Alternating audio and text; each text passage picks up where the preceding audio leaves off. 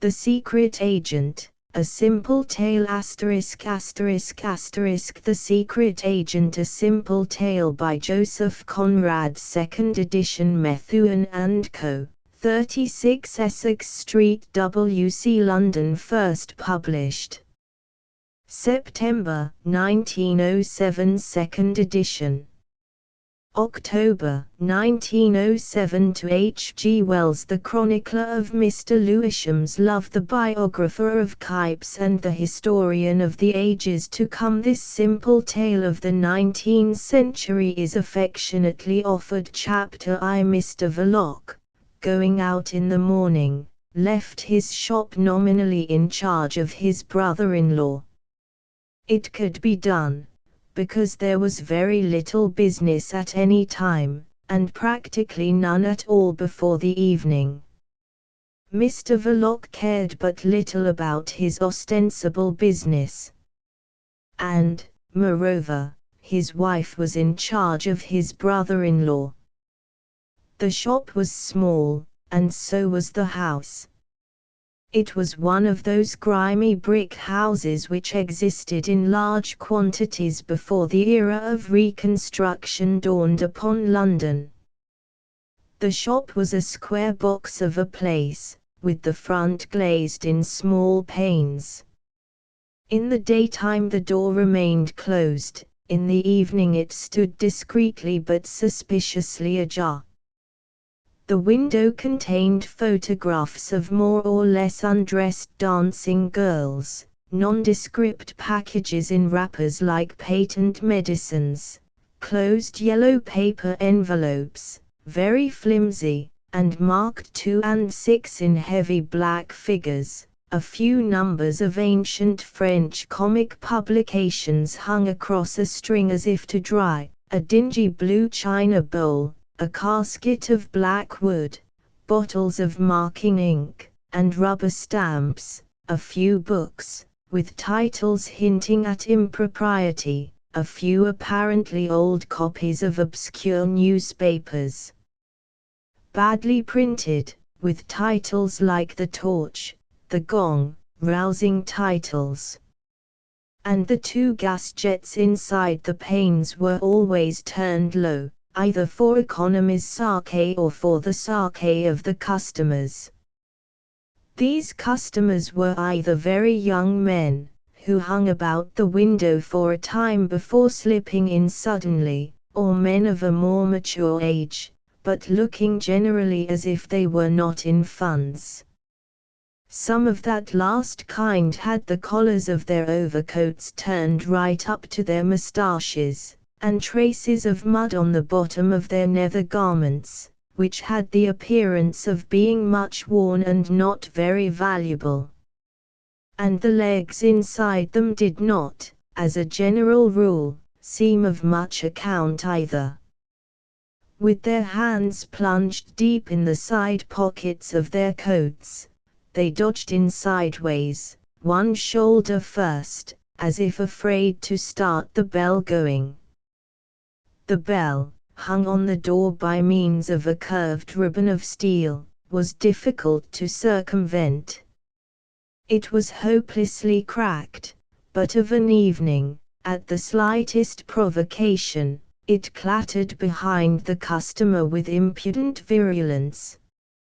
It clattered, and at that signal, through the dusty glass door behind the painted deal counter, Mr. Verloc would issue hastily from the parlour at the back.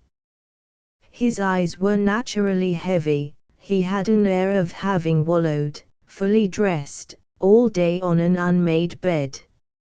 Another man would have felt such an appearance a distinct disadvantage. In a commercial transaction of the retail order much depends on the seller's engaging and amiable aspect. But Mr. Verloc knew his business, and remained undisturbed by any sort of aesthetic doubt about his appearance. With a firm, steady-eyed impudence, which seemed to hold back the threat of some abominable menace, he would proceed to sell over the counter some object looking obviously and scandalously not worth the money which passed in the transaction, a small cardboard box with apparently nothing inside, for instance, or one of those carefully closed yellow flimsy envelopes, or a soiled volume in paper covers with a promising title. Now and then it happened that one of the faded, yellow dancing girls would get sold to an amateur, as though she had been alive and young. Sometimes it was Mrs. Verloc who would appear at the call of the cracked bell. Winnie Verloc was a young woman with a full bust, in a tight bodice, and with broad hips. Her hair was very tidy. Steady-eyed like her husband, she preserved an air of unfathomable indifference behind the rampart of the counter. Then the customer of comparatively tender years would get suddenly disconcerted at having to deal with a woman, and with rage in his heart would proffer a request for a bottle of marking ink, retail value 6d. Price in Verloc's shop 1 and 6d, which, once outside, he would drop stealthily into the gutter. The evening visitors, the men with collars turned up and soft hats rammed down, nodded familiarly to Mrs. Verloc, and with a muttered greeting, lifted up the flap at the end of the counter in order to pass into the back parlor, which gave access to a passage and to a steep flight of stairs. The door of the shop was the only means of entrance to the house in which Mr. Verloc carried on his business of a seller of shady wares, exercised his vocation of a protector of society, and cultivated his domestic virtues. These last were pronounced. He was thoroughly domesticated. Neither his spiritual, nor his mental, nor his physical needs were of the kind to take him much abroad. He found at home the ease of his body and the peace of his conscience, together with Mrs. Verloc's wifely attentions and Mrs. Verloc's mother's deferential regard. Winnie's mother was a stout, wheezy woman, with a large brown face. She wore a black wig under a white cap. Her swollen legs rendered her inactive. She considered herself to be of French descent, which might have been true, and after a good many years of married life with a licensed victualler of the more common sort, she provided for the years of widowhood by letting furnished apartments for gentlemen near Vauxhall Bridge Road in a square once of some splendor and still included in the district of Belgravia. This topographical fact was of some advantage in advertising her rooms, but the patrons of the worthy widow were not exactly of the fashionable kind. Such as they were, her daughter Winnie helped to look after them. Traces of the French descent which the widow boasted of were apparent in Winnie too. They were apparent in the extremely neat and artistic arrangement of her glossy dark hair. Winnie had also other charms: her youth, her full, rounded form, her clear complexion, the provocation of her unfathomable reserve, which never went so far as to prevent conversation, carried on the lodger's part with animation, and on hers with an equable amiability. It must be that Mr. Verloc was susceptible to these fascinations. Mr. Verloc was an intermittent patron. He came and went without any very apparent reason.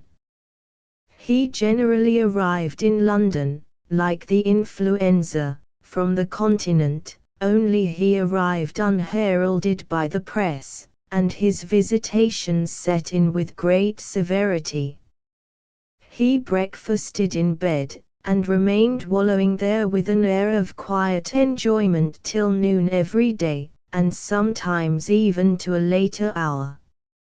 But when he went out he seemed to experience a great difficulty in finding his way back to his temporary home in the Belgravian Square.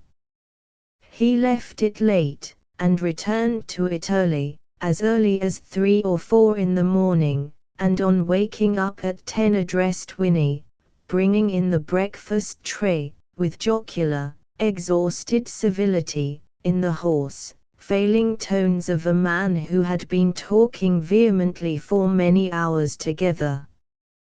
His prominent, heavy-lidded eyes rolled sideways amorously and languidly, the bedclothes were pulled up to his chin, and his dark smooth moustache covered his thick lips capable of much honeyed banter.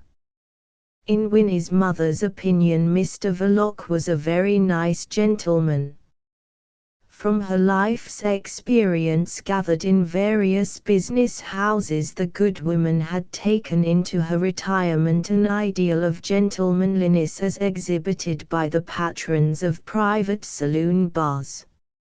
Mr. Verloc approached that ideal, he attained it, in fact.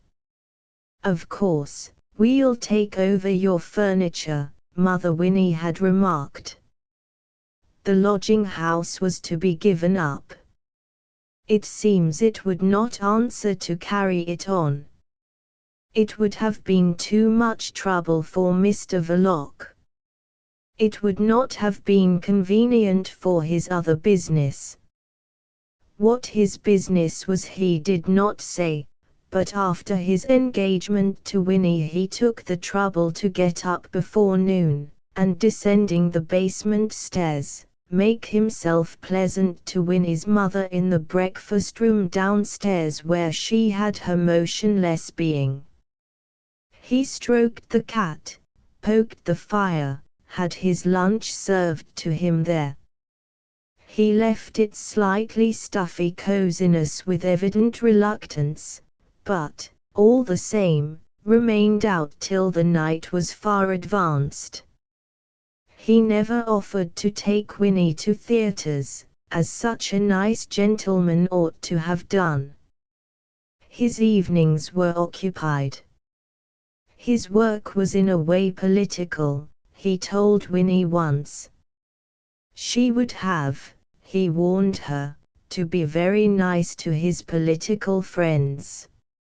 And with her straight, unfathomable glance she answered that she would be so, of course. How much more he told her as to his occupation it was impossible for Winnie's mother to discover. The married couple took her over with the furniture. The mean aspect of the shop surprised her. The change from the Belgravian Square to the narrow street in Soho affected her legs adversely. They became of an enormous size. On the other hand, she experienced a complete relief from material cares. Her son-in-law's heavy good nature inspired her with a sense of absolute safety. Her daughter's future was obviously assured, and even as to her son Stevie she need have no anxiety. She had not been able to conceal from herself that he was a terrible encumbrance, that poor Stevie. But in view of Winnie's fondness for her delicate brother, and of Mr. Verloc's kind and generous disposition, she felt that the poor boy was pretty safe in this rough world. And in her heart of hearts she was not perhaps displeased that the Verlocs had no children. As that circumstance seemed perfectly indifferent to Mr. Verloc, and as Winnie found an object of quasi-maternal affection in her brother, perhaps this was just as well for poor Stevie. For he was difficult to dispose of, that boy. He was delicate and, in a frail way, good-looking too, except for the vacant droop of his lower lip. Under our excellent system of compulsory education he had learned to read and write, notwithstanding the unfavorable aspect of the lower lip. But as errand boy he did not turn out a great success. He forgot his messages, he was easily diverted from the straight path of duty by the attractions of stray cats and dogs, which he followed down narrow alleys into unsavory courts, by the comedies of the streets, which he contemplated open-mouthed, to the detriment of his employer's interests, or by the dramas of fallen horses, whose pathos and violence induced him sometimes to shriek piercingly in a crowd, which disliked to be disturbed by sounds of distress in its quiet enjoyment of the national spectacle. When led away by a grave and protecting policeman, it would often become apparent that poor Stevie had forgotten his address, at least for a time. A brusque question caused him to stutter to the point of suffocation. When startled by anything perplexing he used to squint horribly. However, he never had any fits, which was encouraging, and before the natural outbursts of impatience on the part of his father he could always, in his childhood's days, run for protection behind the short skirts of his sister Winnie. On the other hand, he might have been suspected of hiding a fund of reckless naughtiness. When he had reached the age of 14, a friend of his late father, an agent for a foreign preserved milk firm, having given him an opening as office boy, he was discovered one foggy afternoon, in his chief's absence, busy letting off fireworks on the staircase. He touched off in quick succession a set of fierce rockets, angry Catherine wheels, loudly exploding squibs, and the matter might have turned out very serious. An awful panic spread through the whole building. Wild-eyed, choking clerks stampeded through the passages full of smoke. Silk hats and elderly businessmen could be seen rolling independently down the stairs.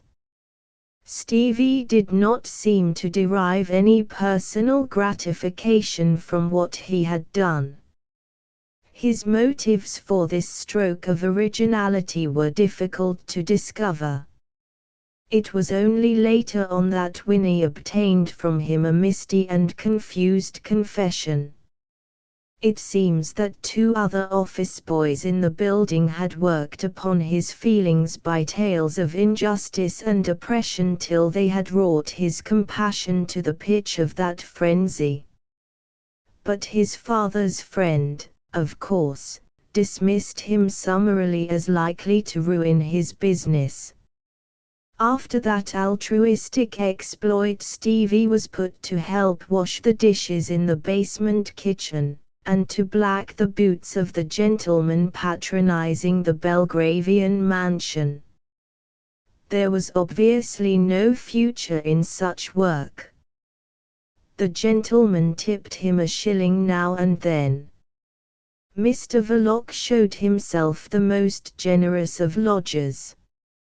But altogether all that did not amount to much either in the way of gain or prospects, so that when Winnie announced her engagement to Mr. Verloc her mother could not help wondering, with a sigh and a glance towards the scullery, what would become of poor Stephen now.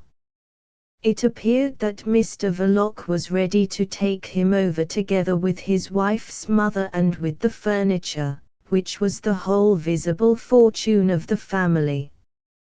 Mr. Verloc gathered everything as it came to his broad, good-natured breast. The furniture was disposed to the best advantage all over the house, but Mrs. Verloc's mother was confined to 2 back rooms on the first floor. The luckless Stevie slept in one of them. By this time a growth of thin fluffy hair had come to blur, like a golden mist, the sharp line of his small lower jaw. He helped his sister with blind love and docility in her household duties. Mr. Verloc thought that some occupation would be good for him. His spare time he occupied by drawing circles with compass and pencil on a piece of paper. He applied himself to that pastime with great industry, with his elbows spread out and bowed low over the kitchen table. Through the open door of the parlor at the back of the shop, Winnie, his sister, glanced at him from time to time with maternal vigilance. Chapter 2. Such was the house, the household, and the business Mr. Verloc left behind him on his way westward at the hour of 10:30 in the morning. It was unusually early for him. His whole person exhaled the charm of almost dewy freshness. He wore his blue cloth overcoat unbuttoned, his boots were shiny, his cheeks, freshly shaven, had a sort of gloss, and even his heavy-lidded eyes, refreshed by a night of peaceful slumber, sent out glances of comparative alertness. Through the park railings these glances beheld men and women riding in the Row, couples cantering past harmoniously, others advancing sedately at a walk, loitering groups of 3 or 4, solitary horsemen looking unsociable, and solitary women followed at a long distance by a groom with a cockade to his hat and a leather belt over his tight-fitting coat. Carriages went bowling by, mostly 2-horse broughams, with here and there a victoria with the skin of some wild beast inside and a woman's face and hat emerging above the folded hood. And a peculiarly London sun, against which nothing could be said except that it looked bloodshot, glorified all this by its stare. It hung at a moderate elevation above Hyde Park Corner with an air of punctual and benign vigilance. The very pavement under Mr. Verloc's feet had an old gold tinge in that diffused light, in which neither wall, nor tree, nor beast, nor man cast a shadow. Mr. Verloc was going westward through a town without shadows in an atmosphere of powdered old gold. There were red, coppery gleams on the roofs of houses, on the corners of walls, on the panels of carriages, on the very coats of the horses, and on the broad back of Mr. Verloc's overcoat, where they produced a dull effect of rustiness.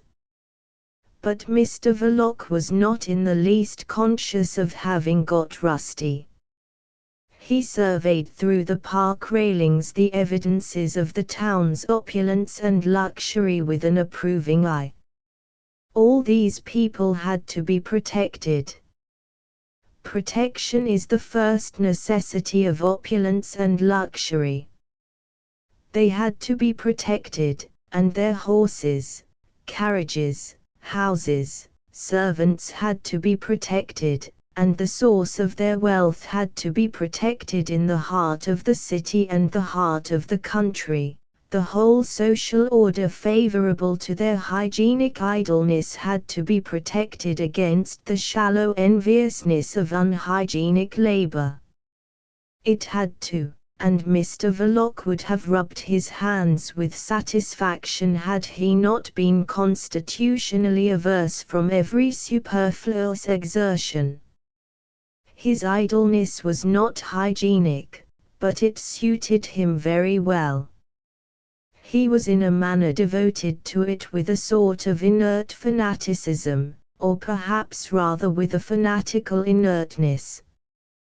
Born of industrious parents for a life of toil, He had embraced indolence from an impulse as profound as inexplicable and as imperious as the impulse which directs a man's preference for one particular woman in a given 1,000. He was too lazy even for a mere demagogue, for a workman orator, for a leader of labor. It was too much trouble. He required a more perfect form of ease. Or it might have been that he was the victim of a philosophical unbelief in the effectiveness of every human effort. Such a form of indolence implies, a certain amount of intelligence. Mr. Verloc was not devoid of intelligence, and at the notion of a menaced social order he would perhaps have winked to himself if there had not been an effort to make in that sign of skepticism. His big, prominent eyes were not well adapted to winking. They were rather of the sort that closes solemnly in slumber with majestic effect. Undemonstrative and burly in a fat pig style, Mr. Verloc, without either rubbing his hands with satisfaction or winking skeptically at his thoughts, proceeded on his way. He trod the pavement heavily with his shiny boots, and his general get-up was that of a well-to-do mechanic in business for himself. He might have been anything from a picture frame maker to a locksmith, an employer of labor in a small way. But there was also about him an indescribable air which no mechanic could have acquired in the practice of his handicraft however dishonestly exercised, the air common to men who live on the vices, the follies, or the baser fears of mankind, the air of moral nihilism common to keepers of gambling hells and disorderly houses, to private detectives and inquiry agents, to drink sellers and, I should say, to the sellers of invigorating electric belts and to the inventors of patent medicines. But of that last I am not sure, not having carried my investigations so far into the depths. For all I know, the expression of these last may be perfectly diabolic. I shouldn't be surprised. What I want to affirm is that Mr. Verloc's expression was by no means diabolic. Before reaching Knightsbridge, Mr. Verloc took a turn to the left out of the busy main thoroughfare, uproarious with the traffic of swaying omnibuses and trotting vans, in the almost silent, swift flow of hansoms. Under his hat, worn with a slight backward tilt, his hair had been carefully brushed into respectful sleekness, for his business was with an embassy. And Mr. Verloc, steady like a rock, a soft kind of rock, marched now along a street which could with every propriety be described as private. In its breadth, emptiness, and extent it had the majesty of inorganic nature, of matter that never dies. The only reminder of mortality was a doctor's brougham arrested in august solitude close to the curbstone. The polished knockers of the doors gleamed as far as the eye could reach, the clean windows shone with a dark opaque luster. And all was still. But a milk cart rattled noisily across the distant perspective, a butcher boy, driving with the noble recklessness of a charioteer at Olympic Games, dashed round the corner sitting high above a pair of red wheels. A guilty-looking cat issuing from under the stones ran for a while in front of Mr. Verloc, then dived into another basement, and a thick police constable, looking a stranger to every emotion, as if he too were part of inorganic nature, surging apparently out of a lamp-post, took not the slightest notice of Mr. Verloc. With a turn to the left, Mr. Verloc pursued his way along a narrow street by the side of a yellow wall which, for some inscrutable reason, had number 1 Chesham Square written on it in black letters. Chesham Square was at least 60 yards away, and Mr. Verloc, cosmopolitan enough not to be deceived by London's topographical mysteries, held on steadily, without a sign of surprise or indignation. At last, with businesslike persistency, he reached the square, and made diagonally for the number 10. This belonged to an imposing carriage gate in a high, clean wall between 2 houses, of which one rationally enough bore the number 9 and the other was numbered 37. But the fact that this last belonged to Porthill Street, a street well known in the neighbourhood, was proclaimed by an inscription placed above the ground floor windows by whatever highly efficient authority is charged with the duty of keeping track of London's straight houses.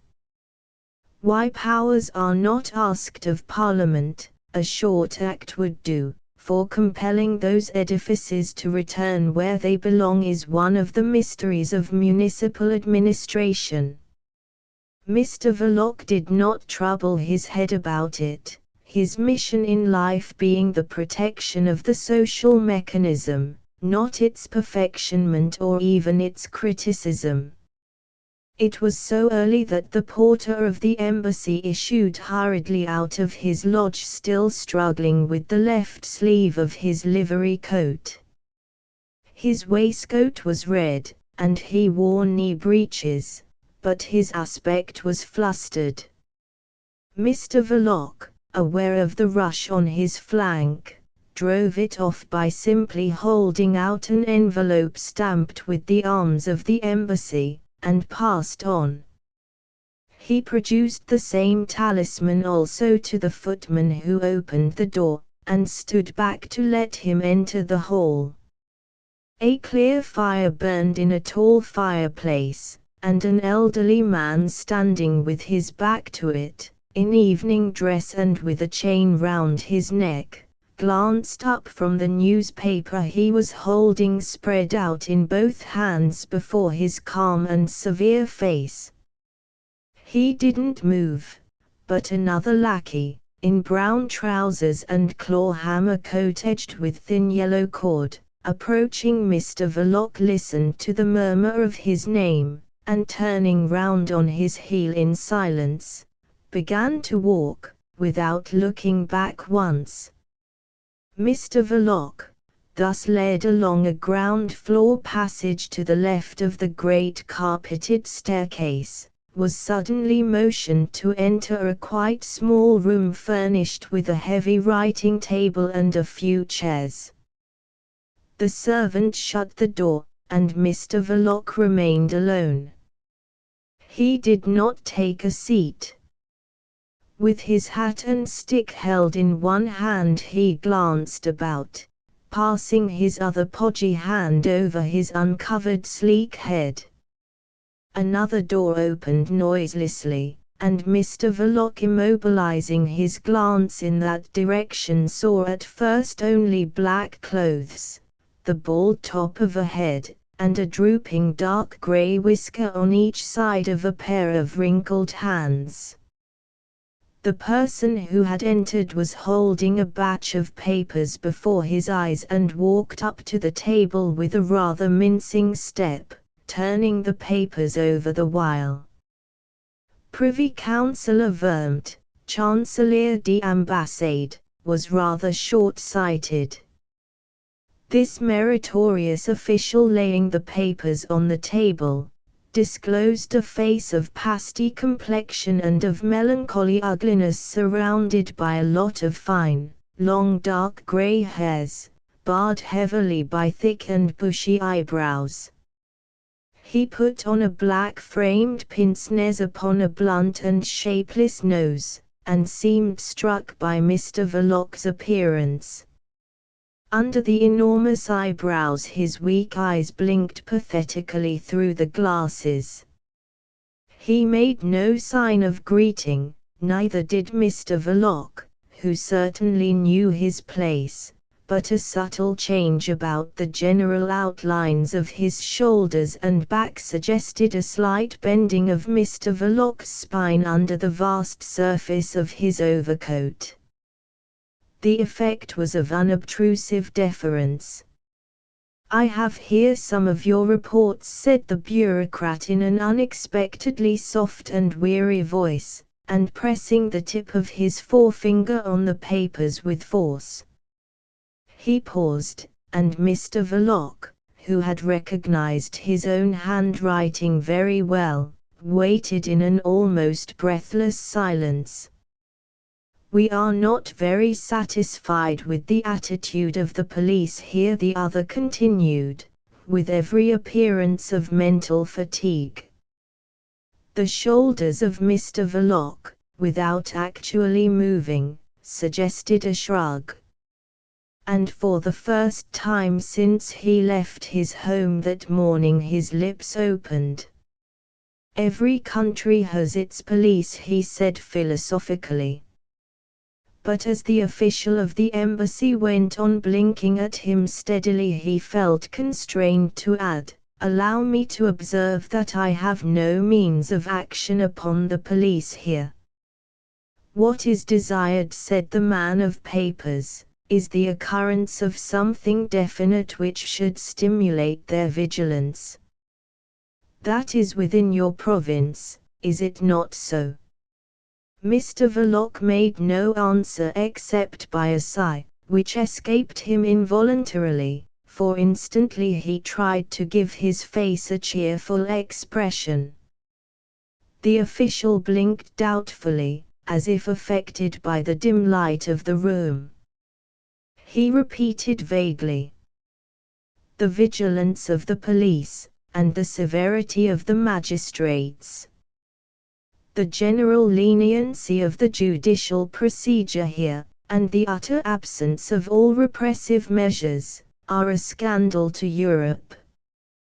What is wished for just now is the accentuation of the unrest, of the fermentation which undoubtedly exists, undoubtedly," broke in Mr. Verloc in a deep deferential bass of an oratorical quality, so utterly different from the tone in which he had spoken before that his interlocutor remained profoundly surprised. "It exists to a dangerous degree. My reports for the last 12 months make it sufficiently clear." "Your reports for the last 12 months," State Councillor Vermut began in his gentle and dispassionate tone, "have been read by me. I failed to discover why you wrote them at all." A sad silence reigned for a time. Mr. Verloc seemed to have swallowed his tongue, and the other gazed at the papers on the table fixedly. At last he gave them a slight push. "The state of affairs you expose there is assumed to exist as the first condition of your employment.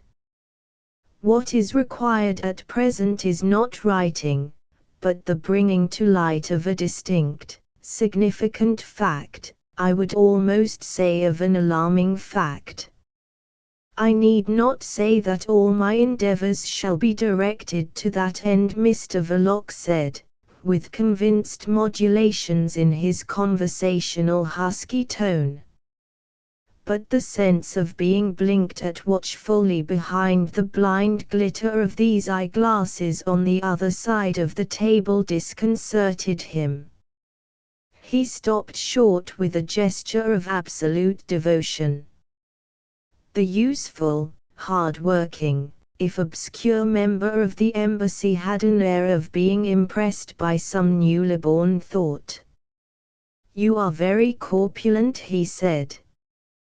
This observation, really of a psychological nature, and advanced with the modest hesitation of an officeman more familiar with ink and paper than with the requirements of active life, stung Mr. Verloc in the manner of a rude personal remark. He stepped back a pace. "Eh?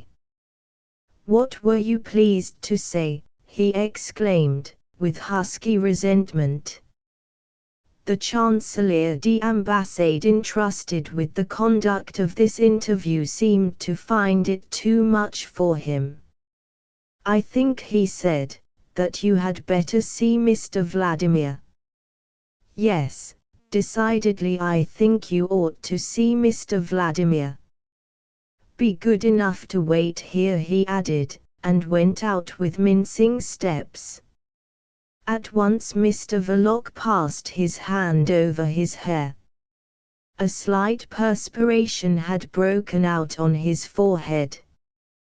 He let the air escape from his pursed-up lips like a man blowing at a spoonful of hot soup. But when the servant in brown appeared at the door silently, Mr. Verloc had not moved an inch from the place he had occupied throughout the interview. He had remained motionless, as if feeling himself surrounded by pitfalls. He walked along a passage lighted by a lonely gas jet, then up a flight of winding stairs, and through a glazed and cheerful corridor on the first floor. The footman threw open a door, and stood aside. The feet of Mr. Verloc felt a thick carpet. The room was large, with 3 windows, and a young man with a shaven, big face, sitting in a roomy armchair before a vast mahogany writing table, said in French to the Chancelier d'Ambassade, who was going out with the papers in his hand, "You are quite right, mon cher. He's fat, the animal." Mr. Vladimir, first secretary, had a drawing-room reputation as an agreeable and entertaining man. He was something of a favorite in society. His wit consisted in discovering droll connections between incongruous ideas, and when talking in that strain he sat well forward of his seat, with his left hand raised, as if exhibiting his funny demonstrations between the thumb and forefinger, while his round and clean-shaven face wore an expression of merry perplexity. But there was no trace of merriment or perplexity in the way he looked at Mr. Verloc. Lying far back in the deep armchair, with squarely spread elbows, and throwing one leg over a thick knee, he had with his smooth and rosy countenance the air of a preternaturally thriving baby that will not stand nonsense from anybody. "You understand French, I suppose," he said. Mr. Verloc stated huskily that he did. His whole vast bulk had a forward inclination. He stood on the carpet in the middle of the room, clutching his hat and stick in one hand, the other hung lifelessly by his side. He muttered unobtrusively somewhere deep down in his throat something about having done his military service in the French artillery. At once, with contemptuous perversity, Mr. Vladimir changed the language, and began to speak idiomatic English without the slightest trace of a foreign accent. "Ah. Yes. Of course. Let's see. How much did you get for obtaining the design of the improved breech block of their new field gun?" 5 years rigorous confinement in a fortress, Mr. Verloc answered unexpectedly, but without any sign of feeling. "You got off easily," was Mr. Vladimir's comment. "And, anyhow, it served you right for letting yourself get caught. What made you go in for that sort of thing, A. Mr. Verloc's husky conversational voice was heard speaking of youth, of a fatal infatuation for an unworthy, aha. Church's la femme. Mr. Vladimir deigned to interrupt, unbending, but without affability.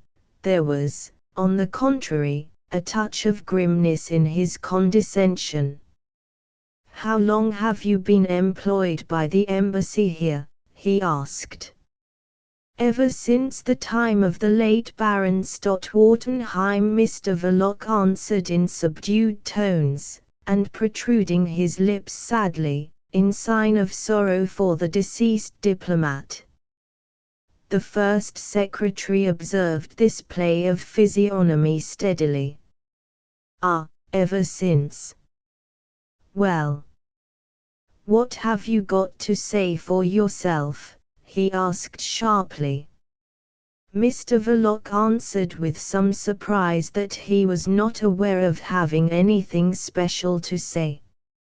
He had been summoned by a letter, and he plunged his hand busily into the side pocket of his overcoat, but before the mocking, cynical watchfulness of Mr. Vladimir, concluded to leave it there. "Bah," said that latter. "What do you mean by getting out of condition like this? You haven't got even the physique of your profession. You, a member of a starving proletariat, never. You, a desperate socialist or anarchist, which is it?" "Anarchist," stated Mr. Verloc in a deadened tone. "Bosh," went on Mr. Vladimir, without raising his voice. "You startled old Vermont himself. You wouldn't deceive an idiot. They all are that by the by, but you seem to me simply impossible. So you began your connection with us by stealing the French gun designs. And you got yourself caught. That must have been very disagreeable to our government. You don't seem to be very smart." Mr. Verloc tried to exculpate himself huskily. "As I've had occasion to observe before, a fatal infatuation for an unworthy." Mr. Vladimir raised a large white, plump hand. "Ah, yes. The unlucky attachment of your youth. She got hold of the money, and then sold you to the police, eh?" The doleful change in Mr. Verloc's physiognomy, the momentary drooping of his whole person, confessed that such was the regrettable case. Mr. Vladimir's hand clasped the ankle reposing on his knee. The sock was of dark blue silk. "You see, that was not very clever of you. Perhaps you are too susceptible." Mr. Verloc intimated in a throaty, veiled murmur that he was no longer young. "Oh, that's a failing which age does not cure," Mr. Vladimir remarked, with sinister familiarity. "But no. You are too fat for that. You could not have come to look like this if you had been at all susceptible. I'll tell you what I think is the matter, you are a lazy fellow. How long have you been drawing pay from this embassy?" 11 years was the answer, after a moment of sulky hesitation. "I've been charged with several missions to London while His Excellency Baron Stotwartenheim was still ambassador in Paris. Then by His Excellency's instructions I settled down in London. I am English." "You are? Are you? A natural-born British subject," Mr. Verloc said stolidly. "But my father was French, and so—" "Never mind explaining," interrupted the other. I dare say you could have been legally a Marshal of France and a Member of Parliament in England, and then, indeed, you would have been of some use to our embassy. This flight of fancy provoked something like a faint smile on Mr. Verloc's face. Mr. Vladimir retained an imperturbable gravity. But, as I've said, you are a lazy fellow, you don't use your opportunities. In the time of Baron Stadtwartenheim we had a lot of soft-headed people running this embassy. They caused fellows of your sort to form a false conception of the nature of a secret service fund. It is my business to correct this misapprehension by telling you what the Secret Service is not. It is not a philanthropic institution. I've had you called here on purpose to tell you this. Mr. Vladimir observed the forced expression of bewilderment on Verloc's face, and smiled sarcastically. I see that you understand me perfectly. I dare say you are intelligent enough for your work. What we want now is activity, activity. On repeating this last word Mr. Vladimir laid a long white forefinger on the edge of the desk. Every trace of huskiness disappeared from Verloc's voice. The nape of his gross neck became crimson above the velvet collar of his overcoat. His lips quivered before they came widely open. If you'll only be good enough to look up my record, he boomed out in his great, clear oratorical bass, you'll see I gave a warning only 3 months ago, on the occasion of the Grand Duke Romuald's visit to Paris, which was telegraphed from here to the French police, and, tut, tut, broke out Mr. Vladimir, with a frowning grimace. The French police had no use for your warning. Don't roar like this. What the devil do you mean? With a note of proud humility Mr. Verloc apologized for forgetting himself. His voice, famous for years at open-air meetings and at workmen's assemblies in large halls, had contributed, he said, to his reputation of a good and trustworthy comrade. It was, therefore, a part of his usefulness. It had inspired confidence in his principles. I was always put up to speak by the leaders at a critical moment, Mr. Verloc declared, with obvious satisfaction. There was no uproar above which he could not make himself heard, he added, and suddenly he made a demonstration. Allow me, he said. With lowered forehead, without looking up, swiftly and ponderously he crossed the room to one of the French windows. As if giving way to an uncontrollable impulse, he opened it a little. Mr. Vladimir, jumping up amazed from the depths of the armchair, looked over his shoulder, and below, across the courtyard of the embassy, well beyond the open gate, could be seen the broad back of a policeman watching idly the gorgeous perambulator of a wealthy baby being wheeled in state across the square. "Constable," said Mr. Verloc, with no more effort than if he were whispering, and Mr. Vladimir burst into a laugh on seeing the policeman spin round as if prodded by a sharp instrument. Mr. Verloc shut the window quietly, and returned to the middle of the room. With a voice like that he said, putting on the husky conversational pedal, I was naturally trusted. And I knew what to say, too. Mr. Vladimir, arranging his cravat, observed him in the glass over the mantelpiece. I dare say you have the social revolutionary jargon by heart well enough, he said contemptuously. Vox it.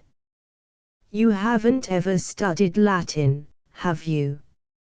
No, growled Mr. Verloc. You did not expect me to know it. I belong to the million. Who knows Latin? Only a few hundred imbeciles who aren't fit to take care of themselves. For some 30 seconds longer Mr. Vladimir studied in the mirror the fleshy profile, the gross bulk, of the man behind him.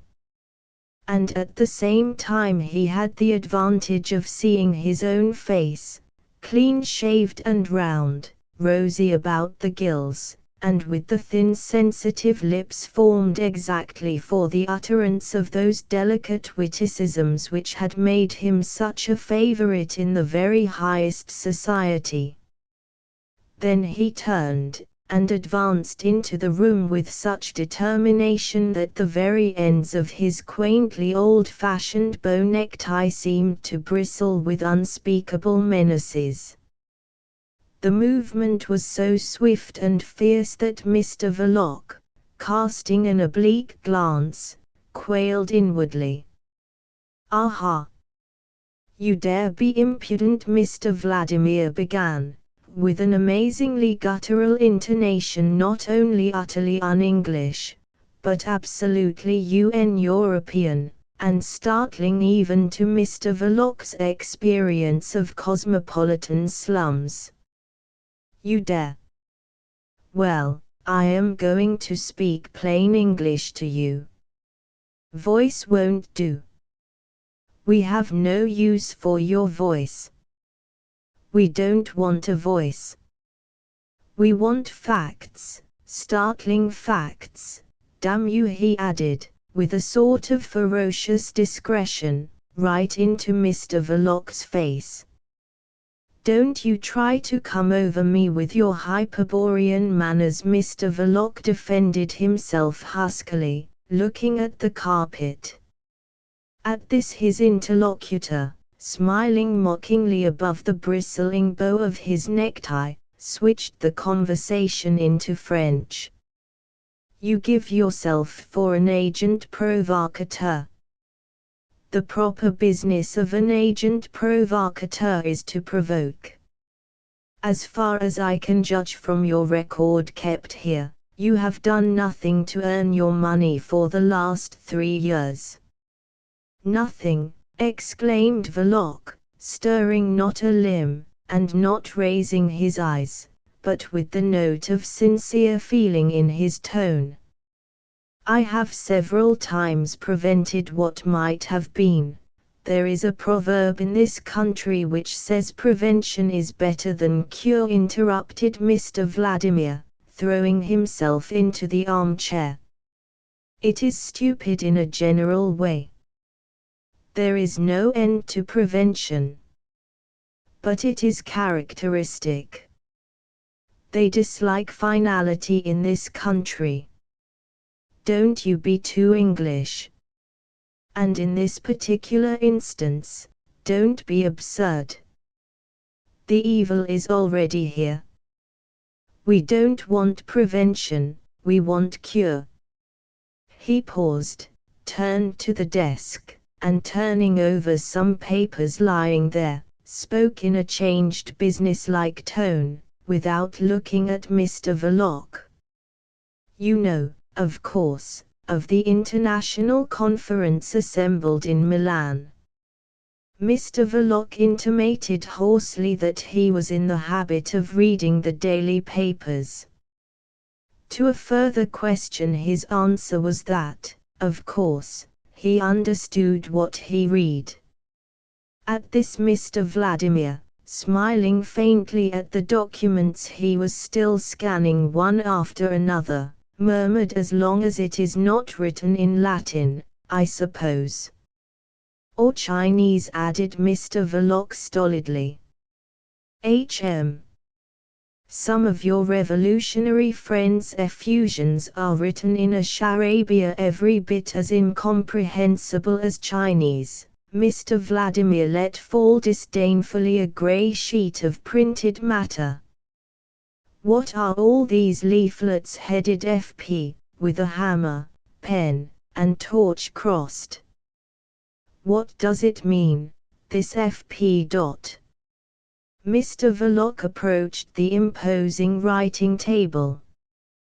The future of the proletariat. It's a society, he explained, standing ponderously by the side of the armchair, not anarchist in principle, but open to all shades of revolutionary opinion. Are you in it? One of the vice presidents, Mr. Verloc, breathed out heavily, and the first secretary of the embassy raised his head to look at him. Then you ought to be ashamed of yourself, he said incisively. Isn't your society capable of anything else but printing this prophetic bosh in blunt type on this filthy paper, eh? Why don't you do something? Look here. I've this matter in hand now, and I tell you plainly that you will have to earn your money. The good old Stadtwartenheim times are over. No work, no pay. Mr. Verloc felt a queer sensation of faintness in his stout legs. He stepped back one pace, and blew his nose loudly. He was, in truth, startled and alarmed.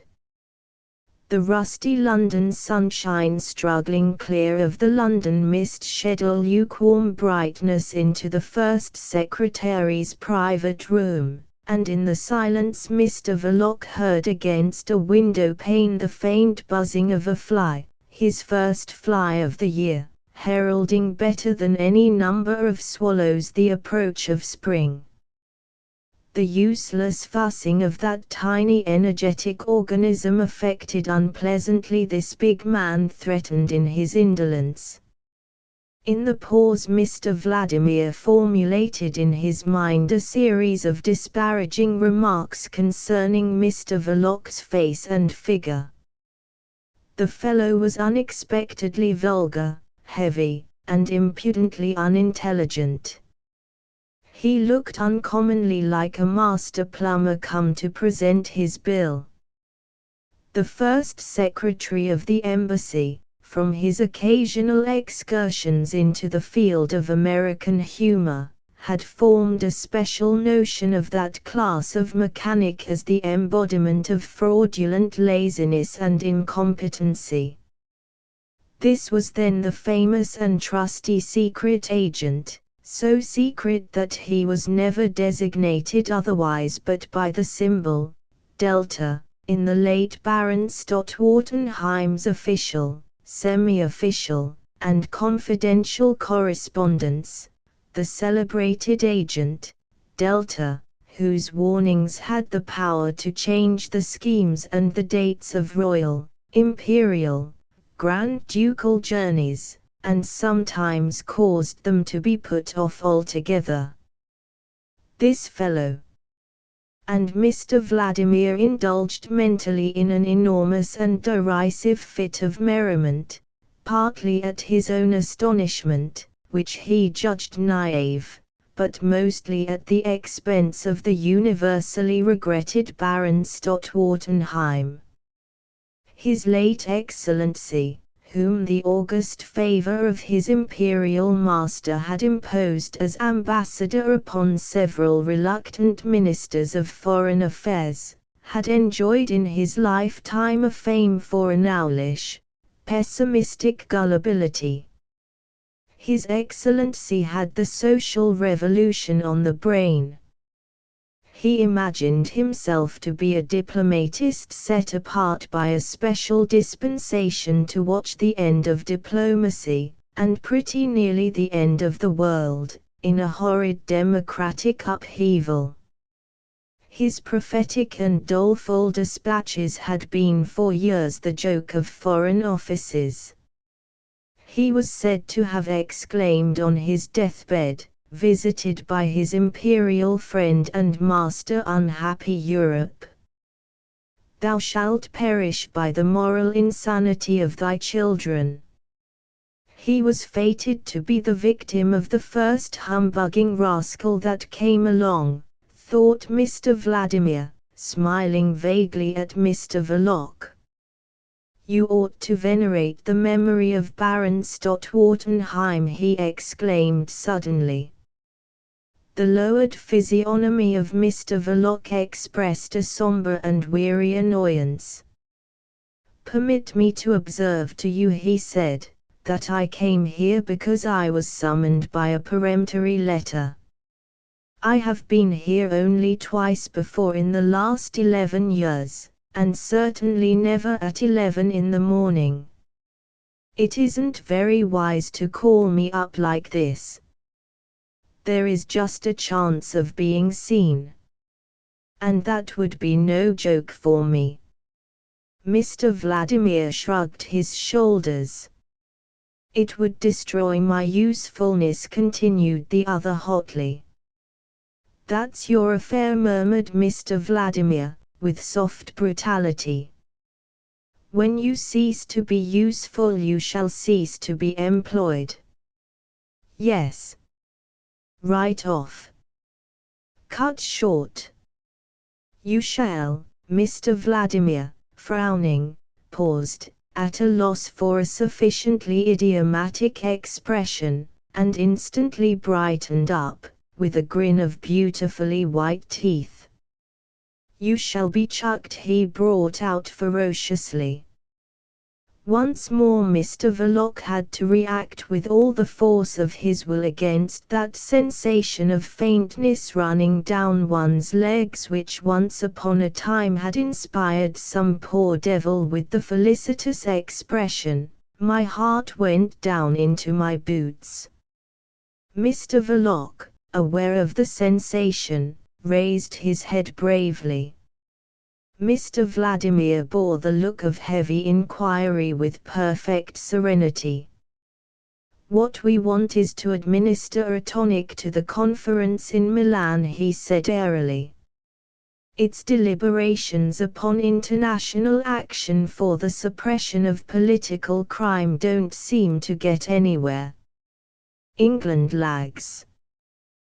This country is absurd with its sentimental regard for individual liberty. It's intolerable to think that all your friends have got only to come over to, in that way I have them all under my eye," Mr. Verloc interrupted huskily. "It would be much more to the point to have them all under lock and key. England must be brought into line. The imbecile bourgeoisie of this country make themselves the accomplices of the very people whose aim is to drive them out of their houses to starve in ditches. And they have the political power still, if they only had the sense to use it for their preservation. I suppose you agree that the middle classes are stupid?" Mr. Verloc agreed hoarsely. "They are. They have no imagination. They are blinded by an idiotic vanity. What they want just now is a jolly good scare. This is the psychological moment to set your friends to work. I have had you called here to develop to you my idea." And Mr. Vladimir developed his idea from on high, with scorn and condescension, displaying at the same time an amount of ignorance as to the real aims, thoughts, and methods of the revolutionary world which filled the silent Mr. Verloc with inward consternation. He confounded causes with effects more than was excusable, the most distinguished propagandists with impulsive bomb-throwers, assumed organization where in the nature of things it could not exist, spoke of the Social Revolutionary Party one moment as of a perfectly disciplined army, where the word of chiefs was supreme, and at another as if it had been the loosest association of desperate brigands that ever camped in a mountain gorge. Once Mr. Verloc had opened his mouth for a protest, but the raising of a shapely, large white hand arrested him. Very soon he became too appalled to even try to protest. He listened in a stillness of dread which resembled the immobility of profound attention. A series of outrages, Mr. Vladimir continued calmly, executed here in this country, not only planned here. That would not do, they would not mind.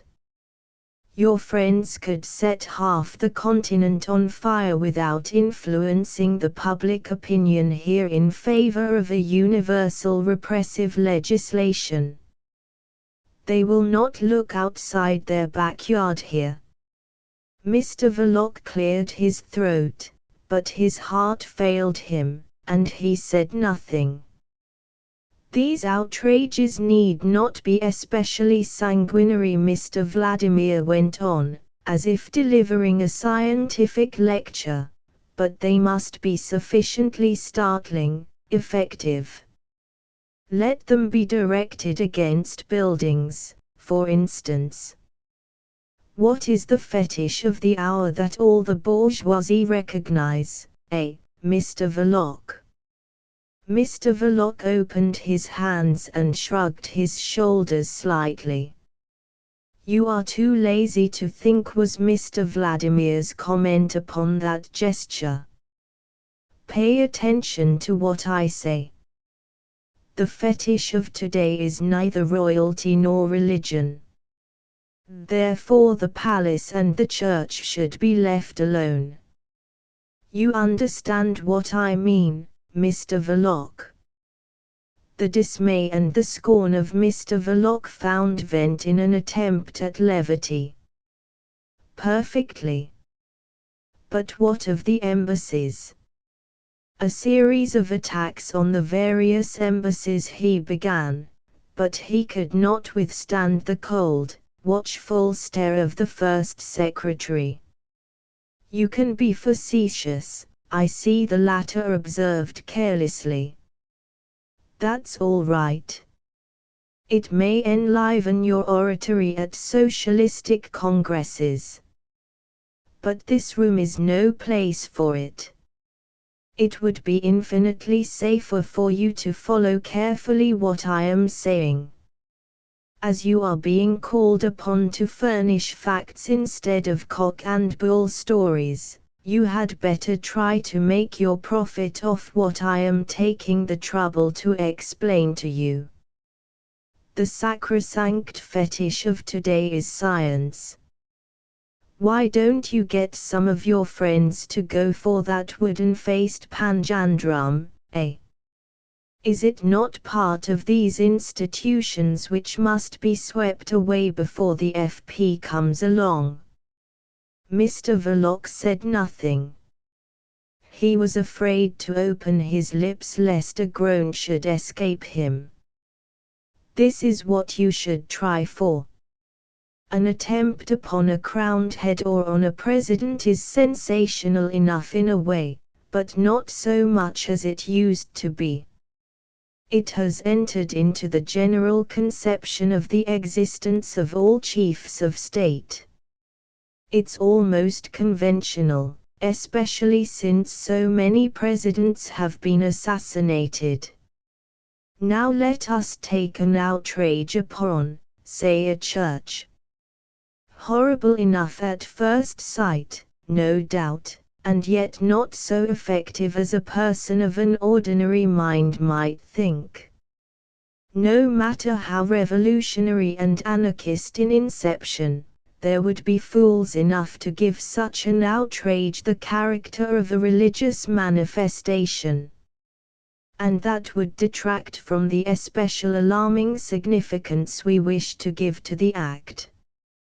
A murderous attempt on a restaurant or a theatre would suffer in the same way from the suggestion of non-political passion, the exasperation of a hungry man, an act of social revenge.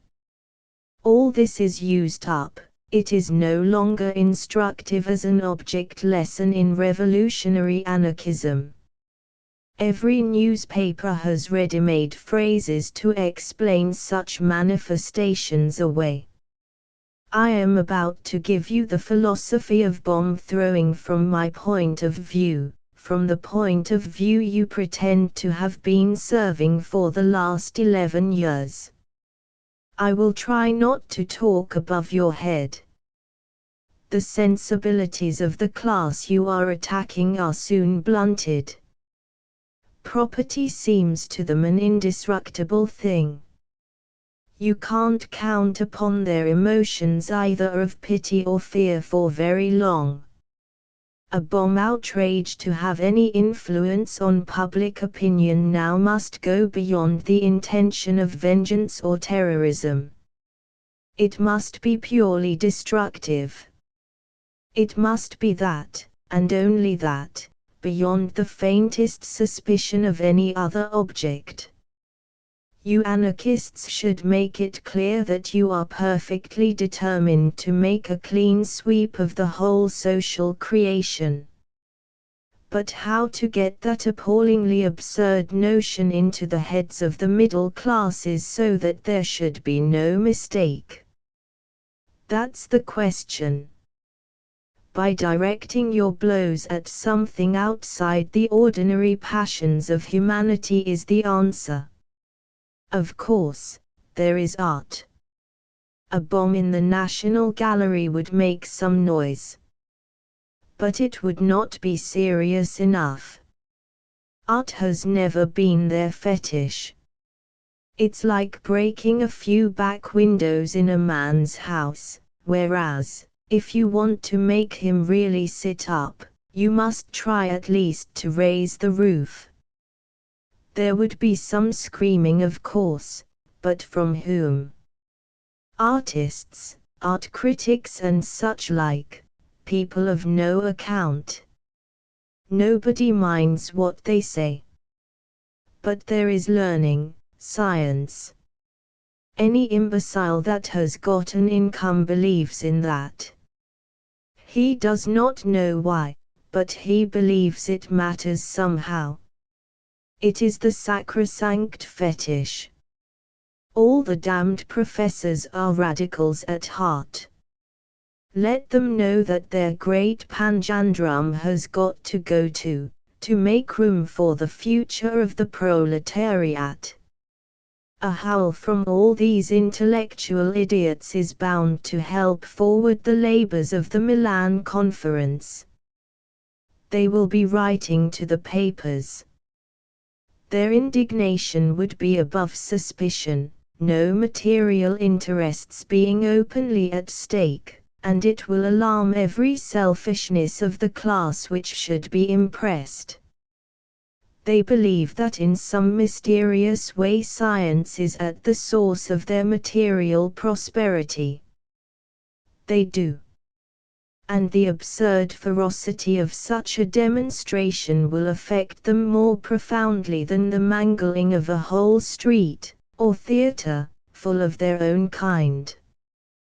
To that last they can always say, "Oh, it's mere class hate." But what is one to say to an act of destructive ferocity so absurd as to be incomprehensible, inexplicable, almost unthinkable, in fact, mad? Madness alone is truly terrifying, inasmuch as you cannot placate it either by threats, persuasion, or bribes. Moreover, I am a civilized man. I would never dream of directing you to organize a mere butchery, even if I expected the best results from it. But I wouldn't expect from a butchery the result I want. Murder is always with us. It is almost an institution. The demonstration must be against learning, science. But not every science will do. The attack must have all the shocking senselessness of gratuitous blasphemy. Since bombs are your means of expression, it would be really telling if one could throw a bomb into pure mathematics. But that is impossible. I have been trying to educate you. I have expounded to you the higher philosophy of your usefulness, and suggested to you some serviceable arguments. The practical application of my teaching interests you mostly. But from the moment I have undertaken to interview you, I have also given some attention to the practical aspect of the question. What do you think of having a go at astronomy? For some time already Mr. Verloc's immobility by the side of the armchair resembled a state of collapsed coma, a sort of passive insensibility interrupted by slight convulsive starts, such as may be observed in the domestic dog having a nightmare on the hearthrug. And it was in an uneasy dog-like growl that he repeated the word, astronomy. He had not recovered thoroughly as yet from that state of bewilderment brought about by the effort to follow Mr. Vladimir's rapid incisive utterance. It had overcome his power of assimilation. It had made him angry. This anger was complicated by incredulity. And suddenly it dawned upon him that all this was an elaborate joke. Mr. Vladimir exhibited his white teeth in a smile, with dimples on his round, full face posed with a complacent inclination above the bristling bow of his necktie. The favorite of intelligent society women had assumed his drawing-room attitude accompanying the delivery of delicate witticisms. Sitting well forward, his white hand upraised, he seemed to hold delicately between his thumb and forefinger the subtlety of his suggestion. There could be nothing better. Such an outrage combines the greatest possible regard for humanity with the most alarming display of ferocious imbecility. I defy the ingenuity of journalists to persuade their public that any given member of the proletariat can have a personal grievance against astronomy. Starvation itself could hardly be dragged in there, eh? And there are other advantages. The whole civilized world has heard of Greenwich. The very bootblacks in the basement of Charing Cross Station know something of it. See. The features of Mr. Vladimir, so well known in the best society by their humorous urbanity, beamed with cynical self-satisfaction, which would have astonished the intelligent women his wit entertained so exquisitely. Yes, he continued, with a contemptuous smile, the blowing up of the first meridian is bound to raise a howl of execration. A difficult business, Mr. Verloc mumbled, feeling that this was the only safe thing to say. What is the matter? Haven't you the whole gang under your hand? The very pick of the basket. That old terrorist Yount is here. I see him walking about Piccadilly in his green Havelock almost every day. And Michaelis, the ticket of leave apostle, you don't mean to say you don't know where he is? Because if you don't, I can tell you, Mr. Vladimir went on menacingly. If you imagine that you are the only one on the secret fund list, you are mistaken. This perfectly gratuitous suggestion caused Mr. Verloc to shuffle his feet slightly. And the whole Lausanne lot, eh? Haven't they been flocking over here at the first hint of the Milan conference? This is an absurd country. It will cost money, Mr. Verloc said, by a sort of instinct. That cock won't fight, Mr. Vladimir retorted, with an amazingly genuine English accent. You'll get your screw every month, and no more till something happens. And if nothing happens very soon you won't get even that. What's your ostensible occupation? What are you supposed to live by? I keep a shop, answered Mr. Verloc. A shop? What sort of shop? Stationery, newspapers. My wife, your what? Interrupted Mr. Vladimir in his guttural Central Asian tones. My wife. Mr. Verloc raised his husky voice slightly. I am married. That be damned for yon, exclaimed the other in unfeigned astonishment. Married. And you a professed anarchist, too. What is this confounded nonsense? But I suppose it's merely a manner of speaking. Anarchists don't marry. It's well known. They can't. It would be apostasy. My wife isn't one, Mr. Verloc mumbled sulkily. Moreover, it's no concern of yours.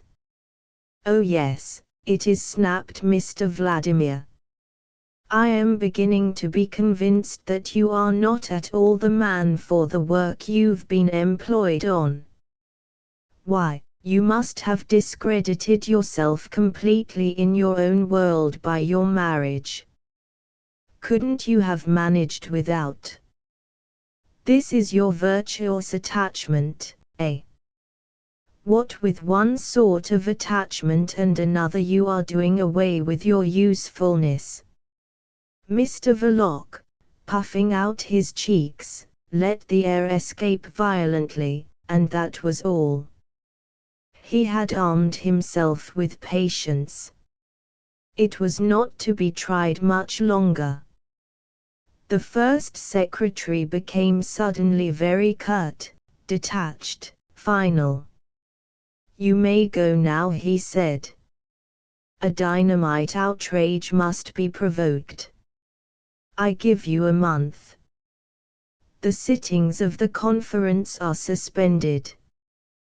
Before it reassembles again something must have happened here, or your connection with us ceases. He changed the note once more with an unprincipled versatility. Think over my philosophy, Mr. Verloc, he said, with a sort of chaffing condescension, waving his hand towards the door. Go for the first meridian. You don't know the middle classes as well as I do. Their sensibilities are jaded. The first meridian.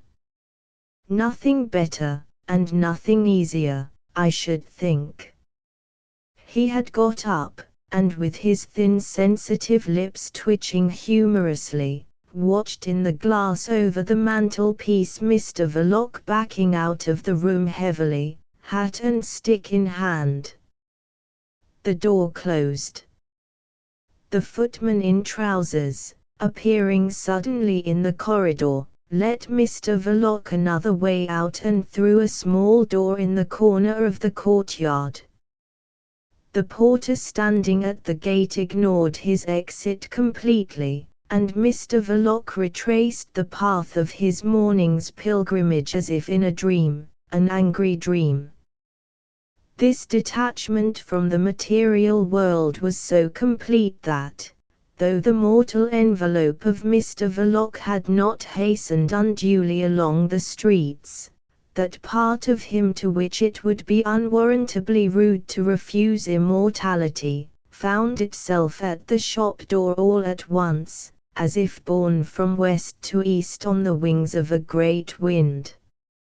He walked straight behind the counter, and sat down on a wooden chair that stood there.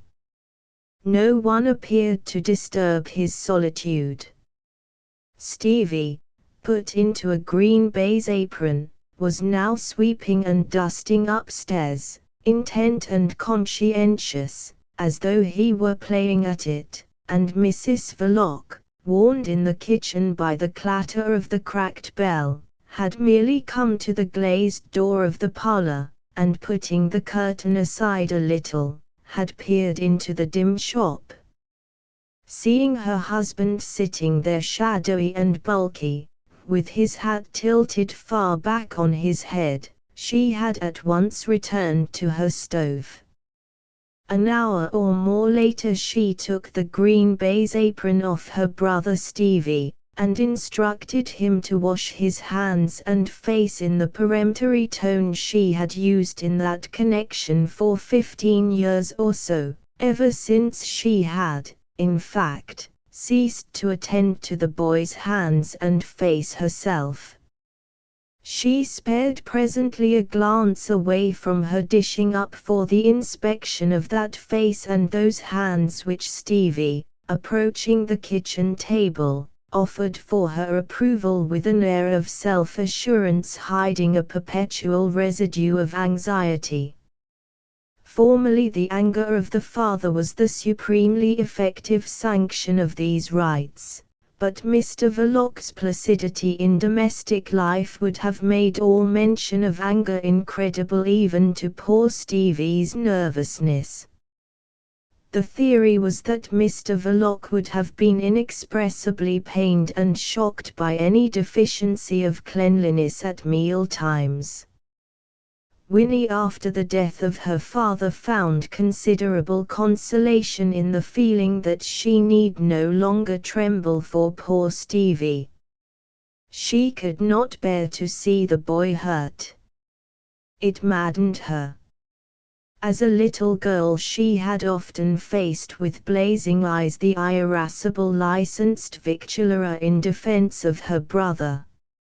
Nothing now in Mrs. Verloc's appearance could lead one to suppose that she was capable of a passionate demonstration. She finished her dishing up. The table was laid in the parlour. Going to the foot of the stairs, she screamed out "Mother!" Then opening the glazed door leading to the shop, she said quietly "Adolphe." Mr. Verloc had not changed his position, he had not apparently stirred a limb for an hour and a half. He got up heavily, and came to his dinner in his overcoat and with his hat on, without uttering a word. His silence in itself had nothing startlingly unusual in this household, hidden in the shades of the sordid street seldom touched by the sun, behind the dim shop with its wares of disreputable rubbish. Only that day Mr. Verloc's taciturnity was so obviously thoughtful that the two women were impressed by it. They sat silent themselves, keeping a watchful eye on poor Stevie, lest he should break out into one of his fits of loquacity. He faced Mr. Verloc across the table, and remained very good and quiet, staring vacantly. The endeavour to keep him from making himself objectionable in any way to the master of the house put no inconsiderable anxiety into these two women's lives. That boy, as they alluded to him softly between themselves, had been a source of that sort of anxiety almost from the very day of his birth. The late licensed victualler's humiliation at having such a very peculiar boy for a son manifested itself by a propensity to brutal treatment, for he was a person of fine sensibilities, and his sufferings as a man and a father were perfectly genuine. Afterwards Stevie had to be kept from making himself a nuisance to the single gentlemen lodgers, who are themselves a queer lot, and are easily aggrieved. and there was always the anxiety of his mere existence to face. Visions of a workhouse infirmary for her child had haunted the old woman in the basement breakfast room of the decayed Belgravian house. "If you had not found such a good husband, my dear," she used to say to her daughter, "I don't know what would have become of that poor boy." Mr. Verloc extended as much recognition to Stevie as a man not particularly fond of animals may give to his wife's beloved cat, and this recognition, benevolent and perfunctory, was essentially of the same quality. Both women admitted to themselves that not much more could be reasonably expected. It was enough to earn for Mr. Verloc the old woman's reverential gratitude. In the early days, made skeptical by the trials of friendless life, she used sometimes to ask anxiously, "You don't think, my dear, that Mr. Verloc is getting tired of seeing Stevie about?" To this Winnie replied habitually by a slight toss of her head. Once, however, she retorted, with a rather grim pertness, "He'll have to get tired of me first." A long silence ensued. The mother, with her feet propped up on a stool, seemed to be trying to get to the bottom of that answer, whose feminine profundity had struck her all of a heap. She had never really understood why Winnie had married Mr. Verloc. It was very sensible of her, and evidently had turned out for the best, but her girl might have naturally hoped to find somebody of a more suitable age. There had been a steady young fellow, only son of a butcher in the next street, helping his father in business, with whom Winnie had been walking out with obvious gusto.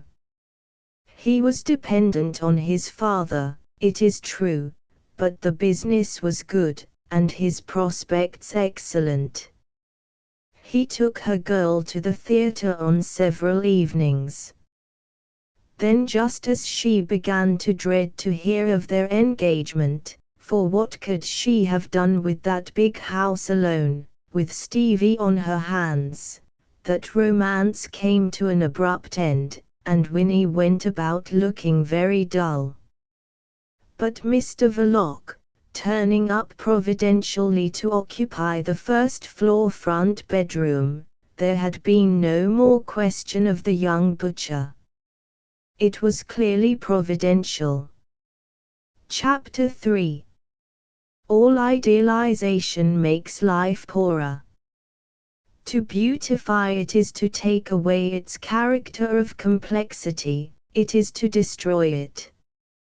Leave that to the moralists, my boy. History is made by men, but they do not make it in their heads. The ideas that are born in their consciousness play an insignificant part in the march of events. History is dominated and determined by the tool and the production, by the force of economic conditions. Capitalism has made socialism, and the laws made by the capitalism for the protection of property are responsible for anarchism. No one can tell what form the social organization may take in the future. Then why indulge in prophetic fantasies? At best they can only interpret the mind of the prophet, and can have no objective value. Leave that pastime to the moralists, my boy. Michaelis, the ticket of leave apostle, was speaking in an even voice, a voice that wheezed as if deadened and oppressed by the layer of fat on his chest. He had come out of a highly hygienic prison round like a tub, with an enormous stomach and distended cheeks of a pale, semi-transparent complexion, as though for 15 years the servants of an outraged society had made a point of stuffing him with fattening foods in a damp and lightless cellar. And ever since he had never managed to get his weight down as much as an ounce. It was said that for 3 seasons running a very wealthy old lady had sent him for a cure to Marienbad, where he was about to share the public curiosity once with a crowned head, but the police on that occasion ordered him to leave within 12 hours. His martyrdom was continued by forbidding him all access to the healing waters. But he was resigned now.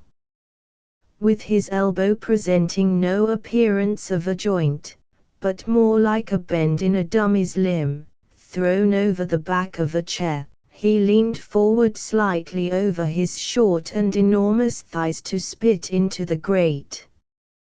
"Yes. I had the time to think things out a little," he added without emphasis.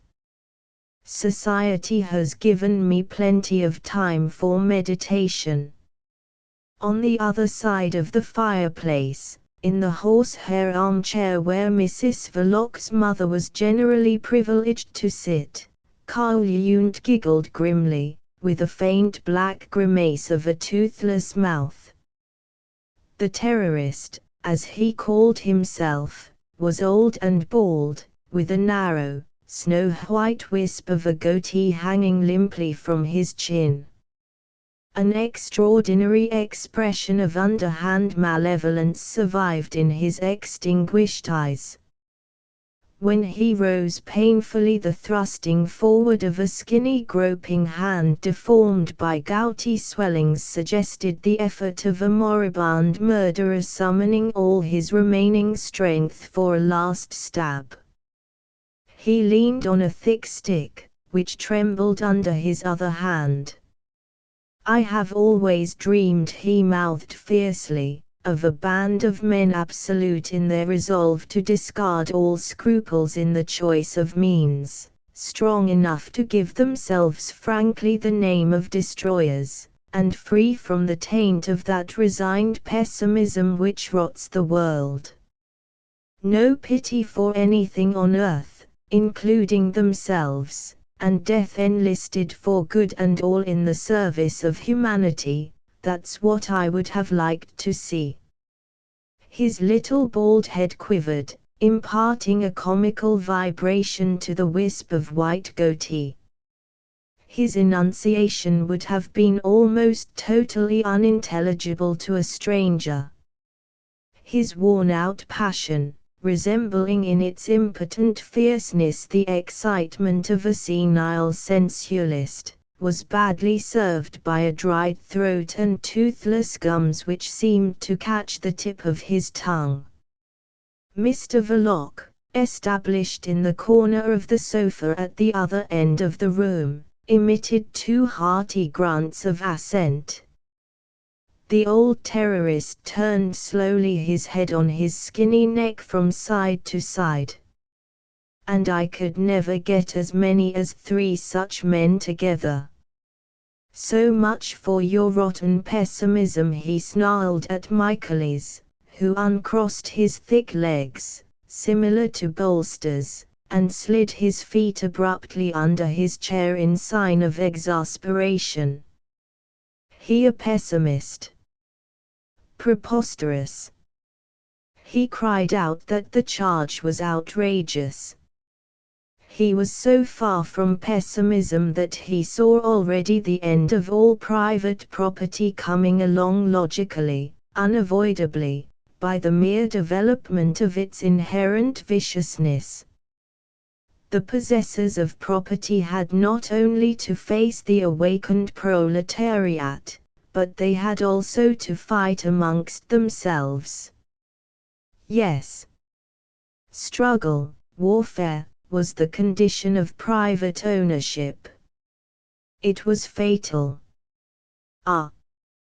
He did not depend upon emotional excitement to keep up his belief, no declamations, no anger, no visions of blood-red flags waving, or metaphorical lurid suns of vengeance rising above the horizon of a doomed society. Not he. Cold reason, he boasted, was the basis of his optimism. Yes, optimism. His laborious wheezing stopped.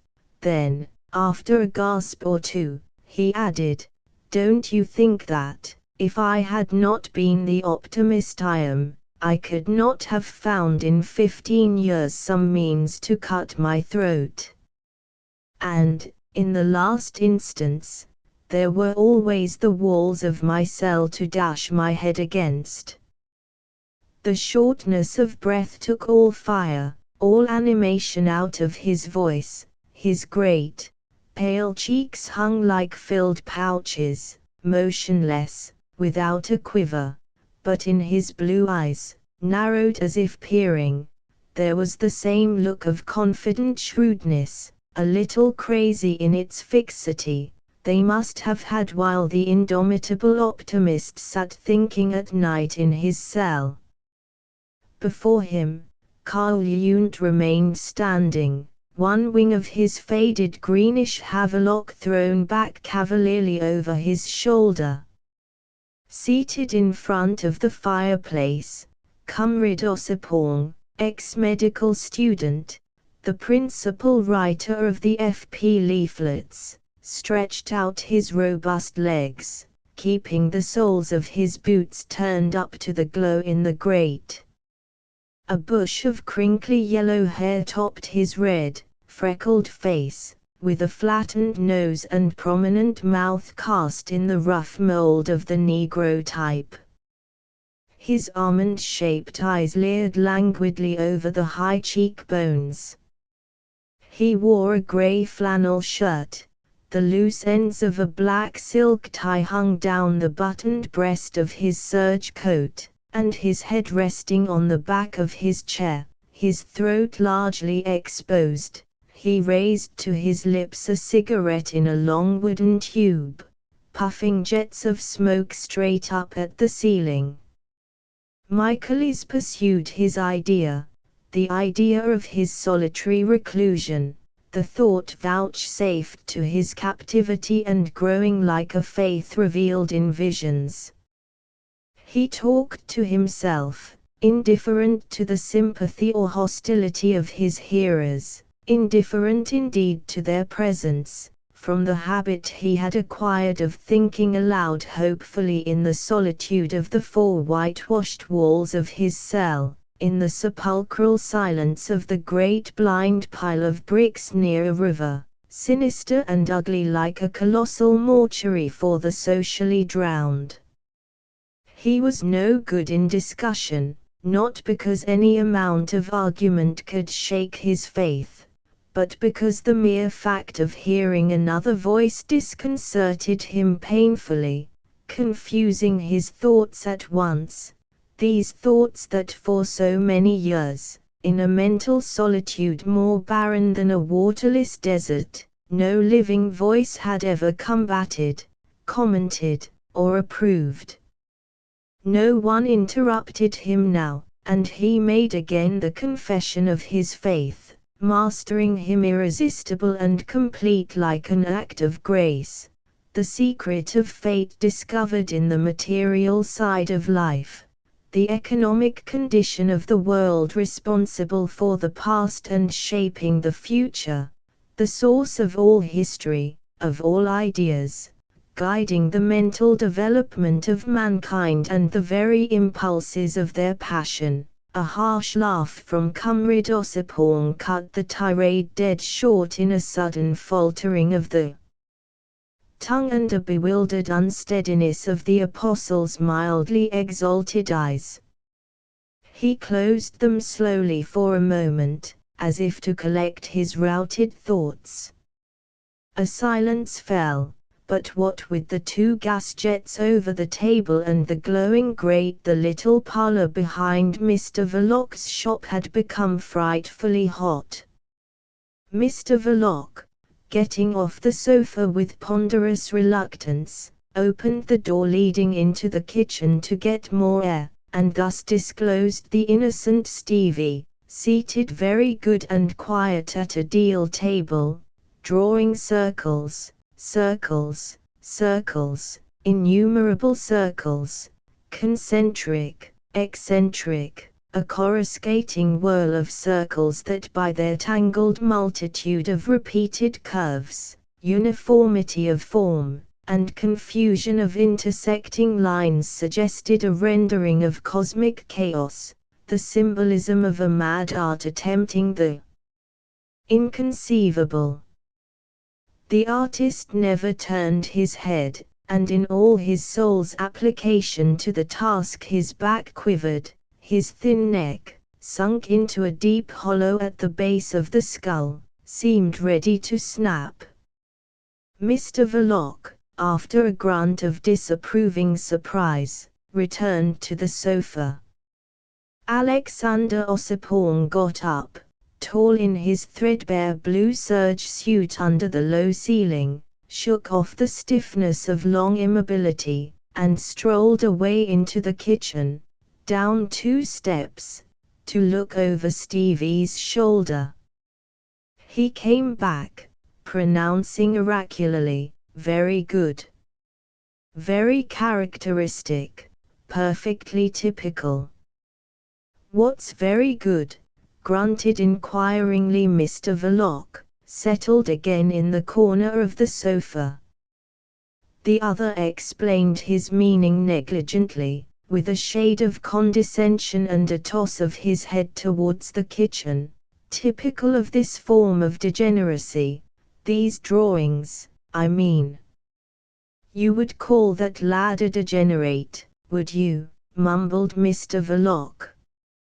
Conrad Alexander Ossipon, nicknamed the Doctor, ex-medical student without a degree, afterwards wandering lecturer to working men's associations upon the socialistic aspects of hygiene, author of a popular quasi-medical study, in the form of a cheap pamphlet seized promptly by the police, entitled The Corroding Vices of the Middle Classes, special delegate of the more or less mysterious Red Committee, together with Carl Jung and Michaelis for the work of literary propaganda, turned upon the obscure familiar of at least 2 embassies that glance of insufferable, hopelessly dense sufficiency which nothing but the frequentation of science can give to the dullness of common mortals.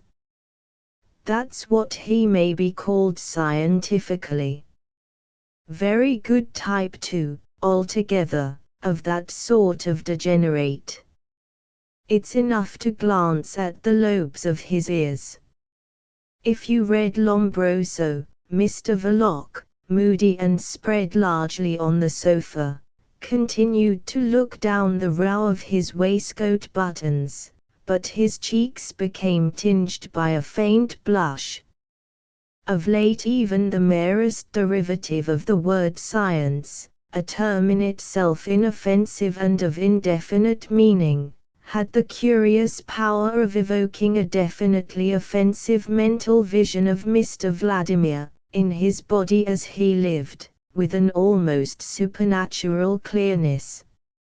And this phenomenon, deserving justly to be classed amongst the marvels of science, induced in Mr. Verloc an emotional state of dread and exasperation tending to express itself in violent swearing.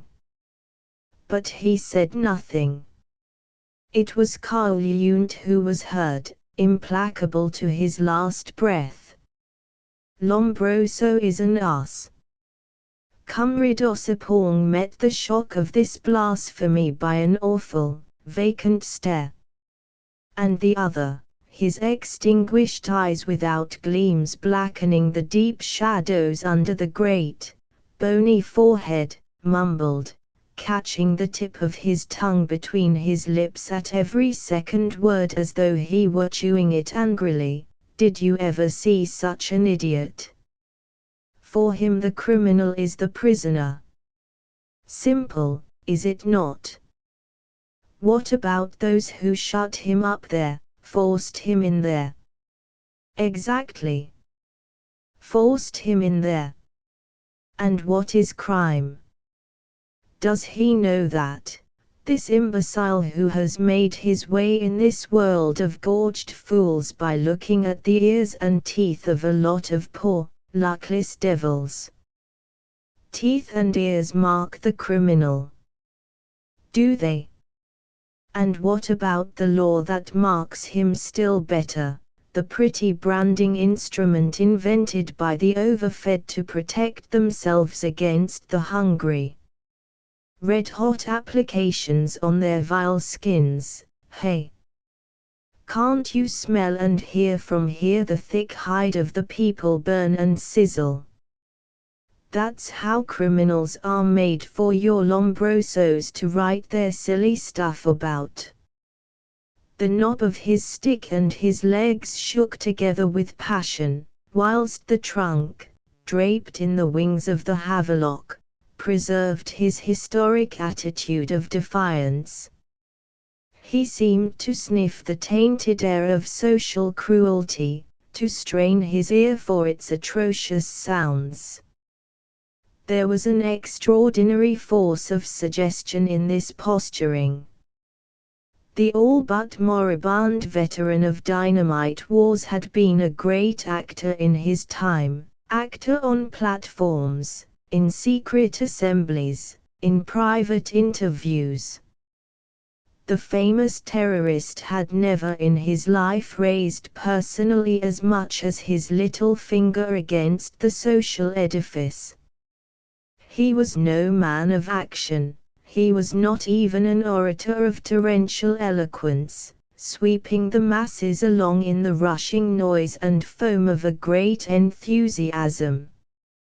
With a more subtle intention, he took the part of an insolent and venomous evoker of sinister impulses which lurk in the blind envy and exasperated vanity of ignorance, in the suffering and misery of poverty, in all the hopeful and noble illusions of righteous anger, pity, and revolt.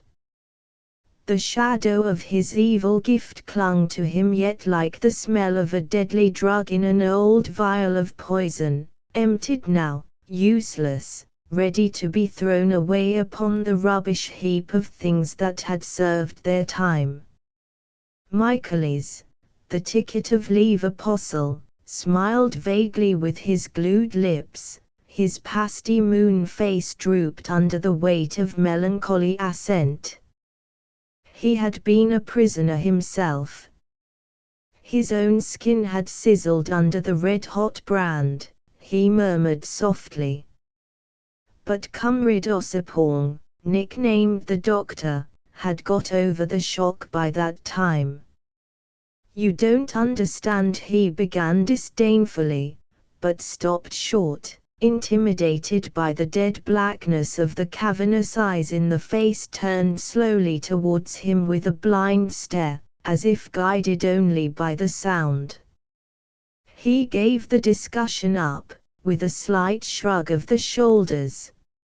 Stevie, accustomed to move about disregarded, had got up from the kitchen table, carrying off his drawing to bed with him.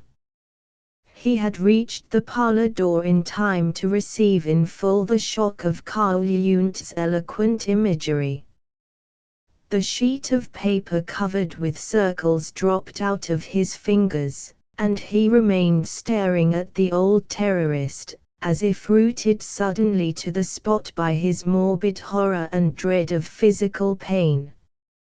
Stevie knew very well that hot iron applied to one's skin hurt very much. His scared eyes blazed with indignation, it would hurt terribly. His mouth dropped open. Michaelis, by staring unwinkingly at the fire, had regained that sentiment of isolation necessary for the continuity of his thought. His optimism had begun to flow from his lips. He saw capitalism doomed in its cradle, born with the poison of the principle of competition in its system.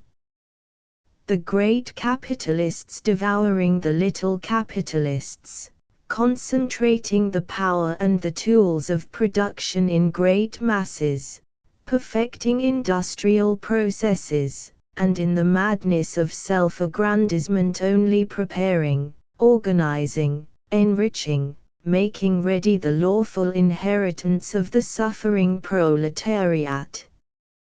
Michaelis pronounced the great word patience, and his clear blue glance, raised to the low ceiling of Mr. Verloc's parlor, had a character of seraphic trustfulness. In the doorway Stevie, calmed, seemed sunk in hebetude. Conrad Ossipong's face twitched with exasperation. "Then it's no use doing anything, no use whatever." "I don't say that," protested Michaelis gently. His vision of truth had grown so intense that the sound of a strange voice failed to rout it this time. He continued to look down at the red coals. Preparation for the future was necessary, and he was willing to admit that the great change would perhaps come in the upheaval of a revolution. But he argued that revolutionary propaganda was a delicate work of high conscience. It was the education of the masters of the world. It should be as careful as the education given to kings. He would have it advance its tenets cautiously, even timidly, in our ignorance of the effect that may be produced by any given economic change upon the happiness, the morals, the intellect, the history of mankind. For history is made with tools, not with ideas, and everything is changed by economic conditions, art, philosophy, love, virtue, truth itself. The coals in the grate settled down with a slight crash, and Michaelis, the hermit of visions in the desert of a penitentiary, got up impetuously.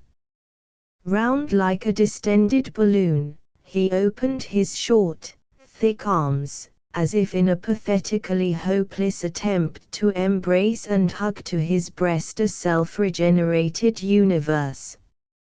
He gasped with ardor. "The future is as certain as the past: slavery, feudalism, individualism, collectivism. This is the statement of a law, not an empty prophecy." The disdainful pout of Conrad Ossipong's thick lips accentuated the Negro type of his face. "Nonsense," he said calmly enough. "There is no law and no certainty. The teaching propaganda be hanged. What the people knows does not matter, were its knowledge ever so accurate. The only thing that matters to us is the emotional state of the masses. Without emotion there is no action." He paused, then added with modest firmness, "I am speaking now to you scientifically, eh?" "What did you say, Verloc?" "Nothing," growled from the sofa Mr. Verloc, who, provoked by the abhorrent sound, had merely muttered a damn. The venomous spluttering of the old terrorist without teeth was heard. "Do you know how I would call the nature of the present economic conditions? I would call it cannibalistic. That's what it is. They are nourishing their greed on the quivering flesh and the warm blood of the people, nothing else." Stevie swallowed the terrifying statement with an audible gulp, and at once, as though it had been swift poison, sank limply in a sitting posture on the steps of the kitchen door. Michaelis gave no sign of having heard anything.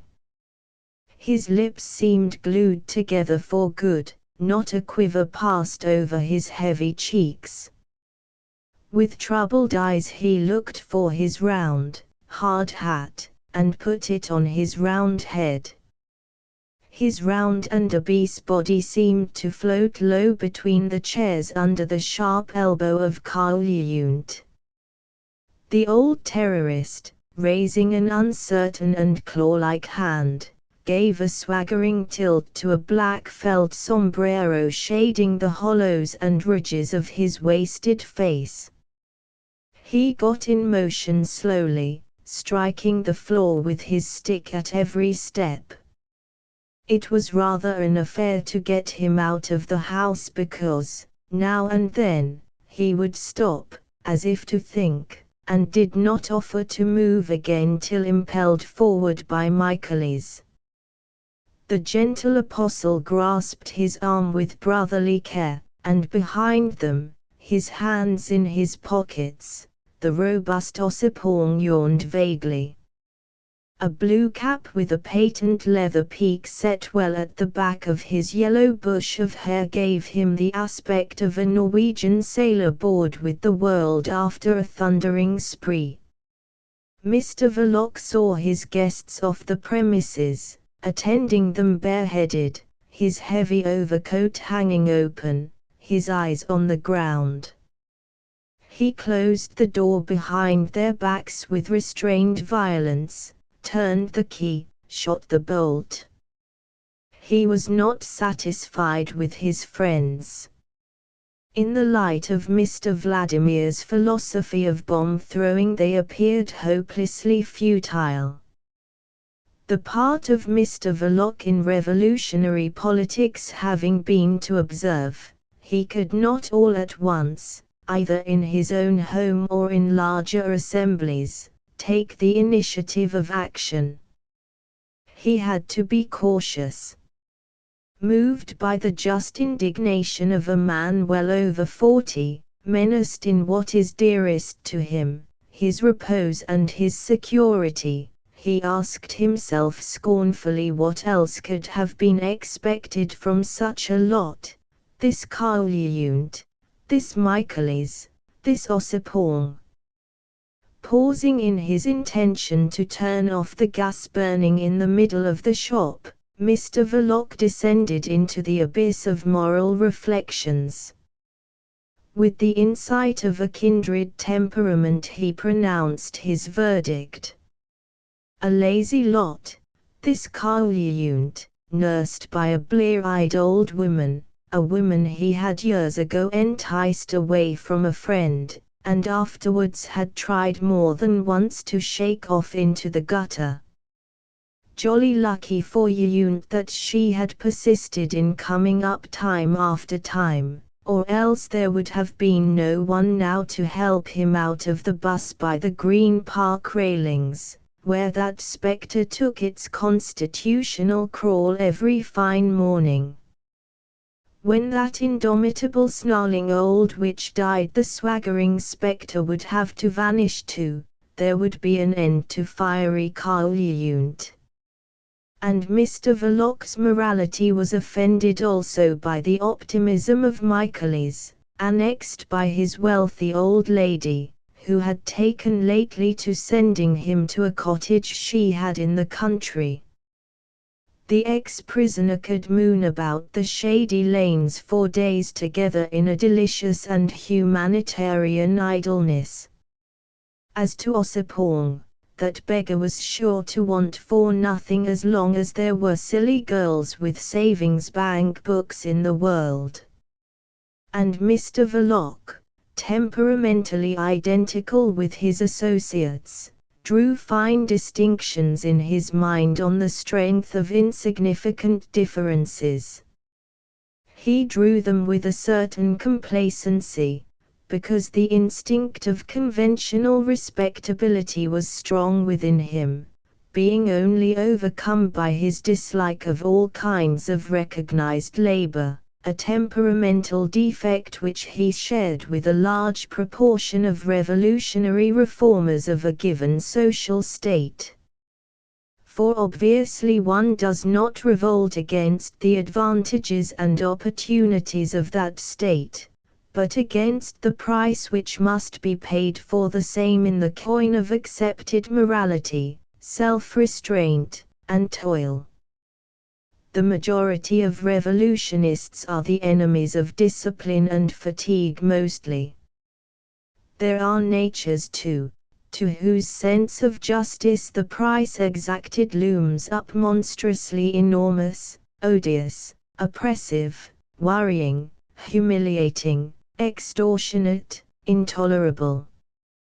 Those are the fanatics. The remaining portion of social rebels is accounted for by vanity, the mother of all noble and vile illusions, the companion of poets, reformers, charlatans, prophets, and incendiaries. Lost for a whole minute in the abyss of meditation, Mr. Verloc did not reach the depth of these abstract considerations. Perhaps he was not able. In any case, he had not the time. He was pulled up painfully by the sudden recollection of Mr. Vladimir, another of his associates, whom in virtue of subtle moral affinities he was capable of judging correctly. He considered him as dangerous. A shade of envy crept into his thoughts. Loafing was all very well for these fellows, who knew not Mr. Vladimir, and had women to fall back upon, whereas he had a woman to provide for. At this point, by a simple association of ideas, Mr. Verloc was brought face to face with the necessity of going to bed some time or other that evening. Then why not go now, at once? He sighed. The necessity was not so normally pleasurable as it ought to have been for a man of his age and temperament. He dreaded the demon of sleeplessness, which he felt had marked him for its own. He raised his arm, and turned off the flaring gas jet above his head. A bright band of light fell through the parlor door into the part of the shop behind the counter. It enabled Mr. Verloc to ascertain at a glance the number of silver coins in the till. These were but few, and for the first time since he opened his shop he took a commercial survey of its value. This survey was unfavorable. He had gone into trade for no commercial reasons. He had been guided in the selection of this peculiar line of business by an instinctive leaning towards shady transactions, where money is picked up easily. Moreover, it did not take him out of his own sphere, the sphere which is watched by the police. On the contrary, it gave him a publicly confessed standing in that sphere, and as Mr. Verloc had unconfessed relations which made him familiar with yet careless of the police, there was a distinct advantage in such a situation. But as a means of livelihood it was by itself insufficient. He took the cash box out of the drawer, and turning to leave the shop, became aware that Stevie was still downstairs. What on earth is he doing there? Mr. Verloc asked himself. What's the meaning of these antics? He looked dubiously at his brother-in-law, but he did not ask him for information. Mr. Verloc's intercourse with Stevie was limited to the casual mutter of a morning, after breakfast, my boots, and even that was more a communication at large of a need than a direct order or request. Mr. Verloc perceived with some surprise that he did not know really what to say to Stevie. He stood still in the middle of the parlor, and looked into the kitchen in silence. Nor yet did he know what would happen if he did say anything. and this appeared very queer to Mr. Verloc in view of the fact, borne upon him suddenly, that he had to provide for this fellow too. He had never given a moment's thought till then to that aspect of Stevie's existence. Positively he did not know how to speak to the lad. He watched him gesticulating and murmuring in the kitchen. Stevie prowled round the table like an excited animal in a cage. A tentative "hadn't you better go to bed now?" produced no effect whatever, and Mr. Verloc, abandoning the stony contemplation of his brother-in-law's behavior, crossed the parlor wearily, cash-box in hand. The cause of the general lassitude he felt while climbing the stairs being purely mental, he became alarmed by its inexplicable character. He hoped he was not sickening for anything. He stopped on the dark landing to examine his sensations. But a slight and continuous sound of snoring pervading the obscurity interfered with their clearness. The sound came from his mother-in-law's room. Another one to provide for, he thought, and on this thought walked into the bedroom. Mrs. Verloc had fallen asleep with the lamp. No gas was laid upstairs, turned up full on the table by the side of the bed. The light thrown down by the shade fell dazzlingly on the white pillow sunk by the weight of her head reposing with closed eyes and dark hair done up in several plaits for the night. She woke up with the sound of her name in her ears, and saw her husband standing over her. "Winnie! Winnie!" At first she did not stir, lying very quiet and looking at the cash-box in Mr. Verloc's hand. But when she understood that her brother was capering all over the place downstairs, she swung out in one sudden movement onto the edge of the bed. Her bare feet, as if poked through the bottom of an unadorned, sleeved calico sack buttoned tightly at neck and wrists, felt over the rug for the slippers while she looked upward into her husband's face. "I don't know how to manage him," Mr. Verloc explained peevishly. "Won't do to leave him downstairs alone with the lights." She said nothing, glided across the room swiftly, and the door closed upon her white form. Mr. Verloc deposited the cash-box on the night table, and began the operation of undressing by flinging his overcoat onto a distant chair. His coat and waistcoat followed.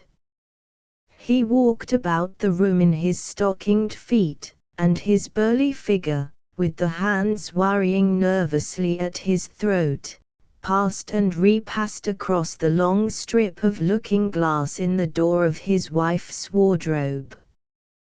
Then, after slipping his braces off his shoulders, he pulled up violently the Venetian blind, and leaned his forehead against the cold window pane. A fragile film of glass stretched between him and the enormity of cold, black, wet, muddy, inhospitable accumulation of bricks, slates, and stones, things in themselves unlovely and unfriendly to man.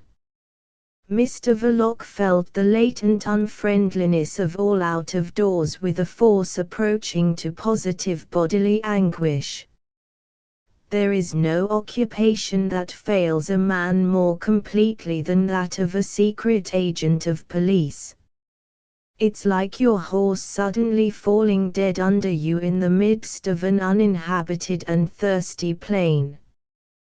The comparison occurred to Mr. Verloc because he had sat astride various army horses in his time, and had now the sensation of an incipient fall. The prospect was as black as the window pane against which he was leaning his forehead. and suddenly the face of Mr. Vladimir, clean-shaved and witty, appeared enhaloed in the glow of its rosy complexion like a sort of pink seal, impressed on the fatal darkness. This luminous and mutilated vision was so ghastly physically that Mr. Verloc started away from the window, letting down the Venetian blind with a great rattle. Discomposed and speechless with the apprehension of more such visions, he beheld his wife re-enter the room and get into bed in a calm business-like manner which made him feel hopelessly lonely in the world. Mrs. Verloc expressed her surprise at seeing him up yet.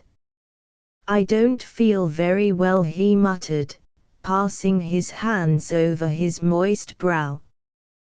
"Giddiness?" "Yes. Not at all well."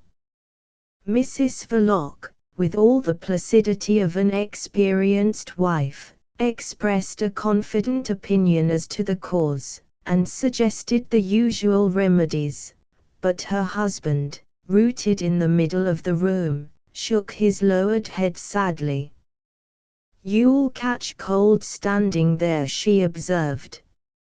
Mr. Verloc made an effort, finished undressing, and got into bed. Down below in the quiet, narrow street measured footsteps approached the house, then died away unhurried and firm, as if the passer-by had started to pace out all eternity, from gas lamp to gas lamp in a night without end, and the drowsy ticking of the old clock on the landing became distinctly audible in the bedroom. Mrs. Verloc, on her back, and staring at the ceiling, made a remark. "Takings very small today." Mr. Verloc, in the same position, cleared his throat as if for an important statement, but merely inquired, "Did you turn off the gas downstairs?" "Yes, I did," answered Mrs. Verloc conscientiously. "That poor boy is in a very excited state tonight," she murmured, after a pause which lasted for 3 ticks of the clock. Mr. Verloc cared nothing for Stevie's excitement, but he felt horribly wakeful, and dreaded facing the darkness and silence that would follow the extinguishing of the lamp.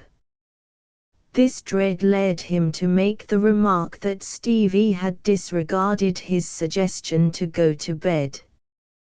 Mrs. Verloc, falling into the trap, started to demonstrate at length to her husband that this was not impudence of any sort, but simply excitement.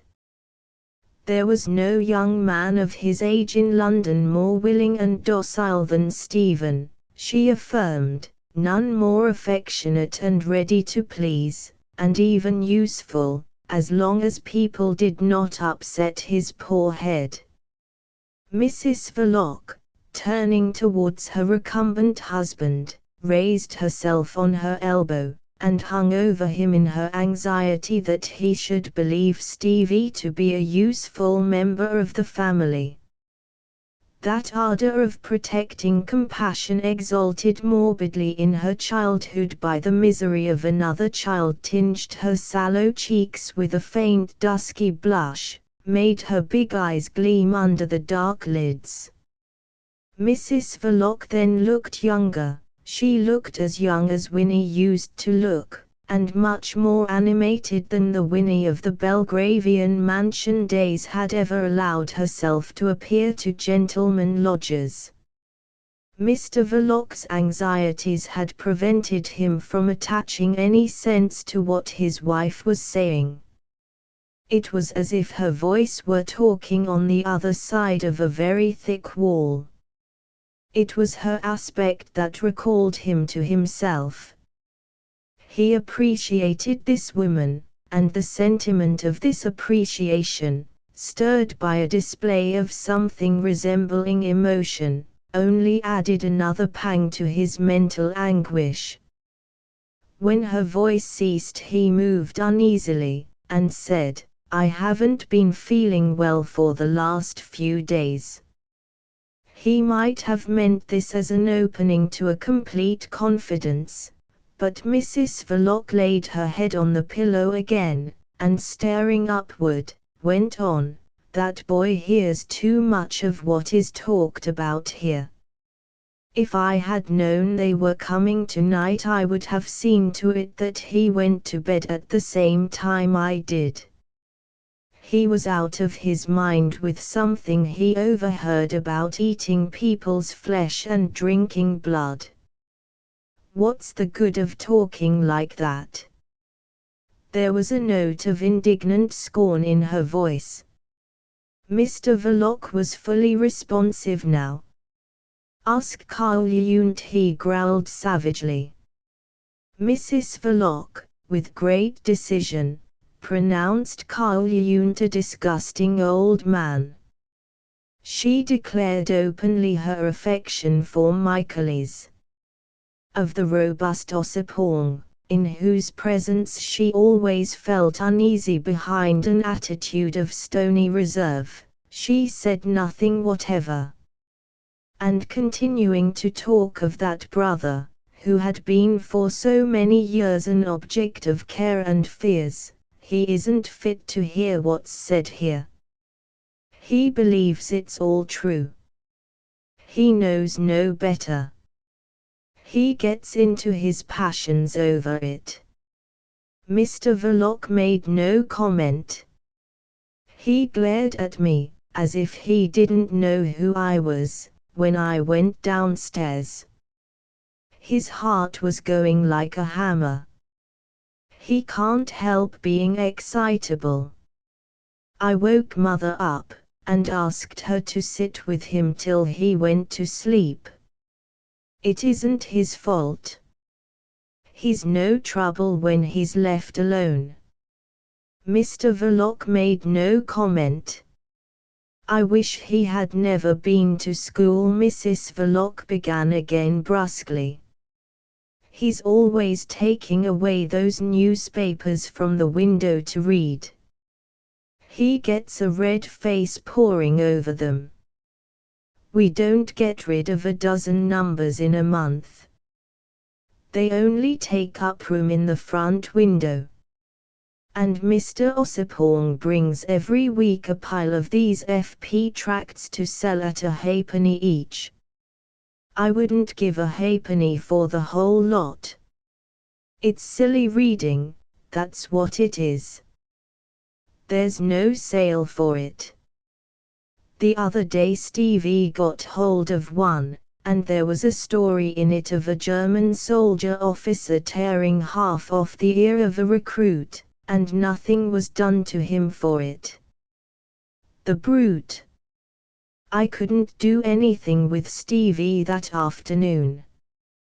The story was enough, to make one's blood boil. But what's the use of printing things like that? We aren't German slaves here, thank God. It's not our business, is it?" Mr. Verloc made no reply. "I had to take the carving knife from the boy," Mrs. Verloc continued, a little sleepily now. "He was shouting and stamping and sobbing. He can't stand the notion of any cruelty. He would have stuck that officer like a pig if he had seen him then. It's true, too. Some people don't deserve much mercy." Mrs. Verloc's voice ceased, and the expression of her motionless eyes became more and more contemplative and veiled during the long pause. "Comfortable, dear?" she asked in a faint, faraway voice. "Shall I put out the light now?" The dreary conviction that there was no sleep for him held Mr. Verloc mute and hopelessly inert in his fear of darkness. He made a great effort. "Yes. Put it out," he said at last in a hollow tone.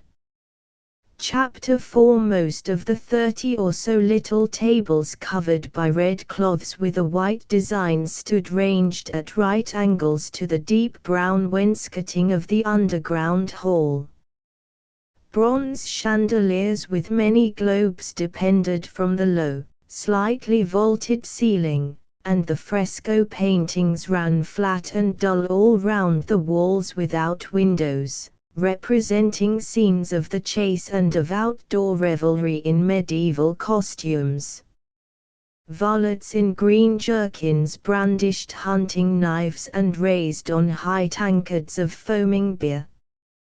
"Unless I am very much mistaken, you are the man who would know the inside of this confounded affair," said the robust Ossipon, leaning over, his elbows far out on the table and his feet tucked back completely under his chair.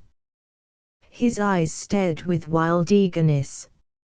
An upright semi-grand piano near the door, flanked by 2 palms in pots, executed suddenly all by itself a valse tune with aggressive virtuosity. The din it raised was deafening. When it ceased, as abruptly as it had started, the bespectacled, dingy little man who faced Ossipon behind a heavy glass mug full of beer emitted calmly what had the sound of a general proposition. "In principle, what one of us may or may not know as to any given fact can't be a matter for inquiry to the others." "Certainly not," Comrade Ossipon agreed in a quiet undertone. "In principle." With his big florid face held between his hands he continued to stare hard, while the dingy little man in spectacles coolly took a drink of beer and stood the glass mug back on the table. His flat, large ears departed widely from the sides of his skull, which looked frail enough for Ossipon to crush between thumb and forefinger. The dome of the forehead seemed to rest on the rim of the spectacles. The flat cheeks, of a greasy, unhealthy complexion, were merely smudged by the miserable poverty of a thin dark whisker. The lamentable inferiority of the whole physique was made ludicrous by the supremely self-confident bearing of the individual. His speech was curt, and he had a particularly impressive manner of keeping silent. Ossipon spoke again from between his hands in a mutter.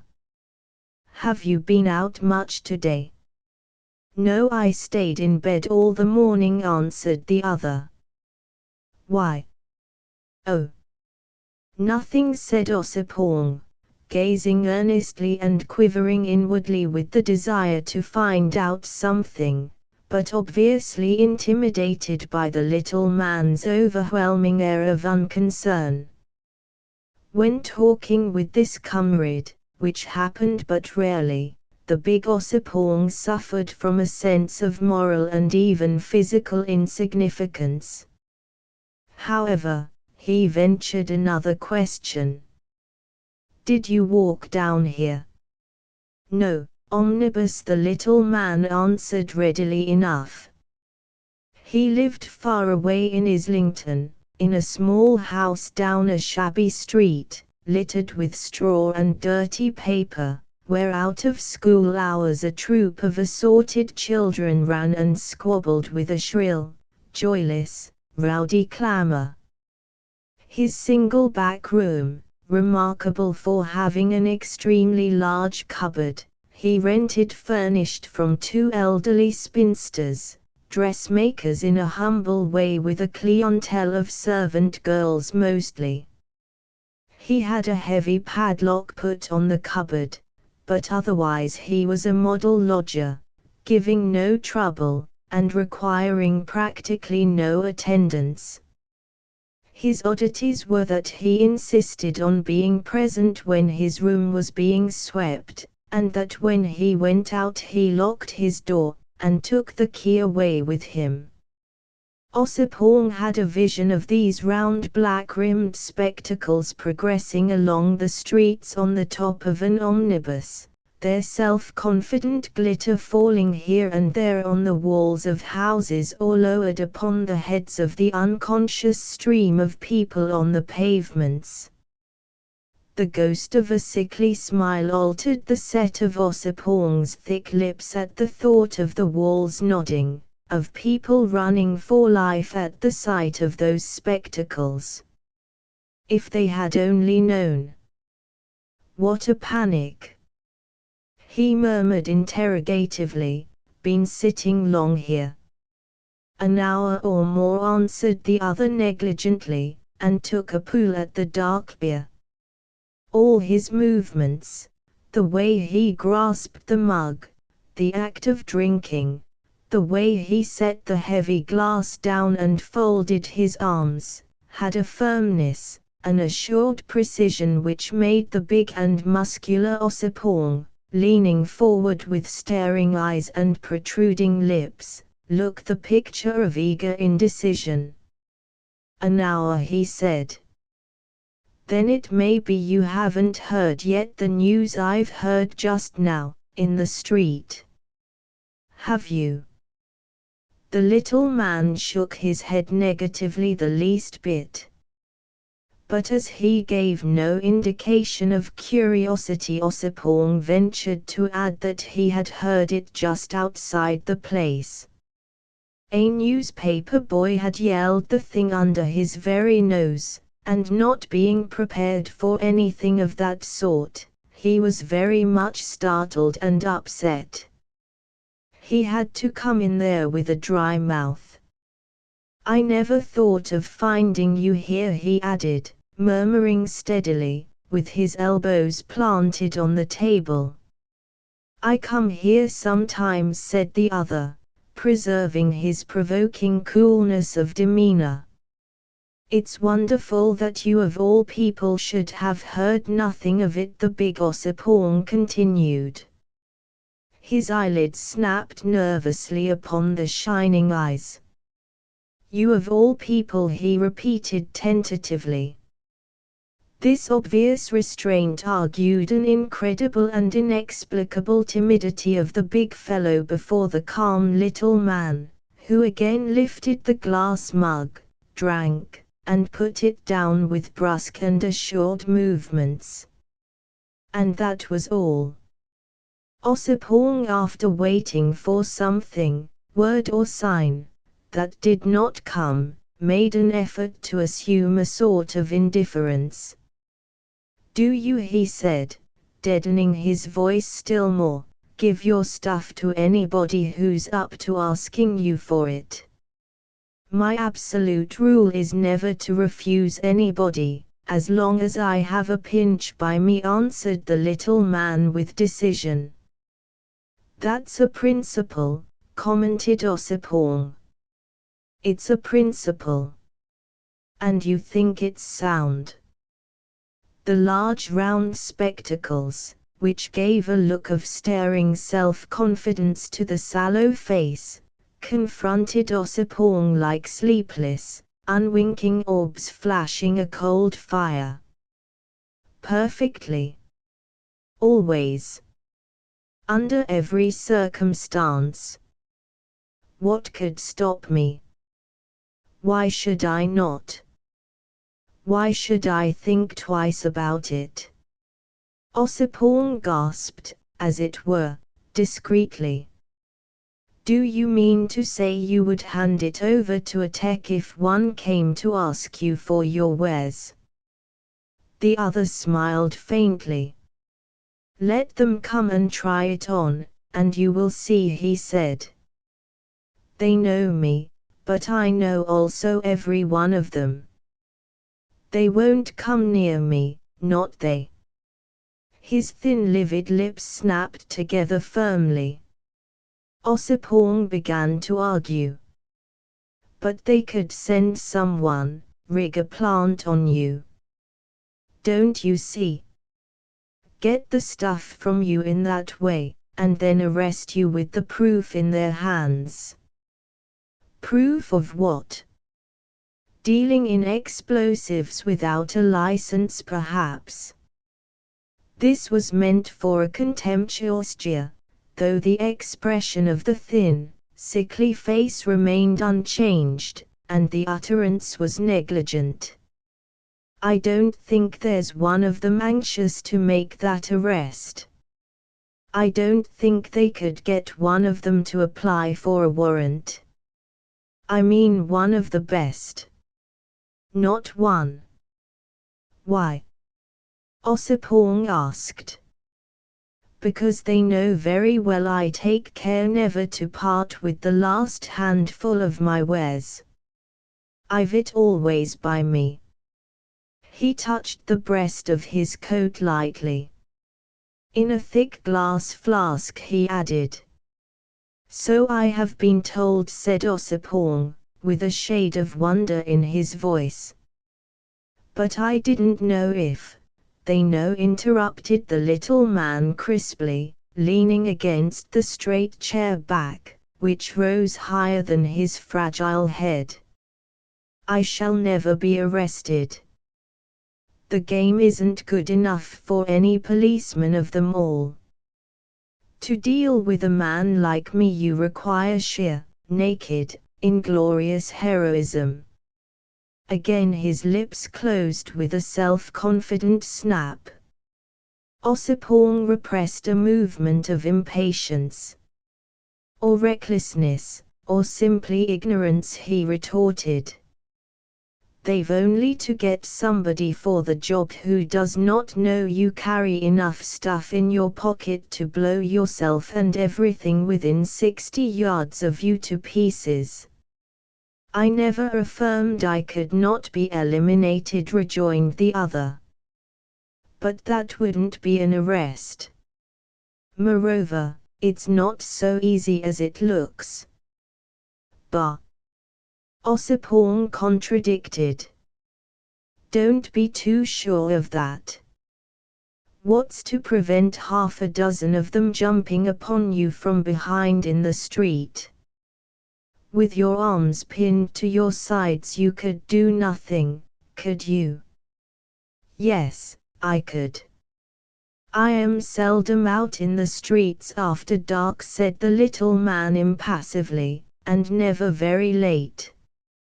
I walk always with my right hand closed round the india rubber ball which I have in my trouser pocket.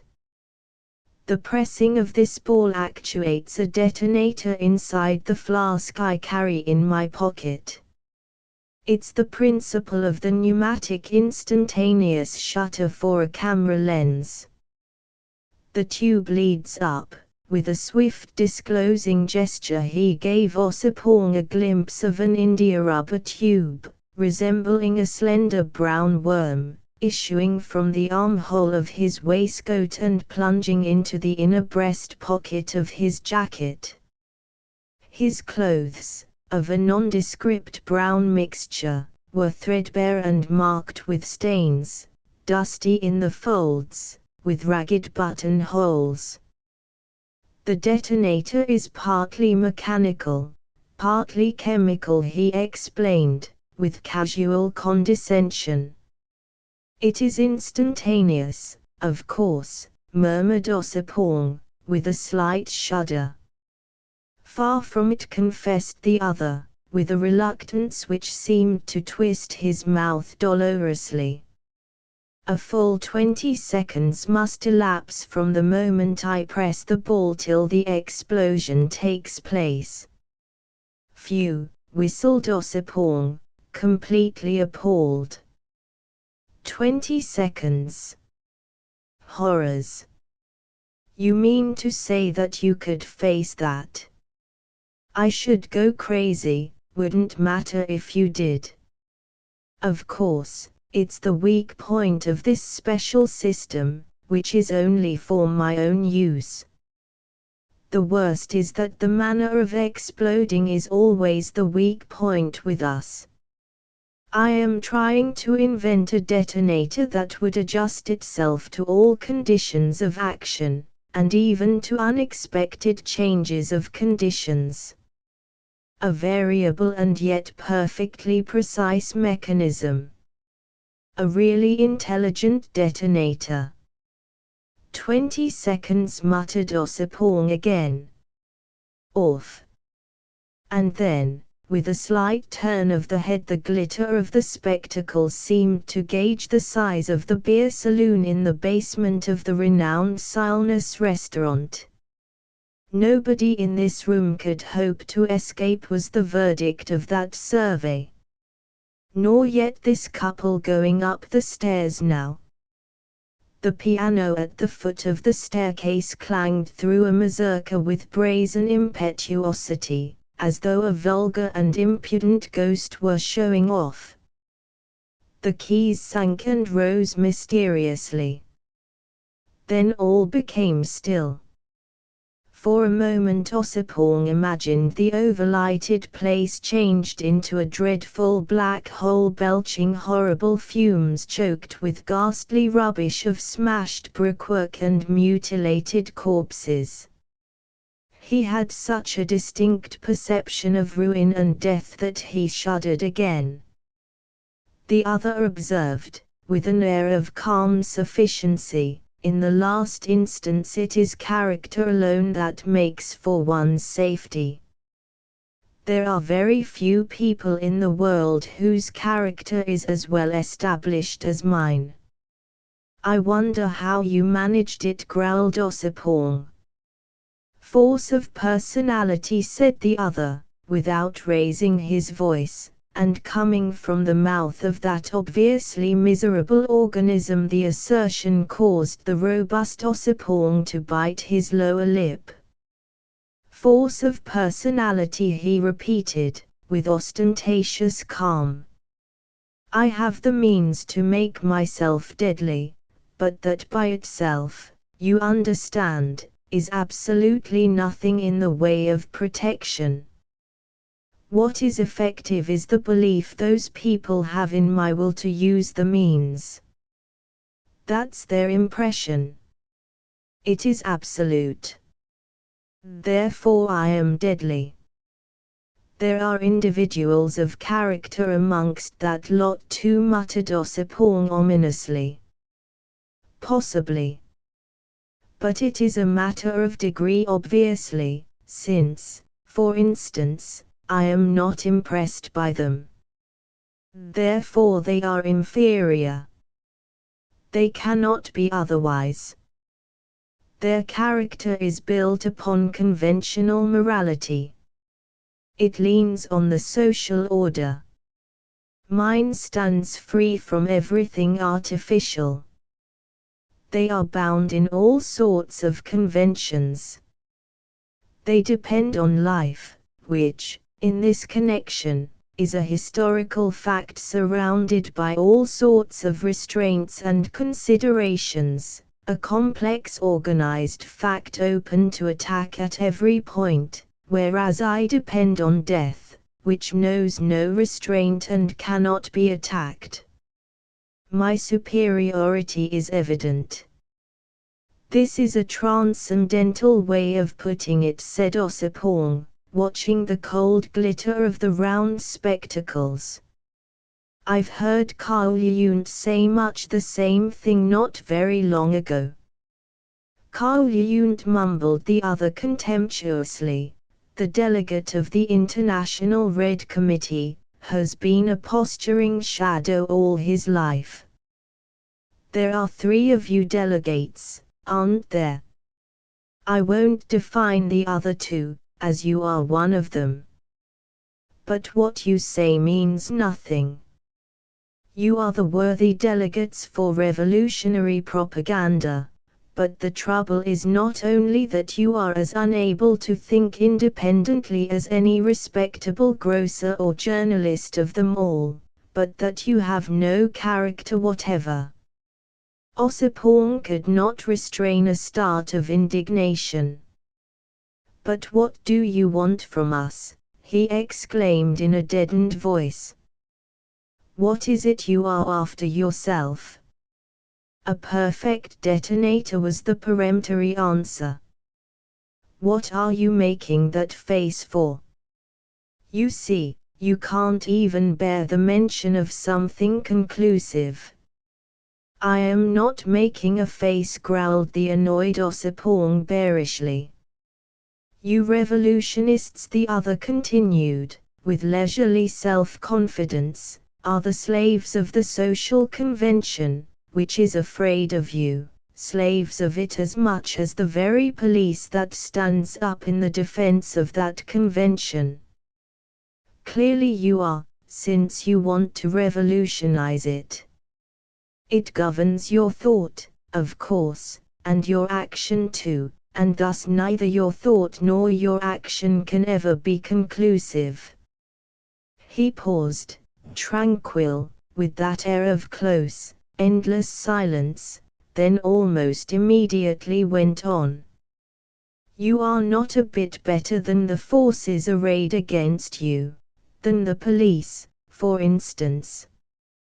The other day I came suddenly upon Chief Inspector Heat at the corner of Tottenham Court Road. He looked at me very steadily.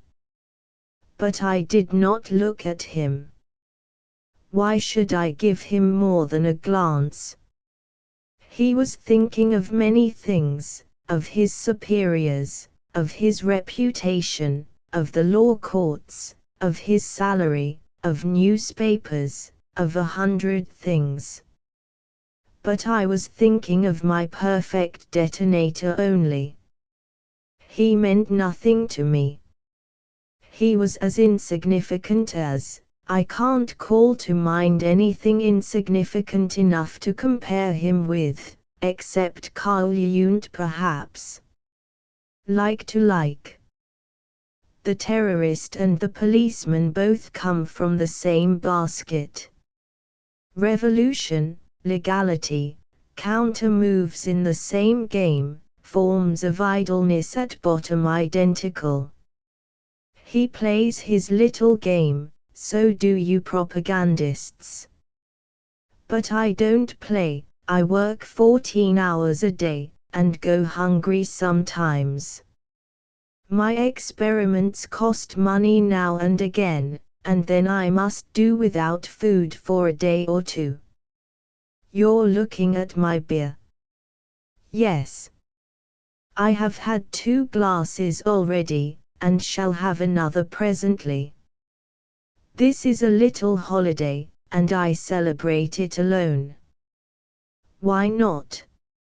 I've the grit to work alone, quite alone. Absolutely alone. I've worked alone for years. Ossipong's face had turned dusky red. At the perfect detonator, he sneered, very low. Yes, retorted the other. It is a good definition. You couldn't find anything half so precise to define the nature of your activity with all your committees and delegations. It is I who am the true propagandist. We won't discuss that point, said Ossipon, with an air of rising above personal considerations. I am afraid I'll have to spoil your holiday for you, though. There's a man blown up in Greenwich Park this morning. How do you know?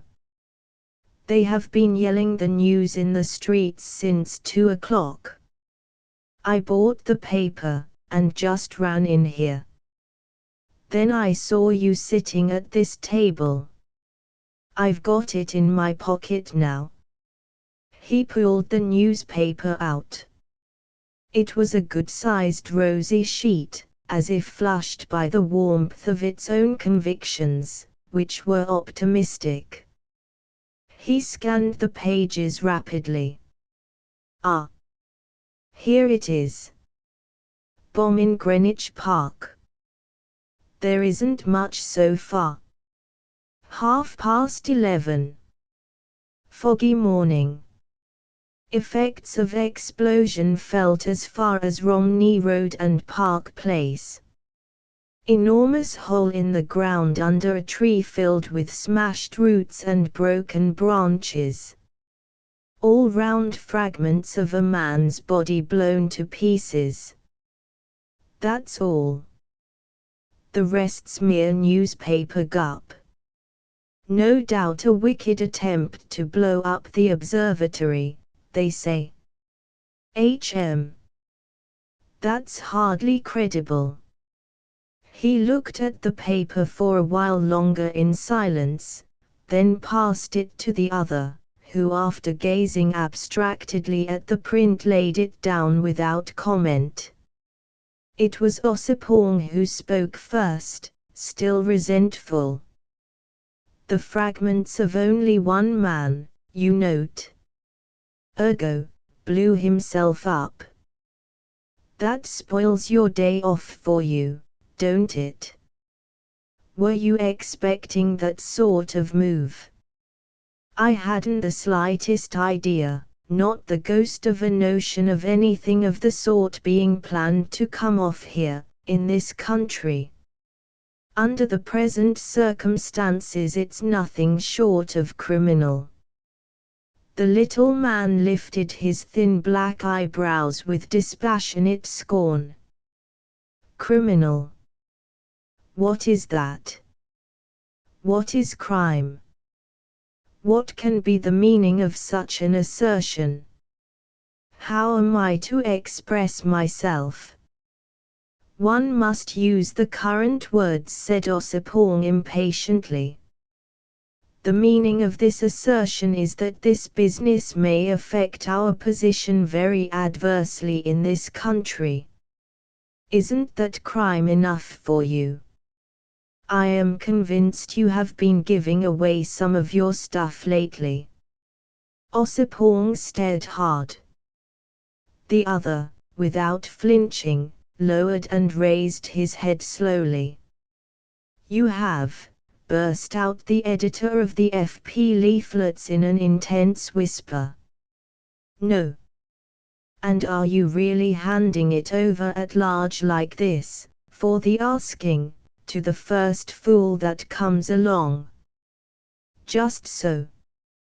The condemned social order has not been built up on paper and ink, and I don't fancy that a combination of paper and ink will ever put an end to it, whatever you may think.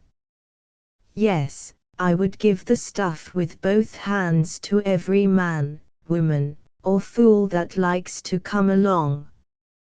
I know what you are thinking about. But I am not taking my cue from the Red Committee. I would see you all hounded out of here, or arrested, or beheaded for that matter, without turning a hair. What happens to us as individuals is not of the least consequence. He spoke carelessly, without heat, almost without feeling, and Ossipon, secretly much affected, tried to copy this detachment. If the police here knew their business, they would shoot you full of holes with revolvers, or else try to sandbag you from behind in broad daylight. The little man seemed already to have considered that point of view in his dispassionate, self-confident manner. Yes, he assented with the utmost readiness. But for that they would have to face their own institutions. Do you see? That requires uncommon grit. Grit of a special kind. Ossipon blinked. I fancy that's exactly what would happen to you if you were to set up your laboratory in the States. They don't stand on ceremony with their institutions there. I am not likely to go and see. Otherwise your remark is just admitted the other. They have more character over there, and their character is essentially anarchistic. Fertile ground for us, the States, very good ground. The great republic has the root of the destructive matter in her. The collective temperament is lawless. Excellent. They may shoot us down, but you are too transcendental for me, growled Ossipon, with moody concern. Logical, protested the other. There are several kinds of logic. This is the enlightened kind. America is all right. It is this country that is dangerous, with her idealistic conception of legality. The social spirit of this people is wrapped up in scrupulous prejudices, and that is fatal to our work. You talk of England being our only refuge. So much the worse. Capua. What do we want with refuges? Here you talk, print, plot, and do nothing. I dare say it's very convenient for such Kauliunts. He shrugged his shoulders slightly, then added with the same leisurely assurance, to break up the superstition and worship of legality should be our aim. Nothing would please me more than to see Inspector Heat and his likes take to shooting us down in broad daylight with the approval of the public. Half our battle would be won then, the disintegration of the old morality would have set in its very temple. That is what you ought to aim at. But you revolutionists will never understand that. You plan the future, you lose yourselves in reveries of economical systems derived from what is, whereas what's wanted is a clean sweep and a clear start for a new conception of life. That sort of future will take care of itself if you will only make room for it. Therefore I would shovel my stuff in heaps at the corners of the streets if I had enough for that. And as I haven't, I do my best by perfecting a really dependable detonator. Ossipon, who had been mentally swimming in deep waters, seized upon the last word as if it were a saving plank. Yes. Your detonators. I shouldn't wonder if it weren't one of your detonators that made a clean sweep of the man in the park. A shade of vexation darkened the determined sallow face confronting Ossipon. My difficulty consists precisely in experimenting practically with the various kinds. They must be tried after all. Besides, Ossipon interrupted. Who could that fellow be? I assure you that we in London had no knowledge. Couldn't you describe the person you gave the stuff to? The other turned his spectacles upon Ossipon like a pair of searchlights. Describe him, he repeated slowly. I don't think there can be the slightest objection now. I will describe him to you in one word, Verloc. Ossipon, whom curiosity had lifted a few inches off his seat, dropped back, as if hit in the face. Verloc. Impossible. The self-possessed little man nodded slightly once. Yes. He's the person. You can't say that in this case I was giving my stuff to the first fool that came along. He was a prominent member of the group as far as I understand. Yes, said Ossipon. Prominent. No, not exactly. He was the center for general intelligence, and usually received comrades coming over here. More useful than important. Man of no ideas. Years ago he used to speak at meetings, in France, I believe. Not very well, though. He was trusted by such men as Latour, Moser and all that old lot. The only talent he showed really was his ability to elude the attentions of the police somehow. Here, for instance, he did not seem to be looked after very closely. He was regularly married, you know. I suppose it's with her money that he started that shop. Seemed to make it pay, too.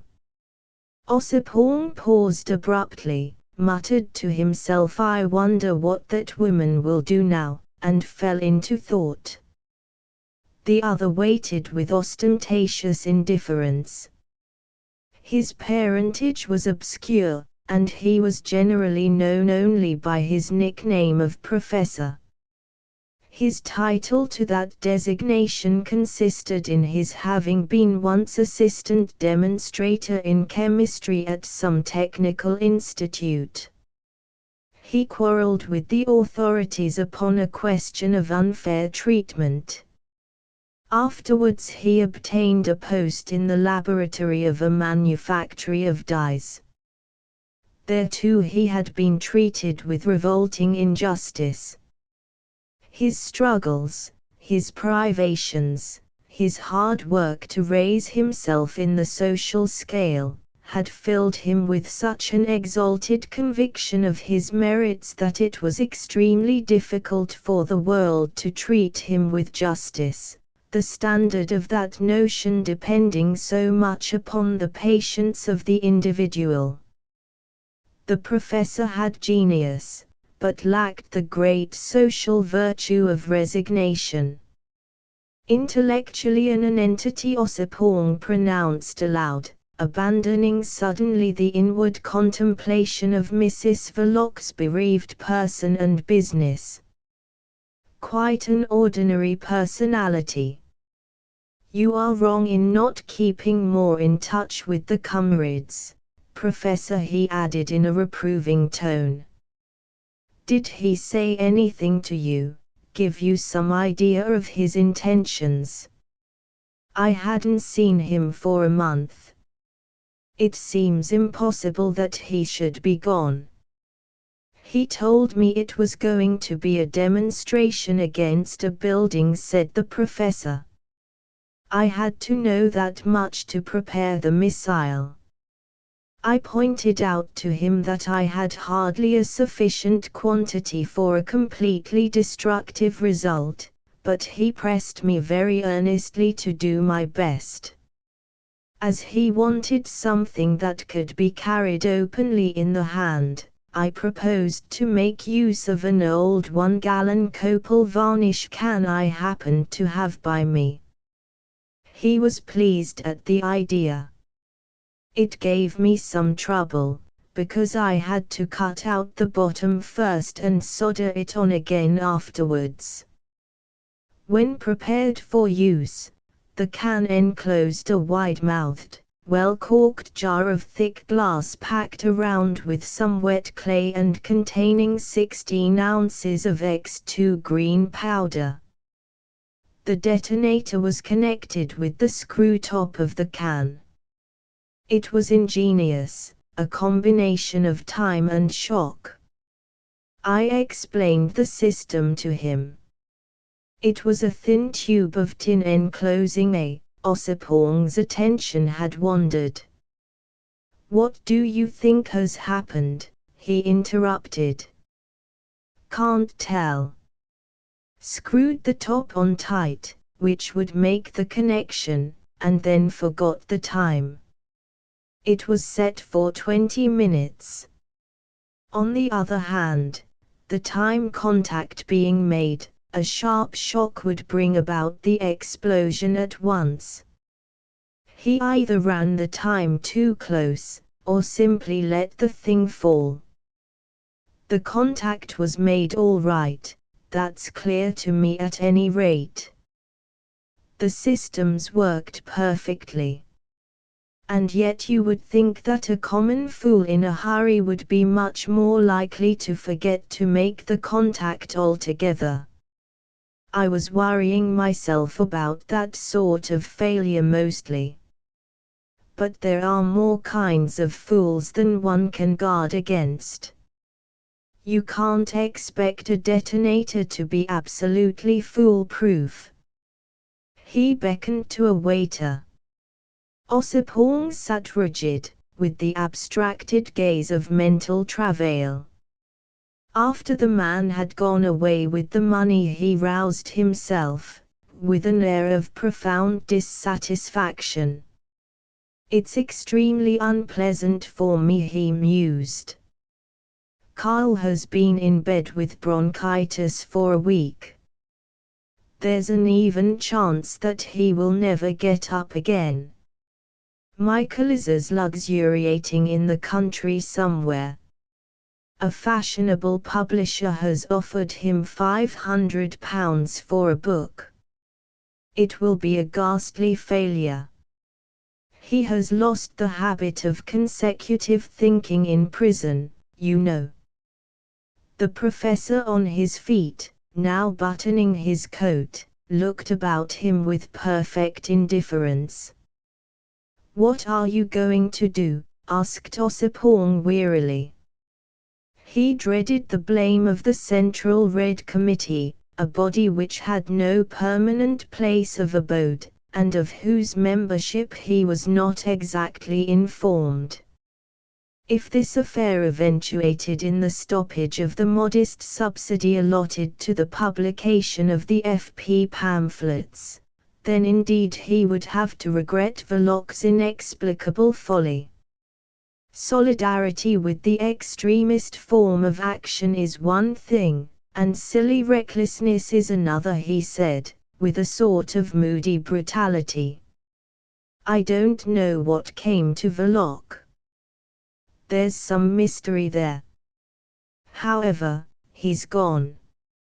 You may take it as you like, but under the circumstances the only policy for the militant revolutionary group is to disclaim all connection with this damned freak of yours. How to make the disclaimer convincing enough is what bothers me." The little man on his feet, buttoned up and ready to go, was no taller than the seated Ossipon. He leveled his spectacles at the latter's face point blank. "You might ask the police for a testimonial of good conduct. They know where every one of you slept last night. Perhaps if you asked them they would consent to publish some sort of official statement.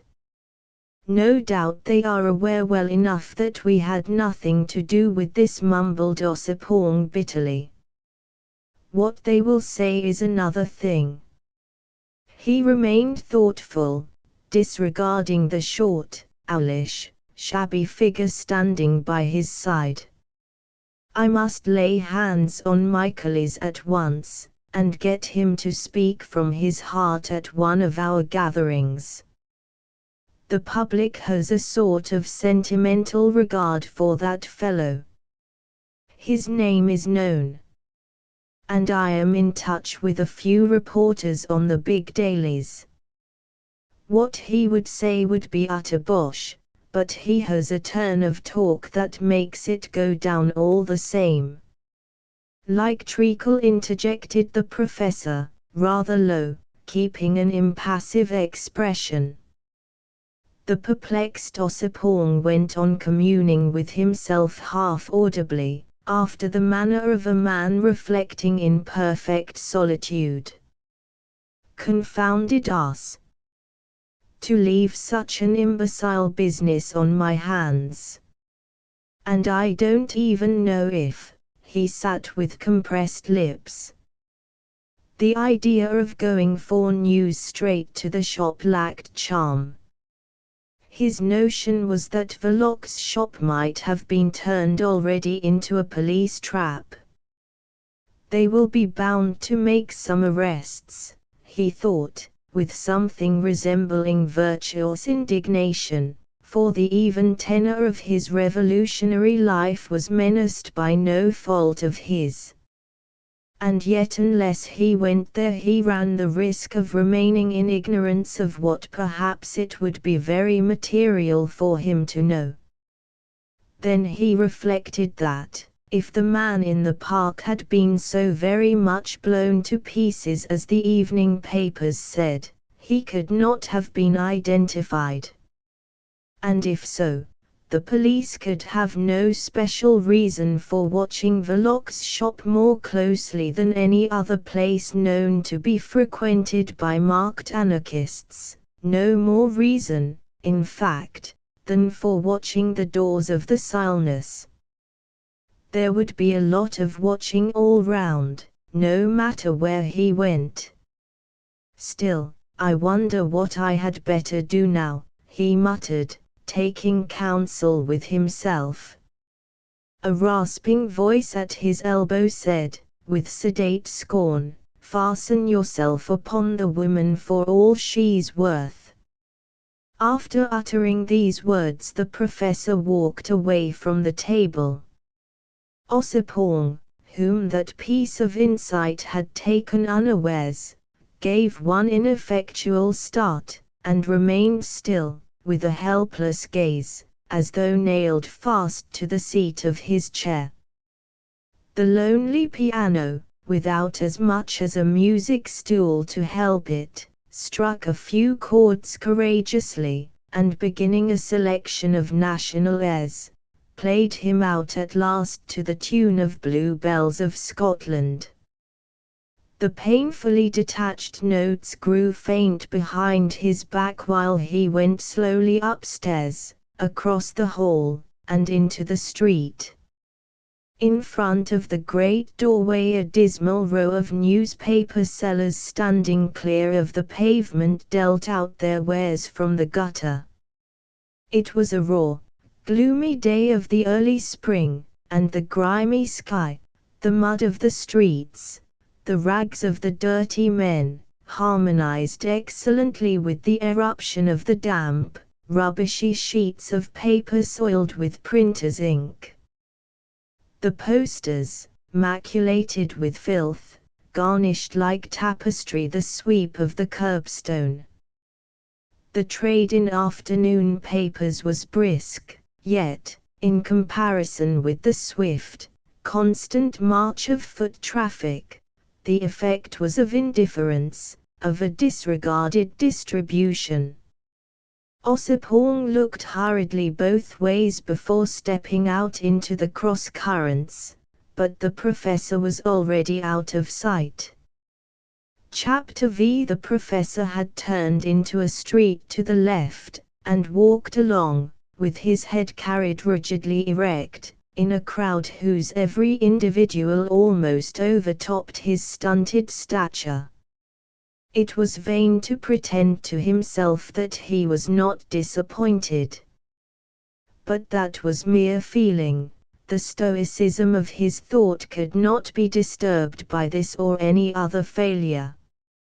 Next time, or the time after next, a telling stroke would be delivered, something really startling, a blow fit to open the first crack in the imposing front of the great edifice of legal conceptions sheltering the atrocious injustice of society.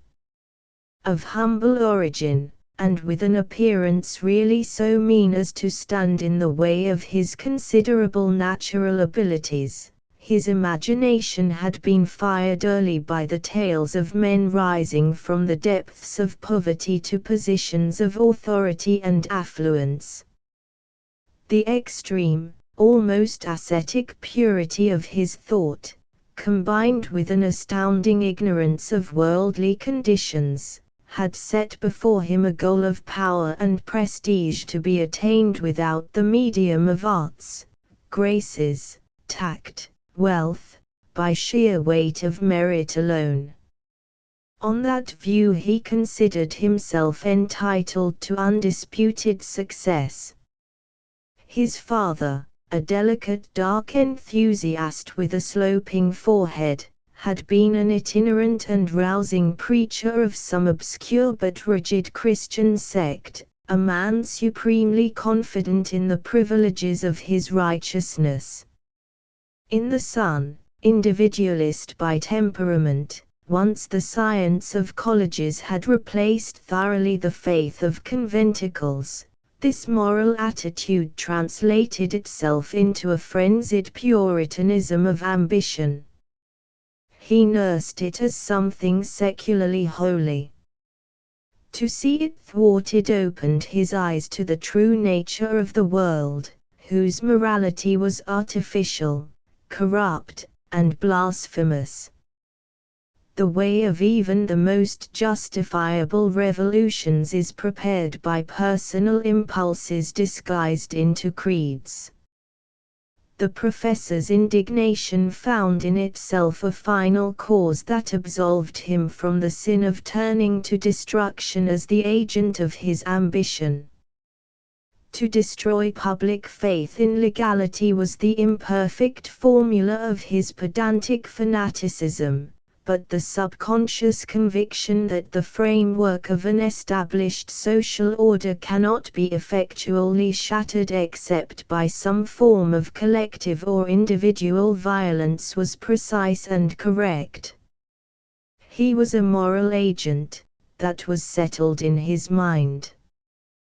By exercising his agency with ruthless defiance, he procured for himself the appearances of power and personal prestige.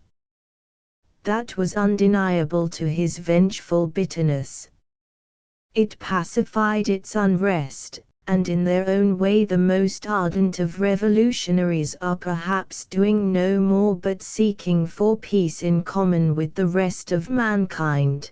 The peace of soothed vanity, of satisfied appetites, or perhaps of appeased conscience. Lost in the crowd, miserable and undesized, he meditated confidently on his power, keeping his hand in the left pocket of his trousers, grasping lightly the India rubber ball, the supreme guarantee of his sinister freedom. But after a while he became disagreeably affected by the sight of the roadway thronged with vehicles and of the pavement crowded with men and women.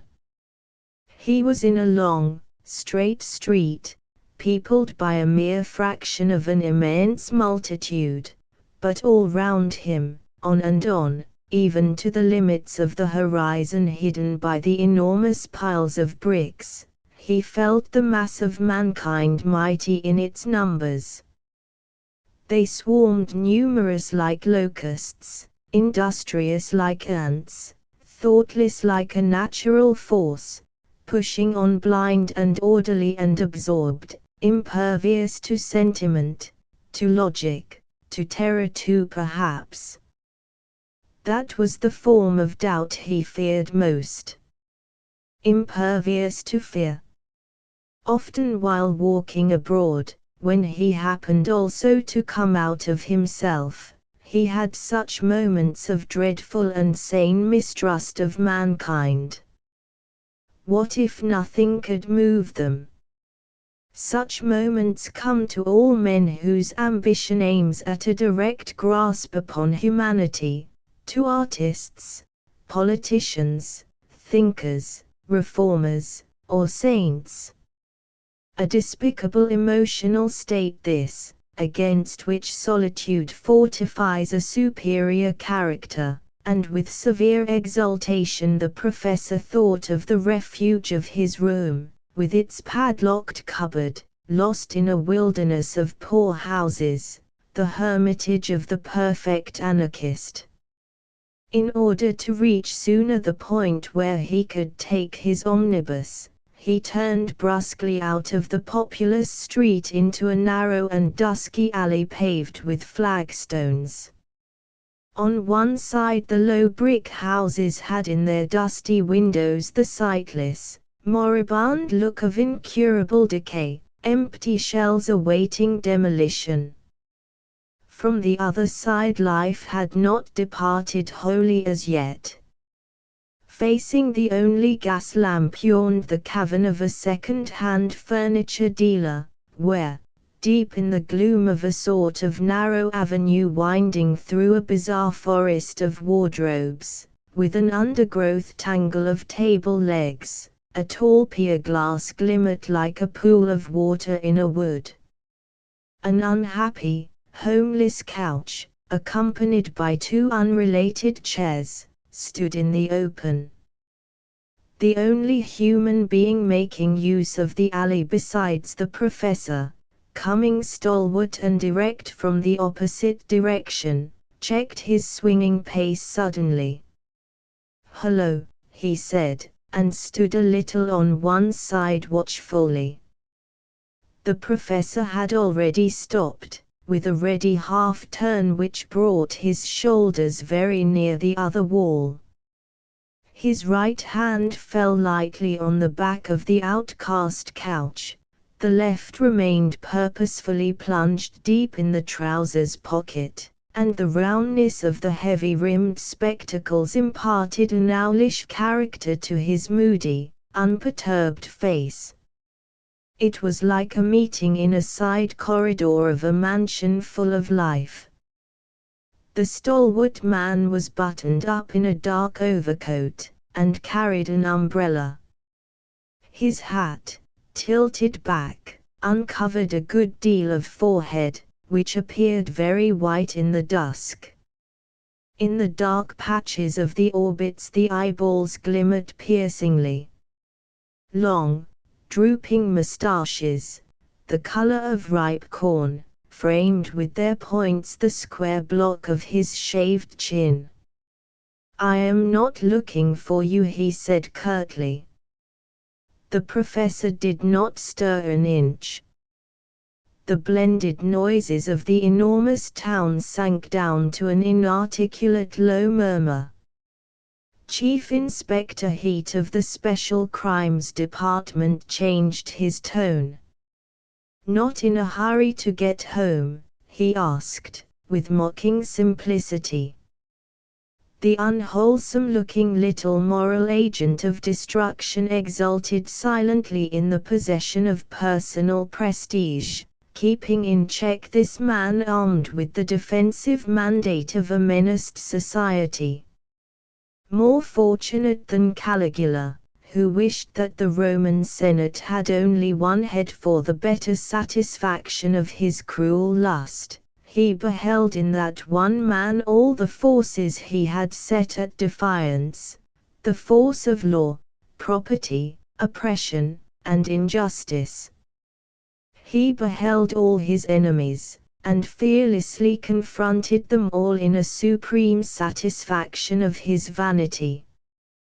They stood perplexed before him as if before a dreadful portent. He gloated inwardly over the chance of this meeting affirming his superiority over all the multitude of mankind. It was in reality a chance meeting. Chief Inspector Heat had had a disagreeably busy day since his department received the first telegram from Greenwich a little before 11 in the morning. First of all, the fact of the outrage being attempted less than a week after he had assured a high official that no outbreak of anarchist activity was to be apprehended was sufficiently annoying.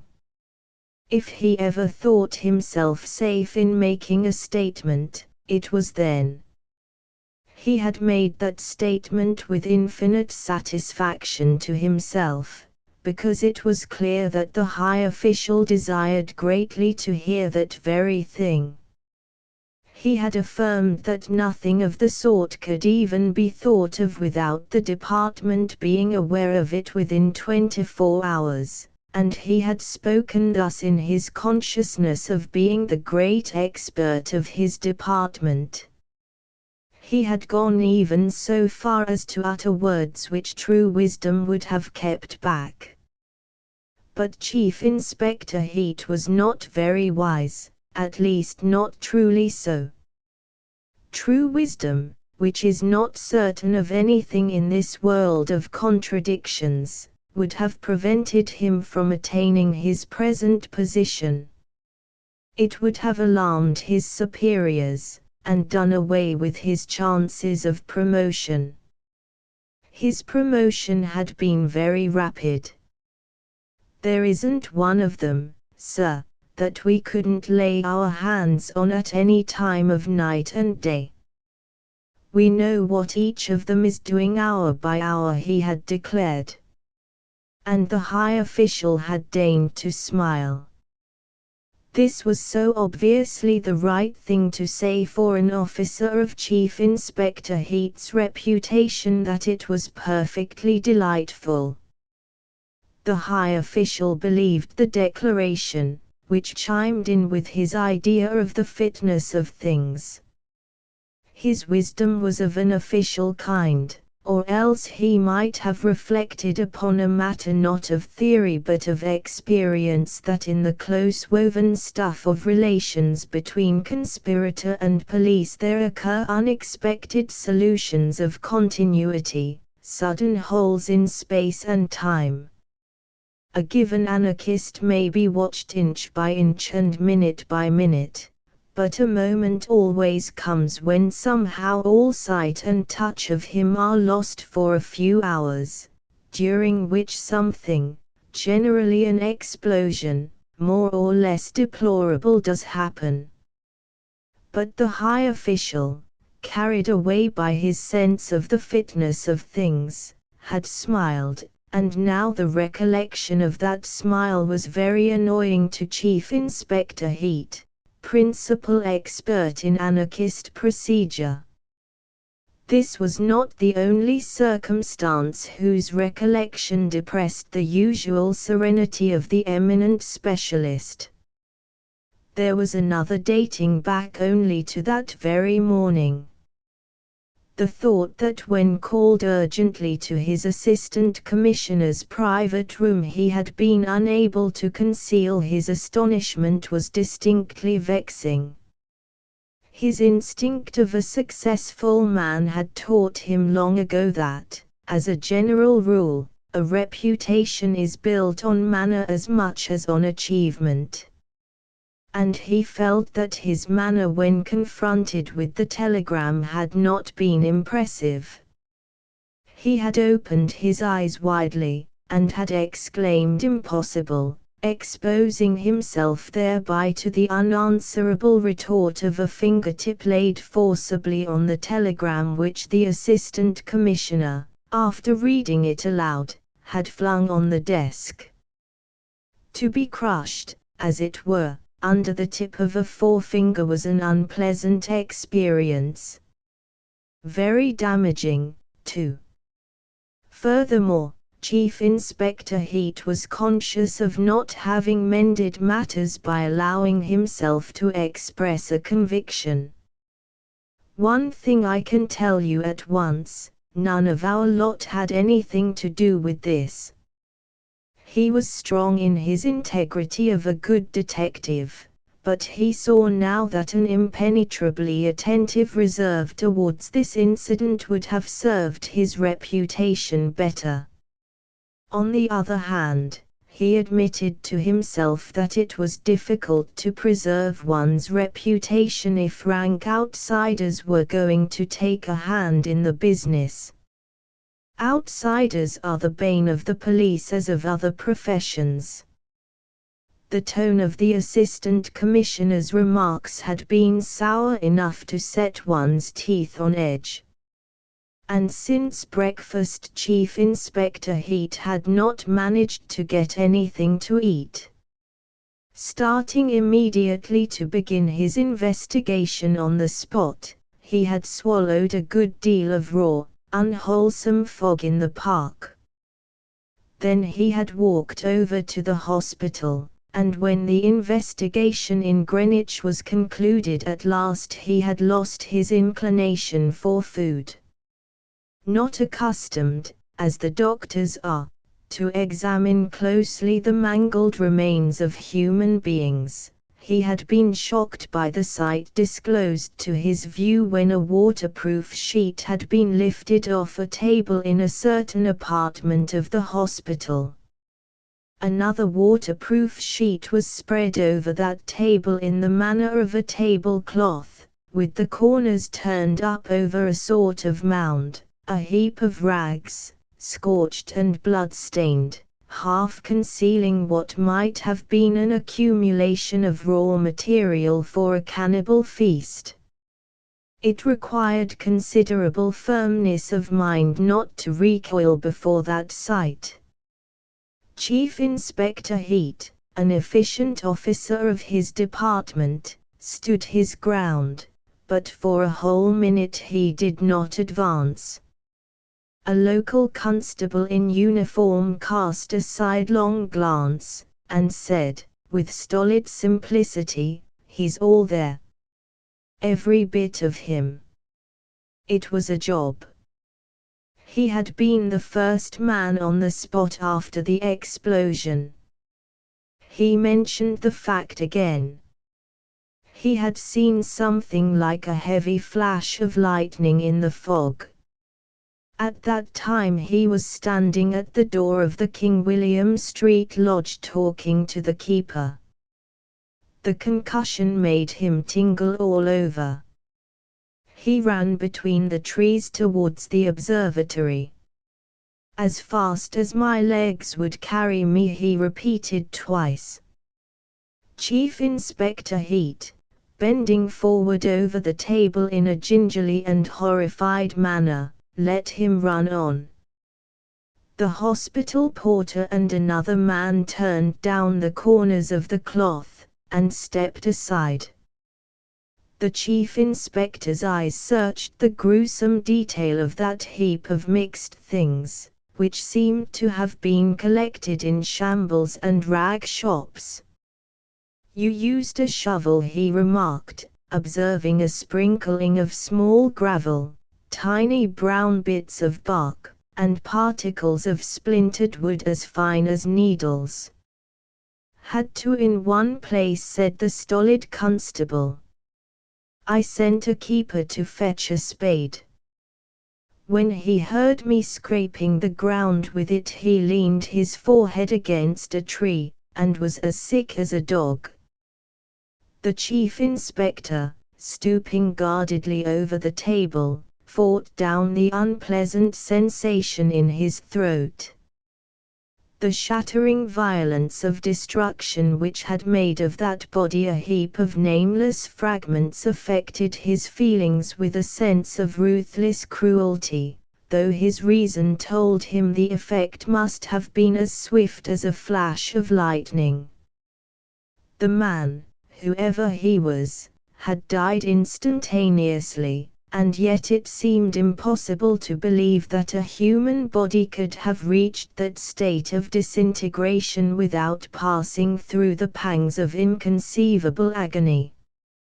No physiologist, and still less of a metaphysician, Chief Inspector Heat rose by the force of sympathy, which is a form of fear, above the vulgar conception of time. Instantaneous.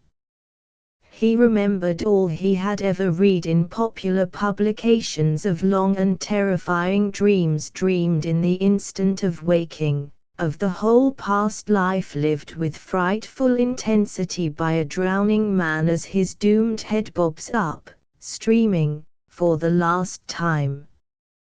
The inexplicable mysteries of conscious existence beset Chief Inspector Heat till he evolved a horrible notion that ages of atrocious pain and mental torture could be contained between two successive winks of an eye. And meantime the Chief Inspector went on, peering at the table with a calm face and the slightly anxious attention of an indigent customer bending over what may be called the by-products of a butcher's shop with a view to an inexpensive Sunday dinner. All the time his trained faculties of an excellent investigator, who scorns no chance of information, followed the self-satisfied, disjointed loquacity of the constable. "A fair-haired fellow," the last observed in a placid tone, and paused. The old woman who spoke to the sergeant noticed a fair-haired fellow coming out of Maze Hill Station. He paused. And he was a fair-haired fellow. She noticed two men coming out of the station after the up train had gone on. He continued slowly. She couldn't tell if they were together. She took no particular notice of the big one, but the other was a fair, slight chap, carrying a tin varnish can in one hand. The constable ceased. "No, the woman," muttered the chief inspector, with his eyes fixed on the table, and a vague notion in his mind of an inquest to be held presently upon a person likely to remain forever unknown. "Yes. She's housekeeper to a retired publican, and attends the chapel in Park Place sometimes," the constable uttered weightily, and paused, with another oblique glance at the table. Then suddenly, "Well, here he is, all of him I could see. Fair. Slight enough. Look at that foot there. I picked up the legs first, one after another. He was that scattered you didn't know where to begin." The constable paused. The least flicker of an innocent self-laudatory smile invested his round face with an infantile expression. "Stumbled," he announced positively. "I stumbled once myself, and pitched on my head too, while running up. Them roots do stick out all about the place. Stumbled against the root of a tree and fell, and that thing he was carrying must have gone off right under his chest, I expect." The echo of the words "person unknown" repeating itself in his inner consciousness bothered the chief inspector considerably.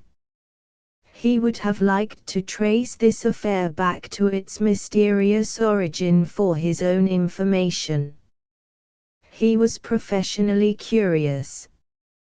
Before the public he would have liked to vindicate the efficiency of his department by establishing the identity of that man.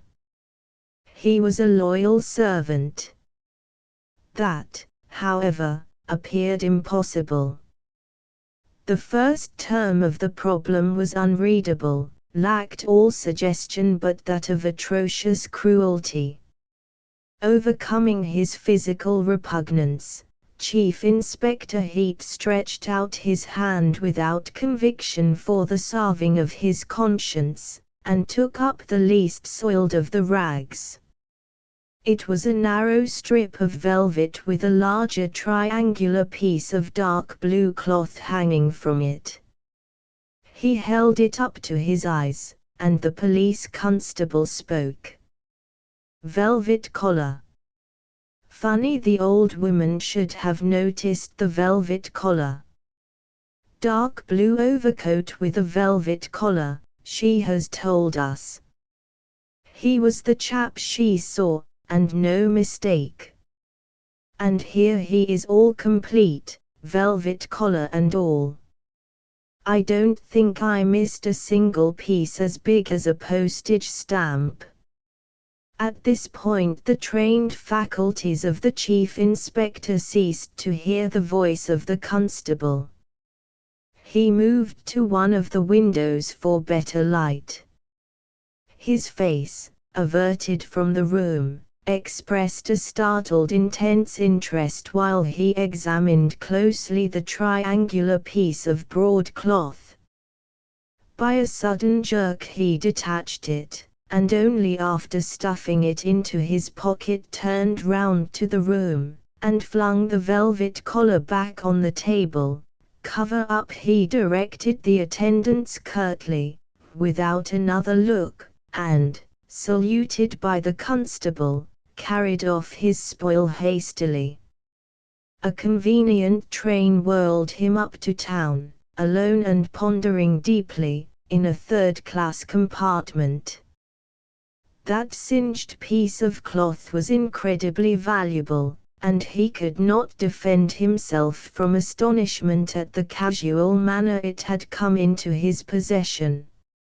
It was as if fate had thrust that clue into his hands. And after the manner of the average man, whose ambition is to command events, he began to mistrust such a gratuitous and accidental success, just because it seemed forced upon him. The practical value of success depends not a little on the way you look at it. But fate looks at nothing. It has no discretion. He no longer considered it eminently desirable all round to establish publicly the identity of the man who had blown himself up that morning with such horrible completeness. But he was not certain of the view his department would take. A department is to those it employs a complex personality with ideas and even fads of its own. It depends on the loyal devotion of its servants, and the devoted loyalty of trusted servants is associated with a certain amount of affectionate contempt, which keeps it sweet, as it were. By a benevolent provision of nature no man is a hero to his valet, or else the heroes would have to brush their own clothes. Likewise no department appears perfectly wise to the intimacy of its workers. A department does not know so much as some of its servants. Being a dispassionate organism, it can never be perfectly informed.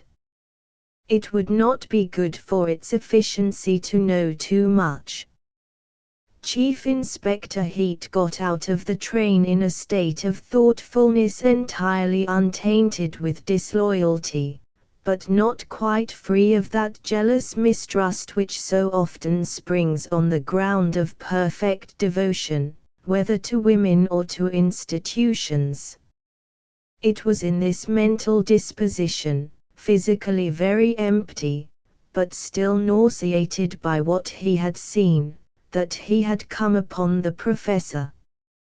Under these conditions which make for irascibility in a sound, normal man, this meeting was specially unwelcome to Chief Inspector Heat. He had not been thinking of the professor, he had not been thinking of any individual anarchist at all. The complexion of that case had somehow forced upon him the general idea of the absurdity of things human, which in the abstract is sufficiently annoying to an unphilosophical temperament, and in concrete instances becomes exasperating beyond endurance. At the beginning of his career Chief Inspector Heat had been concerned with the more energetic forms of thieving. He had gained his spurs in that sphere, and naturally enough had kept for it, after his promotion to another department, a feeling not very far removed from affection. Thieving was not a sheer absurdity. It was a form of human industry, perverse indeed, but still an industry exercised in an industrious world. It was work undertaken for the same reason as the work in potteries, in coal mines, in fields, in tool grinding shops. It was labor, whose practical difference from the other forms of labor consisted in the nature of its risk, which did not lie in ankylosis, or lead poisoning, or fire damp, or gritty dust, but in what may be briefly defined in its own special phraseology as 7 years hard. Chief Inspector Heat was, of course, not insensible to the gravity of moral differences. But neither were the thieves he had been looking after. They submitted to the severe sanctions of a morality familiar to Chief Inspector Heat with a certain resignation. They were his fellow citizens gone wrong because of imperfect education, Chief Inspector Heat believed, but allowing for that difference, he could understand the mind of a burglar, because, as a matter of fact, the mind and the instincts of a burglar are of the same kind as the mind and the instincts of a police officer. Both recognize the same conventions, and have a working knowledge of each other's methods and of the routine of their respective trades. They understand each other, which is advantageous to both, and establishes a sort of amenity in their relations. Products of the same machine, one classed as useful and the other as noxious, they take the machine for granted in different ways, but with a seriousness essentially the same. The mind of Chief Inspector Heat was inaccessible to ideas of revolt. But his thieves were not rebels. His bodily vigor, his cool inflexible manner, his courage and his fairness, had secured for him much respect and some adulation in the sphere of his early successes. He had felt himself revered and admired. And Chief Inspector Heat, arrested within 6 paces of the anarchist nicknamed the Professor, gave a thought of regret to the world of thieves, sane, without morbid ideals, working by routine, respectful of constituted authorities, free from all taint of hate and despair. After paying this tribute to what is normal in the constitution of society, for the idea of thieving appeared to his instinct as normal as the idea of property, Chief Inspector Heat felt very angry with himself for having stopped, for having spoken, for having taken that way at all on the ground of it being a short cut from the station to the headquarters. And he spoke again in his big authoritative voice, which, being moderated, had a threatening character. "You are not wanted, I tell you," he repeated. The anarchist did not stir. An inward laugh of derision uncovered not only his teeth but his gums as well, shook him all over, without the slightest sound. Chief Inspector Heat was led to add, against his better judgment, "Not yet. When I want you I will know where to find you." Those were perfectly proper words, within the tradition and suitable to his character of a police officer addressing one of his special flock. But the reception they got departed from tradition and propriety. It was outrageous.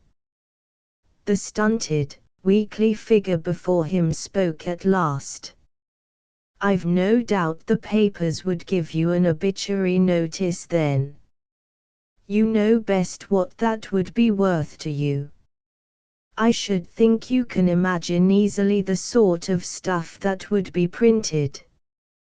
But you may be exposed to the unpleasantness of being buried together with me, though I suppose your friends would make an effort to sort us out as much as possible."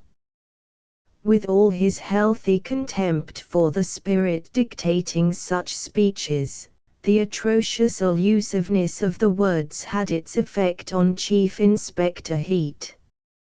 He had too much insight, and too much exact information as well, to dismiss them as rot. The dusk of this narrow lane took on a sinister tint from the dark, frail little figure, its back to the wall, and speaking with a weak, self-confident voice.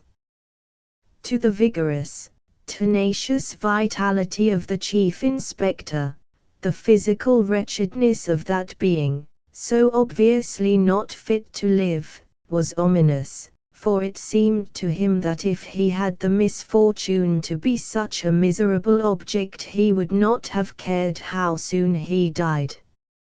Life had such a strong hold upon him that a fresh wave of nausea broke out in slight perspiration upon his brow. The murmur of town life, the subdued rumble of wheels in the two invisible streets to the right and left, came through the curve of the sordid lane to his ears with a precious familiarity and an appealing sweetness. He was human. But Chief Inspector Heat was also a man, and he could not let such words pass. "All this is good to frighten children with," he said. "I'll have you yet." It was very well said, without scorn, with an almost austere quietness. "Doubtless," was the answer, "but there's no time like the present, believe me. For a man of real convictions this is a fine opportunity of self-sacrifice. You may not find another so favorable, so humane. There isn't even a cat near us, and these condemned old houses would make a good heap of bricks where you stand. You'll never get me at so little cost to life and property, which you are paid to protect." "You don't know who you're speaking to," said Chief Inspector Heat firmly. "If I were to lay my hands on you now I would be no better than yourself." "Ah, the game. You may be sure our side will win in the end.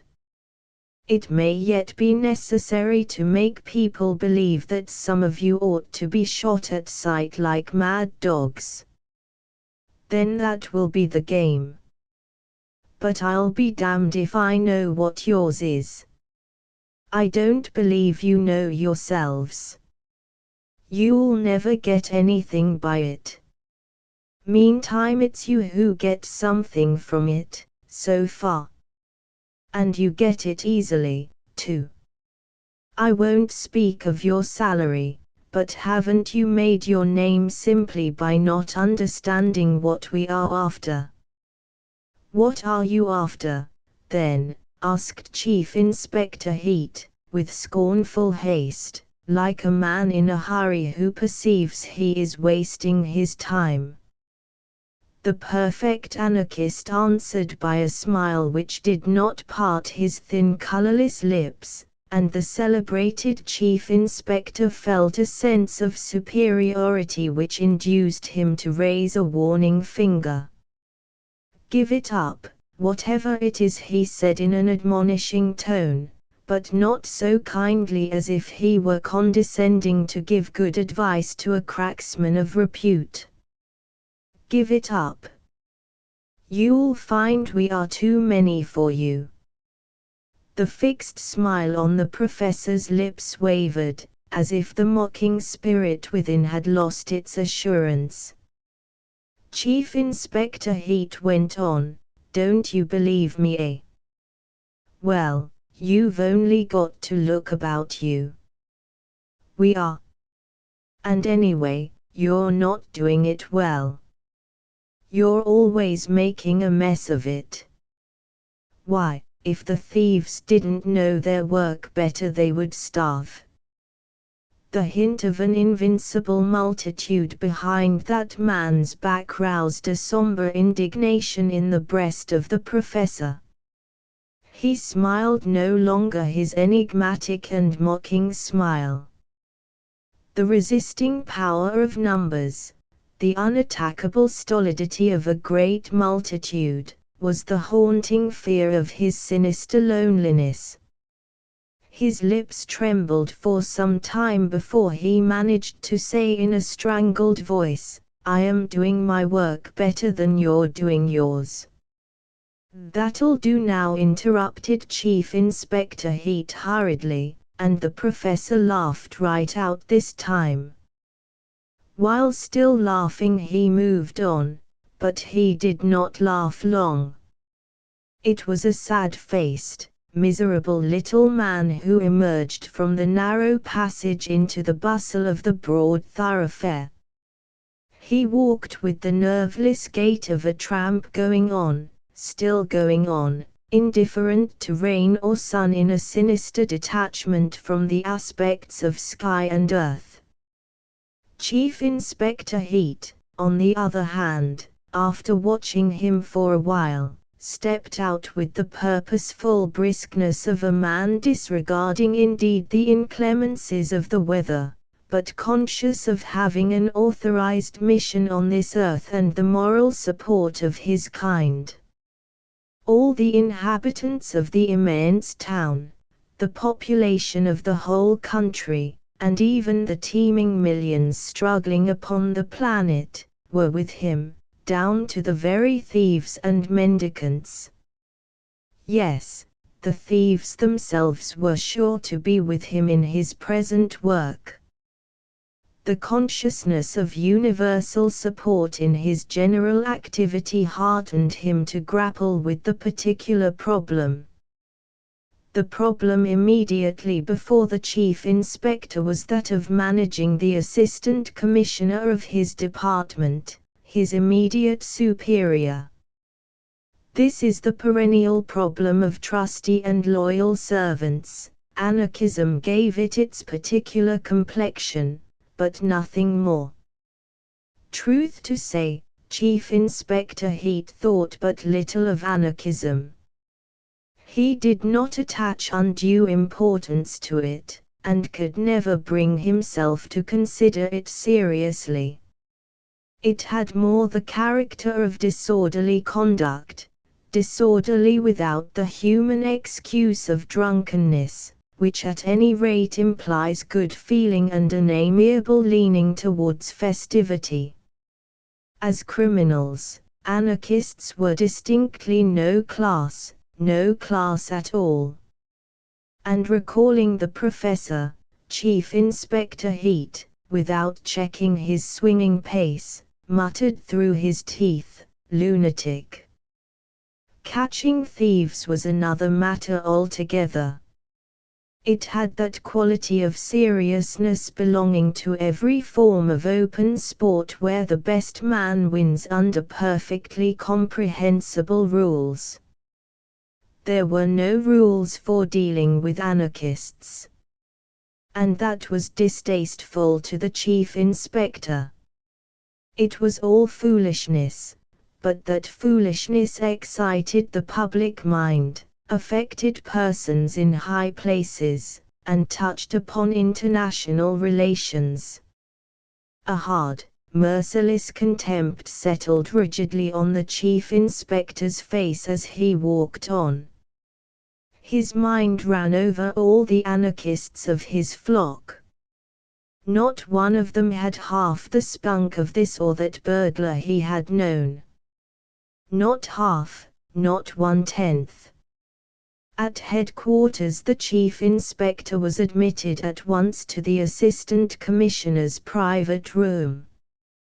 He found him, pen in hand, bent over a great table bestrewn with papers, as if worshipping an enormous double inkstand of bronze and crystal. Speaking tubes resembling snakes were tied by the heads to the back of the assistant commissioner's wooden armchair, and their gaping mouths seemed ready to bite his elbows. And in this attitude he raised only his eyes, whose lids were darker than his face and very much creased. The reports had come in, every anarchist had been exactly accounted for. After saying this he lowered his eyes, signed rapidly 2 single sheets of paper, and only then laid down his pen, and sat well back, directing an inquiring gaze at his renowned subordinate. The chief inspector stood it well, deferential but inscrutable. "I dare say you were right," said the assistant commissioner, "in telling me at first that the London anarchists had nothing to do with this. I quite appreciate the excellent watch kept on them by your men. On the other hand, this, for the public, does not amount to more than a confession of ignorance." The assistant commissioner's delivery was leisurely, as it were cautious. His thought seemed to rest poised on a word before passing to another, as though words had been the stepping stones for his intellect picking its way across the waters of error. "Unless you have brought something useful from Greenwich," he added. The chief inspector began at once the account of his investigation in a clear matter-of-fact manner. His superior, turning his chair a little, and crossing his thin legs, leaned sideways on his elbow, with one hand shading his eyes. His listening attitude had a sort of angular and sorrowful grace. Gleams as of highly burnished silver played on the sides of his ebony black head when he inclined it slowly at the end. Chief Inspector Heat waited with the appearance of turning over in his mind all he had just said, but, as a matter of fact, considering the advisability of saying something more. The Assistant Commissioner cut his hesitation short. "You believe there were 2 men?" he asked, without uncovering his eyes. The Chief Inspector thought it more than probable. In his opinion, the 2 men had parted from each other within 100 yards from the observatory walls. He explained also how the other man could have got out of the park speedily without being observed. The fog, though not very dense, was in his favor. He seemed to have escorted the other to the spot, and then to have left him there to do the job single-handed. Taking the time those 2 were seen coming out of Maze Hill Station by the old woman, and the time when the explosion was heard, the Chief Inspector thought that the other man might have been actually at the Greenwich Park Station, ready to catch the next train up, at the moment his comrade was destroying himself so thoroughly. "Very thoroughly, eh?" murmured the Assistant Commissioner from under the shadow of his hand. The Chief Inspector in a few vigorous words described the aspect of the remains. "The coroner's jury will have a treat," he added grimly. The Assistant Commissioner uncovered his eyes. "We shall have nothing to tell them," he remarked languidly. He looked up, and for a time watched the markedly non-committal attitude of his Chief Inspector.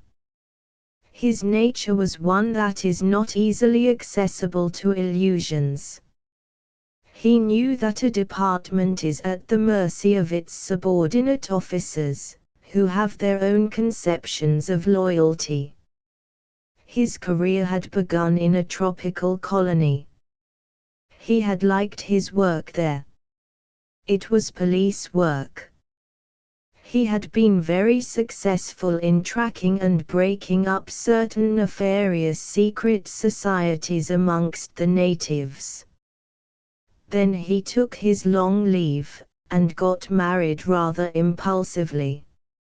It was a good match from a worldly point of view, but his wife formed an unfavorable opinion of the colonial climate on hearsay evidence. On the other hand, she had influential connections. It was an excellent match. But he did not like the work he had to do now. He felt himself dependent on too many subordinates and too many masters. The near presence of that strange emotional phenomenon called public opinion weighed upon his spirits, and alarmed him by its irrational nature.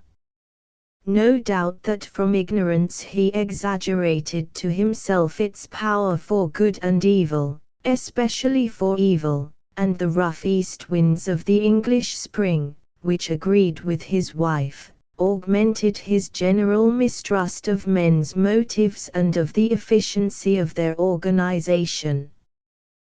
The futility of office work especially appalled him on those days so trying to his sensitive liver. He got up, unfolding himself to his full height, and with a heaviness of step remarkable in so slender a man, moved across the room to the window. The panes streamed with rain, and the short street he looked down into lay wet and empty, as if swept clear suddenly by a great flood. It was a very trying day, choked in raw fog to begin with, and now drowned in cold rain. The flickering, blurred flames of gas lamps seemed to be dissolving in a watery atmosphere, and the lofty pretensions of a mankind oppressed by the miserable indignities of the weather appeared as a colossal and hopeless vanity deserving of scorn, wonder, and compassion. Horrible, horrible, thought the Assistant Commissioner to himself, with his face near the window pane. We have been having this sort of thing now for 10 days, no, a fortnight. A fortnight. He ceased to think completely for a time. That utter stillness of his brain lasted about 3 seconds. Then he said perfunctorily, "You have set inquiries on foot for tracing that other man up and down the line." He had no doubt that everything needful had been done. Chief Inspector Heat knew, of course, thoroughly the business of man-hunting. And these were the routine steps, too, that would be taken as a matter of course by the merest beginner. A few inquiries amongst the ticket collectors and the porters of the 2 small railway stations would give additional details as to the appearance of the 2 men. The inspection of the collected tickets would show at once where they came from that morning. It was elementary, and could not have been neglected. Accordingly the chief inspector answered that all this had been done directly the old woman had come forward with her deposition. And he mentioned the name of a station. "That's where they came from, sir," he went on. "The porter who took the tickets at Maze Hill remembers 2 chaps answering to the description passing the barrier. They seemed to him 2 respectable working men of a superior sort, sign painters or house decorators. The big man got out of a 3rd-class compartment backward, with a bright tin can in his hand. On the platform he gave it to carry to the fair young fellow who followed him. All this agrees exactly with what the old woman told the police sergeant in Greenwich." The Assistant Commissioner, still with his face turned to the window, expressed his doubt as to these 2 men having had anything to do with the outrage. All this theory rested upon the utterances of an old charwoman who had been nearly knocked down by a man in a hurry. Not a very substantial authority indeed, unless on the ground of sudden inspiration, which was hardly tenable. Frankly now, could she have been really inspired, he queried, with grave irony, keeping his back to the room, as if entranced by the contemplation of the town's colossal forms half lost in the night. He did not even look round when he heard the mutter of the word providential from the principal subordinate of his department, whose name, printed sometimes in the papers, was familiar to the great public as that of one of its zealous and hard-working protectors. Chief Inspector Heat raised his voice a little. "Strips and bits of bright tin were quite visible to me," he said. "That's a pretty good corroboration. And these men came from that little country station?" the Assistant Commissioner mused aloud, wondering. He was told that such was the name on 2 tickets out of 3 given up out of that train at Maze Hill. The third person who got out was a hawker from Gravesend well known to the porters. The chief inspector imparted that information in a tone of finality with some ill humor, as loyal servants will do in the consciousness of their fidelity and with the sense of the value of their loyal exertions. And still the assistant commissioner did not turn away from the darkness outside, as vast as a sea. 2 foreign anarchists coming from that place, he said, apparently to the window pane. It's rather unaccountable. Yes, sir. But it would be still more unaccountable if that Michaelis weren't staying in a cottage in the neighborhood. At the sound of that name, falling unexpectedly into this annoying affair, the assistant commissioner dismissed brusquely the vague remembrance of his daily whist party at his club. It was the most comforting habit of his life, in a mainly successful display of his skill without the assistance of any subordinate. He entered his club to play from 5 to 7, before going home to dinner, forgetting for those 2 hours whatever was distasteful in his life, as though the game were a beneficent drug for allaying the pangs of moral discontent. His partners were the gloomily humorous editor of a celebrated magazine, a silent, elderly barrister with malicious little eyes, and a highly martial, simple-minded old colonel with nervous brown hands.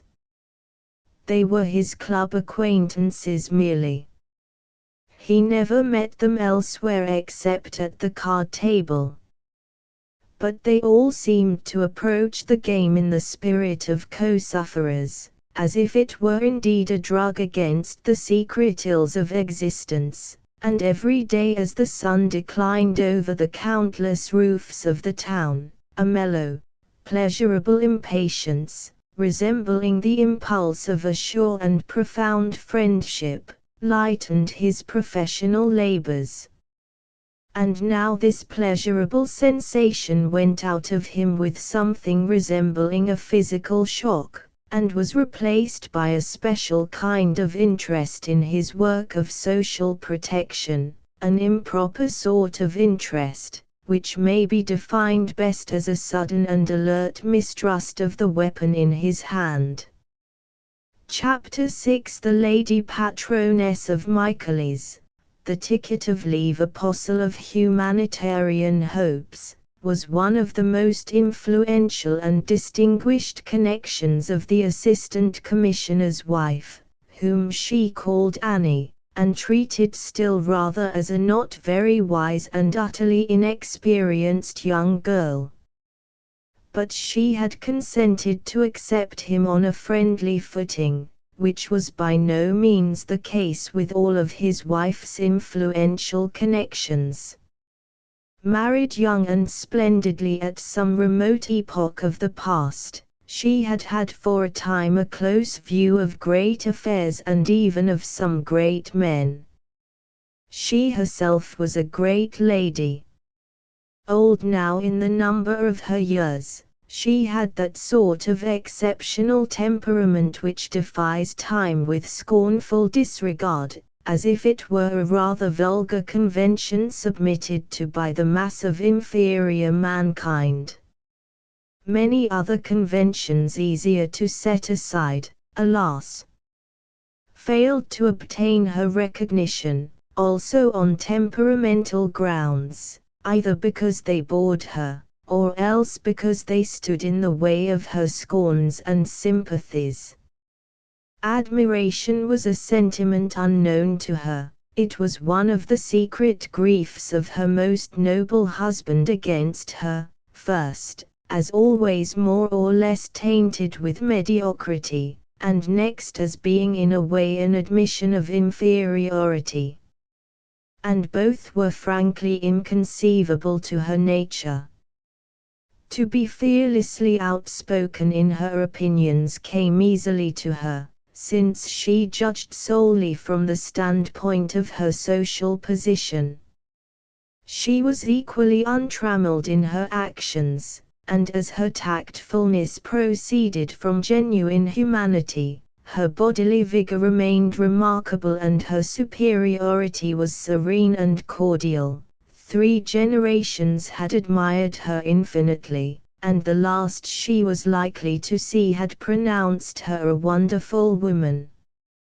Meantime intelligent, with a sort of lofty simplicity, and curious at heart, but not like many women merely of social gossip, she amused her age by attracting within her ken through the power of her great, almost historical, social prestige everything that rose above the dead level of mankind, lawfully or unlawfully, by position, wit, audacity, fortune or misfortune. Royal highnesses, artists, men of science, young statesmen, and charlatans of all ages and conditions, who, unsubstantial and light, bobbing up like corks, show best the direction of the surface currents, had been welcomed in that house, listened to, penetrated, understood, appraised, for her own edification. In her own words, she liked to watch what the world was coming to. And as she had a practical mind, her judgment of men and things, though based on special prejudices, was seldom totally wrong, and almost never wrong-headed. Her drawing-room was probably the only place in the wide world where an assistant commissioner of police could meet a convict liberated on a ticket of leave on other than professional and official ground. Who had brought Michaelis there one afternoon the assistant commissioner did not remember very well. He had a notion it must have been a certain member of Parliament of illustrious parentage and unconventional sympathies, which were the standing joke of the comic papers. The notabilities and even the simple notorieties of the day brought each other freely to that temple of an old woman's not ignoble curiosity. You never could guess whom you were likely to come upon being received in semi-privacy within the faded blue silk and gilt frame screen, making a cozy nook for a couch and a few armchairs in the great drawing-room, with its hum of voices and the groups of people seated or standing in the light of 6 tall windows. Michaelis had been the object of a revulsion of popular sentiment, the same sentiment which years ago had applauded the ferocity of the life sentence passed upon him for complicity in a rather mad attempt to rescue some prisoners from a police van. The plan of the conspirators had been to shoot down the horses and overpower the escort. Unfortunately, one of the police constables got shot too.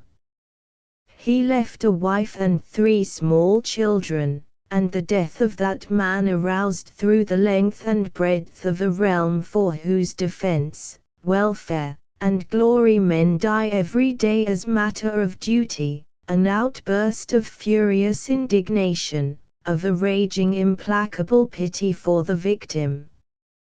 3 ringleaders got hanged. Michaelis, young and slim, locksmith by trade, and great frequenter of evening schools, did not even know that anybody had been killed, his part with a few others being to force open the door at the back of the special conveyance. When arrested he had a bunch of skeleton keys in one pocket, a heavy chisel in another, and a short crowbar in his hand, neither more nor less than a burglar. But no burglar would have received such a heavy sentence.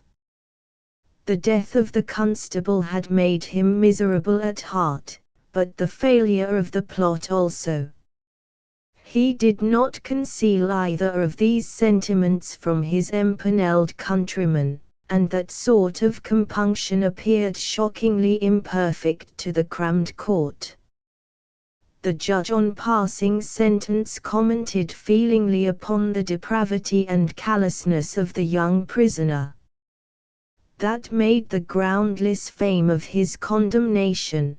The fame of his release was made for him on no better grounds by people who wished to exploit the sentimental aspect of his imprisonment either for purposes of their own or for no intelligible purpose. He let them do so in the innocence of his heart and the simplicity of his mind. Nothing that happened to him individually had any importance. He was like those saintly men whose personality is lost in the contemplation of their faith. His ideas were not in the nature of convictions. They were inaccessible to reasoning. They formed in all their contradictions and obscurities an invincible and humanitarian creed, which he confessed rather than preached, with an obstinate gentleness, a smile of pacific assurance on his lips, and his candid blue eyes cast down because the sight of faces troubled his inspiration developed in solitude. In that characteristic attitude, pathetic in his grotesque and incurable obesity which he had to drag like a galley slave's bullet to the end of his days, the Assistant Commissioner of Police beheld the ticket of leave apostle filling a privileged armchair within the screen. He sat there by the head of the old lady's couch, mild-voiced and quiet, with no more self-consciousness than a very small child, and with something of a child's charm, the appealing charm of trustfulness. Confident of the future, whose secret ways had been revealed to him within the four walls of a well-known penitentiary, he had no reason to look with suspicion upon anybody. If he could not give the great and curious lady a very definite idea as to what the world was coming to, he had managed without effort to impress her by his unembittered faith, by the sterling quality of his optimism. A certain simplicity of thought is common to serene souls at both ends of the social scale. The great lady was simple in her own way. His views and beliefs had nothing in them to shock or startle her, since she judged them from the standpoint of her lofty position. Indeed, her sympathies were easily accessible to a man of that sort. She was not an exploiting capitalist herself, she was, as it were, above the play of economic conditions. And she had a great capacity of pity for the more obvious forms of common human miseries, precisely because she was such a complete stranger to them that she had to translate her conception into terms of mental suffering before she could grasp the notion of their cruelty. The Assistant Commissioner remembered very well the conversation between these two. He had listened in silence. It was something as exciting in a way, and even touching in its foredoomed futility, as the efforts at moral intercourse between the inhabitants of remote planets. But this grotesque incarnation of humanitarian passion appealed somehow to one's imagination.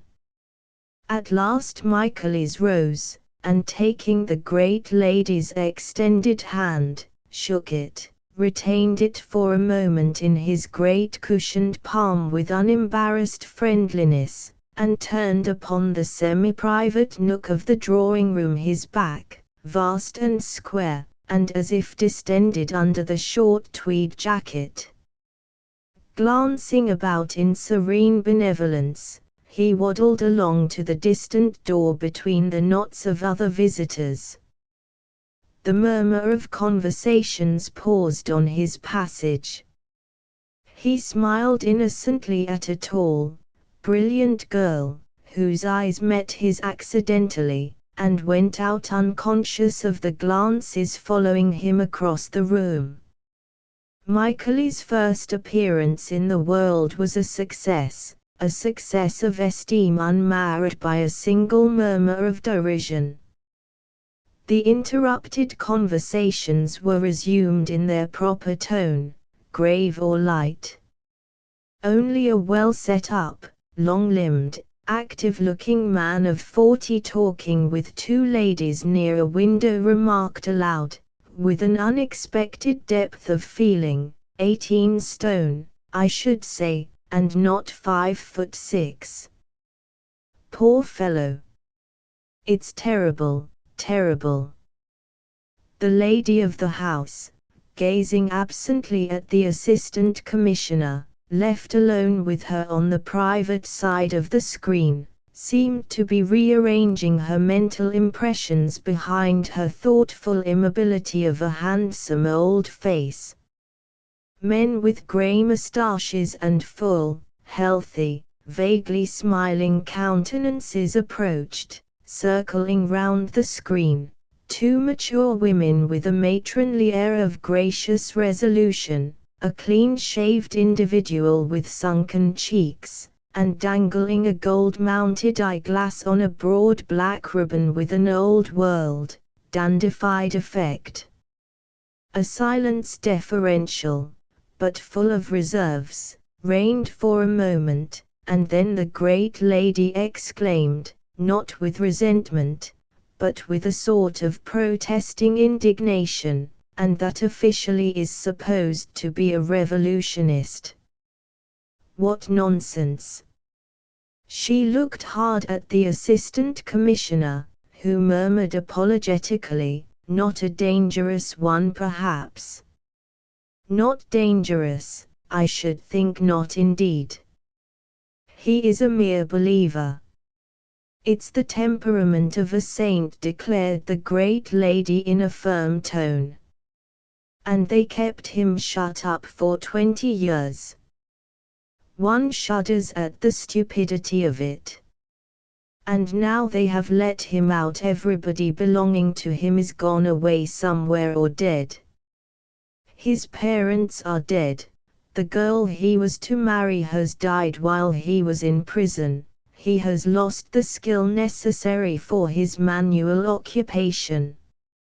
He told me all this himself with the sweetest patience, but then, he said, he had had plenty of time to think out things for himself. A pretty compensation.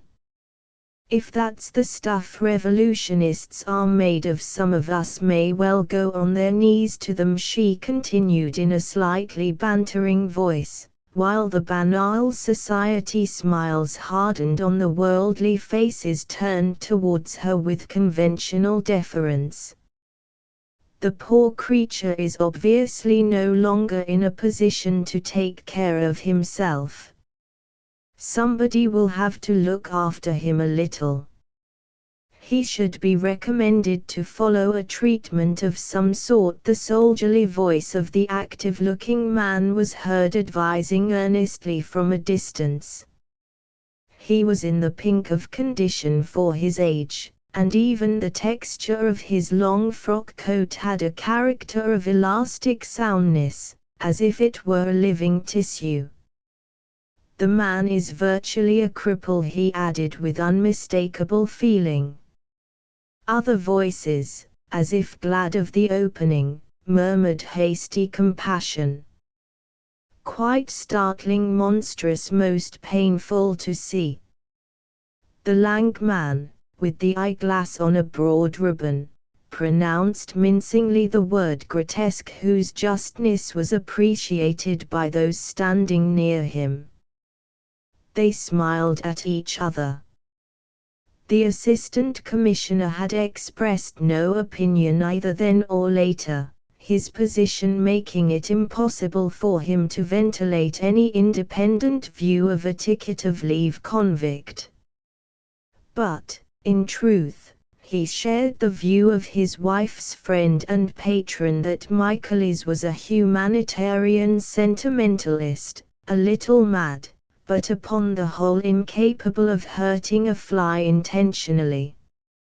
So when that name cropped up suddenly in this vexing bomb affair, he realized all the danger of it for the ticket of leave apostle, and his mind reverted at once to the old lady's well-established infatuation. Her arbitrary kindness would not brook patiently any interference with Michaelis' freedom. It was a deep, calm, convinced infatuation. She had not only felt him to be inoffensive, but she had said so, which last by a confusion of her absolutist mind became a sort of incontrovertible demonstration. It was as if the monstrosity of the man, with his candid infant's eyes and a fat angelic smile, had fascinated her. She had come to believe almost his theory of the future, since it was not repugnant to her prejudices. She disliked the new element of plutocracy in the social compound, and industrialism as a method of human development appeared to her singularly repulsive in its mechanical and unfeeling character. The humanitarian hopes of the mild Michaelis tended not towards utter destruction, but merely towards the complete economic ruin of the system. And she did not really see where was the moral harm of it. It would do away with all the multitude of the parvenus whom she disliked and mistrusted, not because they had arrived anywhere, she denied that, but because of their profound unintelligence of the world, which was the primary cause of the crudity of their perceptions and the aridity of their hearts. With the annihilation of all capital they would vanish too, but universal ruin, providing it was universal, as it was revealed to Michaelis, would leave the social values untouched. The disappearance of the last piece of money could not affect people of position. She could not conceive how it could affect her position, for instance. She had developed these discoveries to the assistant commissioner with all the serene fearlessness of an old woman who had escaped the blight of indifference. He had made for himself the rule to receive everything of that sort in a silence which he took care from policy and inclination not to make offensive. He had an affection for the aged disciple of Michaelis, a complex sentiment depending a little on her prestige, on her personality, but most of all on the instinct of flattered gratitude. He felt himself really liked in her house. She was kindness personified. And she was practically wise too, after the manner of experienced women. She made his married life much easier than it would have been without her generously full recognition of his rights as Annie's husband. Her influence upon his wife, a woman devoured by all sorts of small selfishnesses, small envies, small jealousies, was excellent. Unfortunately, both her kindness and her wisdom were of unreasonable complexion, distinctly feminine, and difficult to deal with. She remained a perfect woman all along her full tale of years, and not as some of them do become, a sort of slippery, pestilential old man in petticoats. And it was as of a woman that he thought of her, the specially choice incarnation of the feminine, wherein is recruited the tender, ingenuous, and fierce bodyguard for all sorts of men who talk under the influence of an emotion, true or fraudulent, for preachers, seers, prophets, or reformers. appreciating the distinguished and good friend of his wife, and himself. In that way, the assistant commissioner became alarmed at the convict Michael's possible fate. Once arrested on suspicion of being in some way, however remote, a party to this outrage, the man could hardly escape being sent back to finish his sentence at least. And that would kill him. He would never come out alive. The assistant commissioner made a reflection extremely unbecoming his official position without being really creditable to his humanity. If the fellow is laid hold of again, he thought, she will never forgive me. The frankness of such a secretly outspoken thought could not go without some derisive self-criticism. No man engaged in a work he does not like can preserve many saving illusions about himself. The distaste, the absence of glamour, extend from the occupation to the personality. It is only when our appointed activities seem by a lucky accident to obey the particular earnestness of our temperament that we can taste the comfort of complete self-deception. The assistant commissioner did not like his work at home. The police work he had been engaged on in a distant part of the globe had the saving character of an irregular sort of warfare, or at least the risk and excitement of open-air sport. His real abilities, which were mainly of an administrative order, were combined with an adventurous disposition. Chained to a desk in the thick of 4 millions of men, he considered himself the victim of an ironic fate, the same, no doubt, which had brought about his marriage with a woman exceptionally sensitive in the matter of colonial climate, besides other limitations testifying to the delicacy of her nature, and her tastes. Though he judged his alarms sardonically, he did not dismiss the improper thought from his mind. The instinct of self-preservation was strong within him.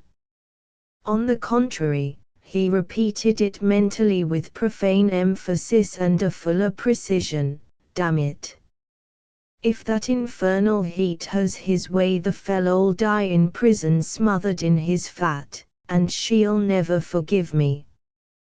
His black, narrow figure, with the white band of the collar under the silvery gleams on the close-cropped hair at the back of the head, remained motionless. The silence had lasted such a long time that Chief Inspector Heat ventured to clear his throat. This noise produced its effect. The zealous and intelligent officer was asked by his superior, whose back remained turned to him immovably, "You connect Michaelis with this affair?" Chief Inspector Heat was very positive, but cautious.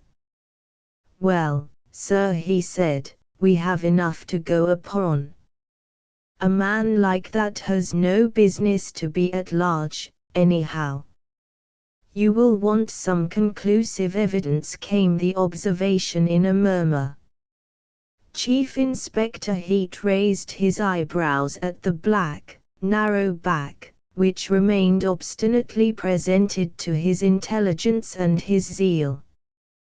"There will be no difficulty in getting up sufficient evidence against him," he said, with virtuous complacency.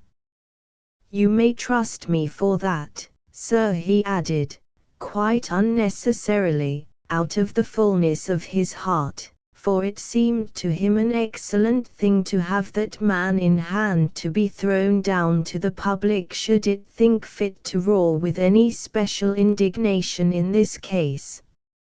It was impossible to say yet whether it would roar or not.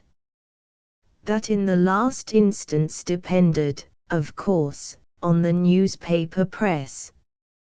But in any case, Chief Inspector Heat, purveyor of prisons by trade, and a man of legal instincts, did logically believe that incarceration was the proper fate for every declared enemy of the law.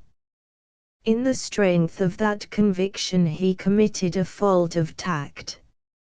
He allowed himself a little conceited laugh, and repeated, "Trust me for that, sir." This was too much for the forced calmness under which the Assistant Commissioner had for upwards of 18 months concealed his irritation with the system and the subordinates of his office. A square peg forced into a round hole, he had felt like a daily outrage that long-established smooth roundness into which a man of less sharply angular shape would have fitted himself, with voluptuous acquiescence, after a shrug or two. What he resented most was just the necessity of taking so much on trust. At the little laugh of Chief Inspector Heats he spun swiftly on his heels, as if whirled away from the window pane by an electric shock. He caught on the latter's face not only the complacency proper to the occasion lurking under the moustache, but the vestiges of experimental watchfulness in the round eyes, which had been, no doubt, fastened on his back, and now met his glance for a second before the intent character of their stare had the time to change to a merely startled appearance. The Assistant Commissioner of Police had really some qualifications for his post. Suddenly his suspicion was awakened. It is but fair to say that his suspicions of the police methods, unless the police happened to be a semi-military body organized by himself, was not difficult to arouse. If it ever slumbered from sheer weariness, it was but lightly, and his appreciation of Chief Inspector Heat's zeal and ability, moderate in itself, excluded all notion of moral confidence. "He's up to something," he exclaimed mentally, and at once became angry. Crossing over to his desk with headlong strides, he sat down violently. "Here I am stuck in a litter of paper," he reflected, with unreasonable resentment, "supposed to hold all the threads in my hands, and yet I can but hold what is put in my hand, and nothing else. And they can fasten the other ends of the threads where they please." He raised his head, and turned towards his subordinate a long, meager face with the accentuated features of an energetic Don Quixote. "Now what is it you've got up your sleeve?" The other stared. He stared without winking in a perfect immobility of his round eyes, as he was used to stare at the various members of the criminal class when, after being duly cautioned, they made their statements in the tones of injured innocence, or false simplicity, or sullen resignation. But behind that professional and stony fixity there was some surprise too, for in such a tone, combining nicely the note of contempt and impatience, Chief Inspector Heat, the right-hand man of the department, was not used to be addressed. He began in a procrastinating manner, like a man taken unawares by a new and unexpected experience. "What I've got against that man Michael is you mean, sir." The Assistant Commissioner watched the bullet head, the points of that Norse rover's moustache, falling below the line of the heavy jaw, the whole full and pale physiognomy, whose determined character was marred by too much flesh, at the cunning wrinkles radiating from the outer corners of the eyes, and in that purposeful contemplation of the valuable and trusted officer he drew a conviction so sudden that it moved him like an inspiration. "I have reason to think that when you came into this room," he said in measured tones, "it was not Michaelis who was in your mind, not principally, perhaps not at all." "You have reason to think, sir," muttered Chief Inspector Heat, with every appearance of astonishment, which up to a certain point was genuine enough. He had discovered in this affair a delicate and perplexing side, forcing upon the discoverer a certain amount of insincerity, that sort of insincerity which, under the names of skill, prudence, discretion, turns up at one point or another in most human affairs. He felt at the moment like a tightrope artist might feel if suddenly, in the middle of the performance, the manager of the music hall were to rush out of the proper managerial seclusion and begin to shake the rope. Indignation, the sense of moral insecurity engendered by such a treacherous proceeding joined to the immediate apprehension of a broken neck, would, in the colloquial phrase, put him in a state.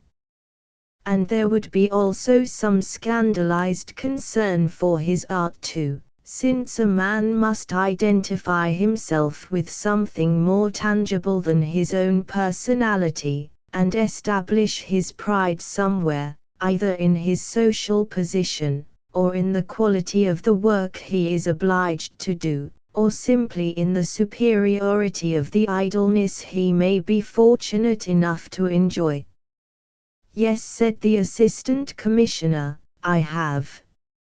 I do not mean to say that you have not thought of Michaelis at all. But you are giving the fact you've mentioned a prominence which strikes me as not quite candid, Inspector Heat. If that is really the track of discovery, why haven't you followed it up at once, either personally or by sending one of your men to that village? Do you think, sir, I have failed in my duty there?" the Chief Inspector asked, in a tone which he sought to make simply reflective.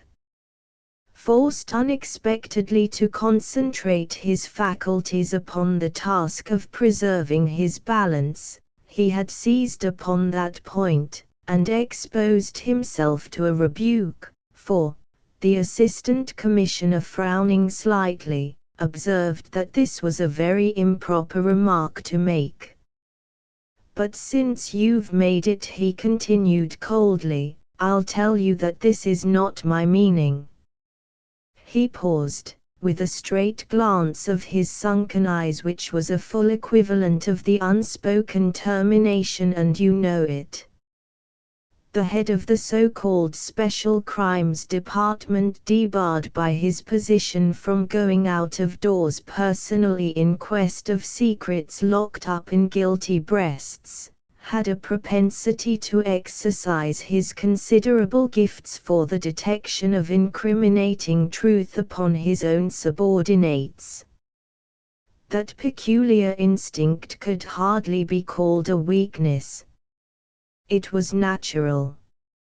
He was a born detective. It had unconsciously governed his choice of a career, and if it ever failed him in life it was perhaps in the one exceptional circumstance of his marriage, which was also natural. It fed, since it could not roam abroad, upon the human material which was brought to it in its official seclusion. We can never cease to be ourselves.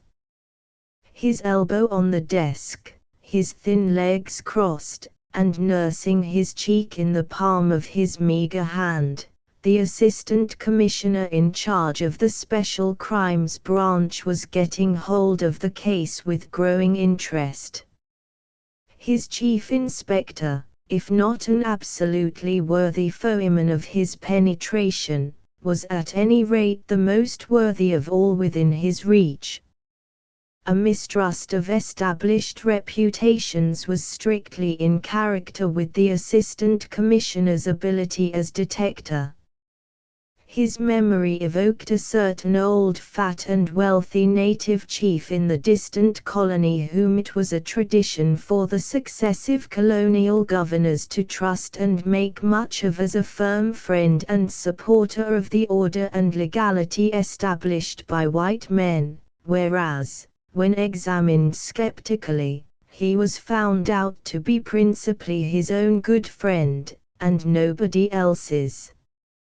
Not precisely a traitor, but still a man of many dangerous reservations in his fidelity, caused by a due regard for his own advantage, comfort, and safety.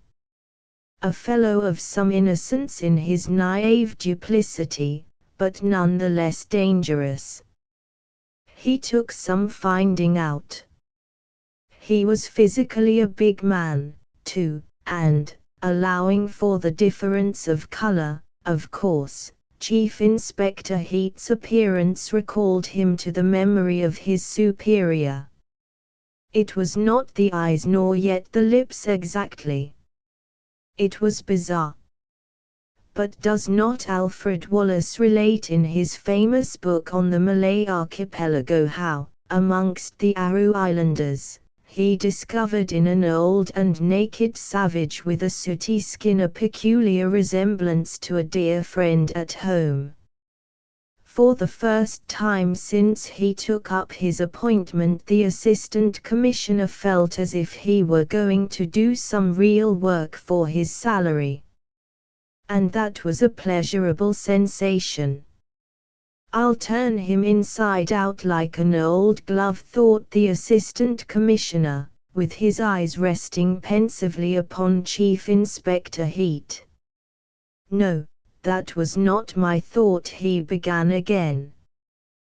"There is no doubt about you knowing your business, no doubt at all, and that's precisely why He stopped short, and changing his tone, "What could you bring up against Michaelis of a definite nature? I mean apart from the fact that the two men under suspicion, you're certain there were two of them, came last from a railway station within 3 miles of the village where Michaelis is living now. This by itself is enough for us to go upon, sir, with that sort of man," said the Chief Inspector, with returning composure. The slight approving movement of the Assistant Commissioner's head went far to pacify the resentful astonishment of the renowned officer. For Chief Inspector Heat was a kind man, an excellent husband, a devoted father, and the public and departmental confidence he enjoyed acting favorably upon an amiable nature, disposed him to feel friendly towards the successive Assistant Commissioners he had seen pass through that very room. There had been 3 in his time. The first one, a soldierly, abrupt, red-faced person, with white eyebrows and an explosive temper, could be managed with a silken thread. He left on reaching the age limit. The second, a perfect gentleman, knowing his own and everybody else's place to a nicety, on resigning to take up a higher appointment out of England got decorated for, really, Inspector Heat's services. To work with him had been a pride and a pleasure. The third, a bit of a dark horse from the first, was at the end of 18 months something of a dark horse still to the department. Upon the whole, Chief Inspector Heat believed him to be in the main harmless, odd-looking, but harmless. He was speaking now, and the Chief Inspector listened with outward deference, which means nothing, being a matter of duty, and inwardly with benevolent toleration. Michaelis reported himself before leaving London for the country. Yes, sir. He did. And what may he be doing there? Continued the Assistant Commissioner, who was perfectly informed on that point. Fitted with painful tightness into an old wooden armchair, before a worm-eaten oak table in an upstairs room of a four-roomed cottage with a roof of moss-grown tiles, Michaelis was writing night and day in a shaky, slanting hand that autobiography of a prisoner which was to be like a book of revelation in the history of mankind. The conditions of confined space, seclusion, and solitude in a small four-roomed cottage were favorable to his inspiration. It was like being in prison, except that one was never disturbed for the odious purpose of taking exercise according to the tyrannical regulations of his old home in the penitentiary. He could not tell whether the sun still shone on the earth or not. The perspiration of the literary labor dropped from his brow. A delightful enthusiasm urged him on. It was the liberation of his inner life, the letting out of his soul into the wide world. And the zeal of his guileless vanity, first awakened by the offer of £500 from a publisher, seemed something predestined and holy. It would be, of course, most desirable to be informed exactly, insisted the Assistant Commissioner uncandidly.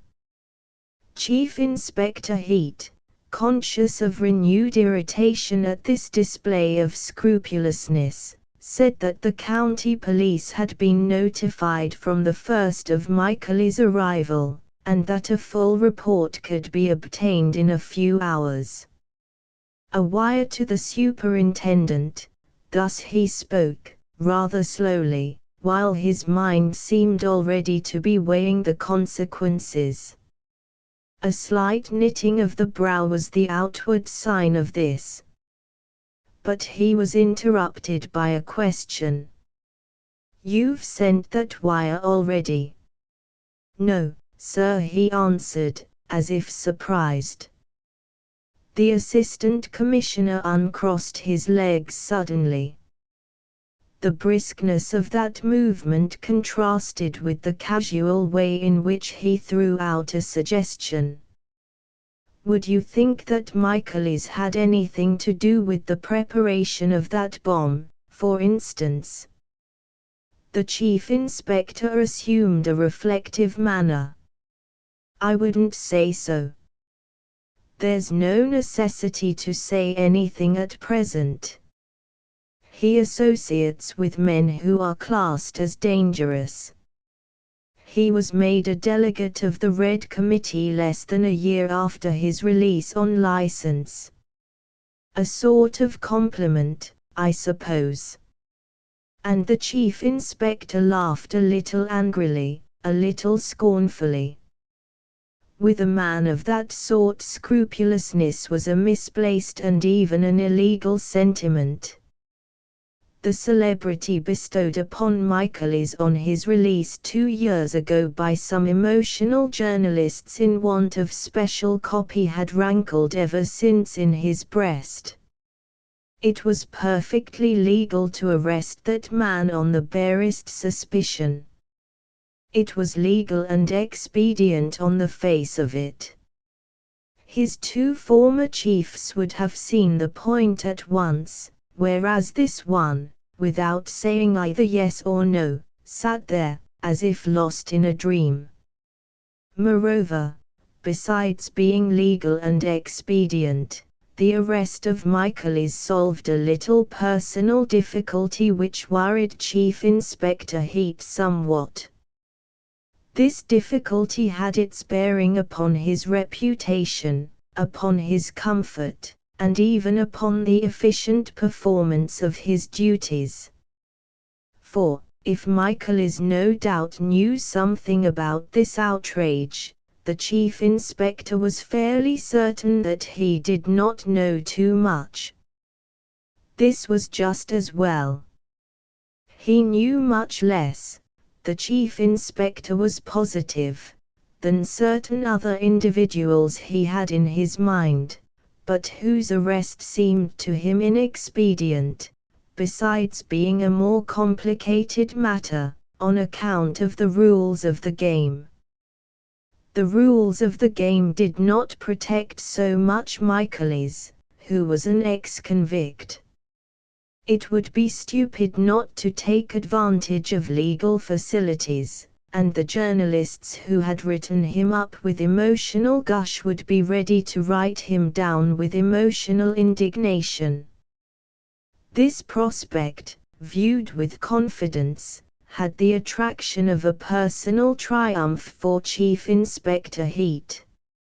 And deep down in his blameless bosom of an average married citizen, almost unconscious but potent nevertheless, the dislike of being compelled by events to meddle with the desperate ferocity of the professor had its say. This dislike had been strengthened by the chance meeting in the lane.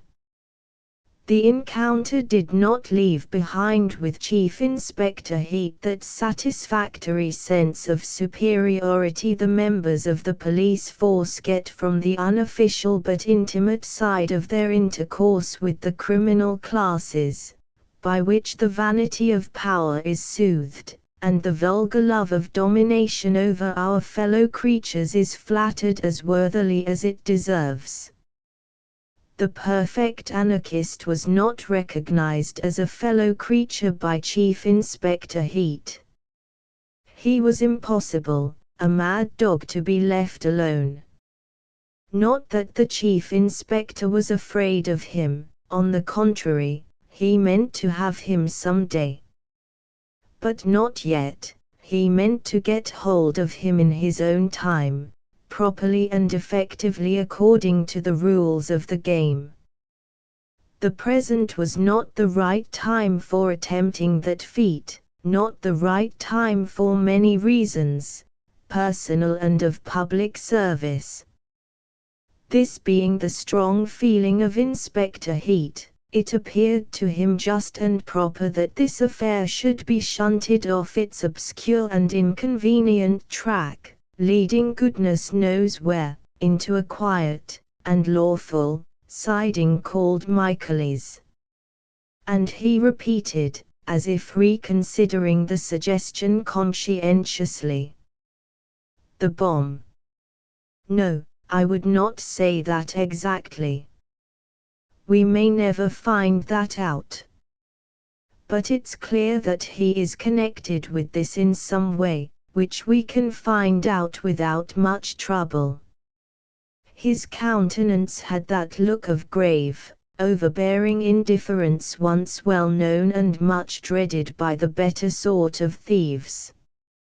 Chief Inspector Heat, though what is called a man, was not a smiling animal. But his inward state was that of satisfaction at the passively receptive attitude of the Assistant Commissioner, who murmured gently, "And you really think that the investigation should be made in that direction?" "I do, sir." "Quite convinced?" "I am, sir."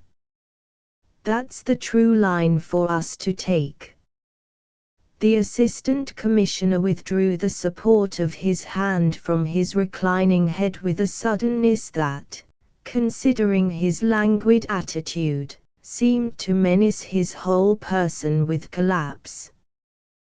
But, on the contrary, he sat up, extremely alert, behind the great writing table on which his hand had fallen with the sound of a sharp blow.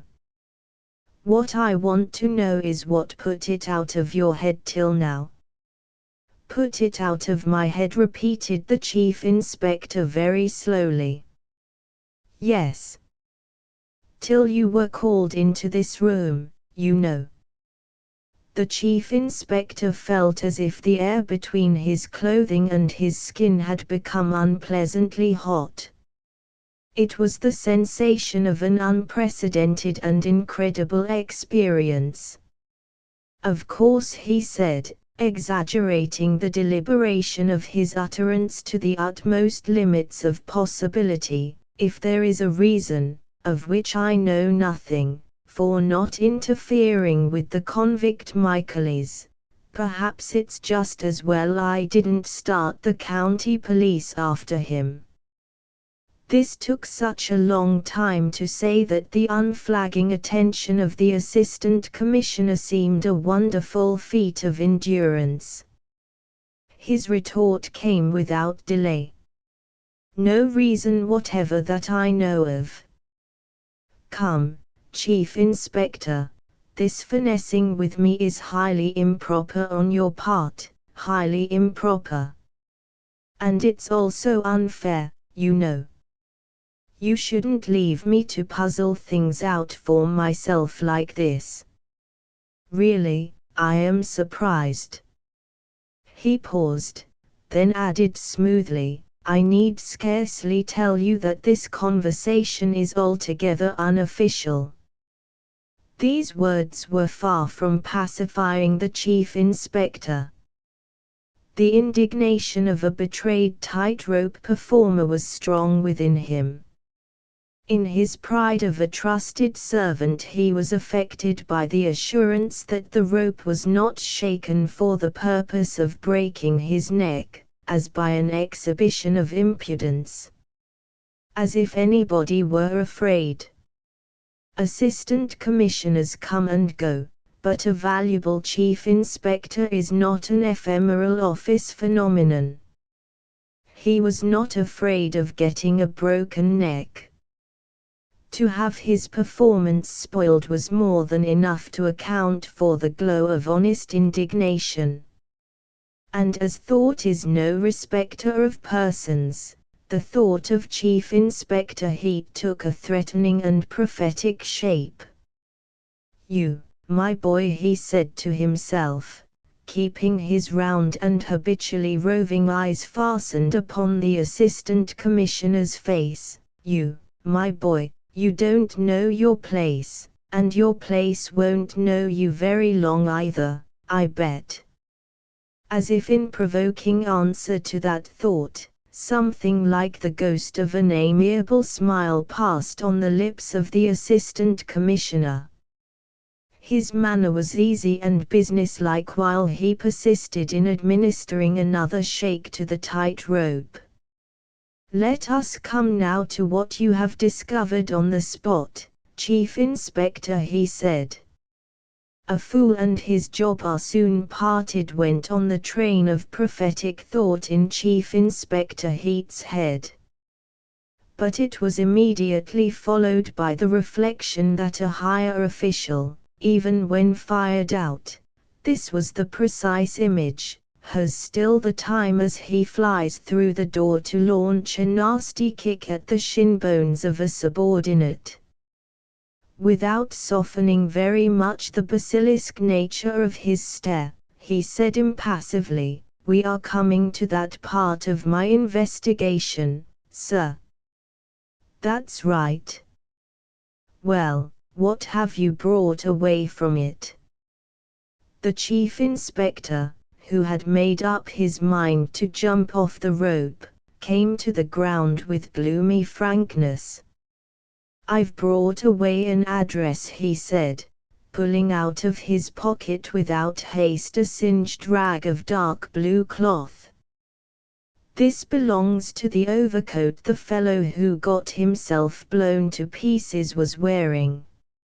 Of course, the overcoat may not have been his, and may even have been stolen. But that's not at all probable if you look at this. The chief inspector, stepping up to the table, smoothed out carefully the rag of blue cloth. He had picked it up from the repulsive heap in the mortuary, because a tailor's name is found sometimes under the collar. It is not often of much use, but still, he only half expected to find anything useful, but certainly he did not expect to find, not under the collar at all, but stitched carefully on the underside of the lapel, a square piece of calico with an address written on it in marking ink. The chief inspector removed his smoothing hand. "I carried it off with me without anybody taking notice," he said. "I thought it best. It can always be produced if required." The assistant commissioner, rising a little in his chair, pulled the cloth over to his side of the table. He sat looking at it in silence. Only the number 32 and the name of Brett Street were written in marking ink on a piece of calico slightly larger than an ordinary cigarette paper. He was genuinely surprised. "Can't understand why he should have gone about labeled like this," he said, looking up at Chief Inspector Heat. "It's a most extraordinary thing. I met once in the smoking room of a hotel an old gentleman who went about with his name and address sewn on in all his coats in case of an accident or sudden illness," said the chief inspector. "He professed to be 84 years old, but he didn't look his age. He told me he was also afraid of losing his memory suddenly, like those people he has been reading of in the papers." A question from the assistant commissioner, who wanted to know what was number 32 Brett Street, interrupted that reminiscence abruptly. The chief inspector, driven down to the ground by unfair artifices, had elected to walk the path of unreserved openness. If he believed firmly that to know too much was not good for the department, the judicious holding back of knowledge was as far as his loyalty dared to go for the good of the service. If the assistant commissioner wanted to mismanage this affair, nothing, of course, could prevent him. But, on his own part, he now saw no reason for a display of alacrity. So he answered concisely, "It's a shop, sir." The assistant commissioner, with his eyes lowered on the rag of blue cloth, waited for more information. As that did not come, he proceeded to obtain it by a series of questions propounded with gentle patience. Thus he acquired an idea of the nature of Mr. Verloc's commerce, of his personal appearance, and heard at last his name. In a pause the assistant commissioner raised his eyes, and discovered some animation on the chief inspector's face. They looked at each other in silence. "Of course," said the latter, "the department has no record of that man." "Did any of my predecessors have any knowledge of what you have told me now?" asked the assistant commissioner, putting his elbows on the table and raising his joined hands before his face, as if about to offer prayer, only that his eyes had not a pious expression. "No, sir, certainly not." "What would have been the object?" "That sort of man could never be produced publicly to any good purpose. It was sufficient for me to know who he was, and to make use of him in a way that could be used publicly." "And do you think that sort of private knowledge consistent with the official position you occupy?" "Perfectly, sir. I think it's quite proper.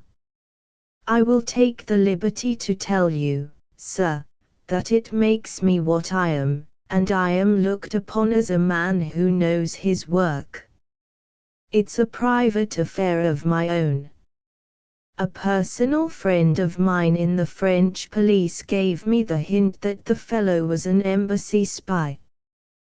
Private friendship, private information, private use of it, that's how I look upon it. The assistant commissioner, after remarking to himself that the mental state of the renowned chief inspector seemed to affect the outline of his lower jaw, as if the lively sense of his high professional distinction had been located in that part of his anatomy, dismissed the point for the moment with a calm "I see." Then, leaning his cheek on his joined hands, "Well then, speaking privately if you like, how long have you been in private touch with this embassy spy?" To this inquiry the private answer of the chief inspector, so private that it was never shaped into audible words, was, "Long before you were even thought of for your place here." The so to speak public utterance was much more precise. I saw him for the first time in my life a little more than 7 years ago, when 2 Imperial Highnesses and the Imperial Chancellor were on a visit here. I was put in charge of all the arrangements for looking after them. Baron Stotwartenheim was ambassador then. He was a very nervous old gentleman. One evening, 3 days before the Guildhall banquet, he sent word that he wanted to see me for a moment.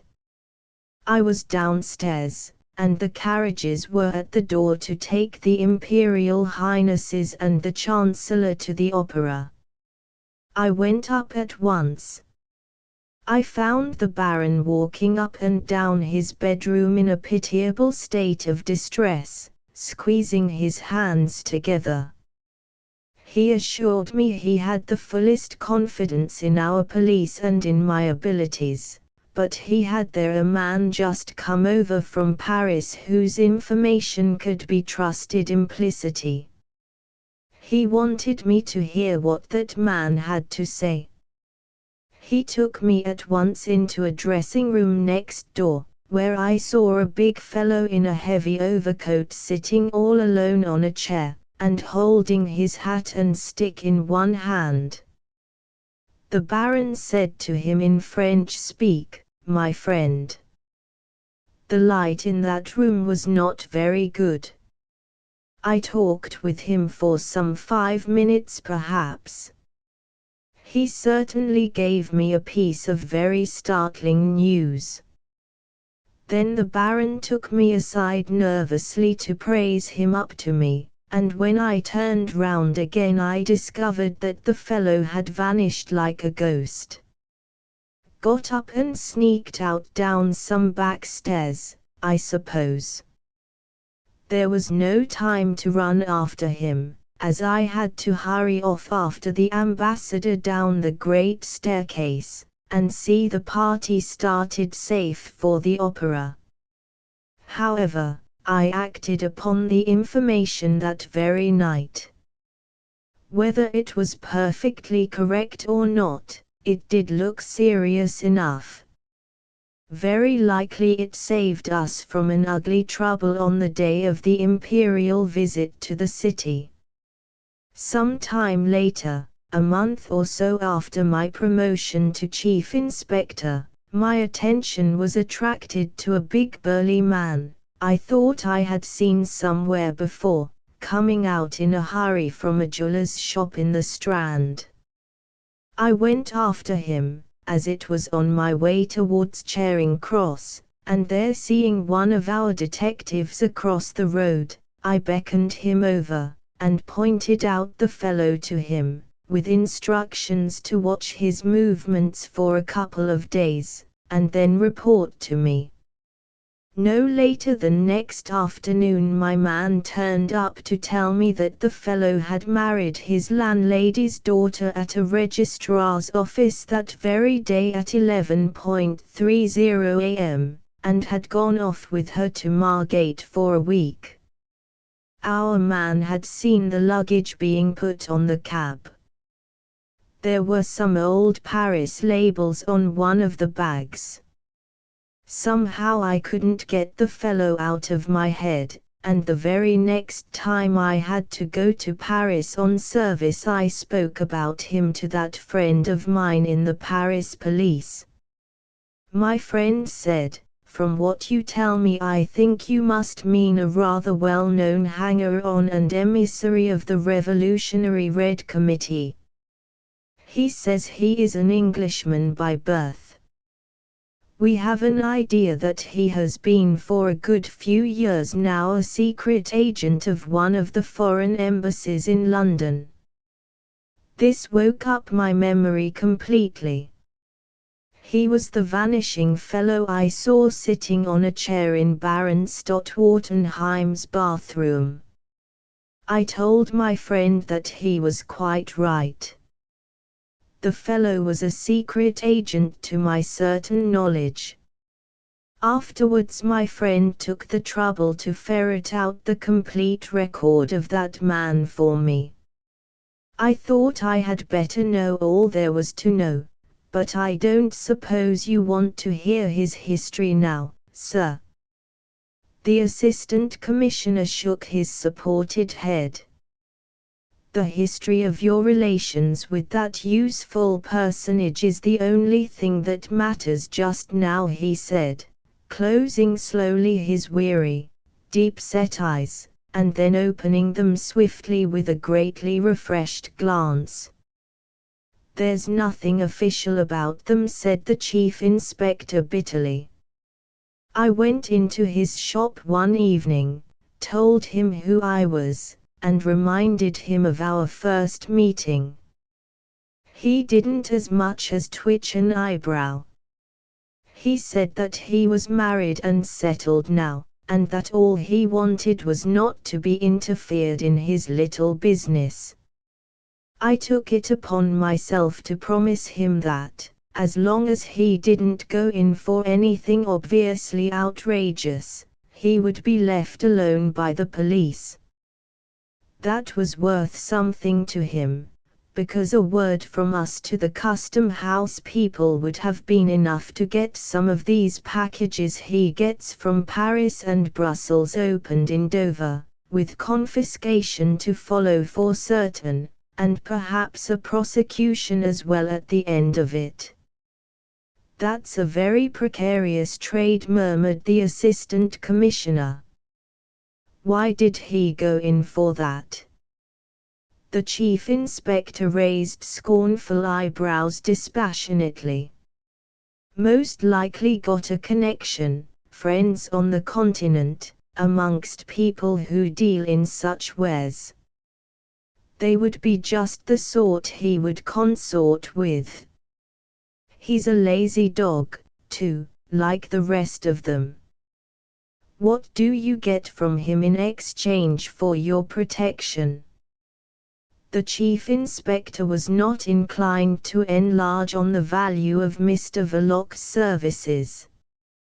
"He would not be much good to anybody but myself. One has got to know a good deal beforehand to make use of a man like that. I can understand the sort of hint he can give. And when I want a hint he can generally furnish it to me." The Chief Inspector lost himself suddenly in a discreet reflective mood, and the Assistant Commissioner repressed a smile at the fleeting thought that the reputation of Chief Inspector Heat might possibly have been made in a great part by the secret agent Verloc. In a more general way of being of use, all our men of the Special Crimes Section on duty at Charing Cross and Victoria have orders to take careful notice of anybody they may see with him. He meets the new arrivals frequently, and afterwards keeps track of them. He seems to have been told off for that sort of duty. When I want an address in a hurry, I can always get it from him. Of course, I know how to manage our relations. I haven't seen him to speak to 3 times in the last 2 years. I drop him a line, unsigned, and he answers me in the same way at my private address." From time to time the Assistant Commissioner gave an almost imperceptible nod. The Chief Inspector added that he did not suppose Mr. Verloc to be deep in the confidence of the prominent members of the Revolutionary International Council, but that he was generally trusted of that there could be no doubt. "Whenever I've had reason to think there was something in the wind," he concluded, "I've always found he could tell me something worth knowing." The Assistant Commissioner made a significant remark. "He failed you this time." "Neither had I wind of anything in any other way," retorted Chief Inspector Heat. "I asked him nothing, so he could tell me nothing. He isn't one of our men. It isn't as if he were in our pay." "No," muttered the Assistant Commissioner. "He's a spy in the pay of a foreign government. We could never confess to him." "I must do my work in my own way," declared the Chief Inspector. "When it comes to that, I would deal with the devil himself, and take the consequences. There are things not fit for everybody to know. Your idea of secrecy seems to consist in keeping the chief of your department in the dark. That's stretching it perhaps a little too far, isn't it? He lives over his shop." "Who, Verloc?" "Oh yes. He lives over his shop. The wife's mother, I fancy, lives with them." "Is the house watched?" "Oh dear, no. It wouldn't do. Certain people who come there are watched. My opinion is that he knows nothing of this affair." "How do you account for this?" The Assistant Commissioner nodded at the cloth rag lying before him on the table. "I don't account for it at all, sir. It's simply unaccountable. It can't be explained by what I know." The Chief Inspector made those admissions with the frankness of a man whose reputation is established as if on a rock. "At any rate not at this present moment. I think that the man who had most to do with it will turn out to be Michaelis." "You do?" "Yes, sir, because I can answer for all the others." "What about that other man supposed to have escaped from the park?" "I should think he's far away by this time," opined the Chief Inspector. The Assistant Commissioner looked hard at him, and rose suddenly, as though having made up his mind to some course of action. As a matter of fact, he had that very moment succumbed to a fascinating temptation. The Chief Inspector heard himself dismissed with instructions to meet his superior early next morning for further consultation upon the case. He listened with an impenetrable face, and walked out of the room with measured steps. Whatever might have been the plans of the Assistant Commissioner, they had nothing to do with that desk work, which was the bane of his existence because of its confined nature and apparent lack of reality. It could not have had, or else the general air of alacrity that came upon the Assistant Commissioner would have been inexplicable. As soon as he was left alone he looked for his hat impulsively, and put it on his head. Having done that, he sat down again to reconsider the whole matter. But as his mind was already made up, this did not take long. And before Chief Inspector Heat had gone very far on the way home, he also left the building.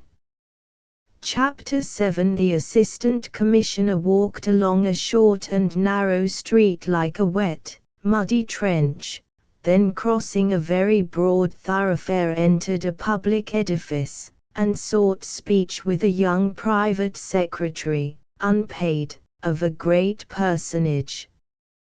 This fair, smooth-faced young man, whose symmetrically arranged hair gave him the air of a large and neat schoolboy, met the Assistant Commissioner's request with a doubtful look, and spoke with bated breath. "Would he see you?" "I don't know about that. He has walked over from the house an hour ago to talk with the permanent undersecretary, and now he's ready to walk back again. He might have sent for him, but he does it for the sake of a little exercise, I suppose. It's all the exercise he can find time for while this session lasts. I don't complain, I rather enjoy these little strolls."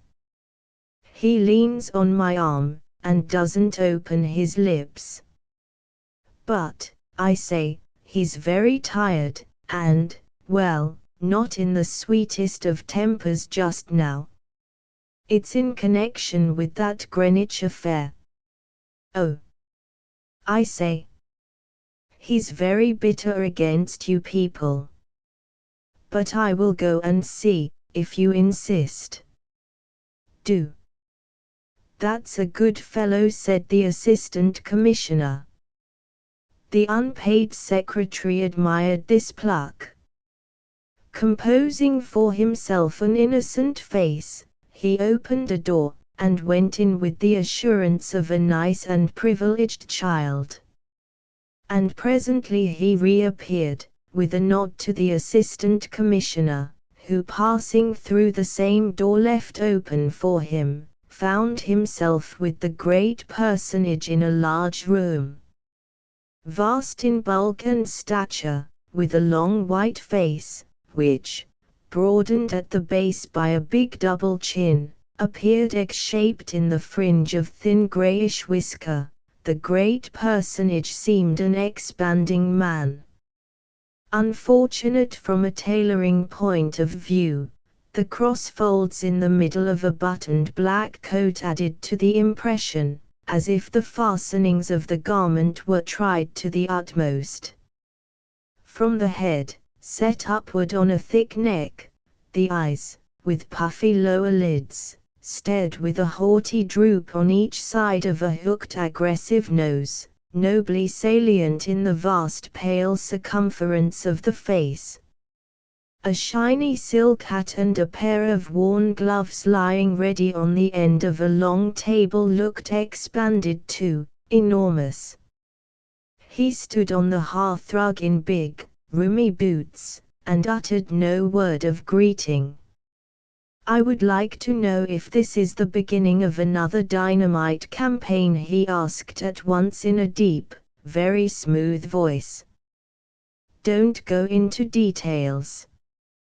I have no time for that."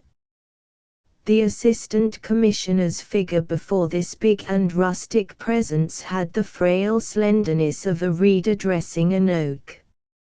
And indeed the unbroken record of that man's descent surpassed in the number of centuries the age of the oldest oak in the country. No. As far as one can be positive about anything, I can assure you that it is not. Yes. But your idea of assurance is over there, said the great man, with a contemptuous wave of his hand towards a window giving on the broad thoroughfare, seems to consist mainly in making the Secretary of State look a fool. I have been told positively in this very room less than a month ago that nothing of the sort was even possible. The Assistant Commissioner glanced in the direction of the window calmly. "You will allow me to remark, Sir Ethelred, that so far I have had no opportunity to give you assurances of any kind. The haughty droop of the eyes was focused now upon the Assistant Commissioner. True, confessed the deep, smooth voice. I sent for heat. You are still rather a novice in your new berth. And how are you getting on over there? I believe I am learning something every day. Of course, of course. I hope you will get on. Thank you, Sir Ethelred. I've learned something today, and even within the last hour or so. There is much in this affair of a kind that does not meet the eye in a usual anarchist outrage, even if one looked into it as deep as can be. That's why I am here.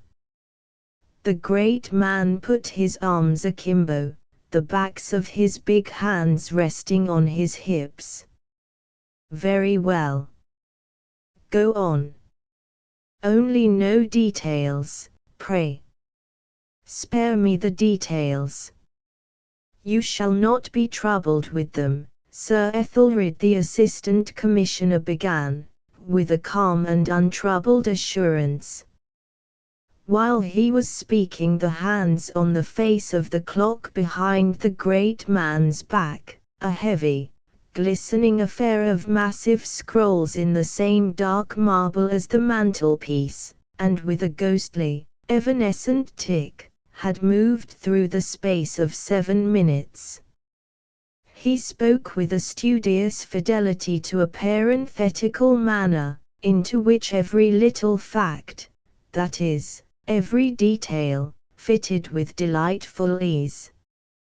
Not a murmur nor even a movement hinted at interruption. The great personage might have been the statue of one of his own princely ancestors stripped of a crusader's war harness, and put into an ill-fitting frock coat. The Assistant Commissioner felt as though he were at liberty to talk for an hour. But he kept his head, and at the end of the time mentioned above he broke off with a sudden conclusion, which, reproducing the opening statement, pleasantly surprised Sir Ethelred by its apparent swiftness and force. The kind of thing which meets us under the surface of this affair, otherwise without gravity, is unusual, in this precise form at least, and requires special treatment. The tone of Sir Ethelred was deepened, full of conviction. I should think so, involving the ambassador of a foreign power. Oh! The ambassador, protested the other, erect and slender, allowing himself a mere half-smile. It would be stupid of me to advance anything of the kind. And it is absolutely unnecessary, because if I am right in my surmises, whether ambassador or hall porter, it's a mere detail. Sir Ethelred opened a wide mouth, like a cavern, into which the hooked nose seemed anxious to peer. There came from it a subdued rolling sound, as from a distant organ, with the scornful indignation stop. No. These people are too impossible. What do they mean by importing their methods of crim-tartary here? A Turk would have more decency. You forget, Sir Ethelred, that strictly speaking we know nothing positively, as yet. No. But how would you define it? Shortly. Barefaced audacity amounting to childishness of a peculiar sort.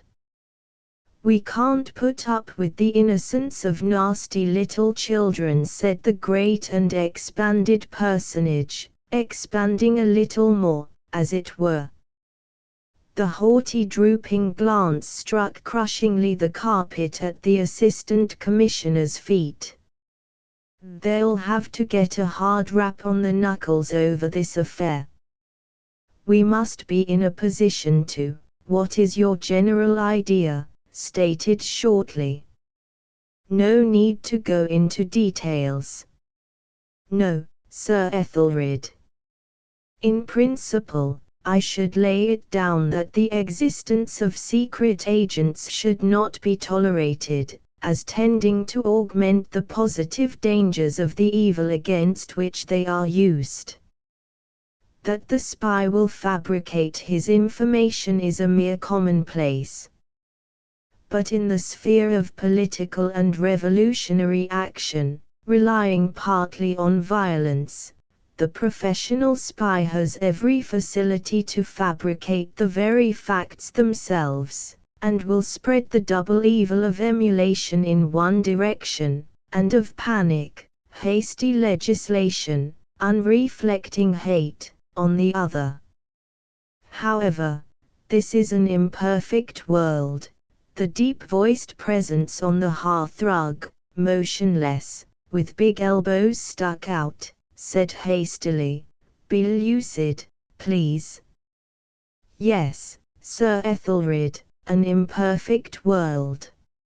Therefore directly the character of this affair suggested itself to me, I thought it should be dealt with special secrecy, and ventured to come over here.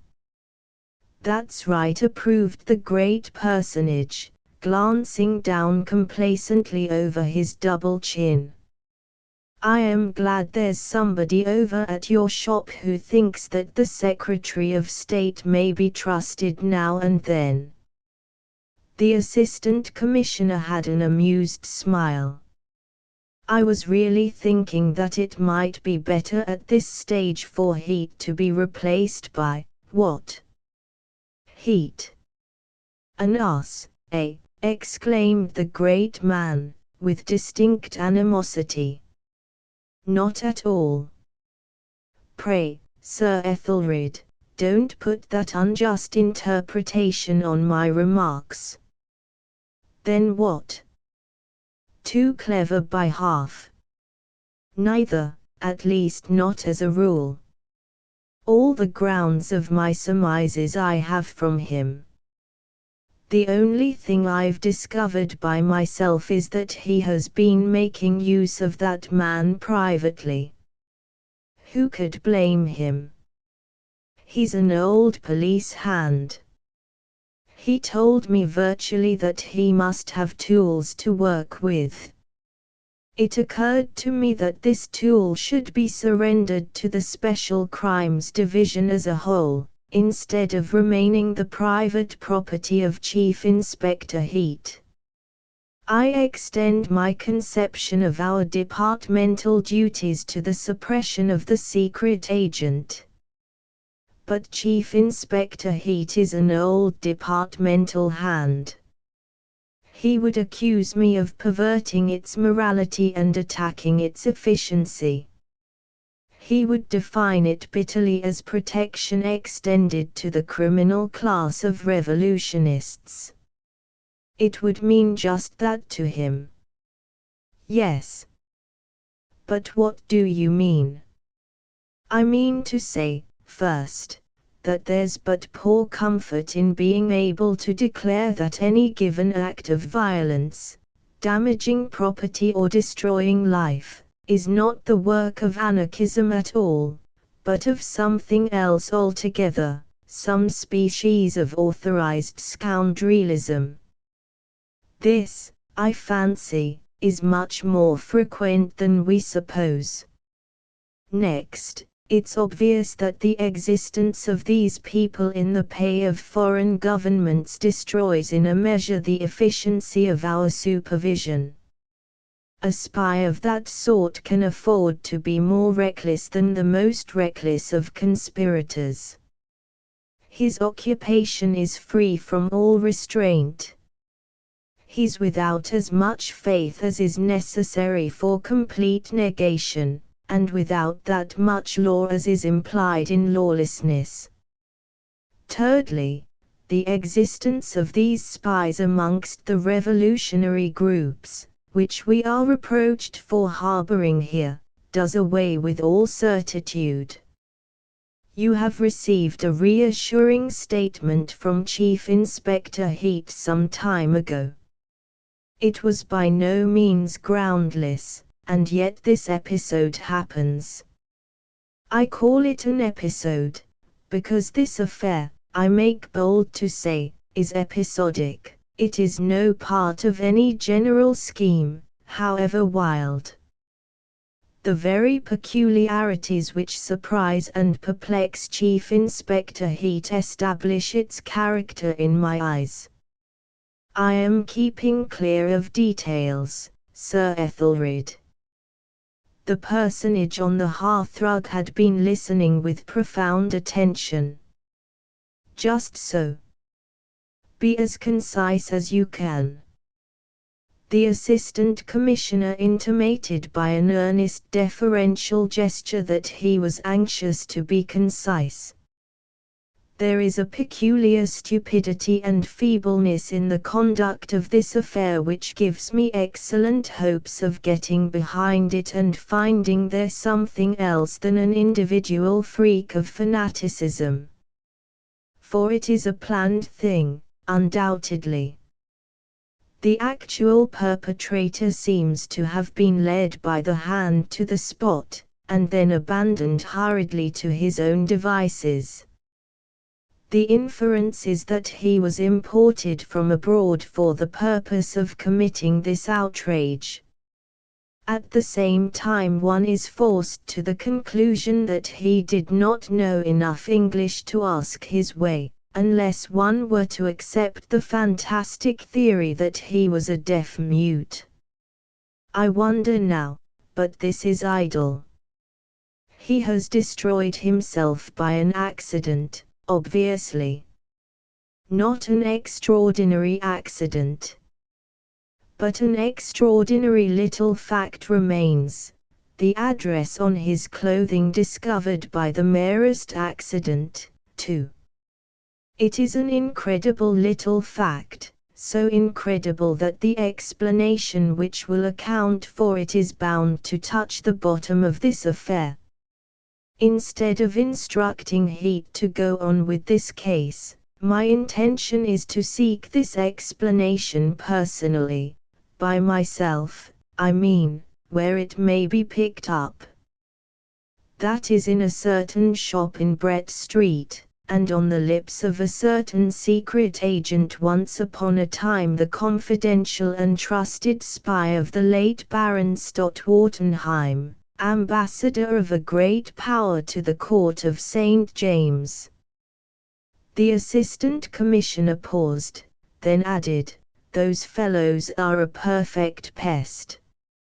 In order to raise his drooping glance to the speaker's face, the personage on the hearthrug had gradually tilted his head farther back, which gave him an aspect of extraordinary haughtiness. Why not leave it to Heat? Because he is an old departmental hand. They have their own morality. My line of inquiry would appear to him an awful perversion of duty.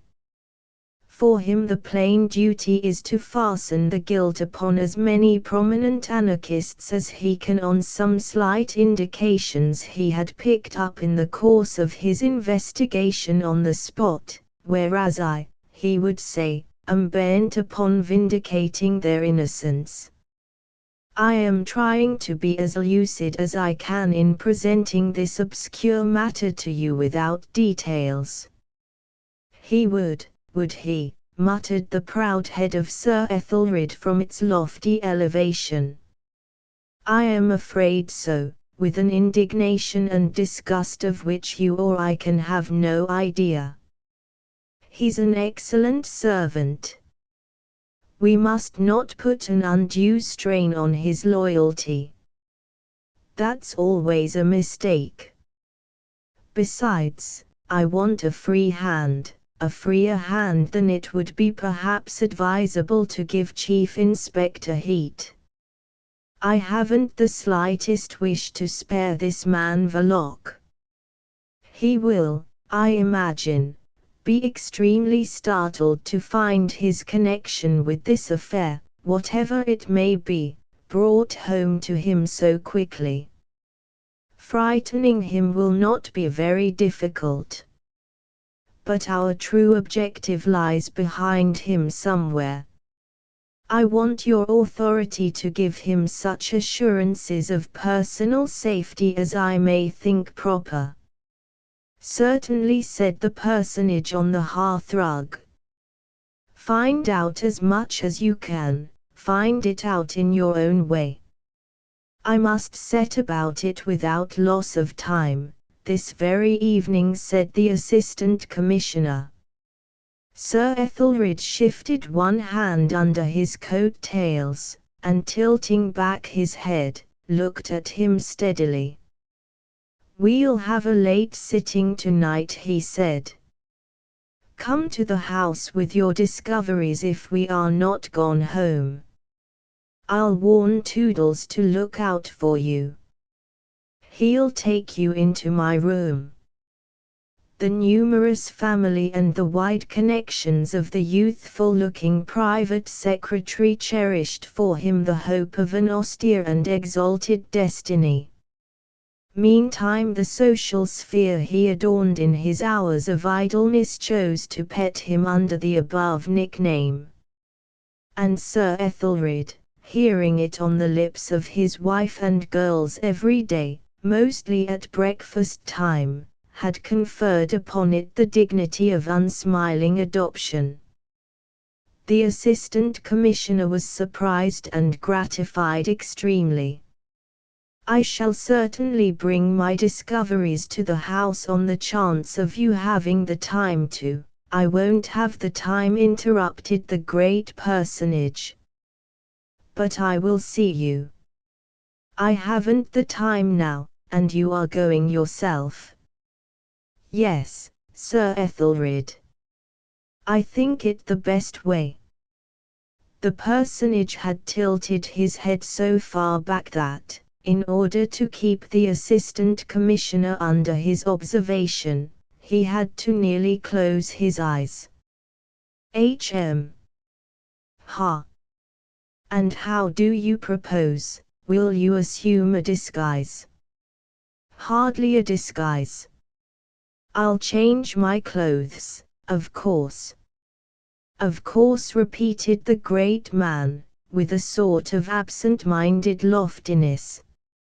He turned his big head slowly, and over his shoulder gave a haughty oblique stare to the ponderous marble timepiece with the sly, feeble tick. The gilt hands had taken the opportunity to steal through no less than 25 minutes behind his back. The Assistant Commissioner, who could not see them, grew a little nervous in the interval. But the great man presented to him a calm and undismayed face. Very well, he said, and paused, as if in deliberate contempt of the official clock. But what first put you in motion in this direction? I have been always of opinion, began the Assistant Commissioner. Ah. Yes. Opinion. That's of course. But the immediate motive? What shall I say, Sir Ethelred? A new man's antagonism to old methods. A desire to know something at first hand. Some impatience. It's my old work, but the harness is different. It has been chafing me a little in one or two tender places. I hope you'll get on over there, said the great man kindly, extending his hand, soft to the touch, but broad and powerful like the hand of a glorified farmer. The Assistant Commissioner shook it, and withdrew. In the outer room, Toodles, who had been waiting perched on the edge of a table, advanced to meet him, subduing his natural buoyancy. Well. Satisfactory, he asked, with airy importance. Perfectly. You've earned my undying gratitude, answered the Assistant Commissioner, whose long face looked wooden in contrast with the peculiar character of the other's gravity, which seemed perpetually ready to break into ripples and chuckles. That's all right. But seriously, you can't imagine how irritated he is by the attacks on his bill for the nationalization of fisheries. They call it the beginning of social revolution. Of course, it is a revolutionary measure. But these fellows have no decency. The personal attacks, I read the papers, remarked the Assistant Commissioner. Odious. And you have no notion what a mass of work he has got to get through every day. He does it all himself. Seems unable to trust anyone with these fisheries. And yet he's given a whole half hour to the consideration of my very small sprat, interjected the Assistant Commissioner. Small. Is it? I'm glad to hear that. But it's a pity you didn't keep away, then. This fight takes it out of him frightfully. The man's getting exhausted. I feel it by the way he leans on my arm as we walk over. And, I say, is he safe in the streets? Mullis has been marching his men up here this afternoon. There's a constable stuck by every lamp post, and every second person we meet between this and Palace Yard is an obvious tech. It will get on his nerves presently. I say, these foreign scoundrels aren't likely to throw something at him, are they? It would be a national calamity. The country can't spare him. Not to mention yourself. He leans on your arm, suggested the Assistant Commissioner soberly. You would both go. It would be an easy way for a young man to go down into history. Not so many British ministers have been assassinated as to make it a minor incident. But seriously now, I am afraid that if you want to go down into history you'll have to do something for it. Seriously, there's no danger whatever for both of you but from overwork. The sympathetic Toodles welcomed this opening for a chuckle.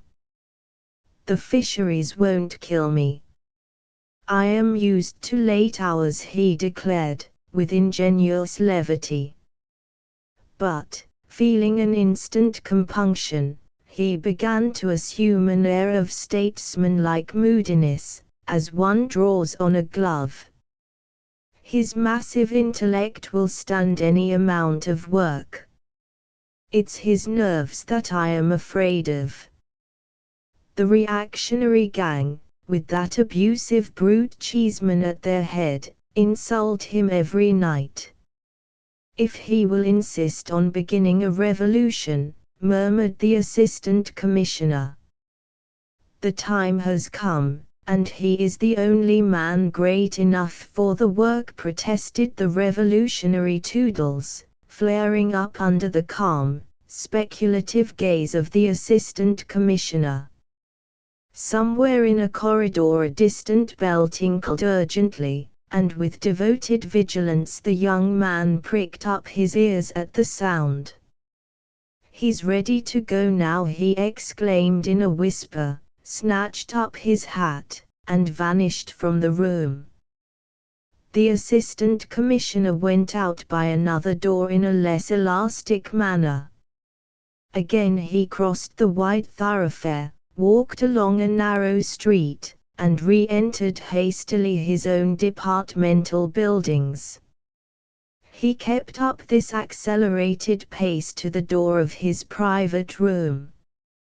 Before he had closed it fairly, his eyes sought his desk. He stood still for a moment, then walked up, looked all round on the floor, sat down in his chair, rang a bell, and waited. "Chief Inspector Heat gone yet?" "Yes, sir. Went away half an hour ago." He nodded. "That will do." And sitting still, with his hat pushed off his forehead, he thought that it was just like Heat's confounded cheek to carry off quietly the only piece of material evidence. But he thought this without animosity. Old and valued servants will take liberties. The piece of overcoat with the address sewn on was certainly not a thing to leave about.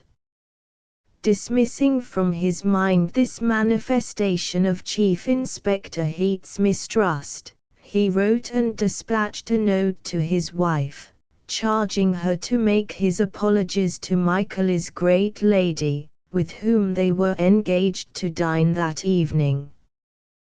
The short jacket and the low, round hat he assumed in a sort of curtained alcove containing a washstand, a row of wooden pegs and a shelf, brought out wonderfully the length of his grave, brown face. He stepped back into the full light of the room, looking like the vision of a cool, reflective Don Quixote, with the sunken eyes of a dark enthusiast and a very deliberate manner. He left the scene of his daily labors quickly like an unobtrusive shadow. His descent into the street was like the descent into a slimy aquarium from which the water had been run off. A murky, gloomy dampness enveloped him. The walls of the houses were wet, the mud of the roadway glistened with an effect of phosphorescence, and when he emerged into the Strand out of a narrow street by the side of Charing Cross Station, the genius of the locality assimilated him.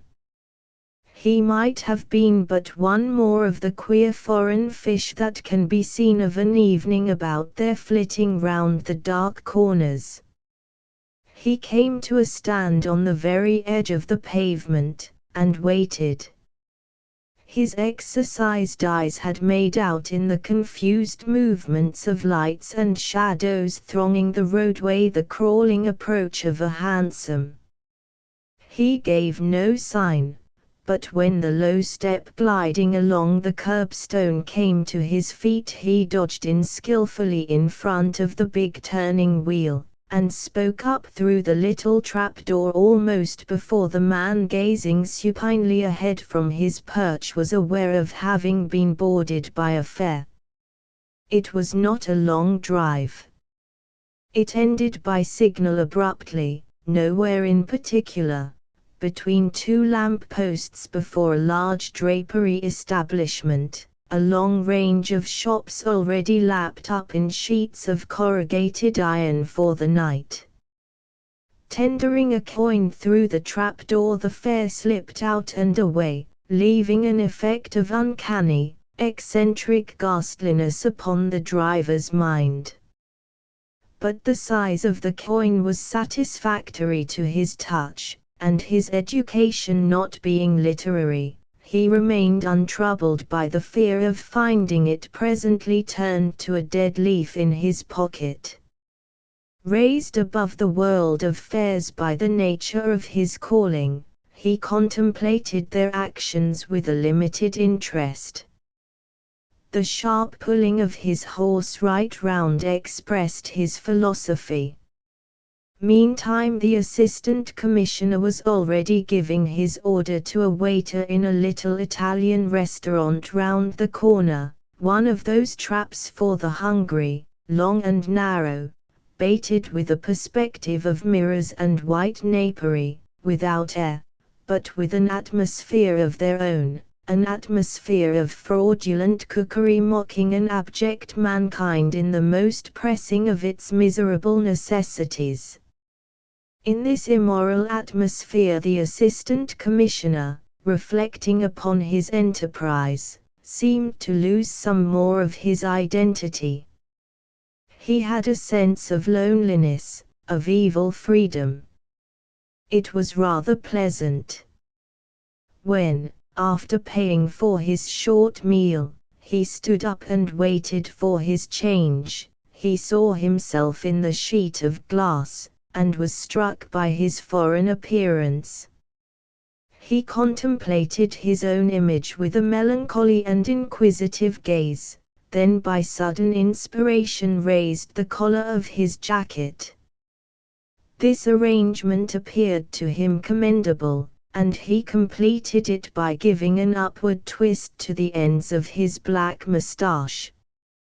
He was satisfied by the subtle modification of his personal aspect caused by these small changes.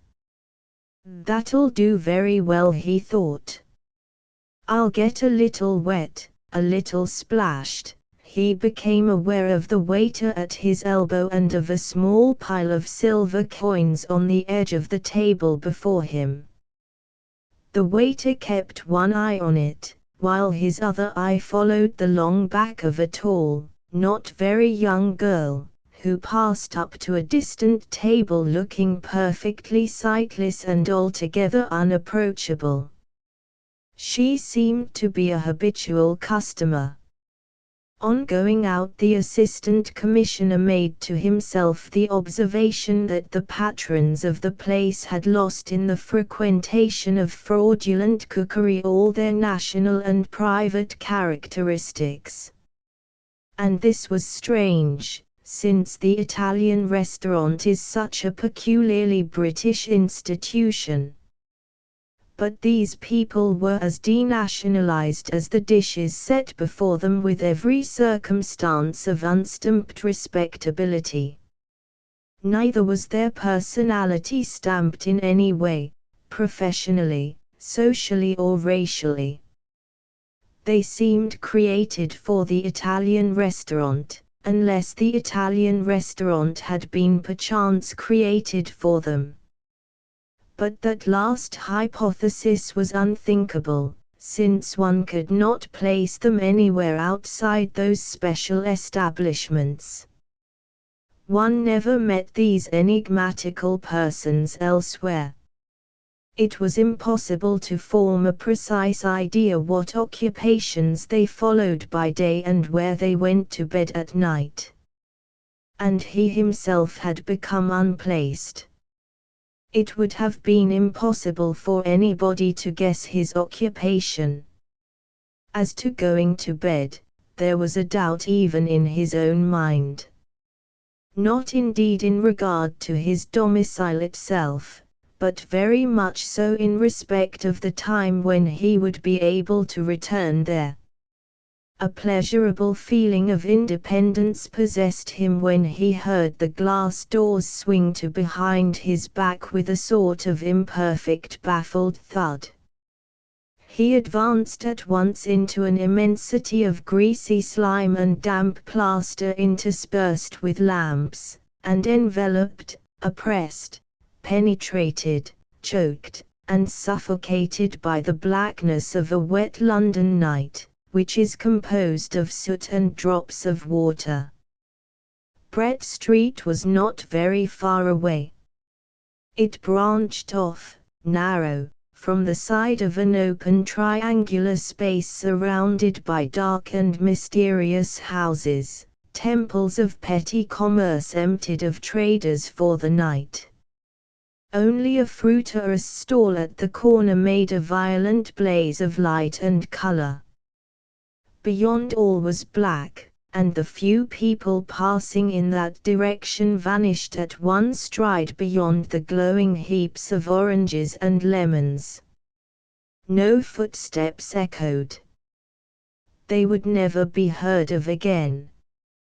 The adventurous head of the Special Crimes Department watched these disappearances from a distance with an interested eye. He felt light-hearted, as though he had been ambushed all alone in a jungle many thousands of miles away from departmental desks and official inkstands. This joyousness and dispersion of thought before a task of some importance seems to prove that this world of ours is not such a very serious affair after all. For the Assistant Commissioner was not constitutionally inclined to levity.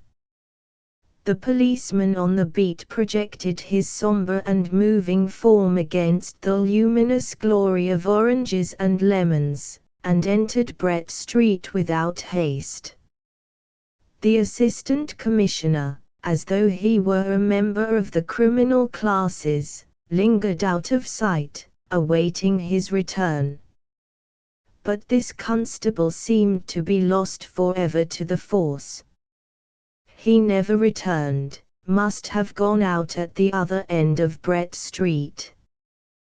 The Assistant Commissioner, reaching this conclusion, entered the street in his turn, and came upon a large van arrested in front of the dimly lit window panes of a carter's eating house. The man was refreshing himself inside, and the horses, their big heads lowered to the ground, fed out of nose bags steadily.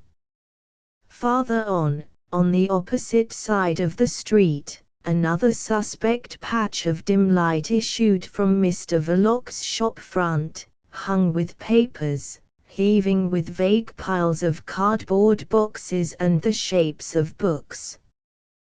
The Assistant Commissioner stood observing it across the roadway. There could be no mistake. By the side of the front window, encumbered by the shadows of nondescript things, the door, standing ajar, let escape on the pavement a narrow, clear streak of gaslight within. Behind the Assistant Commissioner the van and horses, merged into one mass, seemed something alive, a square-backed black monster blocking half the street, with sudden iron-shod stampings, fierce jingles, and heavy, blowing sighs. The harshly festive, ill-omened glare of a large and prosperous public house faced the other end of Brett Street across a wide road. This barrier of blazing lights, opposing the shadows gathered about the humble abode of Mr. Verloc's domestic happiness, seemed to drive the obscurity of the street back upon itself, make it more sullen, brooding, and sinister. Chapter 8 Having infused by persistent importunities some sort of heat into the chilly interest of several licensed victuallers, the acquaintances once upon a time of her late unlucky husband, Mrs. Verloc's mother had at last secured her admission to certain almshouses founded by a wealthy innkeeper for the destitute widows of the trade. This end, conceived in the astuteness of her uneasy heart, the old woman had pursued with secrecy and determination. That was the time when her daughter Winnie could not help passing a remark to Mr. Verloc that mother has been spending half-crowns and 5 shillings almost every day this last week in cab fares. But the remark was not made grudgingly. Winnie respected her mother's infirmities. She was only a little surprised at this sudden mania for locomotion. Mr. Verloc, who was sufficiently magnificent in his way, had grunted the remark impatiently aside as interfering with his meditations. These were frequent, deep, and prolonged. They bore upon a matter more important than 5 shillings. Distinctly more important, and beyond all comparison more difficult to consider in all its aspects with philosophical serenity.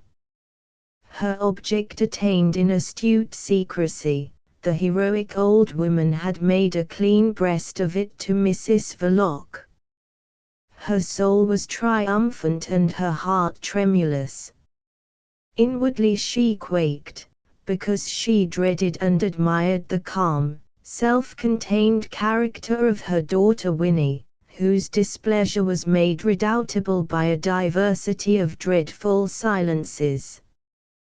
But she did not allow her inward apprehensions to rob her of the advantage of venerable placidity conferred upon her outward person by her triple chin, the floating ampleness of her ancient form, and the impotent condition of her legs. The shock of the information was so unexpected that Mrs. Verloc, against her usual practice when addressed, interrupted the domestic occupation she was engaged upon. It was the dusting of the furniture in the parlor behind the shop. She turned her head towards her mother. "Whatever did you want to do that for?" she exclaimed, in scandalized astonishment. The shock must have been severe to make her depart from that distant and uninquiring acceptance of facts which was her force and her safeguard in life. "Weren't you made comfortable enough here?" She had lapsed into these inquiries, but next moment she saved the consistency of her conduct by resuming her dusting, while the old woman sat scared and dumb under her dingy white cap and lusterless dark wig. Winnie finished the chair, and ran the duster along the mahogany at the back of the horsehair sofa on which Mr. Verloc loved to take his ease in hat and overcoat. She was intent on her work, but presently she permitted herself another question. "How in the world did you manage it, mother?" As not affecting the inwardness of things, which it was Mrs. Verloc's principle to ignore, this curiosity was excusable. It bore merely on the methods. The old woman welcomed it eagerly as bringing forward something that could be talked about with much sincerity. She favored her daughter by an exhaustive answer, full of names and enriched by side comments upon the ravages of time as observed in the alteration of human countenances.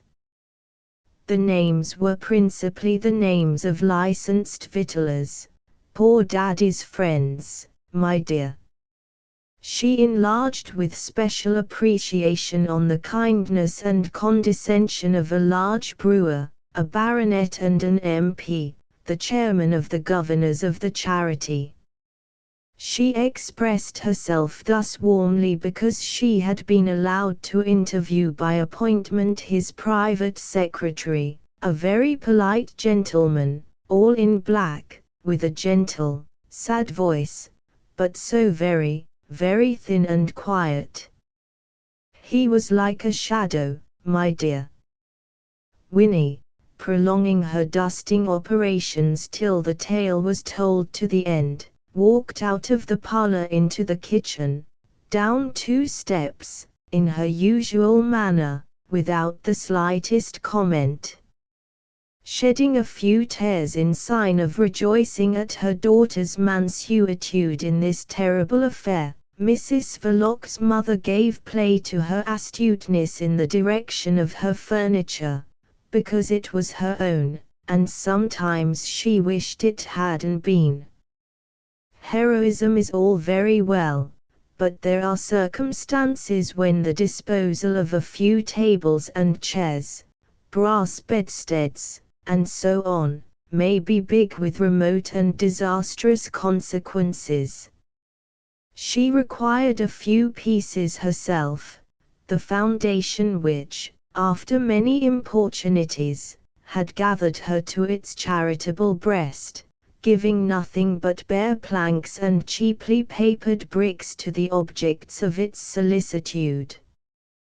The delicacy guiding her choice to the least valuable and most dilapidated articles passed unacknowledged, Because Winnie's philosophy consisted in not taking notice of the inside of facts, she assumed that Mother took what suited her best. As to Mr. Verloc, his intense meditation, like a sort of Chinese wall, isolated him completely from the phenomena of this world of vain effort and illusory appearances. Her selection made, the disposal of the rest became a perplexing question in a particular way. She was leaving it in Brett Street, of course. But she had 2 children. Winnie was provided for by her sensible union with that excellent husband, Mr. Verloc. Stevie was destitute, and a little peculiar. His position had to be considered before the claims of legal justice and even the promptings of partiality. The possession of the furniture would not be in any sense a provision. He ought to have it, the poor boy. But to give it to him would be like tampering with his position of complete dependence. It was a sort of claim which she feared to weaken. Moreover, the susceptibilities of Mr. Verloc would perhaps not brook being beholden to his brother-in-law for the chairs he sat on. In a long experience of gentlemen lodgers, Mrs. Verloc's mother had acquired a dismal but resigned notion of the fantastic side of human nature. What if Mr. Verloc suddenly took it into his head to tell Stevie to take his blessed sticks somewhere out of that? A division, on the other hand, however carefully made, might give some cause of offense to Winnie. No, Stevie must remain destitute and dependent. And at the moment of leaving Brett Street she had said to her daughter, "No use waiting till I am dead, is there? Everything I leave here is altogether your own now, my dear." Winnie, with her hat on, silent behind her mother's back, went on arranging the collar of the old woman's cloak. She got her handbag, an umbrella, with an impassive face. The time had come for the expenditure of the sum of 3 and 6pence on what might well be supposed the last cab drive of Mrs. Verloc's mother's life. They went out at the shop door. The conveyance awaiting them would have illustrated the proverb that truth can be more cruel than caricature if such a proverb existed. Crawling behind an infirm horse, a metropolitan hackney carriage drew up on wobbly wheels and with a maimed driver on the box. This last peculiarity caused some embarrassment. Catching sight of a hooked iron contrivance protruding from the left sleeve of the man's coat, Mrs. Verloc's mother lost suddenly the heroic courage of these days. She really couldn't trust herself. "What do you think, Winnie?" She hung back. The passionate expostulations of the big-faced cabman seemed to be squeezed out of a blocked throat. Leaning over from his box, he whispered with mysterious indignation. What was the matter now? Was it possible to treat a man so? His enormous and unwashed countenance flamed red in the muddy stretch of the street. Was it likely they would have given him a license, he inquired desperately, if the police constable of the locality quieted him by a friendly glance, then addressing himself to the 2 women without marked consideration, said, "He's been driving a cab for 20 years. I never knew him to have an accident." "Accident?" shouted the driver in a scornful whisper. The policeman's testimony settled it. The modest assemblage of 7 people, mostly underage, dispersed. Winnie followed her mother into the cab. Stevie climbed on the box. His vacant mouth and distressed eyes depicted the state of his mind in regard to the transactions which were taking place. In the narrow streets the progress of the journey was made sensible to those within by the near fronts of the houses gliding past slowly and shakily, with a great rattle and jingling of glass, as if about to collapse behind the cab, and the infirm horse, with the harness hung over his sharp backbone flapping very loose about his thighs, appeared to be dancing mincingly on his toes with infinite patience. Later on, in the wider space of Whitehall, all visual evidences of motion became imperceptible. The rattle and jingle of glass went on indefinitely in front of the long Treasury building, and time itself seemed to stand still. At last Winnie observed, "This isn't a very good horse." Her eyes gleamed in the shadow of the cab straight ahead, immovable. On the box, Stevie shut his vacant mouth first, in order to ejaculate earnestly, "Don't." The driver, holding high the reins twisted around the hook, took no notice. Perhaps he had not heard. Stevie's breast heaved. "Don't whip." The man turned slowly, his bloated and sodden face of many colors bristling with white hairs. His little red eyes glistened with moisture. His big lips had a violet tint. They remained closed. With the dirty back of his whip hand he rubbed the stubble sprouting on his enormous chin. "You mustn't," stammered out Stevie violently. "It hurts." "Mustn't whip?" queried the other in a thoughtful whisper, and immediately whipped. He did this, not because his soul was cruel and his heart evil, but because he had to earn his fare. And for a time the walls of St. Stephen's, with its towers and pinnacles, contemplated in immobility and silence a cab that jingled. It rolled too, however. But on the bridge there was a commotion. Stevie suddenly proceeded to get down from the box. There were shouts on the pavement, people ran forward, the driver pulled up, whispering curses of indignation and astonishment. Winnie lowered the window, and put her head out, white as a ghost. In the depths of the cab, her mother was exclaiming, in tones of anguish, "Is that boy hurt? Is that boy hurt?" Stevie was not hurt, he had not even fallen, but excitement as usual had robbed him of the power of connected speech. He could do no more than stammer at the window. "Too heavy. Too heavy." Winnie put out her hand onto his shoulder. "Stevie, get up on the box directly, and don't try to get down again. No. No. Walk. Must walk." In trying to state the nature of that necessity he stammered himself into utter incoherence.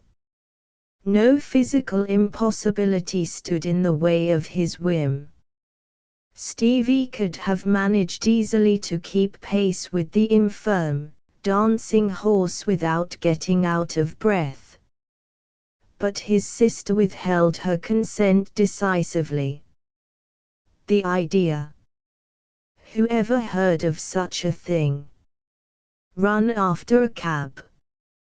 Her mother, frightened and helpless in the depths of the conveyance, entreated, "Oh, don't let him, Winnie. He'll get lost. Don't let him. Certainly not. What next? Mr. Verloc will be sorry to hear of this nonsense, Stevie, I can tell you. He won't be happy at all.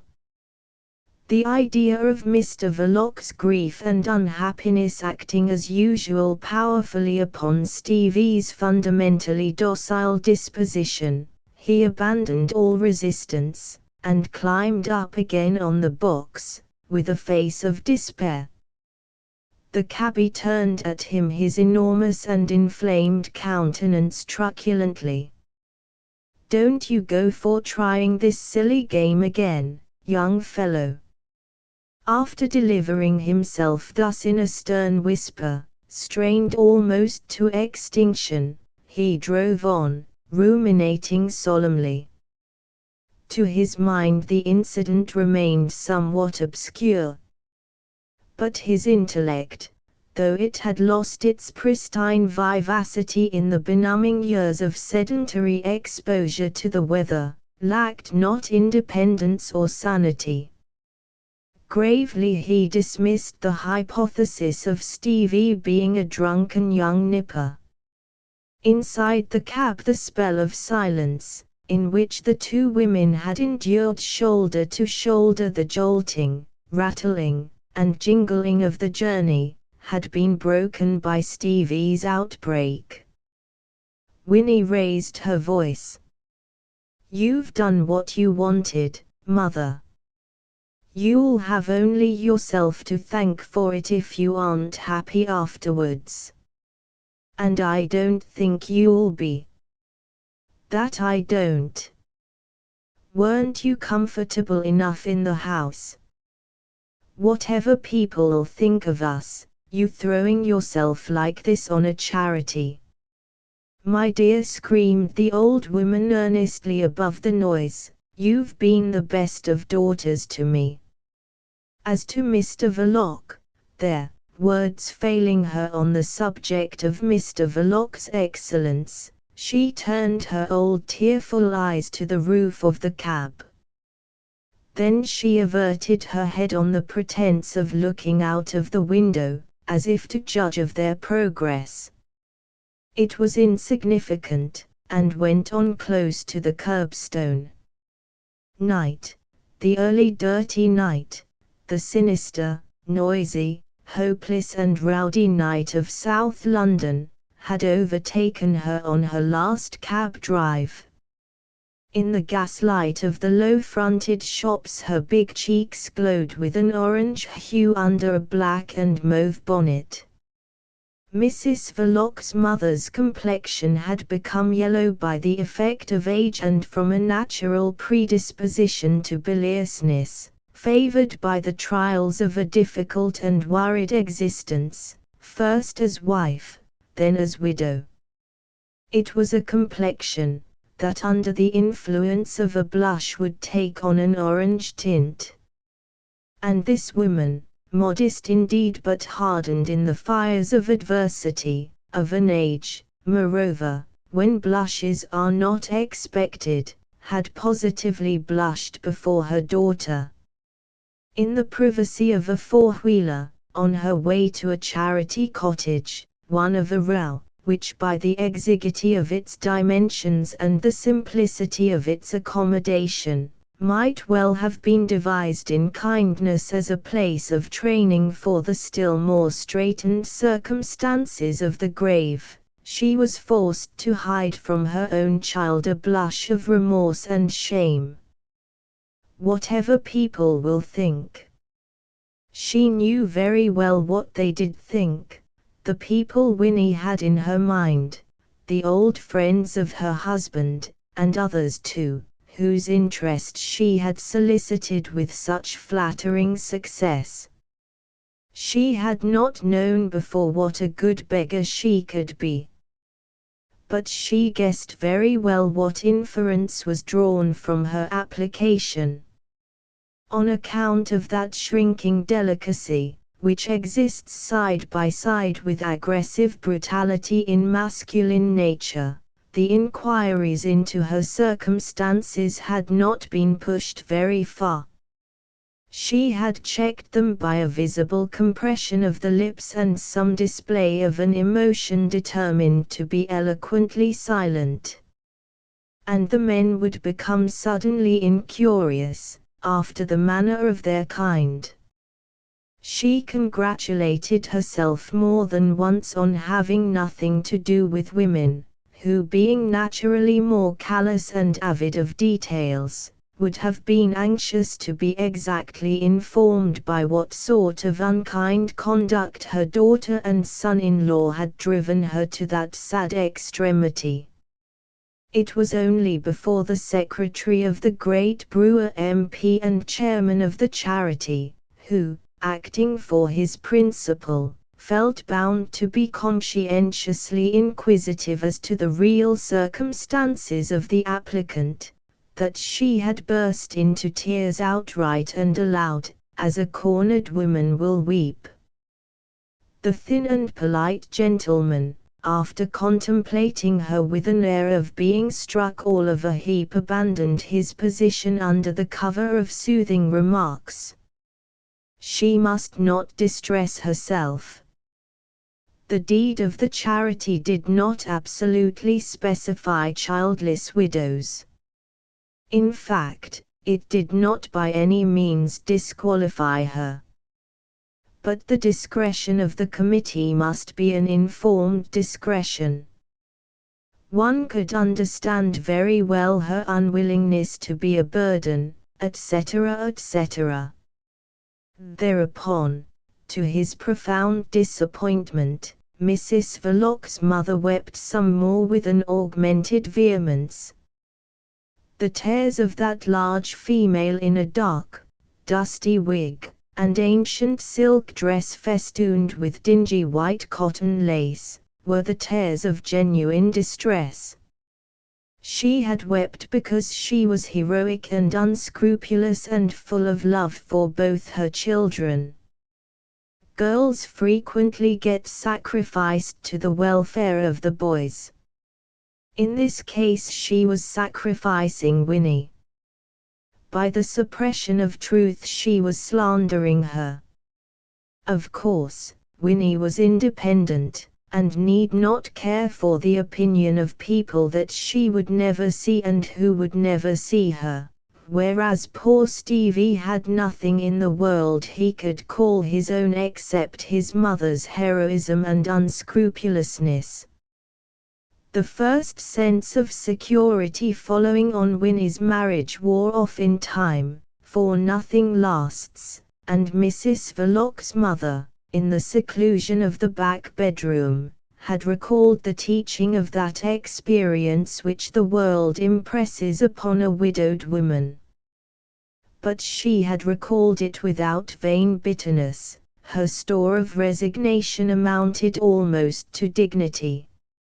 She reflected stoically that everything decays, wears out, in this world, that the way of kindness should be made easy to the well-disposed, that her daughter Winnie was a most devoted sister, and a very self-confident wife indeed. As regards Winnie's sisterly devotion, her stoicism flinched. She accepted that sentiment from the rule of decay affecting all things human and some things divine. She could not help it, not to do so would have frightened her too much. But in considering the conditions of her daughter's married state, she rejected firmly all flattering illusions. She took the cold and reasonable view that the less strain put on Mr. Verloc's kindness the longer its effects were likely to last. That excellent man loved his wife, of course, but he would, no doubt, prefer to keep as few of her relations as was consistent with the proper display of that sentiment.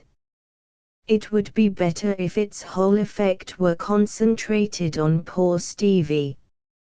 and the heroic old woman resolved on going away from her children as an act of devotion and as a move of deep policy. The virtue of this policy consisted in this: Mrs. Verloc's mother was subtle in her way, that Stevie's moral claim would be strengthened. The poor boy, a good, useful boy, if a little peculiar, had not a sufficient standing. He had been taken over with his mother, somewhat in the same way as the furniture of the Belgravian mansion had been taken over, as if on the ground of belonging to her exclusively. What will happen, she asked herself, for Mrs. Verloc's mother was in a measure imaginative, when I die? And when she asked herself that question it was with dread. It was also terrible to think that she would not then have the means of knowing what happened to the poor boy. But by making him over to his sister, by going thus away, she gave him the advantage of a directly dependent position. This was the more subtle sanction of Mrs. Verloc's mother's heroism and unscrupulousness. Her act of abandonment was really an arrangement for settling her son permanently in life. Other people made material sacrifices for such an object, she in that way. It was the only way. Moreover, she would be able to see how it worked. Ill or well, she would avoid the horrible incertitude on the deathbed. But it was hard, cruelly hard. The cab rattled, jingled, jolted. In fact, the last was quite extraordinary. By its disproportionate violence and magnitude it obliterated every sensation of onward movement, and the effect was of being shaken in a stationary apparatus like a medieval device for the punishment of crime, or some very new-fangled invention for the cure of a sluggish liver. It was extremely distressing, and the raising of Mrs. Verloc's mother's voice sounded like a wail of pain. "I know, my dear, you'll come to see me as often as you can spare the time. Won't you?" "Of course," answered Winnie shortly, staring straight before her. And the cab jolted in front of a steamy, greasy shop in a blaze of gas and in the smell of fried fish. The old woman raised a wail again. "And, my dear, I must see that poor boy every Sunday. He won't mind spending the day with his old mother," Winnie screamed out stolidly. "Mind? I should think not. That poor boy will miss you something cruel. I wish you had thought a little of that, mother." "Not think of it." The heroic woman swallowed a playful and inconvenient object like a billiard ball, which had tried to jump out of her throat. Winnie sat mute for a while, pouting at the front of the cab, then snapped out, which was an unusual tone with her, "I expect I'll have a job with him at first. He'll be that restless. Whatever you do, don't let him worry your husband, my dear." Thus they discussed on familiar lines the bearings of a new situation. And the cab jolted. Mrs. Verloc's mother expressed some misgivings. Could Stevie be trusted to come all that way alone? Winnie maintained that he was much less absent-minded now. They agreed as to that.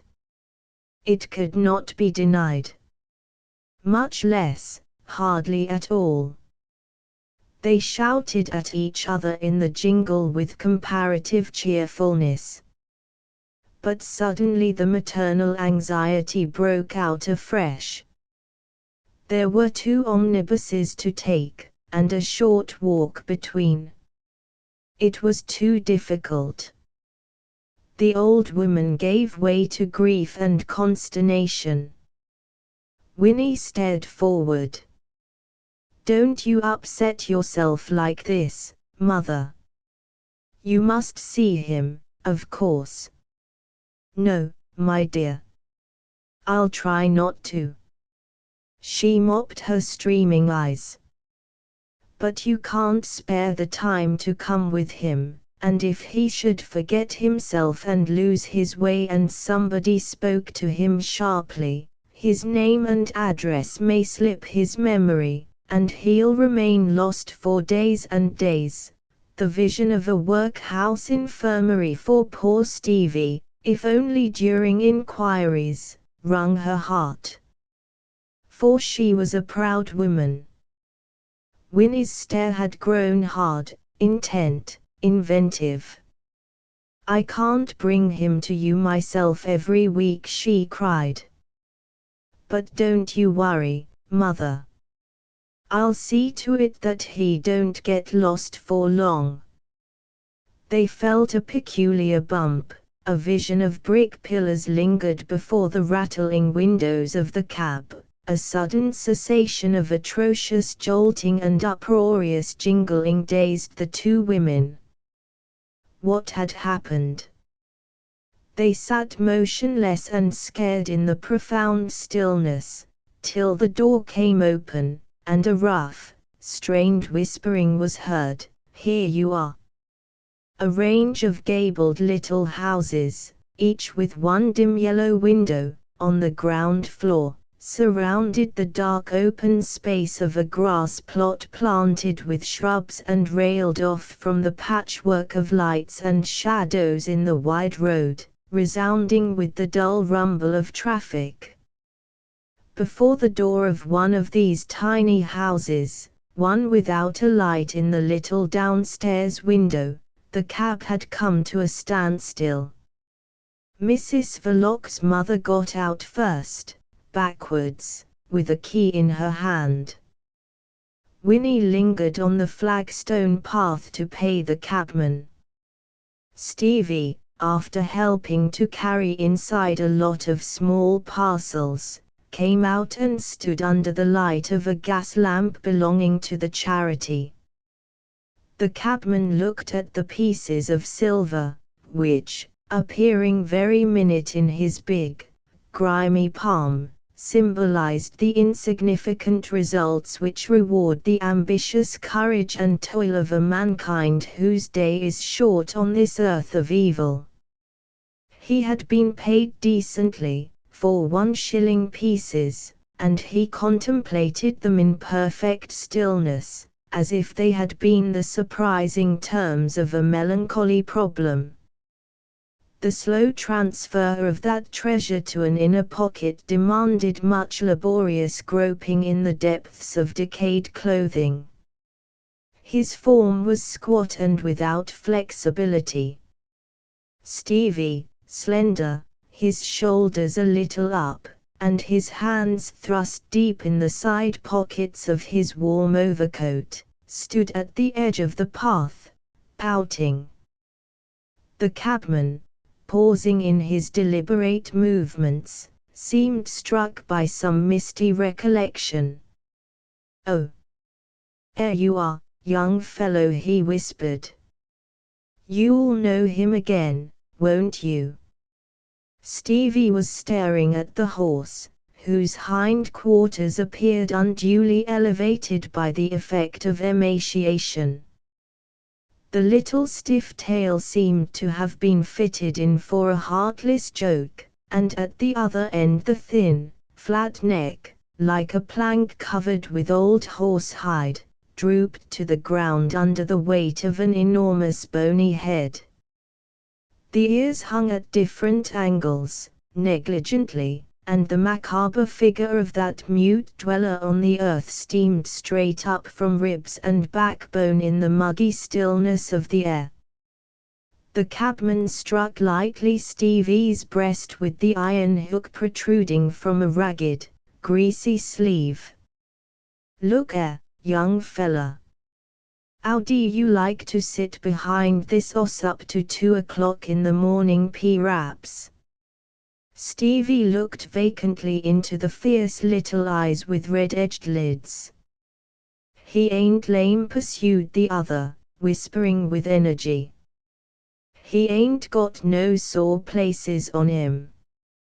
He is. How would you like?" His strained, extinct voice invested his utterance with a character of vehement secrecy. Stevie's vacant gaze was changing slowly into dread. "You may well look. Till 3 and 4 o'clock in the morning. Cold and hungry. Looking for fez. Drunks." His jovial purple cheeks bristled with white hairs, and like Virgil's Silenus, who, his face smeared with the juice of berries, discoursed of Olympian gods to the innocent shepherds of Sicily, he talked to Stevie of domestic matters and the affairs of men whose sufferings are great and immortality by no means assured. "I am a night cabby, I am," he whispered, with a sort of boastful exasperation. "I've got to take out what they will blooming well give me at the yard. I've got my missus and 4 kids at home." The monstrous nature of that declaration of paternity seemed to strike the world dumb. A silence reigned during which the flanks of the old horse, the steed of apocalyptic misery, smoked upwards in the light of the charitable gas lamp. The cabman grunted, then added in his mysterious whisper, "This ain't an easy world." Stevie's face had been twitching for some time, and at last his feelings burst out in their usual concise form. "Bad. Bad." His gaze remained fixed on the ribs of the horse, self-conscious and somber, as though he were afraid to look about him at the badness of the world.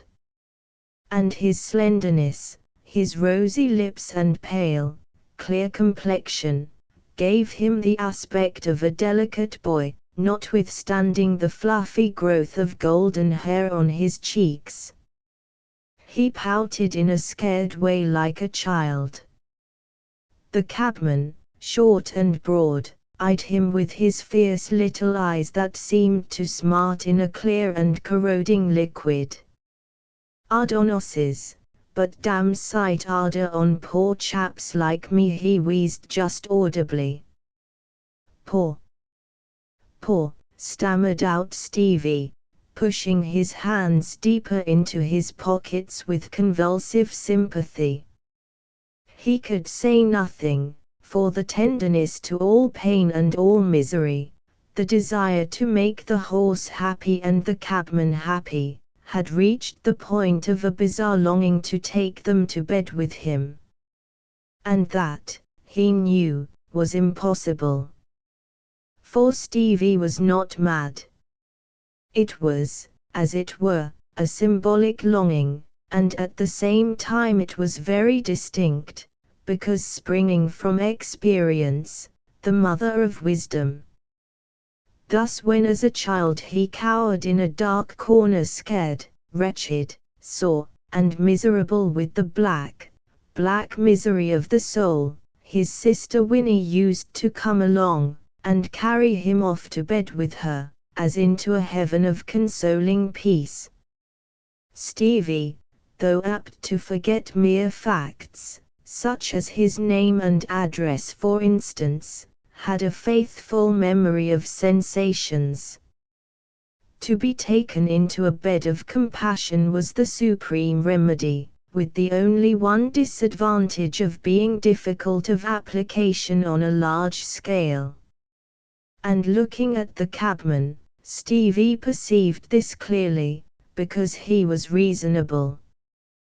The cabman went on with his leisurely preparations as if Stevie had not existed. He made as if to hoist himself on the box, but at the last moment from some obscure motive, perhaps merely from disgust with carriage exercise, desisted. He approached instead the motionless partner of his labors, and stooping to seize the bridle, lifted up the big, weary head to the height of his shoulder with one effort of his right arm, like a feat of strength. "Come on," he whispered secretly. Limping, he led the cab away. There was an air of austerity in this departure, the scrunched gravel of the drive crying out under the slowly turning wheels, the horse's lean thighs moving with ascetic deliberation away from the light into the obscurity of the open space bordered dimly by the pointed roofs and the feebly shining windows of the little almshouses.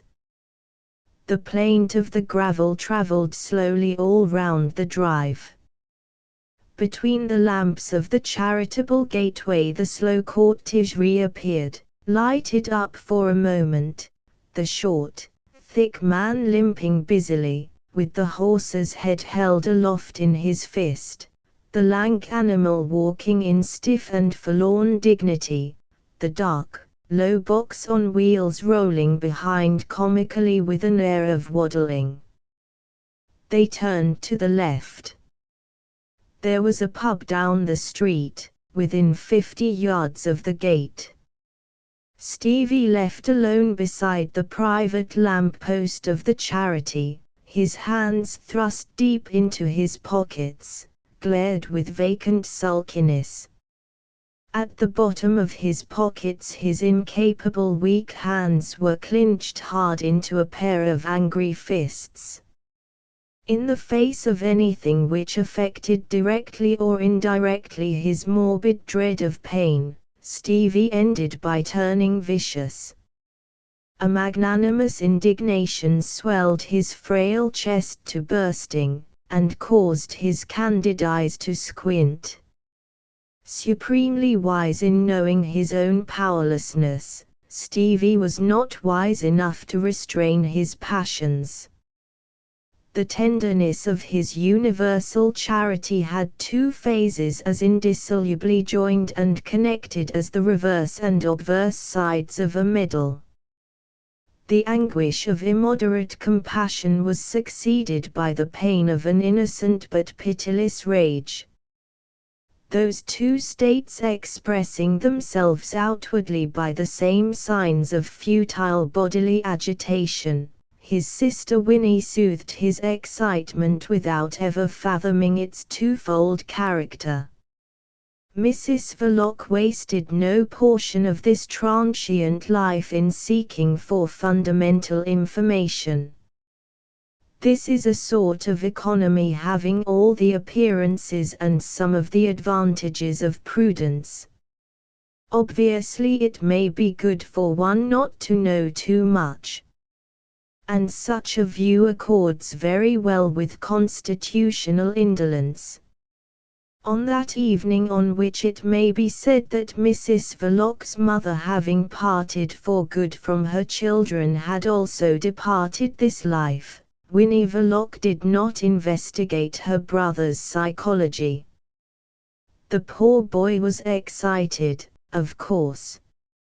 After once more assuring the old woman on the threshold that she would know how to guard against the risk of Stevie losing himself for very long on his pilgrimages of filial piety, she took her brother's arm to walk away. Stevie did not even mutter to himself, but with the special sense of sisterly devotion developed in her earliest infancy, she felt that the boy was very much excited indeed. Holding tight to his arm, under the appearance of leaning on it, she thought of some words suitable to the occasion. "Now, Stevie, you must look well after me at the crossings, and get first into the bus, like a good brother." This appeal to manly protection was received by Stevie with his usual docility. It flattered him. He raised his head and threw out his chest. "Don't be nervous, Winnie." "Mustn't be nervous." "Bus all right," he answered in a brusque, slurring stammer partaking of the timorousness of a child and the resolution of a man. He advanced fearlessly with the woman on his arm, but his lower lip dropped. Nevertheless, on the pavement of the squalid and wide thoroughfare, whose poverty in all the amenities of life stood foolishly exposed by a mad profusion of gas lights, their resemblance to each other was so pronounced as to strike the casual passers-by. Before the doors of the public house at the corner, where the profusion of gaslight reached the height of positive wickedness, a four-wheeled cab standing by the curbstone with no one on the box, seemed cast out into the gutter on account of irremediable decay. Mrs. Verloc recognized the conveyance. Its aspect was so profoundly lamentable, with such a perfection of grotesque misery and weirdness of macabre detail, as if it were the cab of death itself, that Mrs. Verloc, with that ready compassion of a woman for a horse, when she is not sitting behind him, exclaimed vaguely, "Poor brute!" Hanging back suddenly, Stevie inflicted an arresting jerk upon his sister. "Poor! Poor!" he ejaculated appreciatively. "Cabman poor too. He told me himself." The contemplation of the infirm and lonely steed overcame him. Jostled, but obstinate, he would remain there, trying to express the view newly opened to his sympathies of the human and equine misery in close association. But it was very difficult. "Poor brute, poor people," was all he could repeat. It did not seem forcible enough, and he came to a stop with an angry splutter. "Shame." Stevie was no master of phrases, and perhaps for that very reason his thoughts lacked clearness and precision. But he felt with greater completeness and some profundity. That little word contained all his sense of indignation and horror at one sort of wretchedness having to feed upon the anguish of the other, at the poor cabman beating the poor horse in the name, as it were, of his poor kids at home.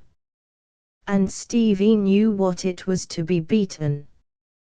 He knew it from experience. It was a bad world. Bad. Bad.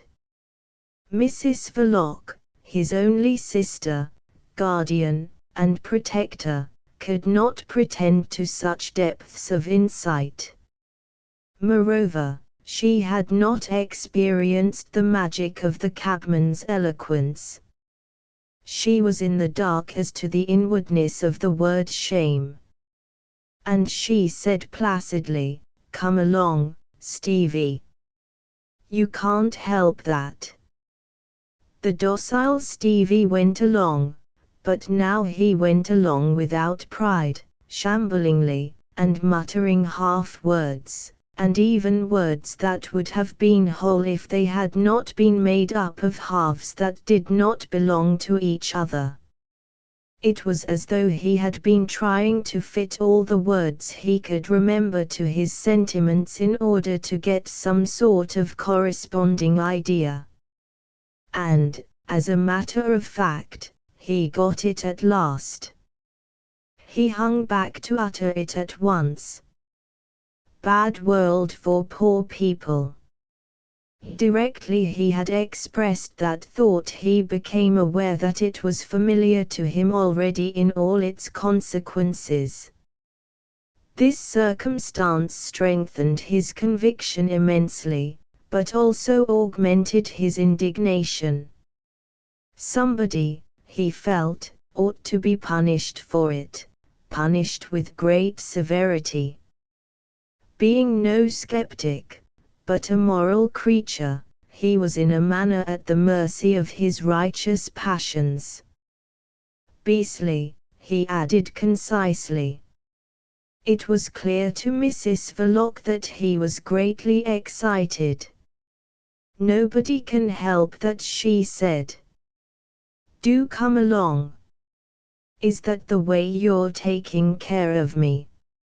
Stevie mended his pace obediently. He prided himself on being a good brother.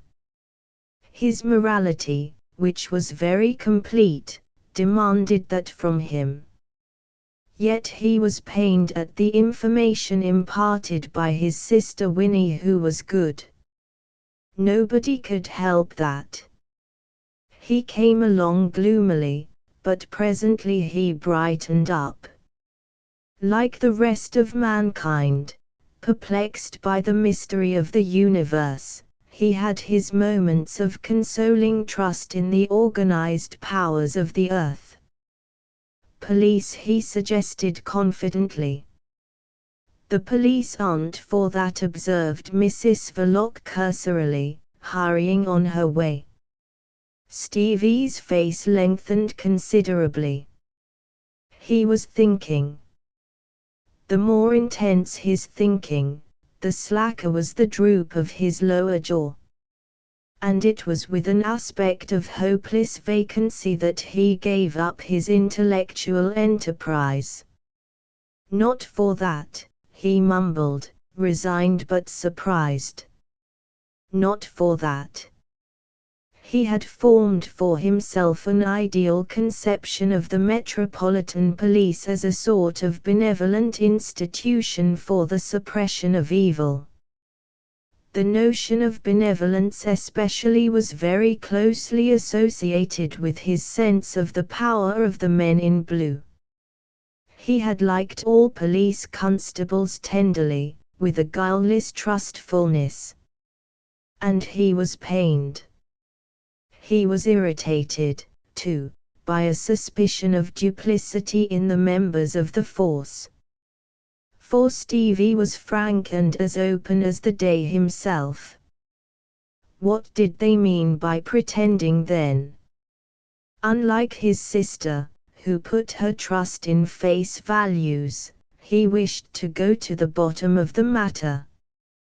He carried on his inquiry by means of an angry challenge. "What for are they then, Win? What are they for? Tell me." Winnie disliked controversy. But fearing most a fit of black depression consequent on Stevie missing his mother very much at first, she did not altogether decline the discussion. Guiltless of all irony, she answered, yet in a form which was not perhaps unnatural in the wife of Mr. Verloc, delegate of the Central Red Committee, personal friend of certain anarchists, and a votary of social revolution. "Don't you know what the police are for, Stevie? They are there so that them as have nothing shouldn't take anything away from them who have." She avoided using the verb to steal because it always made her brother uncomfortable. For Stevie was delicately honest. Certain simple principles had been instilled into him so anxiously, on account of his queerness, that the mere names of certain transgressions filled him with horror. He had been always easily impressed by speeches. He was impressed and startled now, and his intelligence was very alert. "What?" he asked at once anxiously. "Not even if they were hungry? Mustn't they?" The two had paused in their walk. "Not if they were ever so," said Mrs. Verloc, with the equanimity of a person untroubled by the problem of the distribution of wealth, and exploring the perspective of the roadway for an omnibus of the right color. Certainly not. But what's the use of talking about all that? You aren't ever hungry.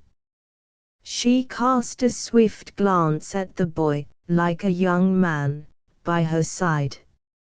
She saw him amiable, attractive, affectionate, and only a very little, peculiar. And she could not see him otherwise, for he was connected with what there was of the salt of passion in her tasteless life, the passion of indignation, of courage, of pity, and even of self-sacrifice. She did not add, and you aren't likely ever to be as long as I live. But she might very well have done so, since she had taken effectual steps to that end. Mr. Verloc was a very good husband. It was her honest impression that nobody could help liking the boy. She cried out suddenly, "Quick, Stevie! Stop that green bus!" And Stevie, tremulous and important with his sister Winnie on his arm, flung up the other high above his head at the approaching bus, with complete success. An hour afterwards Mr. Verloc raised his eyes from a newspaper he was reading, or at any rate looking at, behind the counter, and in the expiring clatter of the doorbell beheld Winnie, his wife, enter and cross the shop on her way upstairs, followed by Stevie, his brother-in-law. The sight of his wife was agreeable to Mr. Verloc. It was his idiosyncrasy. The figure of his brother-in-law remained imperceptible to him because of the morose thoughtfulness that lately had fallen like a veil between Mr. Verloc and the appearances of the world of senses. He looked after his wife fixedly, without a word, as though she had been a phantom. His voice for home use was husky and placid, but now it was heard not at all.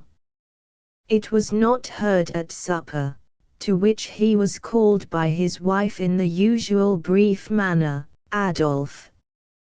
He sat down to consume it without conviction, wearing his hat pushed far back on his head.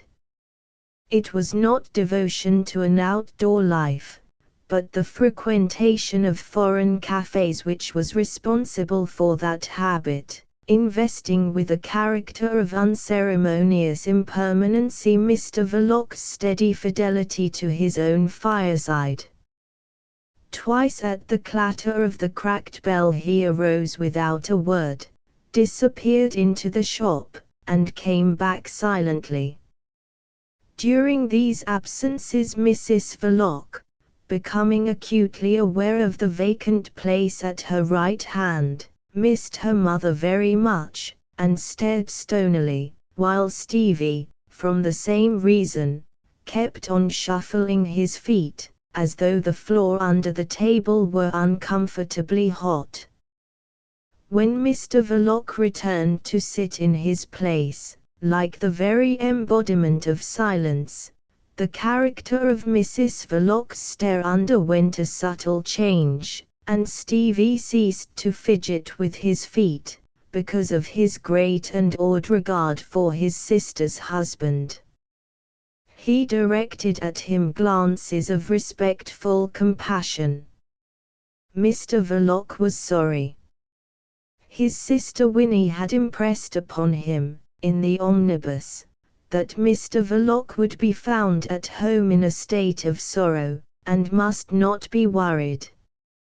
His father's anger, the irritability of gentlemen lodgers, and Mr. Verloc's predisposition to immoderate grief, had been the main sanctions of Stevie's self-restraint.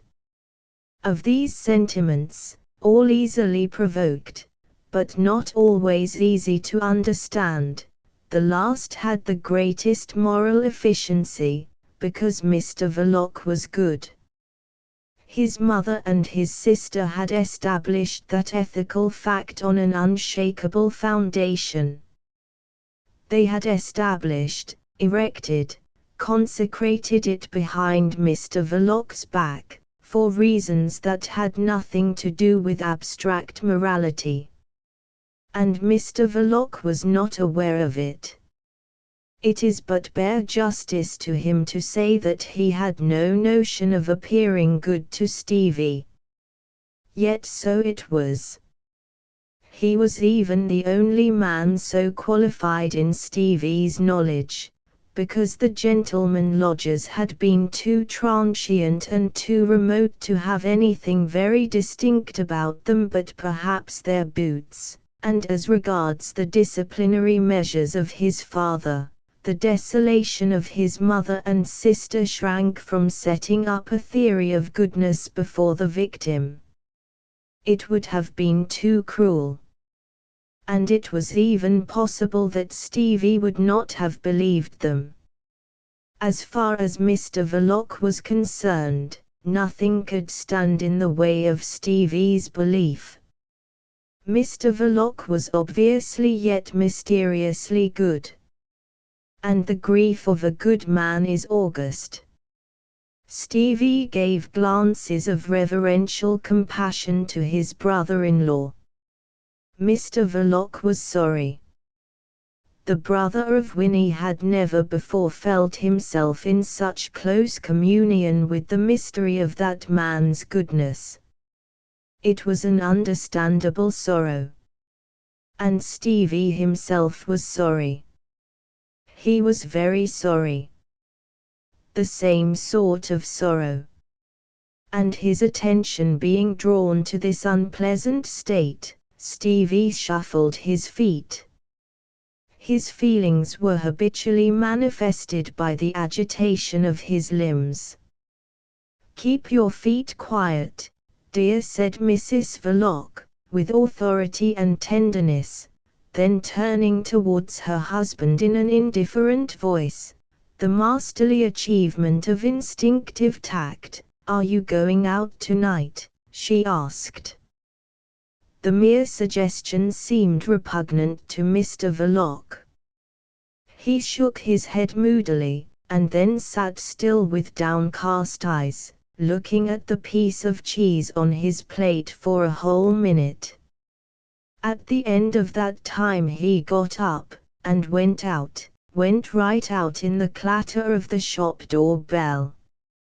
He acted thus inconsistently, not from any desire to make himself unpleasant, but because of an unconquerable restlessness. It was no earthly good going out. He could not find anywhere in London what he wanted. But he went out. He led a cortege of dismal thoughts along dark streets, through lighted streets, in and out of two flash bars, as if in a half-hearted attempt to make a night of it, and finally back again to his menaced home, where he sat down fatigued behind the counter, and they crowded urgently round him, like a pack of hungry black hounds. After locking up the house and putting out the gas, he took them upstairs with him, a dreadful escort for a man going to bed. His wife had preceded him some time before, and with her ample form defined vaguely under the counterpane, her head on the pillow, and a hand under the cheek, offered to his distraction the view of early drowsiness arguing the possession of an equable soul. Her big eyes stared wide open, inert and dark against the snowy whiteness of the linen. She did not move. She had an equable soul. She felt profoundly that things do not stand much looking into. She made her force and her wisdom of that instinct. But the taciturnity of Mr. Verloc had been lying heavily upon her for a good many days.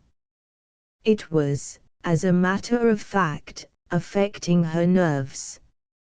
Recumbent and motionless, she said placidly, "you'll catch cold walking about in your socks like this." This speech, becoming the solicitude of the wife and the prudence of the woman, took Mr. Verloc unawares. He had left his boots downstairs, but he had forgotten to put on his slippers, and he had been turning about the bedroom on noiseless pads like a bear in a cage. At the sound of his wife's voice he stopped and stared at her with a somnambulistic, expressionless gaze so long that Mrs. Verloc moved her limbs slightly under the bedclothes. But she did not move, her black head sunk in the white pillow, one hand under her cheek and the big, dark, unwinking eyes. Under her husband's expressionless stare, and remembering her mother's empty room across the landing, she felt an acute pang of loneliness. She had never been parted from her mother before. They had stood by each other. She felt that they had, and she said to herself that now mother was gone for good. Mrs. Verloc had no illusions. Stevie remained, however. And she said, "Mother's done what she wanted to do. There's no sense in it that I can see. I'm sure she couldn't have thought you had enough of her. It's perfectly wicked, leaving us like that." Mr. Verloc was not a well-read person, his range of elusive phrases was limited, but there was a peculiar aptness in circumstances which made him think of rats leaving a doomed ship. He very nearly said so. He had grown suspicious and embittered. Could it be that the old woman had such an excellent nose? But the unreasonableness of such a suspicion was patent, and Mr. Verloc held his tongue. Not altogether, however. He muttered heavily, "Perhaps it's just as well." He began to undress. Mrs. Verloc kept very still, perfectly still, with her eyes fixed in a dreamy, quiet stare. And her heart for the fraction of a second seemed to stand still too. That night she was not quite herself, as the saying is, and it was borne upon her with some force that a simple sentence may hold several diverse meanings, mostly disagreeable. How was it just as well? And why? But she did not allow herself to fall into the idleness of barren speculation. She was rather confirmed in her belief that things did not stand being looked into. Practical and subtle in her way, she brought Stevie to the front without loss of time, because in her the singleness of purpose had the unerring nature and the force of an instinct. What I am going to do to cheer up that boy for the first few days I'm sure I don't know. He'll be worrying himself from morning till night before he gets used to mother being away. And he's such a good boy. I couldn't do without him." Mr. Verloc went on divesting himself of his clothing with the unnoticing inward concentration of a man undressing in the solitude of a vast and hopeless desert. For thus inhospitably did this fair earth, our common inheritance, present itself to the mental vision of Mr. Verloc. All was so still without and within that the lonely ticking of the clock on the landing stole into the room as if for the sake of company. Mr. Verloc, getting into bed on his own side, remained prone and mute behind Mrs. Verloc's back. His thick arms rested abandoned on the outside of the counterpane like dropped weapons, like discarded tools. At that moment he was within a hair's breadth of making a clean breast of it all to his wife. The moment seemed propitious. Looking out of the corners of his eyes, he saw her ample shoulders draped in white, the back of her head, with the hair done for the night in 3 plaits tied up with black tapes at the ends. And he forbore. Mr. Verloc loved his wife as a wife should be loved, that is, maritally, with the regard one has for one's chief possession. This head arranged for the night, those ample shoulders, had an aspect of familiar sacredness, the sacredness of domestic peace.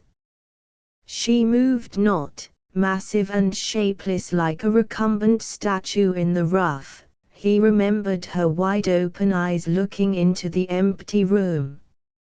She was mysterious, with the mysteriousness of living beings. The far-famed secret agent, Delta, of the late Baron Stott Wartenheim's alarmist dispatches was not the man to break into such mysteries. He was easily intimidated. And he was also indolent, with the indolence which is so often the secret of good nature. He forbore touching that mystery out of love, timidity, and indolence. There would be always time enough. For several minutes he bore his sufferings silently in the drowsy silence of the room. And then he disturbed it by a resolute declaration. "I am going on the continent tomorrow." His wife might have fallen asleep already. He could not tell. As a matter of fact, Mrs. Verloc had heard him. Her eyes remained very wide open, and she lay very still, confirmed in her instinctive conviction that things don't bear looking into very much. And yet it was nothing very unusual for Mr. Verloc to take such a trip. He renewed his stock from Paris and Brussels. Often he went over to make his purchases personally. A little select connection of amateurs was forming around the shop in Brett Street, a secret connection eminently proper for any business undertaken by Mr. Verloc, who, by a mystic accord of temperament and necessity, had been set apart to be a secret agent all his life. He waited for a while, then added, "I'll be away a week or perhaps a fortnight. Get Mrs. Neal to come for the day." Mrs. Neal was the charwoman of Brett Street. Victim of her marriage with a debauched joiner, she was oppressed by the needs of many infant children. Red-armed, and aproned in coarse sacking up to the armpits, she exhaled the anguish of the poor in a breath of soap suds and rum, in the uproar of scrubbing, in the clatter of tin pails. Mrs. Verloc, full of deep purpose, spoke in the tone of the shallowest indifference. "There is no need to have the woman here all day. I shall do very well with Stevie." She let the lonely clock on the landing count off 15 ticks into the abyss of eternity, and asked, "Shall I put the light out?" Mr. Verloc snapped at his wife huskily. "Put it out." Chapter 9. Mr. Verloc, returning from the continent at the end of 10 days, brought back a mind evidently unrefreshed by the wonders of foreign travel and a countenance unlighted by the joys of home-coming. He entered in the clatter of the shop bell with an air of sombre and vexed exhaustion. His bag in hand, his head lowered, he strode straight behind the counter, and let himself fall into the chair, as though he had tramped all the way from Dover. It was early morning. Stevie, dusting various objects displayed in the front windows, turned to gape at him with reverence and awe. "Here," said Mr. Verloc, giving a slight kick to the Gladstone bag on the floor, and Stevie flung himself upon it, seized it, bore it off with triumphant devotion. He was so prompt that Mr. Verloc was distinctly surprised. Already at the clatter of the shop bell Mrs. Neal, black-lading the parlour grate, had looked through the door, and rising from her knees had gone, aproned, and grimy with everlasting toil, to tell Mrs. Verloc in the kitchen that there was the master come back. Winnie came no farther than the inner shop door. "You'll want some breakfast," she said from a distance. Mr. Verloc moved his hands slightly, as if overcome by an impossible suggestion. But once enticed into the parlour he did not reject the food set before him. He ate as if in a public place, his hat pushed off his forehead, the skirts of his heavy overcoat hanging in a triangle on each side of the chair. And across the length of the table covered with brown oilcloth Winnie, his wife, talked evenly at him, the wifely talk, as artfully adapted, no doubt, to the circumstances of this return as the talk of Penelope to the return of the wandering Odysseus. Mrs. Verloc, however, had done no weaving during her husband's absence. But she had had all the upstairs room cleaned thoroughly, had sold some wares, had seen Mr. Michaelis several times. He had told her the last time that he was going away to live in a cottage in the country, somewhere on the London, Chatham, and Dover line. Carl Yount had come too, once, led under the arm by that wicked old housekeeper of his. He was a disgusting old man. Of Conrad Ossipon, whom she had received curtly, entrenched behind the counter with a stony face and a faraway gaze, she said nothing, her mental reference to the robust anarchist being marked by a short pause, with the faintest possible blush. And bringing in her brother Stevie as soon as she could into the current of domestic events, she mentioned that the boy had moped a good deal. "It's all along of mother leaving us like this."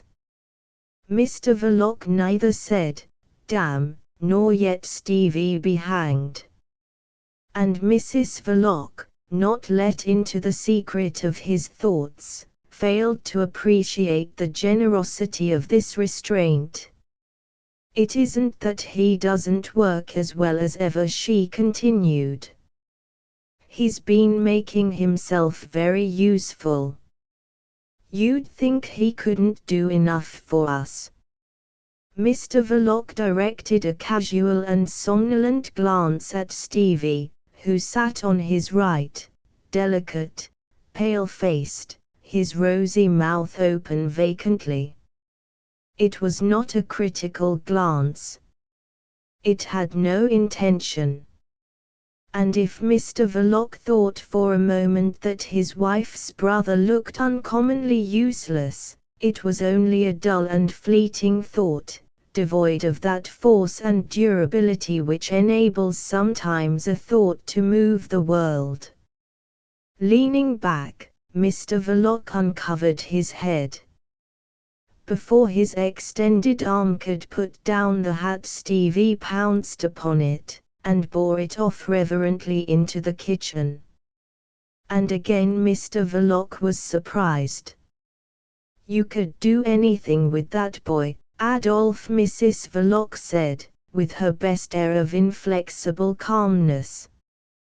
"He would go through fire for you." She paused attentive, her ear turned towards the door of the kitchen. There Mrs. Neal was scrubbing the floor. At Stevie's appearance she groaned lamentably, having observed that he could be induced easily to bestow for the benefit of her infant children the shilling his sister Winnie presented him with from time to time. On all fours amongst the puddles, wet and begrimed, like a sort of amphibious and domestic animal living in ashbins and dirty water, she uttered the usual exordium, "It's all very well for you, kept doing nothing like a gentleman." And she followed it with the everlasting plaint of the poor, pathetically mendacious, miserably authenticated by the horrible breath of cheap rum and soapsuds. She scrubbed hard, snuffling all the time, and talking volubly. And she was sincere. And on each side of her thin red nose her bleared, misty eyes swam in tears, because she felt really the want of some sort of stimulant in the morning. In the parlour Mrs. Verloc observed, with knowledge, "There's Mrs. Neal at it again with her harrowing tales about her little children. They can't be all so little as she makes them out. Some of them must be big enough by now to try to do something for themselves. It only makes Stevie angry." These words were confirmed by a thud as of a fist striking the kitchen table. In the normal evolution of his sympathy, Stevie had become angry on discovering that he had no shilling in his pocket. In his inability to relieve at once Mrs. Neal's little one's privations, he felt that somebody should be made to suffer for it. Mrs. Verloc rose, and went into the kitchen to stop that nonsense. And she did it firmly but gently. She was well aware that directly Mrs. Neal received her money she went round the corner to drink ardent spirits in a mean and musty public house, the unavoidable station on the Via Dolorosa of her life. Mrs. Verloc's comment upon this practice had an unexpected profundity, as coming from a person disinclined to look under the surface of things. Of course, what is she to do to keep up? If I were like Mrs. Neal, I expect I wouldn't act any different. In the afternoon of the same day, as Mr. Verloc, coming with a start out of the last of a long series of dozes before the parlour fire, declared his intention of going out for a walk, Winnie said from the shop, "I wish you would take that boy out with you, Adolphe." For the third time that day Mr. Verloc was surprised. He stared stupidly at his wife. She continued in her steady manner. The boy, whenever he was not doing anything, moped in the house. It made her uneasy, it made her nervous, she confessed. And that from the calm Winnie sounded like exaggeration. But, in truth, Stevie moped in the striking fashion of an unhappy domestic animal. He would go up on the dark landing, to sit on the floor at the foot of the tall clock, with his knees drawn up and his head in his hands. To come upon his pallid face, with its big eyes gleaming in the dusk, was discomposing. To think of him up there was uncomfortable. Mr. Verloc got used to the startling novelty of the idea. He was fond of his wife as a man should be, that is, generously. But a weighty objection presented itself to his mind, and he formulated it. "He'll lose sight of me perhaps, and get lost in the street," he said. Mrs. Verloc shook her head competently. "He won't. You don't know him. That boy just worships you. But if you should miss him, Mrs. Verloc paused for a moment, but only for a moment. You just go on, and have your walk out. Don't worry. He'll be all right. He's sure to turn up safe here before very long. This optimism procured for Mr. Verloc his fourth surprise of the day. Is he grunted doubtfully. But perhaps his brother-in-law was not such an idiot as he looked. His wife would know best. He turned away his heavy eyes, saying huskily, "Well, let him come along," then and relapsed into the clutches of black care, that perhaps prefers to sit behind a horseman, but knows also how to tread close on the heels of people not sufficiently well off to keep horses, like Mr. Verloc, for instance. Winnie, at the shop door, did not see this fatal attendant upon Mr. Verloc's walks. She watched the two figures down the squalid street, one tall and burly, the other slight and short, with a thin neck, and the peaked shoulders raised slightly under the large semi-transparent ears. The material of their overcoats was the same, their hats were black and round in shape. Inspired by the similarity of wearing apparel, Mrs. Verloc gave rein to her fancy. Might be father and son, she said to herself. She thought also that Mr. Verloc was as much of a father as poor Stevie ever had in his life. She was aware also that it was her work. And with peaceful pride she congratulated herself on a certain resolution she had taken a few years before. It had cost her some effort, and even a few tears. She congratulated herself still more on observing in the course of days that Mr. Verloc seemed to be taking kindly to Stevie's companionship. Now, when ready to go out for his walk, Mr. Verloc called aloud to the boy, in the spirit, no doubt, in which a man invites the attendance of the household dog, though, of course, in a different manner. In the house Mr. Verloc could be detected staring curiously at Stevie a good deal. His own demeanor had changed. Taciturn still, he was not so listless. Mrs. Verloc thought that he was rather jumpy at times. It might have been regarded as an improvement. As to Stevie, he moped no longer at the foot of the clock, but muttered to himself in corners instead in a threatening tone. When asked, "What is it you're saying, Stevie?" he merely opened his mouth, and squinted at his sister. At odd times he clenched his fists without apparent cause, and when discovered in solitude would be scowling at the wall, with the sheet of paper and the pencil given him for drawing circles lying blank and idle on the kitchen table. This was a change, but it was no improvement.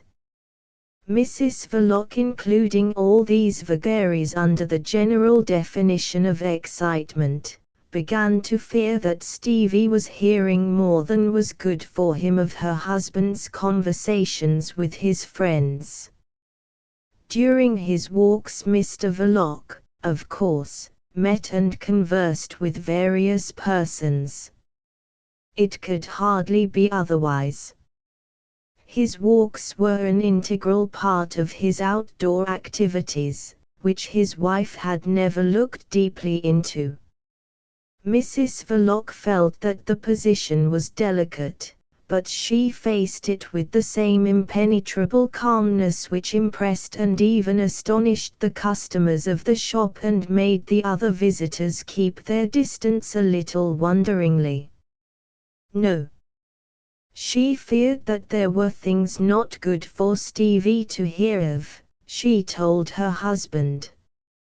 It only excited the poor boy, because he could not help them being so.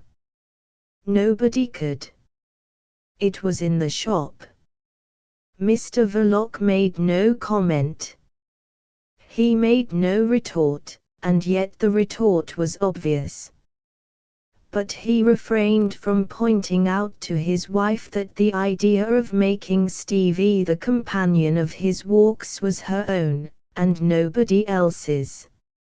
At that moment, to an impartial observer, Mr. Verloc would have appeared more than human in his magnanimity.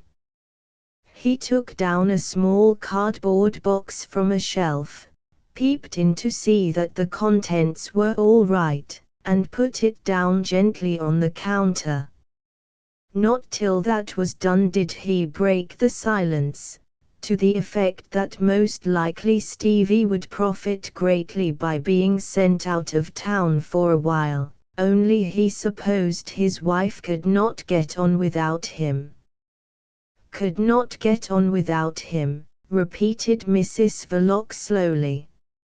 I couldn't get on without him if it were for his good. The idea. Of course, I can get on without him. But there's nowhere for him to go. Mr. Verloc got out some brown paper and a ball of string, and meanwhile he muttered that Michaelis was living in a little cottage in the country. Michaelis wouldn't mind giving Stevie a room to sleep in. There were no visitors and no talk there. Michaelis was writing a book. Mrs. Verloc declared her affection for Michaelis, mentioned her abhorrence of Carl-Junt, nasty old man, and of Ossipon she said nothing. As to Stevie, he could be no other than very pleased. Mr. Michaelis was always so nice and kind to him. He seemed to like the boy. Well, the boy was a good boy. You two seem to have grown quite fond of him of late, she added, after a pause, with her inflexible assurance. Mr. Verloc, tying up the cardboard box into a parcel for the post, broke the string by an injudicious jerk, and muttered several swear words confidentially to himself. Then, raising his tone to the usual husky mutter, he announced his willingness to take Stevie into the country himself, and leave him all safe with Michaelis. He carried out this scheme on the very next day. Stevie offered no objection. He seemed rather eager, in a bewildered sort of way. He turned his candid gaze inquisitively to Mr. Verloc's heavy countenance at frequent intervals, especially when his sister was not looking at him. His expression was proud, apprehensive, and concentrated, like that of a small child entrusted for the first time with a box of matches and the permission to strike a light. But Mrs. Verloc, gratified by her brother's docility, recommended him not to dirty his clothes unduly in the country. At this Stevie gave his sister, guardian and protector, a look, which for the first time in his life seemed to lack the quality of perfect childlike trustfulness. It was haughtily gloomy. Mrs. Verloc smiled. Goodness me! You needn't be offended. You know you do get yourself very untidy when you get a chance, Stevie. Mr. Verloc was already gone some way down the street. Thus, in consequence of her mother's heroic proceedings, and of her brother's absence on this villagiature, Mrs. Verloc found herself oftener than usual all alone, not only in the shop, but in the house. for Mr. Verloc had to take his walks. She was alone longer than usual on the day of the attempted bomb outrage in Greenwich Park, because Mr. Verloc went out very early that morning and did not come back till nearly dusk. She did not mind being alone. She had no desire to go out. The weather was too bad, and the shop was cozier than the streets. Sitting behind the counter with some sewing, she did not raise her eyes from her work when Mr. Verloc entered in the aggressive clatter of the bell. She had recognized his step on the pavement outside. She did not raise her eyes, but as Mr. Verloc, silent, and with his hat rammed down upon his forehead, made straight for the parlor door, she said serenely, "What a wretched day. You've been perhaps to see Stevie?" "No, I haven't," said Mr. Verloc softly, and slammed the glazed parlor door behind him with unexpected energy. For some time Mrs. Verloc remained quiescent, with her work dropped in her lap, before she put it away under the counter and got up to light the gas. This done, she went into the parlor on her way to the kitchen. Mr. Verloc would want his tea presently. Confident of the power of her charms, Winnie did not expect from her husband in the daily intercourse of their married life a ceremonious amenity of address and courtliness of manner, vain and antiquated forms at best, probably never very exactly observed, discarded nowadays even in the highest spheres, and always foreign to the standards of her class. She did not look for courtesies from him. But he was a good husband, and she had a loyal respect for his rights. Mrs. Verloc would have gone through the parlor and on to her domestic duties in the kitchen with the perfect serenity of a woman sure of the power of her charms. But a slight, very slight, and rapid rattling sound grew upon her hearing. Bizarre and incomprehensible, it arrested Mrs. Verloc's attention. Then as its character became plain to the ear she stopped short, amazed and concerned. Striking a match on the box she held in her hand, she turned on and lighted, above the parlor table, one of the two gas burners, which, being defective, first whistled as if astonished, and then went on purring comfortably like a cat. Mr. Verloc, against his usual practice, had thrown off his overcoat. It was lying on the sofa. His hat, which he must also have thrown off, rested overturned under the edge of the sofa. He had dragged a chair in front of the fireplace, and his feet planted inside the fender, his head held between his hands. He was hanging low over the glowing grate. His teeth rattled with an ungovernable violence, causing his whole enormous back to tremble at the same rate. Mrs. Verloc was startled. "You've been getting wet," she said. "Not very," Mr. Verloc managed to falter out, in a profound shudder. By a great effort he suppressed the rattling of his teeth. "I'll have you laid up on my hands," she said, with genuine uneasiness. "I don't think so," remarked Mr. Verloc, snuffling huskily. He had certainly contrived somehow to catch an abominable cold between 7 in the morning and 5 in the afternoon. Mrs. Verloc looked at his bowed back. "Where have you been today?" she asked. "Nowhere," answered Mr. Verloc in a low, choked nasal tone. His attitude suggested aggrieved sulks or a severe headache. The insufficiency and uncandidness of his answer became painfully apparent in the dead silence of the room. He snuffled apologetically, and added, "I've been to the bank." Mrs. Verloc became attentive. "You have," she said dispassionately. "What for?" Mr. Verloc mumbled, with his nose over the grate, and with marked unwillingness. "Draw the money out." "What do you mean?" "All of it." "Yes. All of it."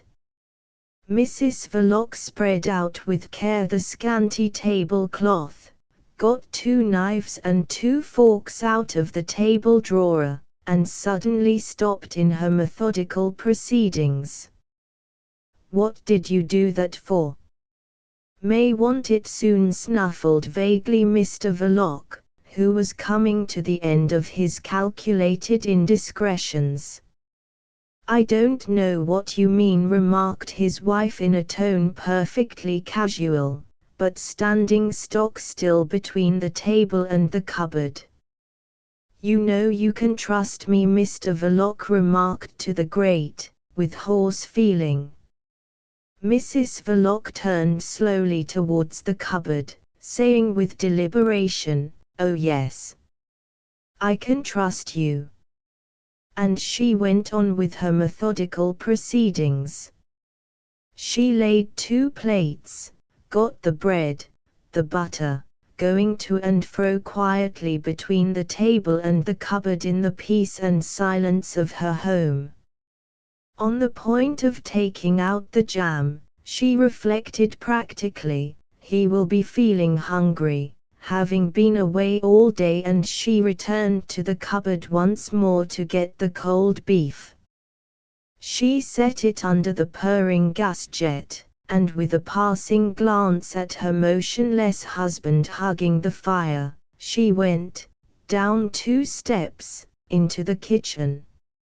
It was only when coming back, carving knife and fork in hand, that she spoke again. "If I hadn't trusted you, I wouldn't have married you."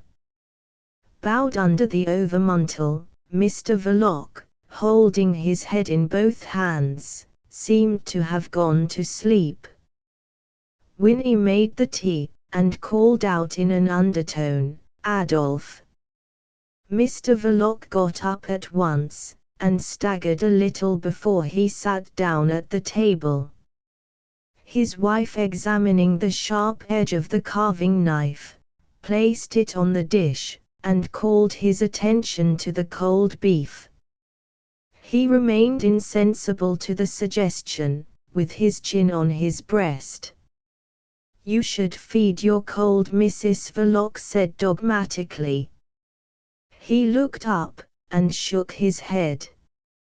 His eyes were bloodshot and his face red. His fingers had ruffled his hair into a dissipated untidiness.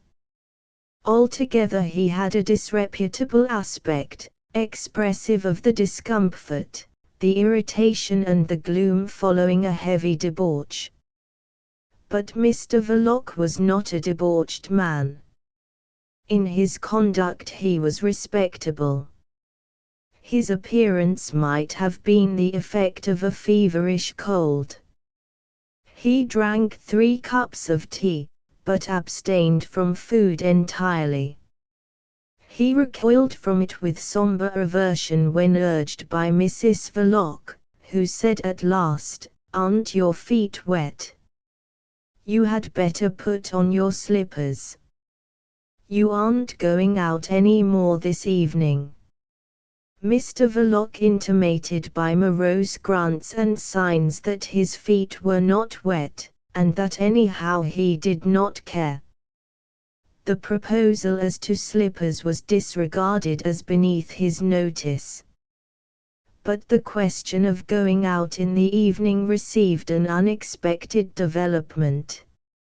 It was not of going out in the evening that Mr. Verloc was thinking.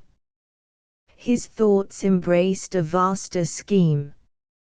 From moody and incomplete phrases it became apparent that Mr. Verloc had been considering the expediency of emigrating.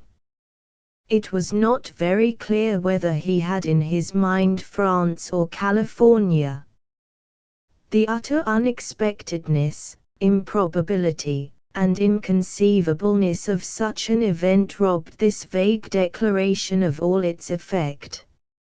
Mrs. Verloc, as placidly as if her husband had been threatening her with the end of the world, said, "The idea." Mr. Verloc declared himself sick and tired of everything, and besides, she interrupted him. "You've a bad cold." It was indeed obvious that Mr. Verloc was not in his usual state, physically and even mentally. A somber irresolution held him silent for a while. Then he murmured a few ominous generalities on the theme of necessity. "We'll have to repeat it," Winnie, sitting calmly back, with folded arms, opposite her husband. "I should like to know who's to make you. You ain't a slave. No one need be a slave in this country, and don't you make yourself one." She paused, and with invincible and steady candor. "The business isn't so bad," she went on. "You've a comfortable home." She glanced all round the parlor, from the corner cupboard to the good fire in the grate. Ensconced cosily behind the shop of doubtful wares, with the mysteriously dim window, and its door suspiciously ajar in the obscure and narrow street, it was in all essentials of domestic propriety and domestic comfort a respectable home.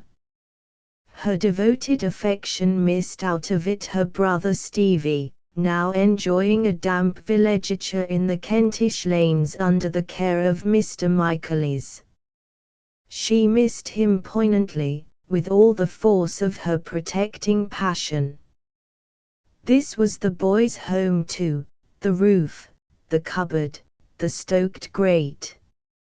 On this thought Mrs. Verloc rose, and walking to the other end of the table, said in the fullness of her heart, "And you are not tired of me?" Mr. Verloc made no sound. Winnie leaned on his shoulder from behind, and pressed her lips to his forehead. Thus she lingered. Not a whisper reached them from the outside world. The sound of footsteps on the pavement died out in the discreet dimness of the shop. Only the gas jet above the table went on purring equably in the brooding silence of the parlor.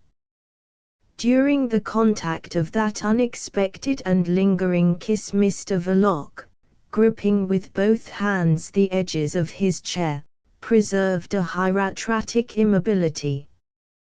When the pressure was removed he let go the chair, rose, and went to stand before the fireplace. He turned no longer his back to the room. With his features swollen and an air of being drugged, he followed his wife's movements with his eyes. Mrs. Verloc went about serenely, clearing up the table. Her tranquil voice commented the idea thrown out in a reasonable and domestic tone. It wouldn't stand examination. She condemned it from every point of view. But her only real concern was Stevie's welfare. He appeared to her thought in that connection as sufficiently peculiar not to be taken rashly abroad. And that was all. But talking round that vital point, she approached absolute vehemence in her delivery. Meanwhile, with brusque movements, she arrayed herself in an apron for the washing up of cups.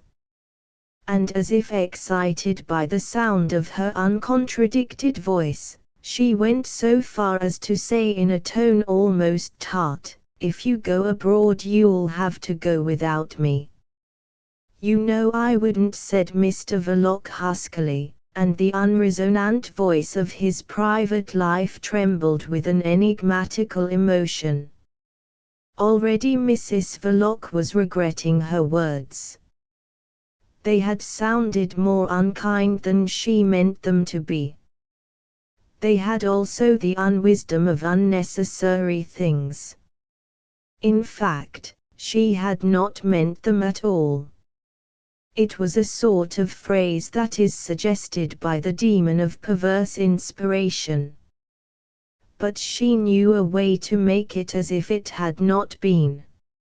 She turned her head over her shoulder and gave that man planted heavily in front of the fireplace a glance, half arch, half cruel, out of her large eyes, a glance of which the Winnie of the Belgravian mansion days would have been incapable, because of her respectability and her ignorance. But the man was her husband now, and she was no longer ignorant. She kept it on him for a whole second, with her grave face motionless like a mask, while she said playfully, "You couldn't. You would miss me too much." Mr. Verloc started forward. "Exactly," he said in a louder tone, throwing his arms out and making a step towards her. Something wild and doubtful in his expression made it appear uncertain whether he meant to strangle or to embrace his wife. But Mrs. Verloc's attention was called away from that manifestation by the clatter of the shop bell. "Shop, Adolf. You go." He stopped, his arms came down slowly. "You go," repeated Mrs. Verloc. "I've got my apron on." Mr. Verloc obeyed woodenly, stony-eyed, and like an automaton whose face had been painted red. And this resemblance to a mechanical figure went so far that he had an automaton's absurd air of being aware of the machinery inside of him. He closed the parlor door, and Mrs. Verloc, moving briskly, carried the tray into the kitchen.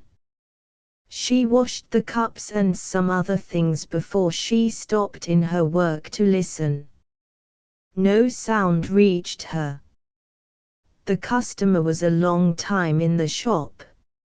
It was a customer, because if he had not been, Mr. Verloc would have taken him inside.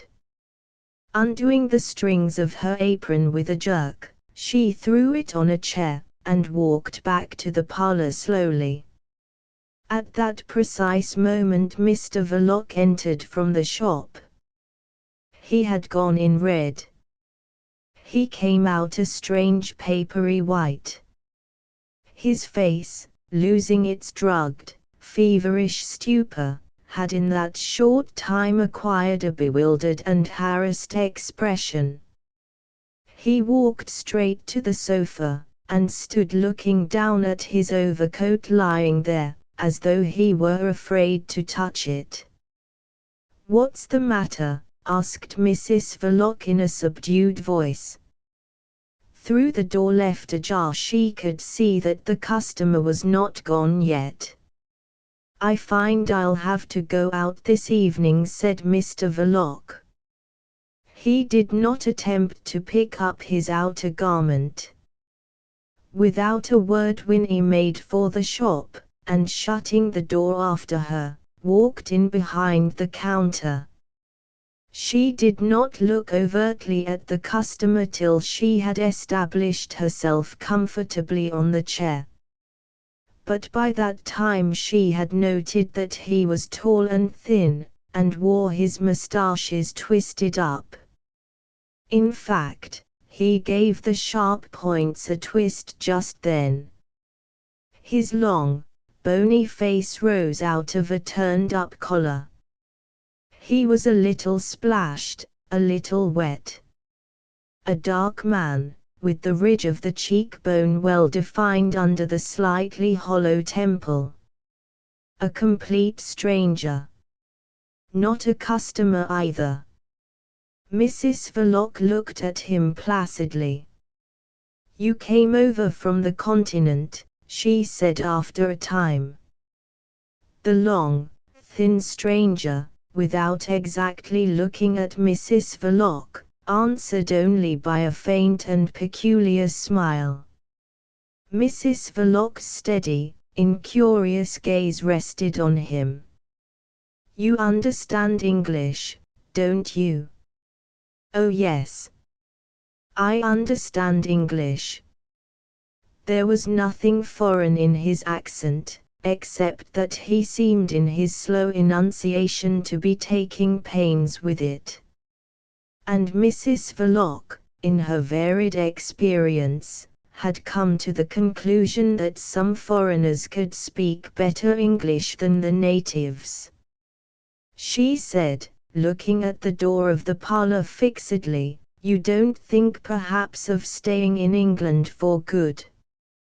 The stranger gave her again a silent smile. He had a kindly mouth and probing eyes. And he shook his head a little sadly, it seemed. "My husband will see you through all right. Meantime for a few days you couldn't do better than take lodgings with Mr. Giugliani. Continental Hotel it's called. Private. It's quiet. My husband will take you there." "A good idea," said the thin, dark man, whose glance had hardened suddenly. "You knew Mr. Verloc before, didn't you?" "Perhaps in France." "I have heard of him," admitted the visitor in his slow, painstaking tone, which yet had a certain curtness of intention. There was a pause. Then he spoke again, in a far less elaborate manner. "Your husband has not gone out to wait for me in the street by chance?" "In the street," repeated Mrs. Verloc, surprised. "He couldn't. There's no other door to the house." For a moment she sat impassive, then left her seat to go and peep through the glazed door. Suddenly she opened it, and disappeared into the parlour. Mr. Verloc had done no more than put on his overcoat. But why he should remain afterwards leaning over the table propped up on his two arms as though he were feeling giddy or sick, she could not understand. "Adolf," she called out half aloud, and when he had raised himself, "Do you know that man?" she asked rapidly. "I've heard of him," whispered uneasily Mr. Verloc, darting a wild glance at the door. Mrs. Verloc's fine, incurious eyes lighted up with a flash of abhorrence. "One of Carl Jundt's friends, beastly old man." "No. No," protested Mr. Verloc, busy fishing for his hat. But when he got it from under the sofa he held it as if he did not know the use of a hat. "Well, he's waiting for you," said Mrs. Verloc at last. "I say, Adolf, he ain't one of them embassy people you have been bothered with of late?" "Bothered with embassy people?" repeated Mr. Verloc, with a heavy start of surprise and fear. "Who's been talking to you of the embassy people?" "Yourself." I talked of the embassy to you?" Mr. Verloc seemed scared and bewildered beyond measure. His wife explained, "You've been talking a little in your sleep of late, Adolf. What did I say? What do you know? Nothing much. It seemed mostly nonsense. Enough to let me guess that something worried you. Mr. Verloc rammed his hat on his head. A crimson flood of anger ran over his face. Nonsense, eh? The embassy people. I would cut their hearts out one after another. But let them look out. I've got a tongue in my head. He fumed, pacing up and down between the table and the sofa, his open overcoat catching against the angles. The red flood of anger ebbed out, and left his face all white, with quivering nostrils. Mrs. Verloc, for the purposes of practical existence, put down these appearances to the cold. Well, she said, get rid of the man, whoever he is, as soon as you can, and come back home to me. You want looking after for a day or two. Mr. Verloc calmed down, and, with resolution imprinted on his pale face, had already opened the door, when his wife called him back in a whisper, Adolf. Adolf. He came back startled. What about that money you drew out? She asked. You've got it in your pocket. Hadn't you better? Mr. Verloc gazed stupidly into the palm of his wife's extended hand for some time before he slapped his brow. Money. Yes. Yes. I didn't know what you meant. He drew out of his breast pocket a new pigskin pocketbook. Mrs. Verloc received it without another word, and stood still till the bell, clattering after Mr. Verloc and Mr. Verloc's visitor, had quieted down. Only then she peeped in at the amount, drawing the notes out for the purpose. After this inspection she looked round thoughtfully, with an air of mistrust in the silence and solitude of the house. This abode of her married life appeared to her as lonely and unsafe as though it had been situated in the midst of a forest. No receptacle she could think of amongst the solid, heavy furniture seemed other but flimsy and particularly tempting to her conception of a housebreaker. It was an ideal conception, endowed with sublime faculties and a miraculous insight. The till was not to be thought of. It was the first spot a thief would make for. Mrs. Verloc, unfastening hastily a couple of hooks, slipped the pocketbook under the bodice of her dress. Having thus disposed of her husband's capital, she was rather glad to hear the clatter of the door-bell, announcing an arrival. Assuming the fixed, unabashed stare and the stony expression reserved for the casual customer, she walked in behind the counter. A man standing in the middle of the shop was inspecting it with a swift, cool, all-round glance. His eyes ran over the walls, took in the ceiling, noted the floor, all in a moment. The points of a long fair moustache fell below the line of the jaw. He smiled the smile of an old if distant acquaintance, and Mrs. Verloc remembered having seen him before. Not a customer. She softened her customer stare to mere indifference, and faced him across the counter. He approached, on his side, confidentially, but not too markedly so. Husband at home, Mrs. Verloc? He asked in an easy, full tone. No. He's gone out. I am sorry for that. I've called to get from him a little private information." This was the exact truth. Chief Inspector Heat had been all the way home, and had even gone so far as to think of getting into his slippers, since practically he was, he told himself, chucked out of that case. He indulged in some scornful and in a few angry thoughts, and found the occupation so unsatisfactory that he resolved to seek relief out of doors. Nothing prevented him paying a friendly call to Mr. Verloc, casually as it were. It was in the character of a private citizen that, walking out privately, he made use of his customary conveyances. Their general direction was towards Mr. Verloc's home.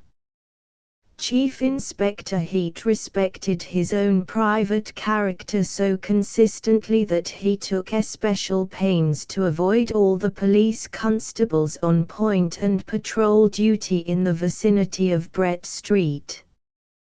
This precaution was much more necessary for a man of his standing than for an obscure assistant commissioner.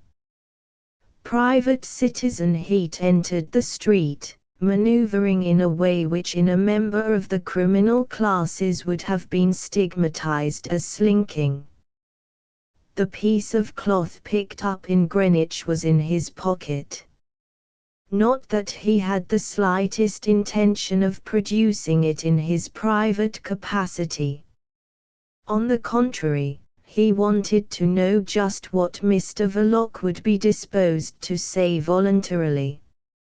He hoped Mr. Verloc's talk would be of a nature to incriminate Michaelis. It was a conscientiously professional hope in the main, but not without its moral value. For Chief Inspector Heat was a servant of justice. Finding Mr. Verloc from home, he felt disappointed. "I would wait for him a little if I were sure he wouldn't be long," he said. Mrs. Verloc volunteered no assurance of any kind. "The information I need is quite private," he repeated. "You understand what I mean. I wonder if you could give me a notion where he's gone to." Mrs. Verloc shook her head. "Can't say." She turned away to range some boxes on the shelves behind the counter. Chief Inspector Heat looked at her thoughtfully for a time. "I suppose you know who I am," he said. Mrs. Verloc glanced over her shoulder. Chief Inspector Heat was amazed at her coolness. "Come. You know I am in the police," he said sharply. "I don't trouble my head much about it," Mrs. Verloc remarked, returning to the ranging of her boxes. "My name is Heat. Chief Inspector Heat of the Special Crimes Section." Mrs. Verloc adjusted nicely in its place a small cardboard box, and turning round, faced him again, heavy-eyed, with idle hands hanging down. A silence reigned for a time. "So your husband went out a quarter of an hour ago? And he didn't say when he would be back?" "He didn't go out alone," Mrs. Verloc let fall negligently. "A friend." Mrs. Verloc touched the back of her hair. It was in perfect order. "A stranger who called." "I see. What sort of man was that stranger? Would you mind telling me?" Mrs. Verloc did not mind. And when Chief Inspector Heat heard of a man dark, thin, with a long face and turned-up moustaches, he gave signs of perturbation, and exclaimed, "Dash me if I didn't think so. He hasn't lost any time. He was intensely disgusted in the secrecy of his heart at the unofficial conduct of his immediate chief. But he was not quixotic. He lost all desire to await Mr. Verloc's return. What they had gone out for he did not know, but he imagined it possible that they would return together. The case is not followed properly, it's being tampered with, he thought bitterly. I am afraid I haven't time to wait for your husband, he said. Mrs. Verloc received this declaration listlessly. Her detachment had impressed Chief Inspector Heat all along. At this precise moment it whetted his curiosity. Chief Inspector Heat hung in the wind, swayed by his passions like the most private of citizens. I think, he said, looking at her steadily, that you could give me a pretty good notion of what's going on if you liked. Forcing her fine, inert eyes to return his gaze, Mrs. Verloc murmured, going on? What is going on? Why, the affair I came to talk about a little with your husband. That day Mrs. Verloc had glanced at a morning paper as usual. But she had not stirred out of doors. The newsboys never invaded Brett Street. It was not a street for their business. And the echo of their cries drifting along the populous thoroughfares expired between the dirty brick walls without reaching the threshold of the shop. Her husband had not brought an evening paper home. At any rate, she had not seen it. Mrs. Verloc knew nothing whatever of any affair. And she said so, with a genuine note of wonder in her quiet voice. Chief Inspector Heat did not believe for a moment in so much ignorance. Curtly, without amiability, he stated the bare fact. Mrs. Verloc turned away her eyes. I call it silly, she pronounced slowly. She paused. We ain't downtrodden slaves here. The chief inspector waited watchfully. Nothing more came. And your husband didn't mention anything to you when he came home? Mrs. Verloc simply turned her face from right to left in sign of negation. A languid, baffling silence reigned in the shop. Chief Inspector Heat felt provoked beyond endurance. There was another small matter, he began in a detached tone, which I wanted to speak to your husband about. There came into our hands what we believe is, a stolen overcoat.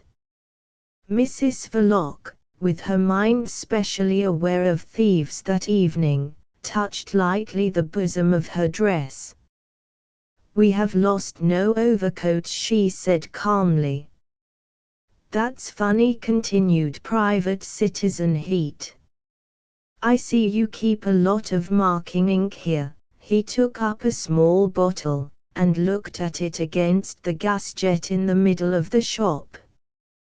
Purple, isn't it? He remarked, setting it down again. As I said, it's strange.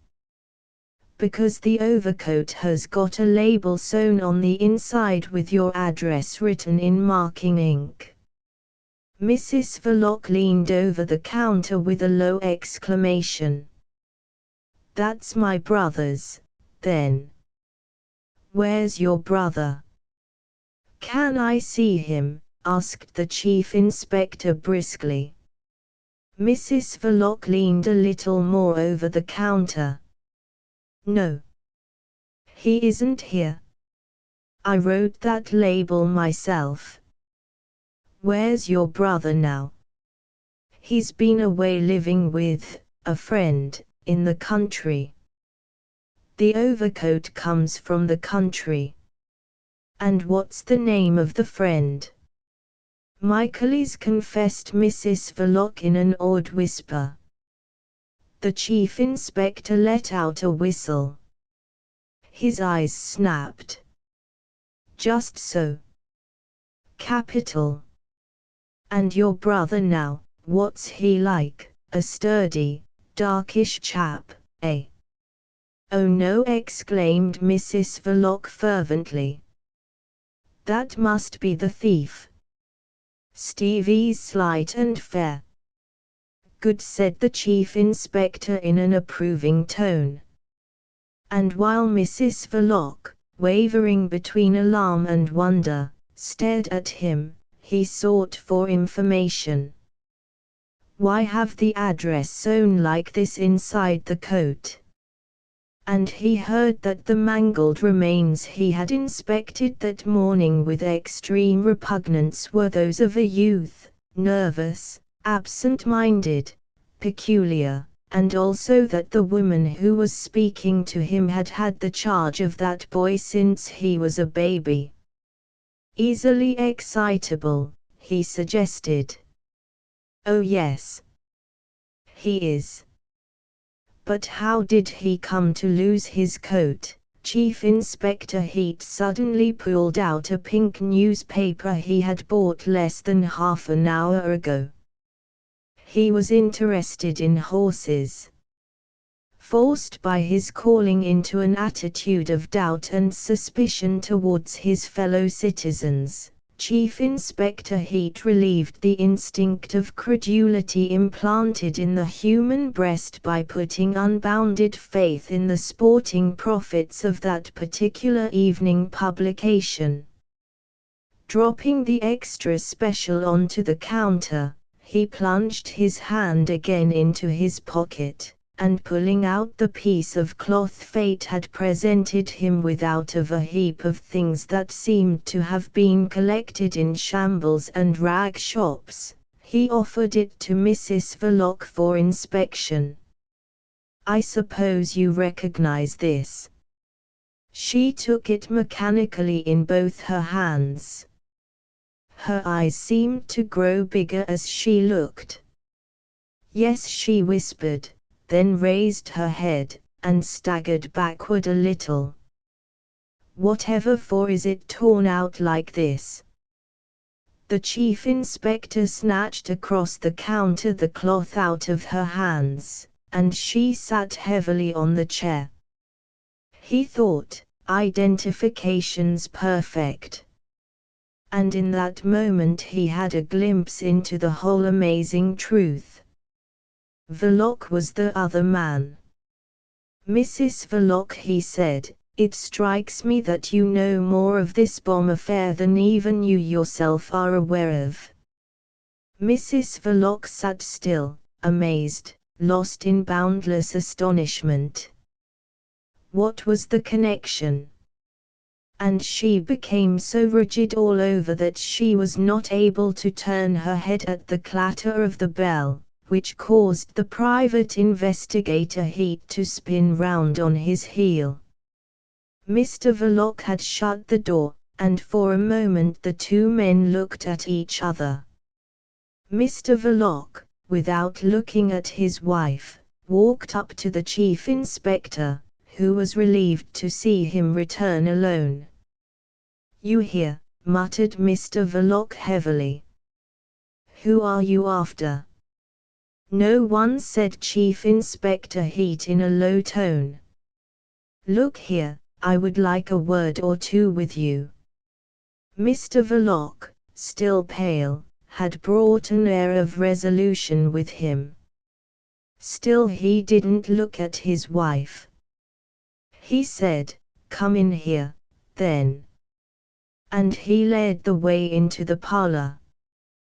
The door was hardly shut when Mrs. Verloc, jumping up from the chair, ran to it as if to fling it open, but instead of doing so fell on her knees, with her ear to the keyhole.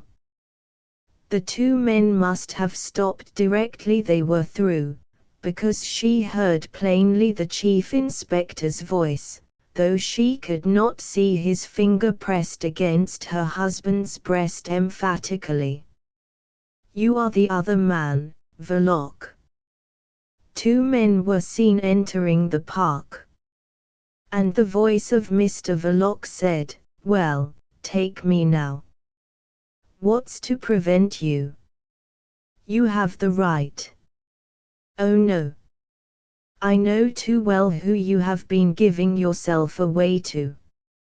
He'll have to manage this little affair all by himself. But don't you make a mistake, it's I who found you out." Then she heard only muttering. Inspector Heat must have been showing to Mr. Verloc the piece of Stevie's overcoat, because Stevie's sister, guardian, and protector heard her husband a little louder. "I never noticed that she had hit upon that dodge." Again for a time Mrs. Verloc heard nothing but murmurs, whose mysteriousness was less nightmarish to her brain than the horrible suggestions of shaped words. Then Chief Inspector Heat, on the other side of the door, raised his voice. "You must have been mad." And Mr. Verloc's voice answered, with a sort of gloomy fury, "I have been mad for a month or more, but I am not mad now. It's all over. It shall all come out of my head, and hang the consequences." There was a silence, and then Private Citizen Heat murmured, "What's coming out?"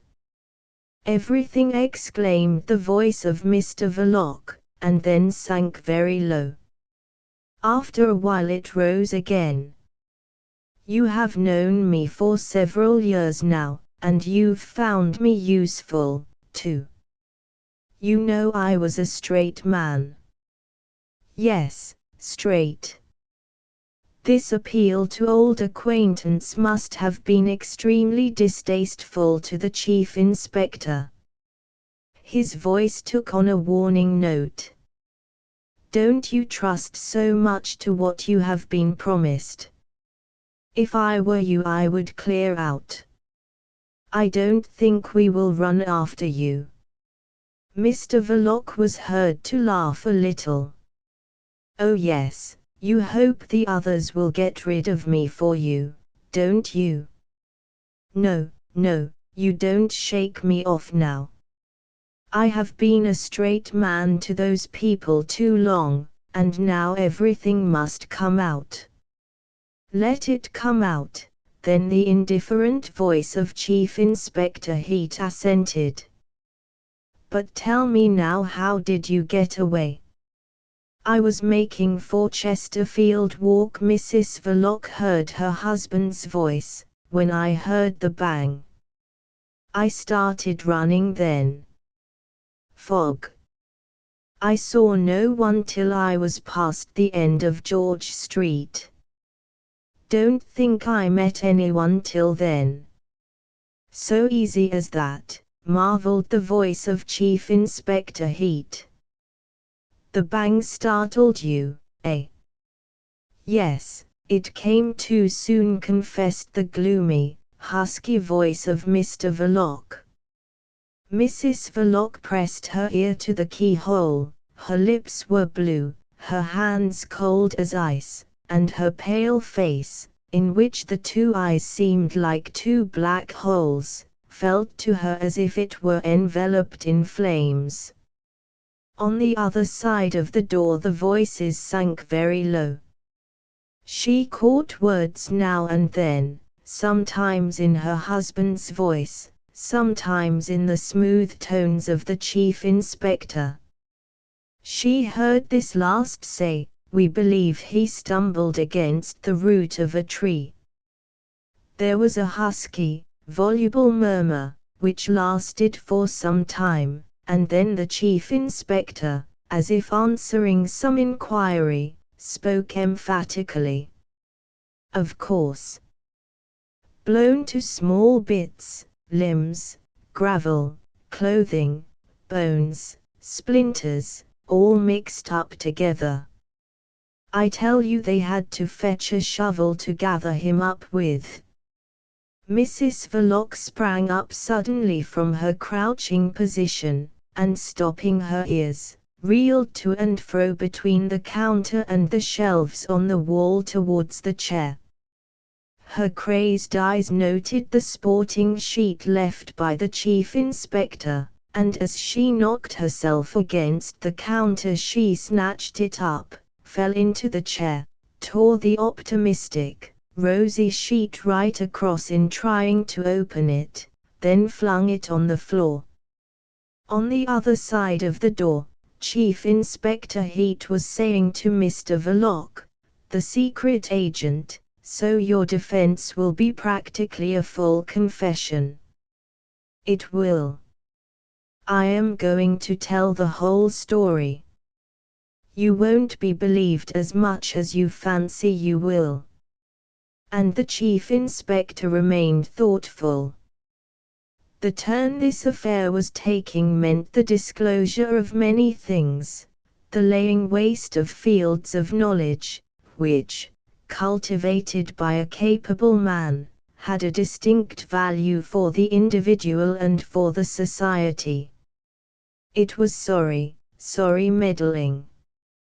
It would leave Michaelis unscathed. It would drag to light the professor's home industry, disorganize the whole system of supervision, make no end of a row in the papers, which, from that point of view, appeared to him by a sudden illumination as invariably written by fools for the reading of imbeciles. Mentally he agreed with the words Mr. Verloc let fall at last in answer to his last remark. Perhaps not. But it will upset many things. I have been a straight man, and I shall keep straight in this, if they let you, said the chief inspector cynically. You will be preached to, no doubt, before they put you into the dock. And in the end you may yet get let in for a sentence that will surprise you. I wouldn't trust too much the gentleman who's been talking to you. Mr. Verloc listened, frowning. My advice to you is to clear out while you may. I have no instructions. There are some of them, continued Chief Inspector Heat, laying a peculiar stress on the word them, who think you are already out of the world. Indeed. Mr. Verloc was moved to say. Though since his return from Greenwich he had spent most of his time sitting in the taproom of an obscure little public house, he could hardly have hoped for such favourable news. That's the impression about you. The chief inspector nodded at him. Vanish. Clear out. Where to? Snarled Mr. Verloc. He raised his head, and gazing at the closed door of the parlour, muttered feelingly, I only wish you would take me away tonight. I would go quietly. I dare say, assented sardonically the chief inspector, following the direction of his glance. The brow of Mr. Verloc broke into slight moisture. He lowered his husky voice confidentially before the unmoved chief inspector. The lad was half-witted, irresponsible. Any court would have seen that at once. Only fit for the asylum. And that was the worst that would have happened to him if, the chief inspector, his hand on the door handle, whispered into Mr. Verloc's face. He may be been half-witted, but you must have been crazy. What drove you off your head like this? Mr. Verloc, thinking of Mr. Vladimir, did not hesitate in the choice of words. A Hyperborean swine, he hissed forcibly. What you might call a gentleman. The chief inspector, steady-eyed, nodded briefly his comprehension, and opened the door. Mrs. Verloc, behind the counter, might have heard but did not see his departure, pursued by the aggressive clatter of the bell. She sat at her post of duty behind the counter. She sat rigidly erect in the chair with two dirty pink pieces of paper lying spread out at her feet. The palms of her hands were pressed convulsively to her face, with the tips of the fingers contracted against the forehead, as though the skin had been a mask which she was ready to tear off violently. The perfect immobility of her pose expressed the agitation of rage and despair, all the potential violence of tragic passions, better than any shallow display of shrieks, with the beating of a distracted head against the walls, could have done. Chief Inspector Heat, crossing the shop at his busy, swinging pace, gave her only a cursory glance. And when the cracked bell ceased to tremble on its curved ribbon of steel, nothing stirred near Mrs. Verloc, as if her attitude had the locking power of a spell. Even the butterfly-shaped gas flames posed on the ends of the suspended tea-bracket burned without a quiver. In that shop of shady wares fitted with deal shelves painted a dull brown, which seemed to devour the sheen of the light, the gold circlet of the wedding ring on Mrs. Verloc's left hand glittered exceedingly with the untarnished glory of a piece from some splendid treasure of jewels, dropped in a dust-bin. Chapter X. The Assistant Commissioner, driven rapidly in a hansom from the neighbourhood of Soho in the direction of Westminster, got out at the very centre of the empire on which the sun never sets. Some stalwart constables, who did not seem particularly impressed by the duty of watching the august spot, saluted him. Penetrating through a portal by no means lofty into the precincts of the house which is the house, par excellence in the minds of many millions of men, he was met at last by the volatile and revolutionary Toodles. That neat and nice young man concealed his astonishment at the early appearance of the Assistant Commissioner, whom he had been told to look out for some time about midnight. His turning up so early he concluded to be the sign that things, whatever they were, had gone wrong. With an extremely ready sympathy, which in nice youngsters goes often with a joyous temperament, he felt sorry for the great presence he called the chief and also for the Assistant Commissioner, whose face appeared to him more ominously wooden than ever before, and quite wonderfully long. What a queer, foreign-looking chap he is, he thought to himself, smiling from a distance with friendly buoyancy. And directly they came together he began to talk with the kind intention of burying the awkwardness of failure under a heap of words. It looked as if the great assault threatened for that night were going to fizzle out. An inferior henchman of that brute Cheeseman was upboring mercilessly a very thin house with some shamelessly cooked statistics. He, Toodles, hoped he would bore them into a count-out every minute. But then he might be only marking time to let that guzzling Cheeseman dine at his leisure. Anyway, the chief could not be persuaded to go home. He will see you at once, I think. He's sitting all alone in his room thinking of all the fishes of the sea, concluded Toodles airily. Come along. Notwithstanding the kindness of his disposition, the young private secretary, unpaid, was accessible to the common failings of humanity. He did not wish to harrow the feelings of the assistant commissioner, who looked to him uncommonly like a man who has made a mess of his job. But his curiosity was too strong to be restrained by mere compassion. He could not help, as they went along, to throw over his shoulder lightly, "And your sprat?"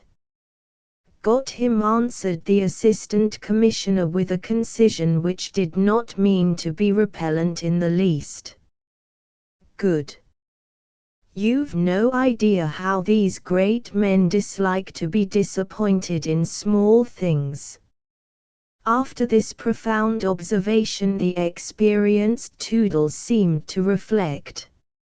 At any rate he said nothing for quite 2 seconds. Then, "I'm glad. But, I say, is it really such a very small thing as you make it out? Do you know what may be done with a sprat?" the assistant commissioner asked in his turn. "He's sometimes put into a sardine box," chuckled Toodles, whose erudition on the subject of the fishing industry was fresh and, in comparison with his ignorance of all other industrial matters, immense. "There are sardine canneries on the Spanish coast which," the assistant commissioner interrupted the apprentice statesman. "Yes. Yes. But a sprat is also thrown away sometimes in order to catch a whale." "A whale? Phew!" exclaimed Toodles, with bated breath. "You're after a whale, then?" "Not exactly. What I am after is more like a dogfish." "You don't know perhaps what a dogfish is like?" "Yes, I do. We're buried in special books up to our necks, whole shelves full of them, with plates. It's a noxious, rascally-looking, altogether detestable beast, with a sort of smooth face and moustaches." "Described to 80," commended the assistant commissioner. "Only mine is clean-shaven altogether." "You've seen him? It's a witty fish."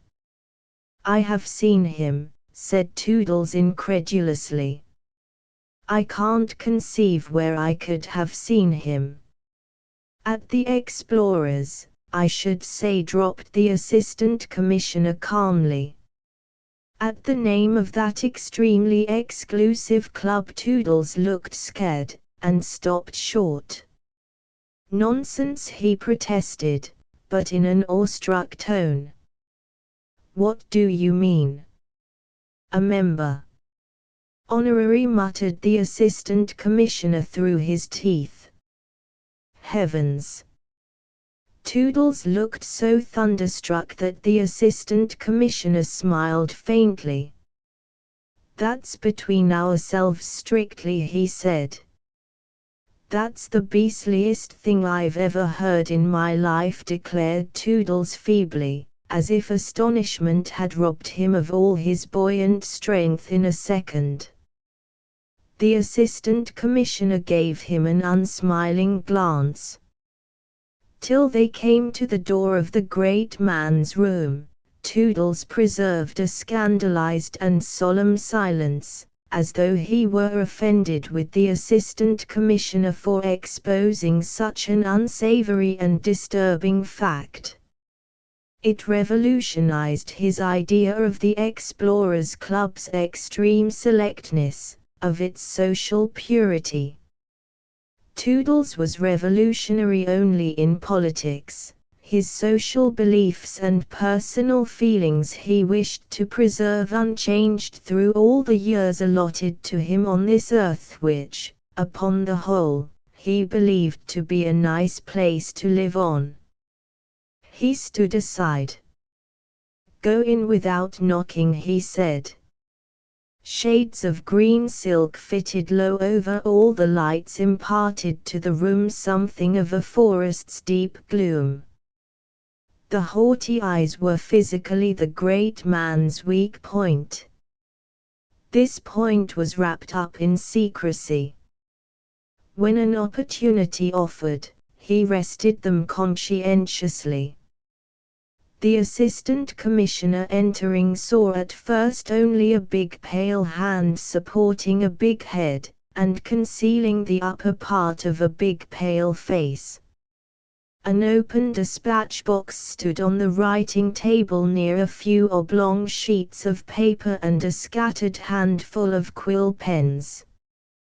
There was absolutely nothing else on the large flat surface except a little bronze statuette draped in a toga, mysteriously watchful in its shadowy immobility.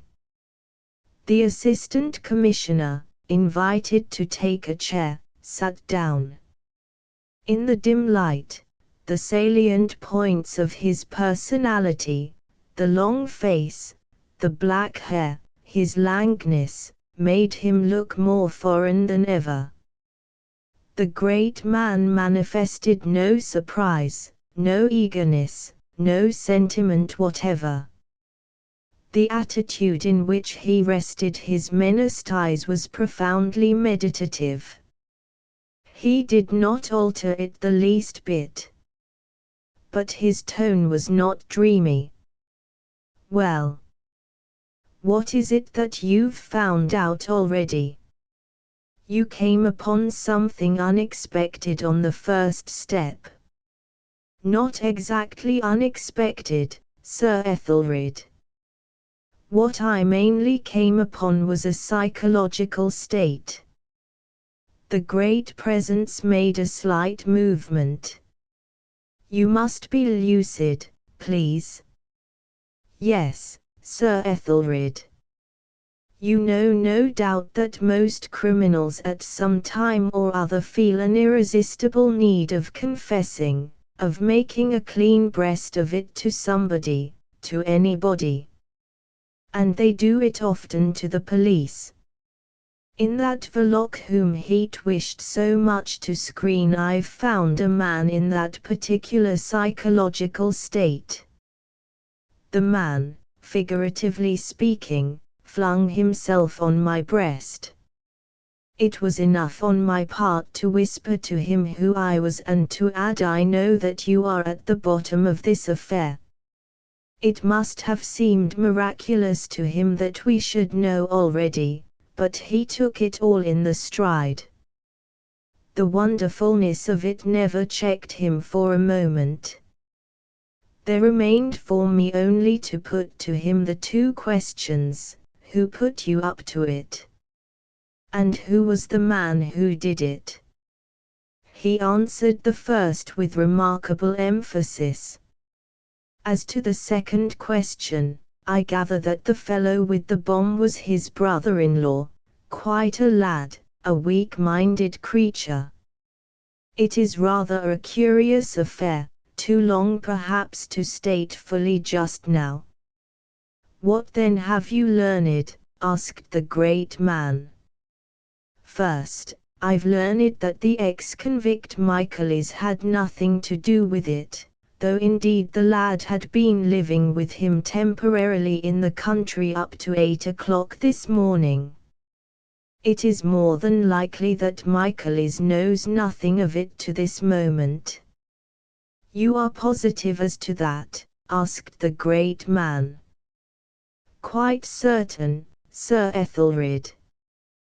This fellow Verloc went there this morning, and took away the lad on the pretence of going out for a walk in the lanes. As it was not the first time that he did this, Michaelis could not have the slightest suspicion of anything unusual. For the rest, Sir Ethelred, the indignation of this man Verloc had left nothing in doubt, nothing whatever. He had been driven out of his mind almost by an extraordinary performance, which for you or me it would be difficult to take as seriously meant, but which produced a great impression obviously on him. The Assistant Commissioner then imparted briefly to the great man, who sat still, resting his eyes under the screen of his hand, Mr. Verloc's appreciation of Mr. Vladimir's proceedings and character. The Assistant Commissioner did not seem to refuse it a certain amount of competency.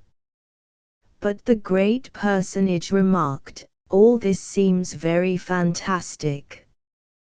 Doesn't it? One would think a ferocious joke. But our man took it seriously, it appears. He felt himself threatened. In the time, you know, he was in direct communication with old Stotwartenheim himself, and had come to regard his services as indispensable. It was an extremely rude awakening. I imagine that he lost his head. He became angry and frightened. Upon my word, my impression is that he thought these embassy people quite capable not only to throw him out but to give him away too in some manner or other." "How long were you with him?" interrupted the presence from behind his big hand. "Some 40 minutes, Sir Ethelred, in a house of bad repute called Continental Hotel, closeted in a room which by the by I took for the night. I found him under the influence of that reaction which follows the effort of crime. The man cannot be defined as a hardened criminal. It is obvious that he did not plan the death of that wretched lad, his brother-in-law. That was a shock to him, I could see that. Perhaps he is a man of strong sensibilities. Perhaps he was even fond of the lad, who knows? He might have hoped that the fellow would get clear away, in which case it would have been almost impossible to bring this thing home to anyone. At any rate he risked consciously nothing more but arrest for him." The Assistant Commissioner paused in his speculations to reflect for a moment. Though how, in that last case, he could hope to have his own share in the business concealed is more than I can tell, he continued, in his ignorance of poor Stevie's devotion to Mr. Verloc, who was good, and of his truly peculiar dumbness, which in the old affair of fireworks on the stairs had for many years resisted entreaties, coaxing, anger, and other means of investigation used by his beloved sister. For Stevie was loyal. No, I can't imagine. It's possible that he never thought of that at all. It sounds an extravagant way of putting it, Sir Ethelred, but his state of dismay suggested to me an impulsive man who, after committing suicide with the notion that it would end all his troubles, had discovered that it did nothing of the kind. The Assistant Commissioner gave this definition in an apologetic voice. But in truth there is a sort of lucidity proper to extravagant language, and the great man was not offended. A slight jerky movement of the big body half lost in the gloom of the green silk shades, of the big head leaning on the big hand, accompanied an intermittent stifled but powerful sound. The great man had laughed. "What have you done with him?" The Assistant Commissioner answered very readily, as he seemed very anxious to get back to his wife in the shop. "I let him go, Sir Ethelred." "You did? But the fellow will disappear." "Pardon me. I don't think so. Where could he go to? Moreover, You must remember that he has got to think of the danger from his comrades too. He's there at his post. How could he explain leaving it? But even if there were no obstacles to his freedom of action, he would do nothing. At present he hasn't enough moral energy to take a resolution of any sort. Permit me also to point out that if I had detained him, we would have been committed to a course of action on which I wished to know your precise intentions first. The great personage rose heavily, an imposing shadowy form in the greenish gloom of the room. I'll see the Attorney General tonight, and will send for you tomorrow morning. Is there anything more you'd wish to tell me now? The Assistant Commissioner had stood up also, slender and flexible.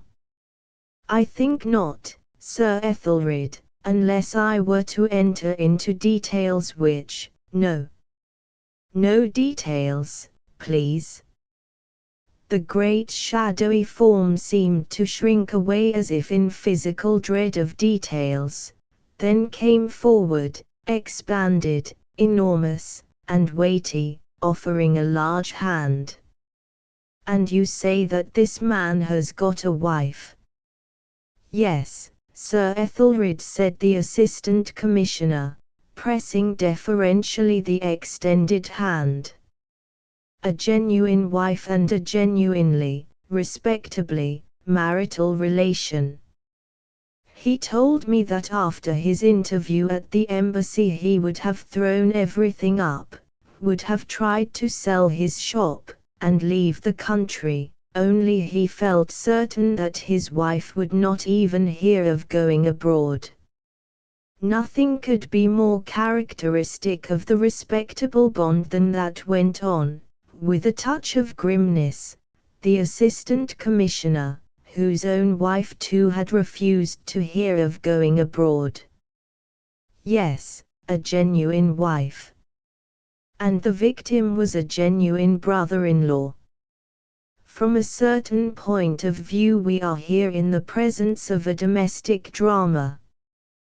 The Assistant Commissioner laughed a little, but the great man's thoughts seemed to have wandered far away, perhaps to the questions of his country's domestic policy, the battleground of his crusading valor against the Paynim cheeseman. The Assistant Commissioner withdrew quietly, unnoticed, as if already forgotten. He had his own crusading instincts. This affair, which, in one way or another, disgusted Chief Inspector Heat, seemed to him a providentially given starting point for a crusade. He had it much at heart to begin. He walked slowly home, meditating that enterprise on the way, and thinking over Mr. Verloc's psychology in a composite mood of repugnance and satisfaction. He walked all the way home. Finding the drawing-room dark, he went upstairs, and spent some time between the bedroom and the dressing-room, changing his clothes, going to and fro with the air of a thoughtful somnambulist. But he shook it off before going out again to join his wife at the house of the great lady patroness of Michaelis. He knew he would be welcomed there. On entering the smaller of the two drawing rooms he saw his wife in a small group near the piano. A youngish composer in pass of becoming famous was discoursing from a music stool to two thick men whose backs looked old, and three slender women whose backs looked young. Behind the screen the great lady had only two persons with her, a man and a woman, who sat side by side on armchairs at the foot of her couch. She extended her hand to the Assistant Commissioner. "I never hoped to see you here tonight. Annie told me, yes. I had no idea myself that my work would be over so soon. The Assistant Commissioner added in a low tone, I am glad to tell you that Michaelis is altogether clear of this. The patroness of the ex-convict received this assurance indignantly. Why? Were your people stupid enough to connect him with? Not stupid, interrupted the Assistant Commissioner, contradicting deferentially. Clever enough, quite clever enough for that. A silence fell. The man at the foot of the couch had stopped speaking to the lady, and looked on with a faint smile. I don't know whether you ever met before, said the great lady. Mr. Vladimir and the Assistant Commissioner, introduced, acknowledged each other's existence with punctilious and guarded courtesy. He's been frightening me, declared suddenly the lady who sat by the side of Mr. Vladimir, with an inclination of the head towards that gentleman. The Assistant Commissioner knew the lady. You do not look frightened, he pronounced, after surveying her conscientiously with his tired and equable gaze. He was thinking meantime to himself that in this house one met everybody sooner or later. Mr. Vladimir's rosy countenance was wreathed in smiles, because he was witty, but his eyes remained serious, like the eyes of convinced man. Well, he tried to at least, amended the lady. Force of habit perhaps, said the Assistant Commissioner, moved by an irresistible inspiration. He has been threatening society with all sorts of horrors, continued the lady, whose enunciation was caressing and slow, apropos of this explosion in Greenwich Park. It appears we all ought to quake in our shoes at what's coming if those people are not suppressed all over the world. I had no idea this was such a grave affair.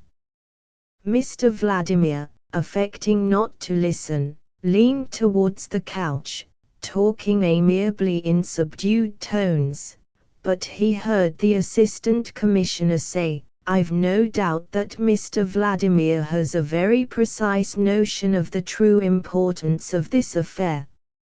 Mr. Vladimir asked himself what that confounded and intrusive policeman was driving at. Descended from generations victimized by the instruments of an arbitrary power, he was racially, nationally, and individually afraid of the police. It was an inherited weakness, altogether independent of his judgment, of his reason, of his experience. He was born to it. But that sentiment, which resembled the irrational horror some people have of cats, did not stand in the way of his immense contempt for the English police. He finished the sentence addressed to the great lady, and turned slightly in his chair. You mean that we have a great experience of these people? Yes, indeed, we suffer greatly from their activity, while you, Mr. Vladimir, hesitated for a moment, in smiling perplexity, while you suffer their presence gladly in your midst, he finished, displaying a dimple on each clean-shaven cheek. Then he added more gravely, I may even say, because you do. When Mr. Vladimir ceased speaking, the Assistant Commissioner lowered his glance, and the conversation dropped.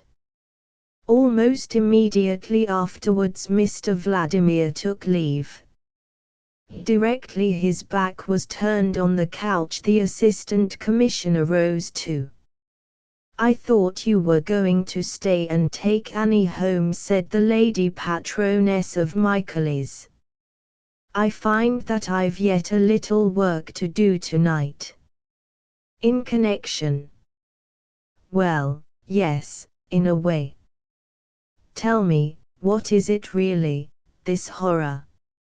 It's difficult to say what it is, but it may yet be a cause célèbre, said the Assistant Commissioner. He left the drawing room hurriedly, and found Mr. Vladimir still in the hall, wrapping up his throat carefully in a large silk handkerchief.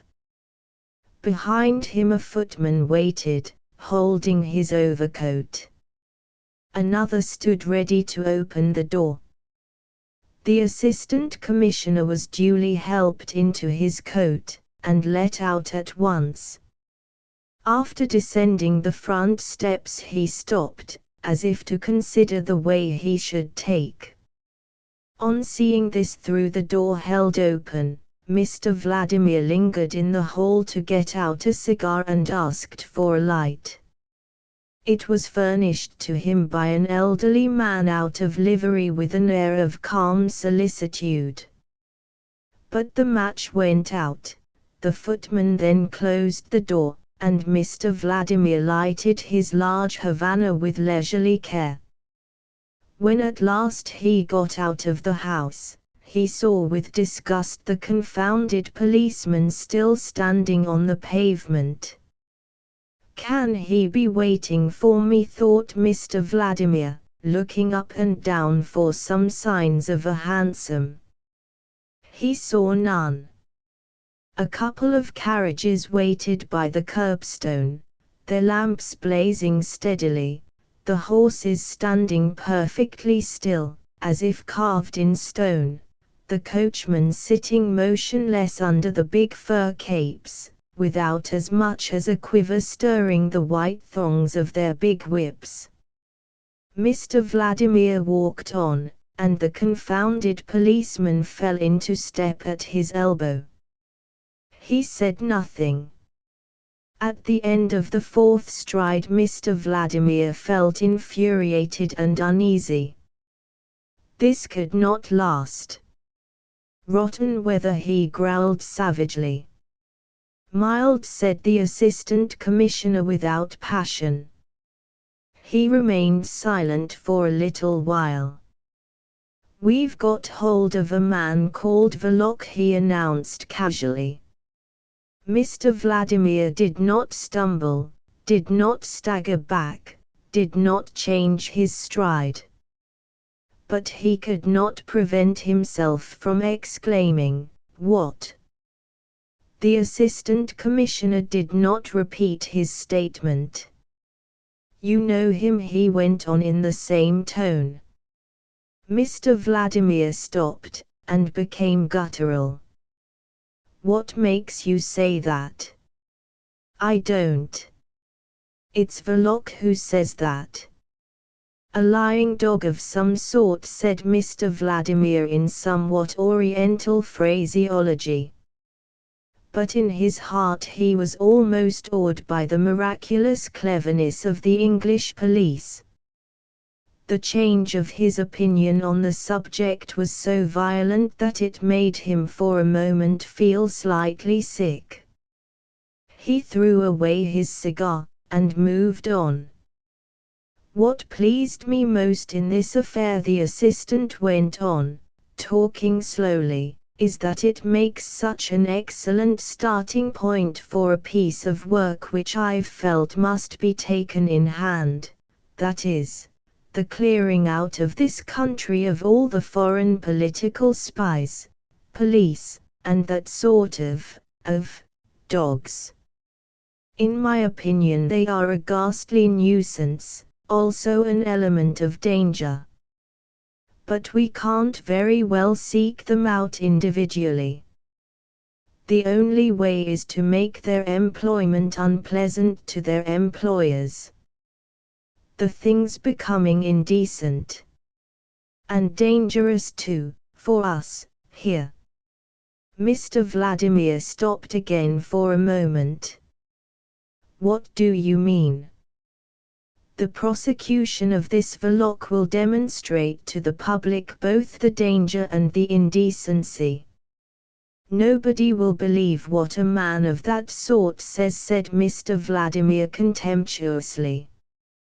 "The wealth and precision of detail will carry conviction to the great mass of the public," advanced the Assistant Commissioner gently. "So that is seriously what you mean to do? We've got the man, we have no choice."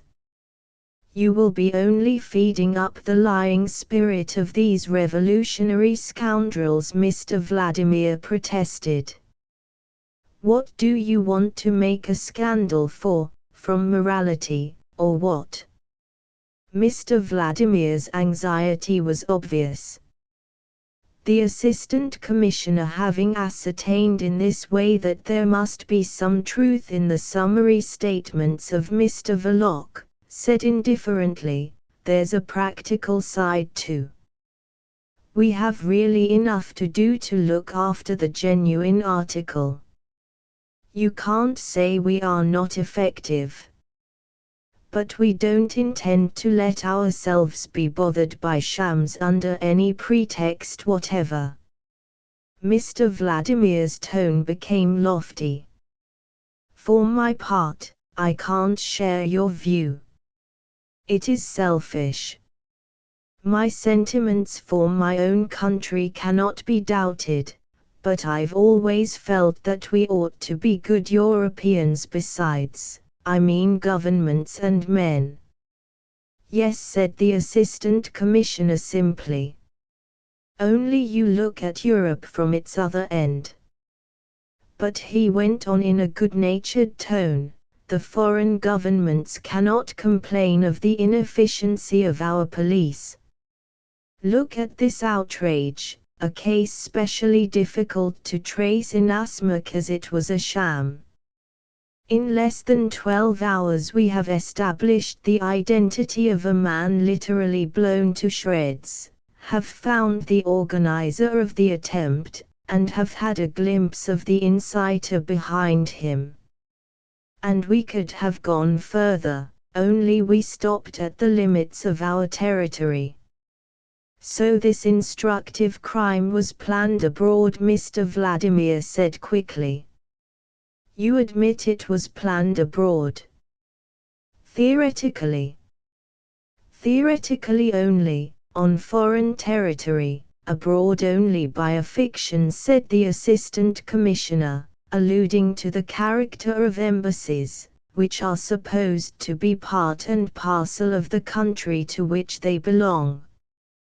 "But that's a detail. I talked to you of this business because it's your government that grumbles most at our police. You see that we are not so bad. I wanted particularly to tell you of our success." "I'm sure I'm very grateful," muttered Mr. Vladimir through his teeth. "We can put our finger on every anarchist here," went on the Assistant Commissioner, as though he were quoting Chief Inspector Heat. "All that's wanted now is to do away with the agent provocateur to make everything safe."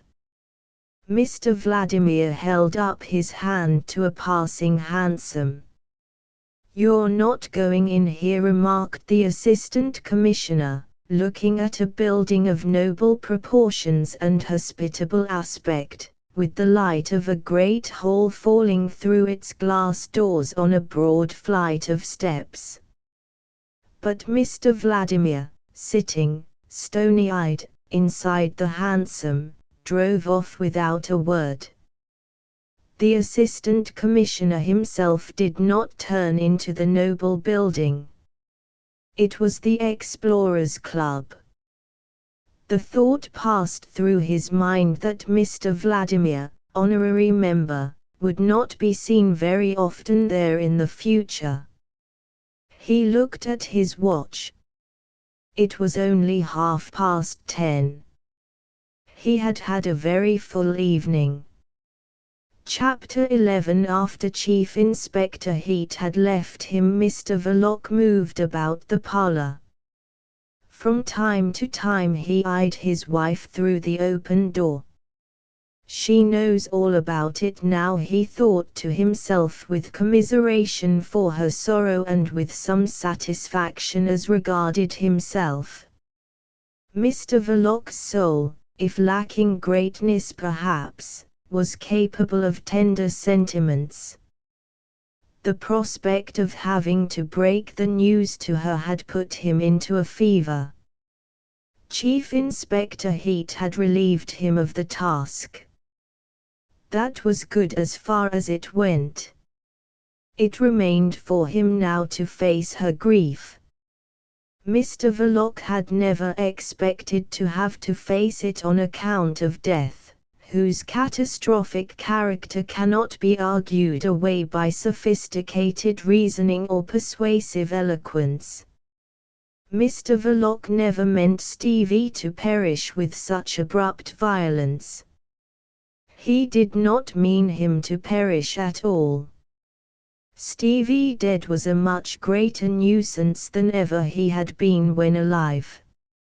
Mr. Verloc had augured a favorable issue to his enterprise, basing himself not on Stevie's intelligence, which sometimes plays queer tricks with a man, but on the blind docility and on the blind devotion of the boy. Though not much of a psychologist, Mr. Verloc had gauged the depth of Stevie's fanaticism. He dared cherish the hope of Stevie walking away from the walls of the observatory as he had been instructed to do, taking the way shown to him several times previously, and rejoining his brother-in-law, the wise and good Mr. Verloc, outside the precincts of the park. 15 minutes ought to have been enough for the veriest fool to deposit the engine and walk away. And the professor had guaranteed more than 15 minutes. But Stevie had stumbled within 5 minutes of being left to himself. And Mr. Verloc was shaken morally to pieces. He had foreseen everything but that. He had foreseen Stevie distracted and lost, sought for, found in some police station or provincial workhouse in the end. He had foreseen Stevie arrested, and was not afraid, because Mr. Verloc had a great opinion of Stevie's loyalty, which had been carefully indoctrinated with the necessity of silence in the course of many walks. Like a peripatetic philosopher, Mr. Verloc, strolling along the streets of London, had modified Stevie's view of the police by conversations full of subtle reasonings.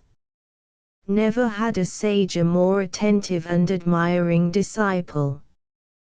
The submission and worship were so apparent that Mr. Verloc had come to feel something like a liking for the boy.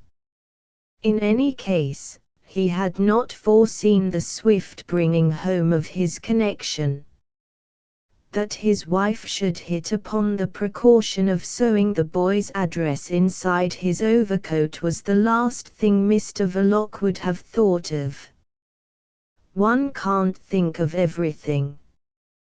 That was what she meant when she said that he need not worry if he lost Stevie during their walks.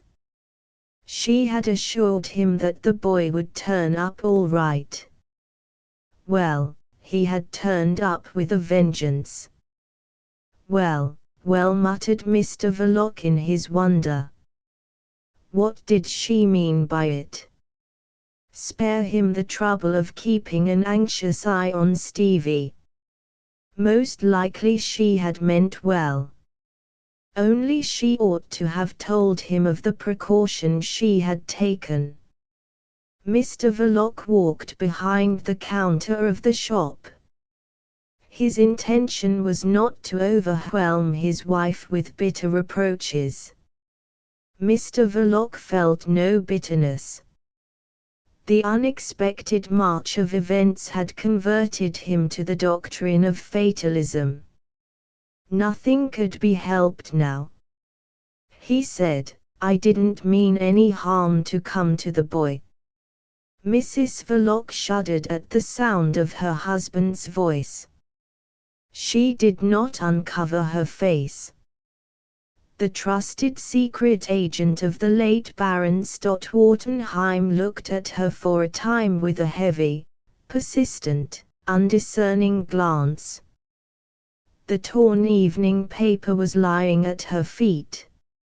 It could not have told her much. Mr. Verloc felt the need of talking to his wife. "It's that damned heat, eh?" he said. "He upset you. He's a brute, blurting it out like this to a woman. I made myself ill thinking how to break it to you. I sat for hours in the little parlour of Cheshire Cheese thinking over the best way. You understand, I never meant any harm to come to that boy." Mr. Verloc, the secret agent, was speaking the truth. It was his marital affection that had received the greatest shock from the premature explosion. He added, "I didn't feel particularly gay sitting there and thinking of you." He observed another slight shudder of his wife, which affected his sensibility. As she persisted in hiding her face in her hands, he thought he had better leave her alone for a while. On this delicate impulse Mr. Verloc withdrew into the parlour again, where the gas jet purred like a contented cat. Mrs. Verloc's wifely forethought had left the cold beef on the table with carving knife and fork and half a loaf of bread for Mr. Verloc's supper. He noticed all these things now for the first time, and cutting himself a piece of bread and meat, began to eat. His appetite did not proceed from callousness.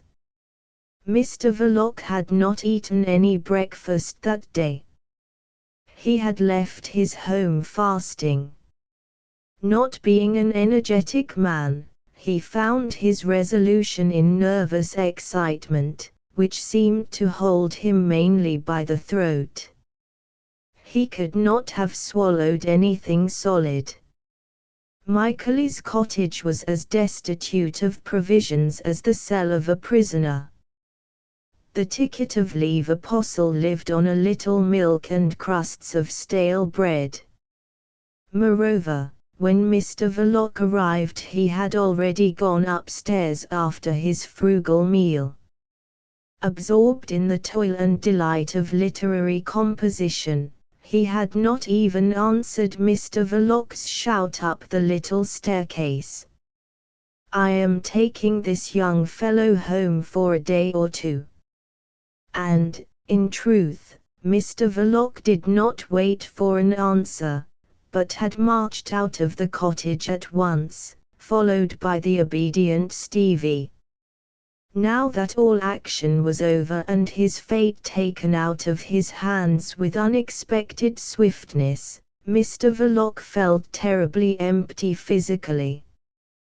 He carved the meat, cut the bread, and devoured his supper standing by the table, and now and then casting a glance towards his wife. Her prolonged immobility disturbed the comfort of his refection.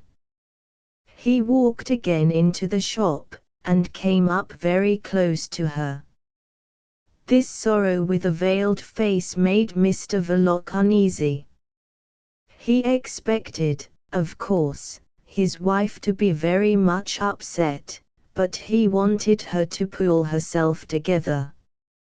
He needed all her assistance and all her loyalty in these new conjunctures his fatalism had already accepted.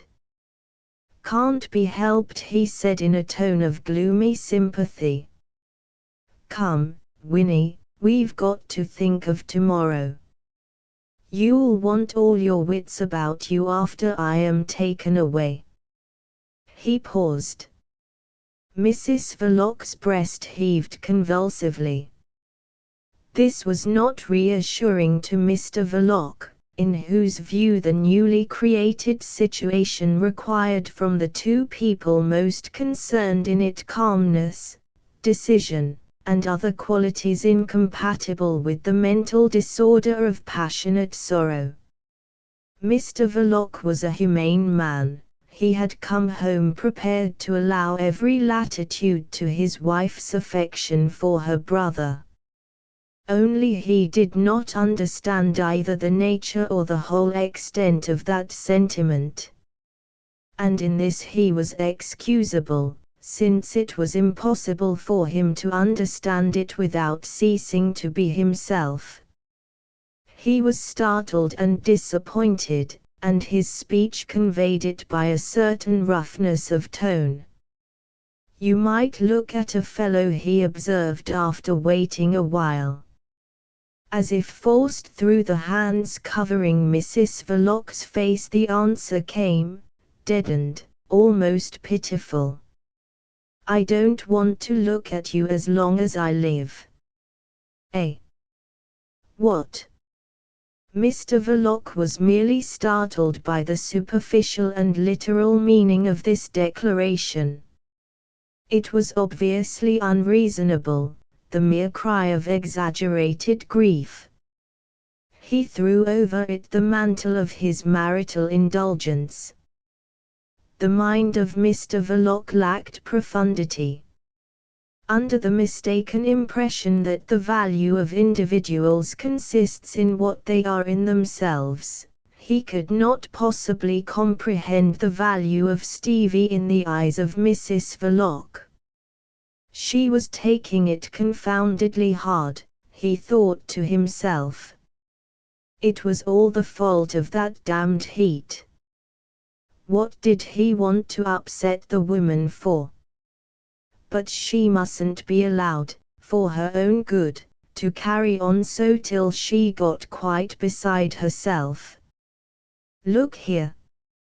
You can't sit like this in the shop," he said with affected severity, in which there was some real annoyance, for urgent practical matters must be talked over if they had to sit up all night. Somebody might come in at any minute, he added, and waited again. No effect was produced, and the idea of the finality of death occurred to Mr. Verloc during the pause. He changed his tone. "Come. This won't bring him back," he said gently, feeling ready to take her in his arms and press her to his breast, where impatience and compassion dwelt side by side. But except for a short shudder, Mrs. Verloc remained apparently unaffected by the force of that terrible truism. It was Mr. Verloc himself who was moved. He was moved in his simplicity to urge moderation by asserting the claims of his own personality. "Do be reasonable, Winnie. What would it have been if you had lost me?" He had vaguely expected to hear her cry out. But she did not budge. She leaned back a little, quieted down to a complete unreadable stillness. Mr. Verloc's heart began to beat faster with exasperation and something resembling alarm. He laid his hand on her shoulder, saying, "Don't be a fool, Winnie." She gave no sign. It was impossible to talk to any purpose with a woman whose face one cannot see. Mr. Verloc caught hold of his wife's wrists. But her hands seemed glued fast. She swayed forward bodily to his tug, and nearly went off the chair. Startled to feel her so helplessly limp, he was trying to put her back on the chair when she stiffened suddenly all over, tore herself out of his hands, ran out of the shop, across the parlor, and into the kitchen. This was very swift. He had just a glimpse of her face and that much of her eyes that he knew she had not looked at him. It all had the appearance of a struggle for the possession of a chair, because Mr. Verloc instantly took his wife's place in it. Mr. Verloc did not cover his face with his hands, but a somber thoughtfulness veiled his features. A term of imprisonment could not be avoided. He did not wish now to avoid it. A prison was a place as safe from certain unlawful vengeances as the grave, with this advantage, that in a prison there is room for hope. What he saw before him was a term of imprisonment, an early release and then life abroad somewhere, such as he had contemplated already, in case of failure. Well, it was a failure, if not exactly the sort of failure he had feared. It had been so near success that he could have positively terrified Mr. Vladimir out of his ferocious scoffing with this proof of occult efficiency. So at least it seemed now to Mr. Verloc. His prestige with the embassy would have been immense if his wife had not had the unlucky notion of sewing on the address inside Stevie's overcoat. Mr. Verloc, who was no fool, had soon perceived the extraordinary character of the influence he had over Stevie, though he did not understand exactly its origin, the doctrine of his supreme wisdom and goodness inculcated by two anxious women. In all the eventualities he had foreseen, Mr. Verloc had calculated with correct insight on Stevie's instinctive loyalty and blind discretion. The eventuality he had not foreseen had appalled him as a humane man and a fond husband.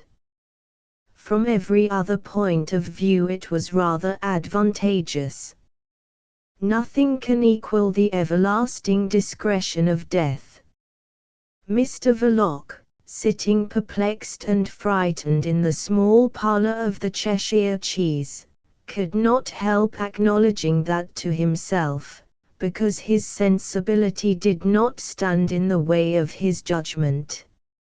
Stevie's violent disintegration, however disturbing to think about, only assured the success, for, of course, the knocking down of a wall was not the aim of Mr. Vladimir's menaces, but the production of a moral effect. With much trouble and distress on Mr. Verloc's part the effect might be said to have been produced.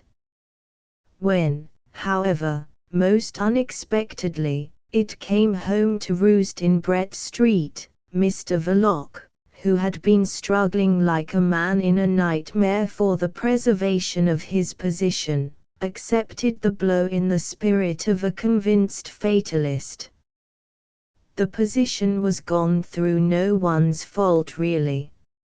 A small, tiny fact had done it. It was like slipping on a bit of orange peel in the dark and breaking your leg. Mr. Verloc drew a weary breath. He nourished no resentment against his wife. He thought, she will have to look after the shop while they keep me locked up. And thinking also how cruelly she would miss Stevie at first, he felt greatly concerned about her health and spirits. How would she stand her solitude, absolutely alone in that house? It would not do for her to break down while he was locked up. What would become of the shop then? The shop was an asset. Though Mr. Verloc's fatalism accepted his undoing as a secret agent, he had no mind to be utterly ruined, mostly, it must be owned, from regard for his wife. Silent, and out of his line of sight in the kitchen, she frightened him. If only she had had her mother with her. But that silly old woman, an angry dismay possessed Mr. Verloc. He must talk with his wife. He could tell her certainly that a man does get desperate under certain circumstances. But he did not go incontinently to impart to her that information. First of all, it was clear to him that this evening was no time for business. He got up to close the street door and put the gas out in the shop. Having thus assured a solitude around his hearthstone, Mr. Verloc walked into the parlour, and glanced down into the kitchen. Mrs. Verloc was sitting in the place where poor Stevie usually established himself of an evening with paper and pencil for the pastime of drawing these coruscations of innumerable circles suggesting chaos and eternity. Her arms were folded on the table, and her head was lying on her arms.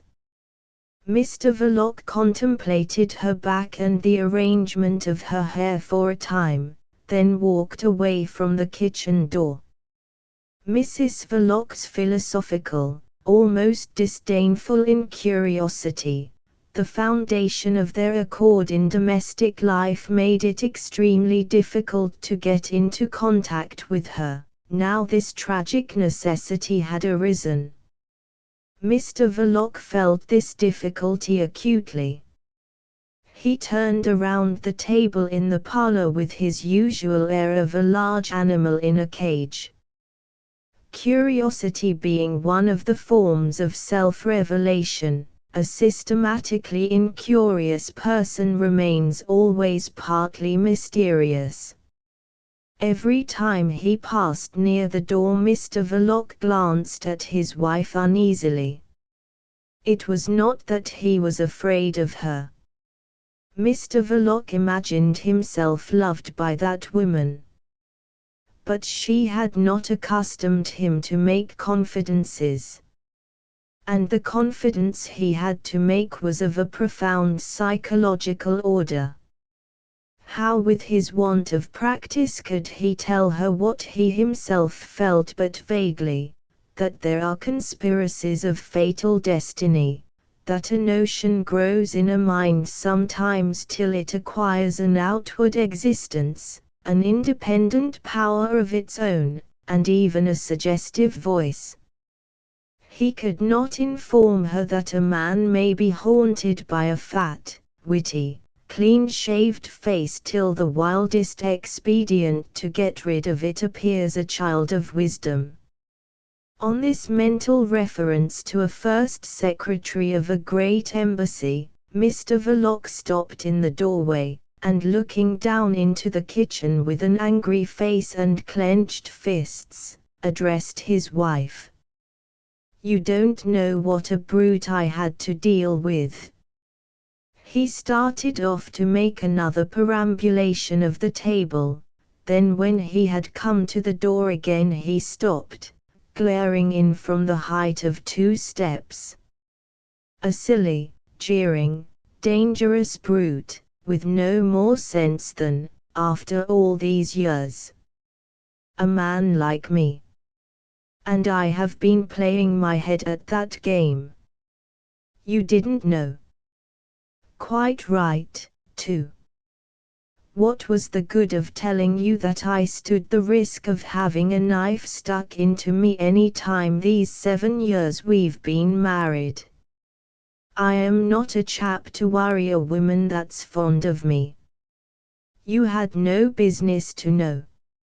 Mr. Verloc took another turn round the parlour, fuming.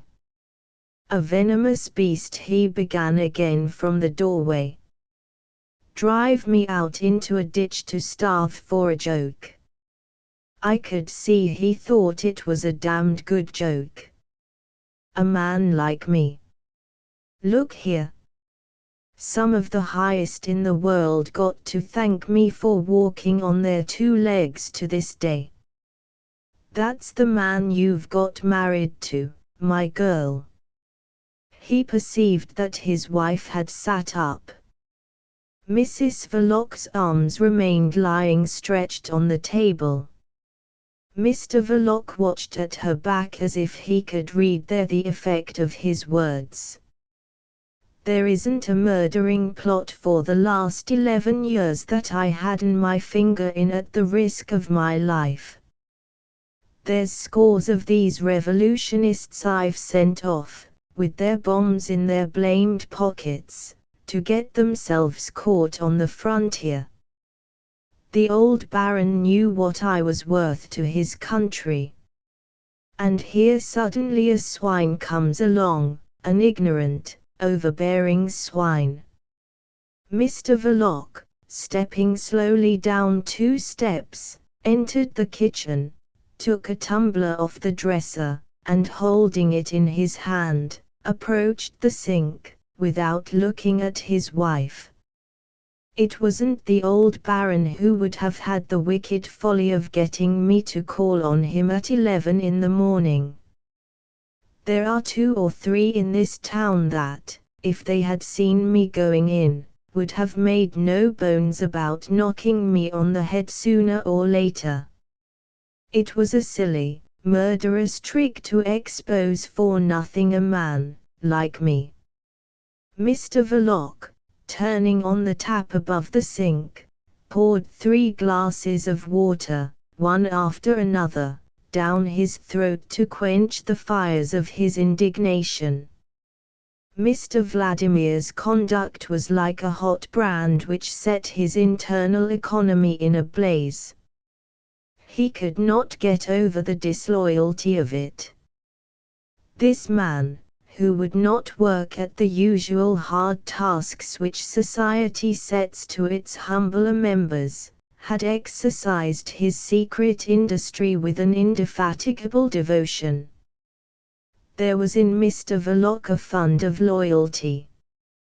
He had been loyal to his employers, to the cause of social stability, and to his affections too, as became apparent when, after standing the tumbler in the sink, he turned about, saying, "If I hadn't thought of you I would have taken the bullying brute by the throat and rammed his head into the fireplace. I'd have been more than a match for that pink-faced, smooth-shaved." Mr. Verloc neglected to finish the sentence, as if there could be no doubt of the terminal word. For the first time in his life he was taking that incurious woman into his confidence.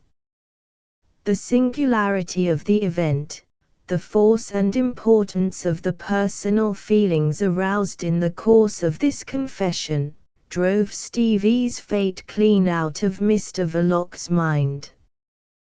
The boy's stuttering existence of fears and indignations, together with the violence of his end, had passed out of Mr. Verloc's mental sight for a time. For that reason, when he looked up he was startled by the inappropriate character of his wife's stare. It was not a wild stare, and it was not inattentive, but its attention was peculiar and not satisfactory, inasmuch that it seemed concentrated upon some point beyond Mr. Verloc's person. The impression was so strong that Mr. Verloc glanced over his shoulder. There was nothing behind him, there was just the whitewashed wall. The excellent husband of Winnie Verloc saw no writing on the wall. He turned to his wife again, repeating, with some emphasis, "I would have taken him by the throat. As true as I stand here, if I hadn't thought of you then I would have half choked the life out of the brute before I let him get up. And don't you think he would have been anxious to call the police either? He wouldn't have dared. You understand why, don't you?" He blinked at his wife knowingly. "No," said Mrs. Verloc in an unresonant voice, and without looking at him at all. "What are you talking about?" A great discouragement, the result of fatigue, came upon Mr. Verloc. He had had a very full day, and his nerves had been tried to the utmost. After a month of maddening worry, ending in an unexpected catastrophe, the storm-tossed spirit of Mr. Verloc longed for repose. His career as a secret agent had come to an end in a way no one could have foreseen, only, now, perhaps he could manage to get a night's sleep at last. But looking at his wife, he doubted it.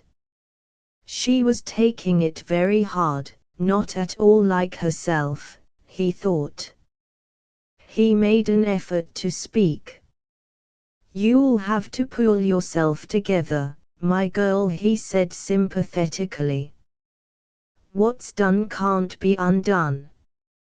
Mrs. Verloc gave a slight start, though not a muscle of her white face moved in the least.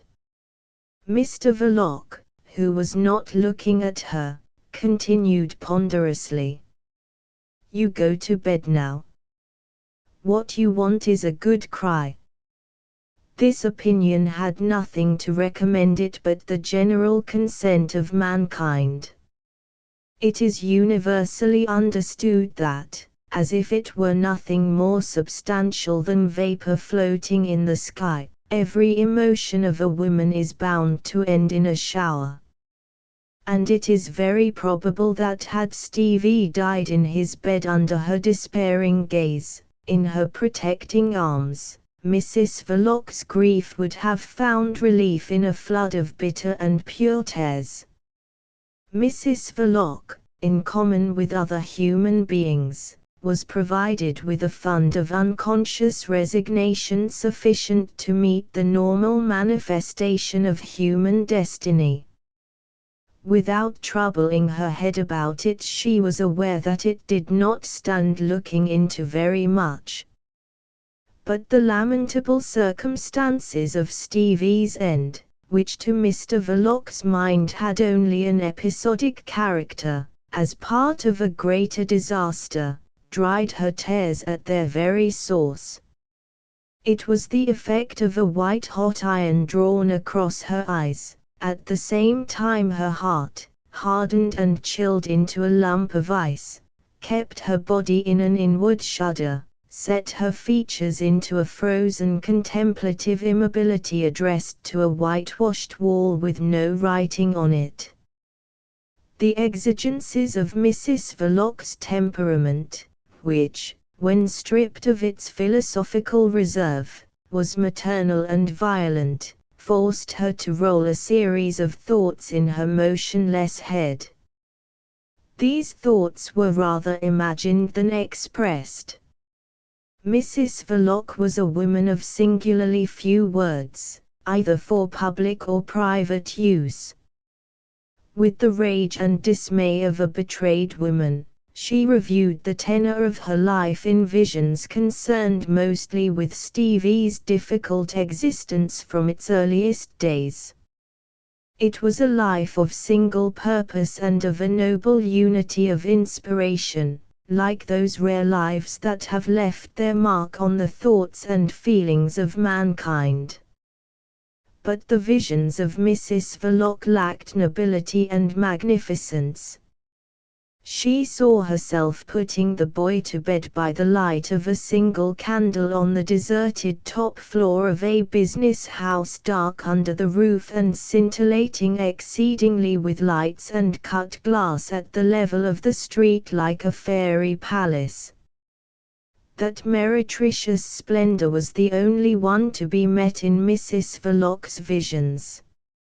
She remembered brushing the boy's hair and tying his pinafores, herself in a pinafore still, the consolations administered to a small and badly scared creature by another creature nearly as small but not quite so badly scared. She had the vision of the blows intercepted, often with her own head, of a door held desperately shut against a man's rage, not for very long, of a poker flung once, not very far, which stilled that particular storm into the dumb and awful silence which follows a thunderclap.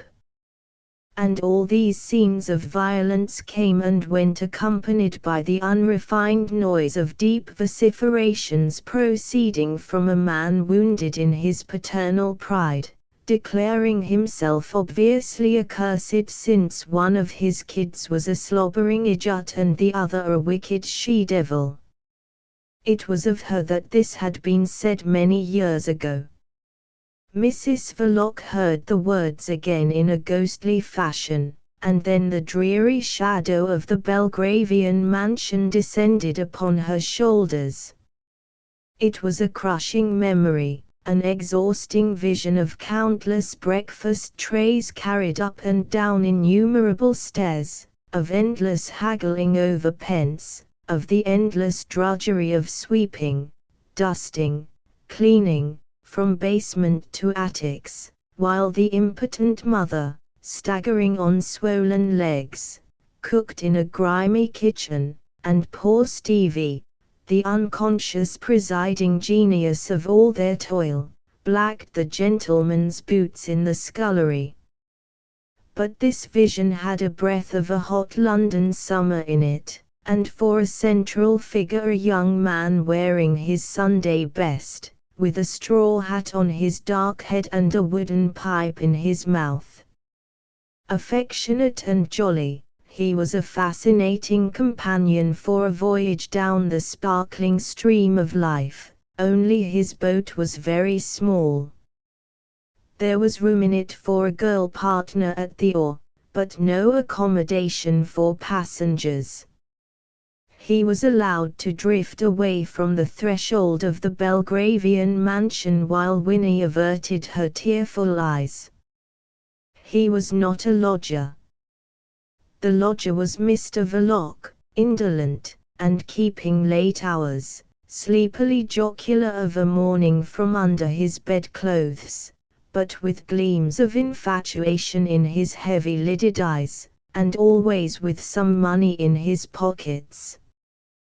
There was no sparkle of any kind on the lazy stream of his life. It flowed through secret places. But his bark seemed a roomy craft, and his taciturn magnanimity accepted as a matter of course the presence of passengers. Mrs. Verloc pursued the visions of 7 years' security for Stevie, loyally paid for on her part, of security growing into confidence, into a domestic feeling, stagnant and deep like a placid pool, whose guarded surface hardly shuddered on the occasional passage of Conrad Ossipon, the robust anarchist with shamelessly inviting eyes, whose glance had a corrupt clearness sufficient to enlighten any woman not absolutely imbecile. A few seconds only had elapsed since the last word had been uttered aloud in the kitchen, and Mrs. Verloc was staring already at the vision of an episode not more than a fortnight old. With eyes whose pupils were extremely dilated she stared at the vision of her husband and poor Stevie walking up Brett Street side by side away from the shop. It was the last scene of an existence created by Mrs. Verloc's genius, an existence foreign to all grace and charm, without beauty and almost without decency, but admirable in the continuity of feeling and tenacity of purpose. And this last vision had such plastic relief, such nearness of form, such a fidelity of suggestive detail, that it wrung from Mrs. Verloc an anguished and faint murmur, reproducing the supreme illusion of her life, an appalled murmur that died out on her blanched lips. Might have been father and son. Mr. Verloc stopped, and raised a careworn face. "Eh? What did you say?" he asked. Receiving no reply, he resumed his sinister tramping. Then with a menacing flourish of a thick, fleshy fist, he burst out, "Yes. The embassy people. A pretty lot, ain't they? Before a week's out I'll make some of them wish themselves 20 feet underground." "Eh? What?" He glanced sideways, with his head down. Mrs. Verloc gazed at the whitewashed wall. A blank wall, perfectly blank. A blankness to run at and dash your head against. Mrs. Verloc remained immovably seated. She kept still as the population of half the globe would keep still in astonishment and despair, were the sun suddenly put out in the summer sky by the perfidy of a trusted providence. "The embassy," Mr. Verloc began again, after a preliminary grimace which bared his teeth wolfishly. "I wish I could get loose in there with a cudgel for half an hour. I would keep on hitting till there wasn't a single unbroken bone left amongst the whole lot. But never mind, I'll teach them yet what it means trying to throw out a man like me to rot in the streets. I've a tongue in my head. All the world shall know what I've done for them. I am not afraid. I don't care. Everything'll come out. Every damned thing. Let them look out." In these terms did Mr. Verloc declare his thirst for revenge. It was a very appropriate revenge. It was in harmony with the promptings of Mr. Verloc's genius. It had also the advantage of being within the range of his powers and of adjusting itself easily to the practice of his life, which had consisted precisely in betraying the secret and unlawful proceedings of his fellow men. Anarchists or diplomats were all one to him. Mr. Verloc was temperamentally no respecter of persons. His scorn was equally distributed over the whole field of his operations. But as a member of a revolutionary proletariat, which he undoubtedly was, he nourished a rather inimical sentiment against social distinction. "Nothing on earth can stop me now," he added, and paused, looking fixedly at his wife, who was looking fixedly at a blank wall. The silence in the kitchen was prolonged, and Mr. Verloc felt disappointed. He had expected his wife to say something. But Mrs. Verloc's lips, composed in their usual form, preserved a statuesque immobility like the rest of her face. And Mr. Verloc was disappointed. Yet the occasion did not, he recognized, demand speech from her. She was a woman of very few words. For reasons involved in the very foundation of his psychology, Mr. Verloc was inclined to put his trust in any woman who had given herself to him. Therefore he trusted his wife. Their accord was perfect, but it was not precise. It was a tacit accord, congenial to Mrs. Verloc's incuriosity and to Mr. Verloc's habits of mind, which were indolent and secret. They refrained from going to the bottom of facts and motives. This reserve, expressing, in a way, their profound confidence in each other, introduced at the same time a certain element of vagueness into their intimacy. No system of conjugal relations is perfect. Mr. Verloc presumed that his wife had understood him, but he would have been glad to hear her say what she thought at the moment. It would have been a comfort. There were several reasons why this comfort was denied him. There was a physical obstacle. Mrs. Verloc had no sufficient command over her voice. She did not see any alternative between screaming and silence, and instinctively she chose the silence. Winnie Verloc was temperamentally a silent person. And there was the paralyzing atrocity of the thought which occupied her. Her cheeks were blanched, her lips ashy, her immobility amazing. And she thought without looking at Mr. Verloc, this man took the boy away to murder him. He took the boy away from his home to murder him. He took the boy away from me to murder him.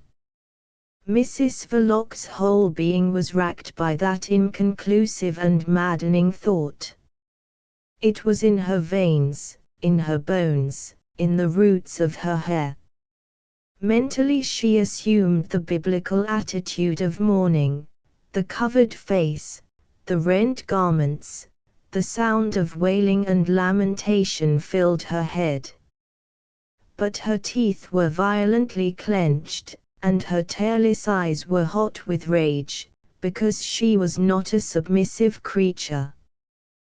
The protection she had extended over her brother had been in its origin of a fierce and indignant complexion. She had to love him with a militant love. She had battled for him, even against herself. His loss had the bitterness of defeat, with the anguish of a baffled passion. It was not an ordinary stroke of death. Moreover, it was not death that took Stevie from her. It was Mr. Verloc who took him away. She had seen him. She had watched him, without raising a hand, take the boy away. And she had let him go, like a fool, a blind fool. Then after he had murdered the boy he came home to her. Just came home like any other man would come home to his wife. Through her set teeth Mrs. Verloc muttered at the wall, and I thought he had caught a cold. Mr. Verloc heard these words and appropriated them. It was nothing, he said moodily. I was upset. I was upset on your account. Mrs. Verloc, turning her head slowly, transferred her stare from the wall to her husband's person.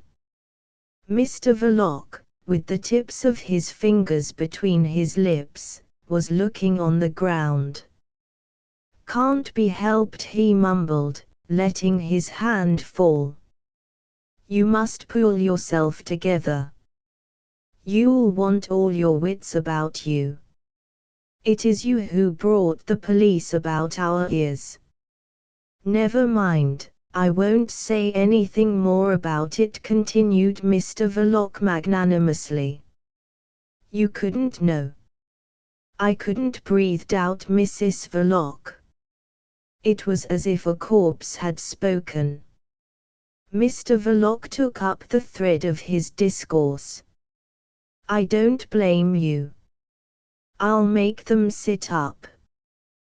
Once under lock and key it will be safe enough for me to talk, you understand.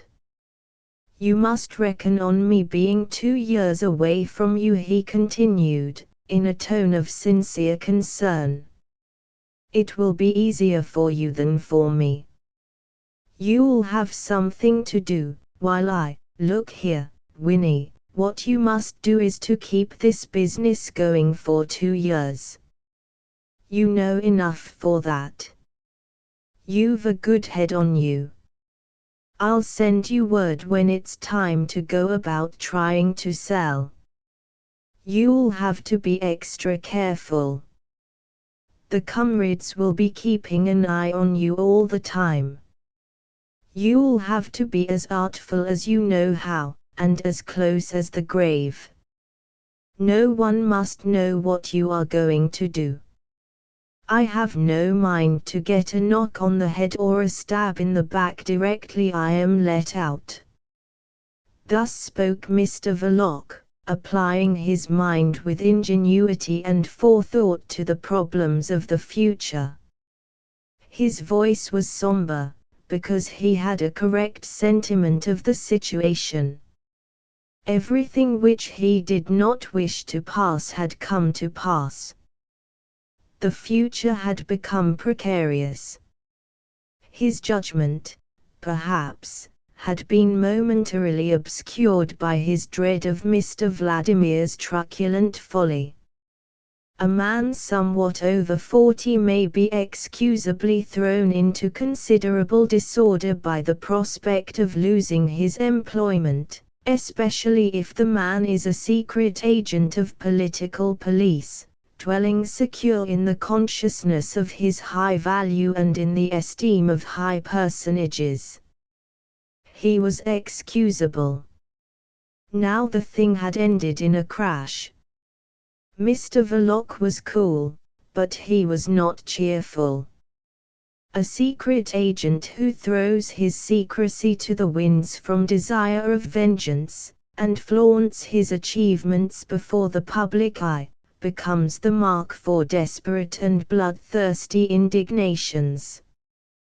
Without unduly exaggerating the danger, Mr. Verloc tried to bring it clearly before his wife's mind. He repeated that he had no intention to let the revolutionists do away with him. He looked straight into his wife's eyes. The enlarged pupils of the woman received his stare into their unfathomable depths. "I am too fond of you for that," he said, with a little nervous laugh.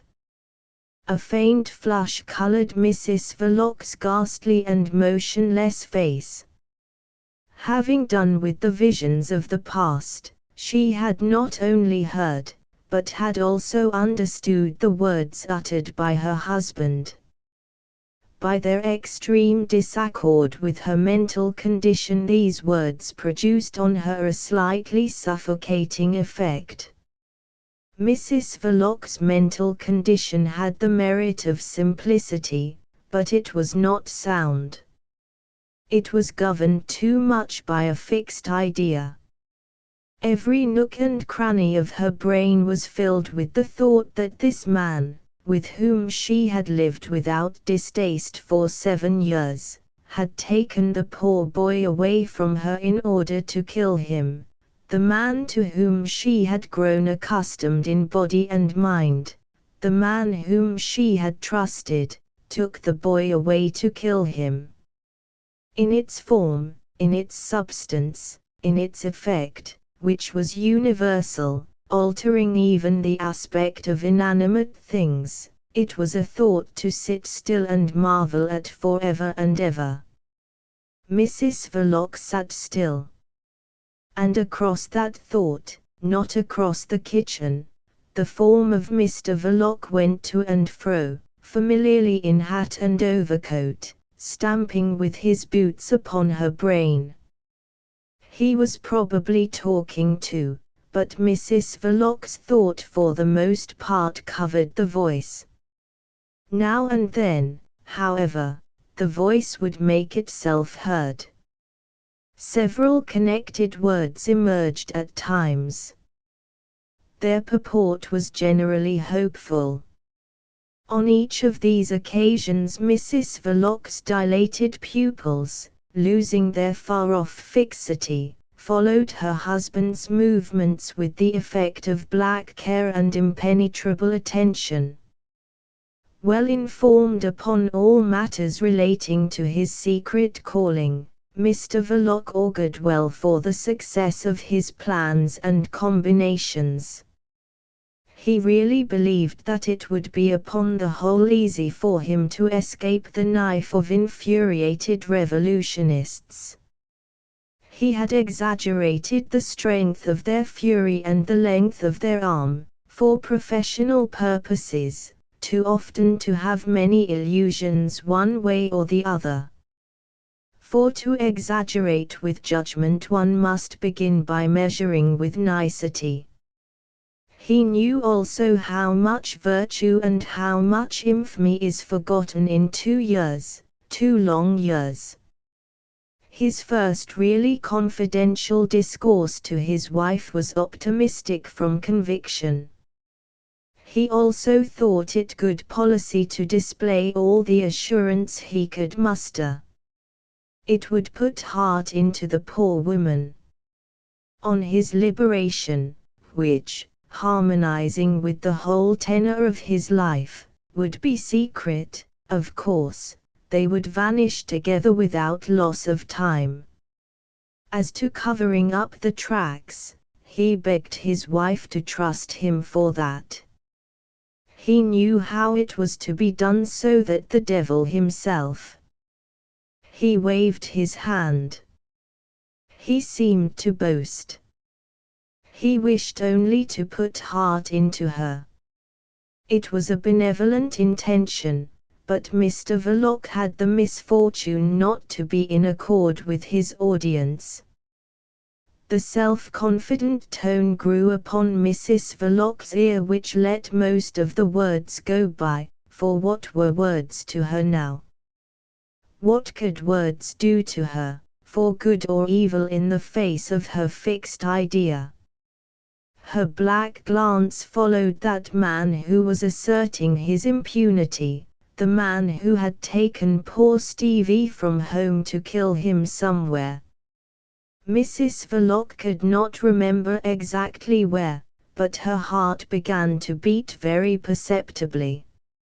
Mr. Verloc, in a soft and conjugal tone, was now expressing his firm belief that there were yet a good few years of quiet life before them both. He did not go into the question of means.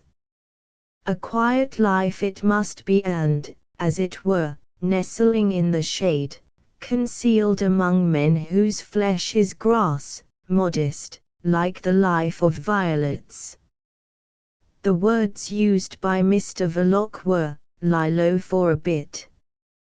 And far from England, of course. It was not clear whether Mr. Verloc had in his mind Spain or South America, but at any rate somewhere abroad. This last word, falling into Mrs. Verloc's ear, produced a definite impression. This man was talking of going abroad. The impression was completely disconnected, and such is the force of mental habit that Mrs. Verloc at once and automatically asked herself, "And what of Stevie?" It was a sort of forgetfulness, but instantly she became aware that there was no longer any occasion for anxiety on that score. There would never be any occasion any more. The poor boy had been taken out and killed. The poor boy was dead. This shaking piece of forgetfulness stimulated Mrs. Verloc's intelligence. She began to perceive certain consequences which would have surprised Mr. Verloc. There was no need for her now to stay there, in that kitchen, in that house, with that man, since the boy was gone forever. No need whatever. And on that Mrs. Verloc rose as if raised by a spring. But neither could she see what there was to keep her in the world at all. And this inability arrested her. Mr. Verloc watched her with marital solicitude. "You're looking more like yourself," he said uneasily. Something peculiar in the blackness of his wife's eyes disturbed his optimism. At that precise moment Mrs. Verloc began to look upon herself as released from all earthly ties. She had her freedom.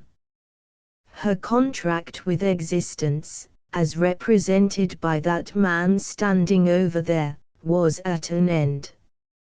She was a free woman.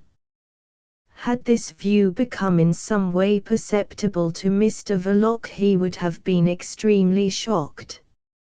In his affairs of the heart Mr. Verloc had been always carelessly generous, yet always with no other idea than that of being loved for himself.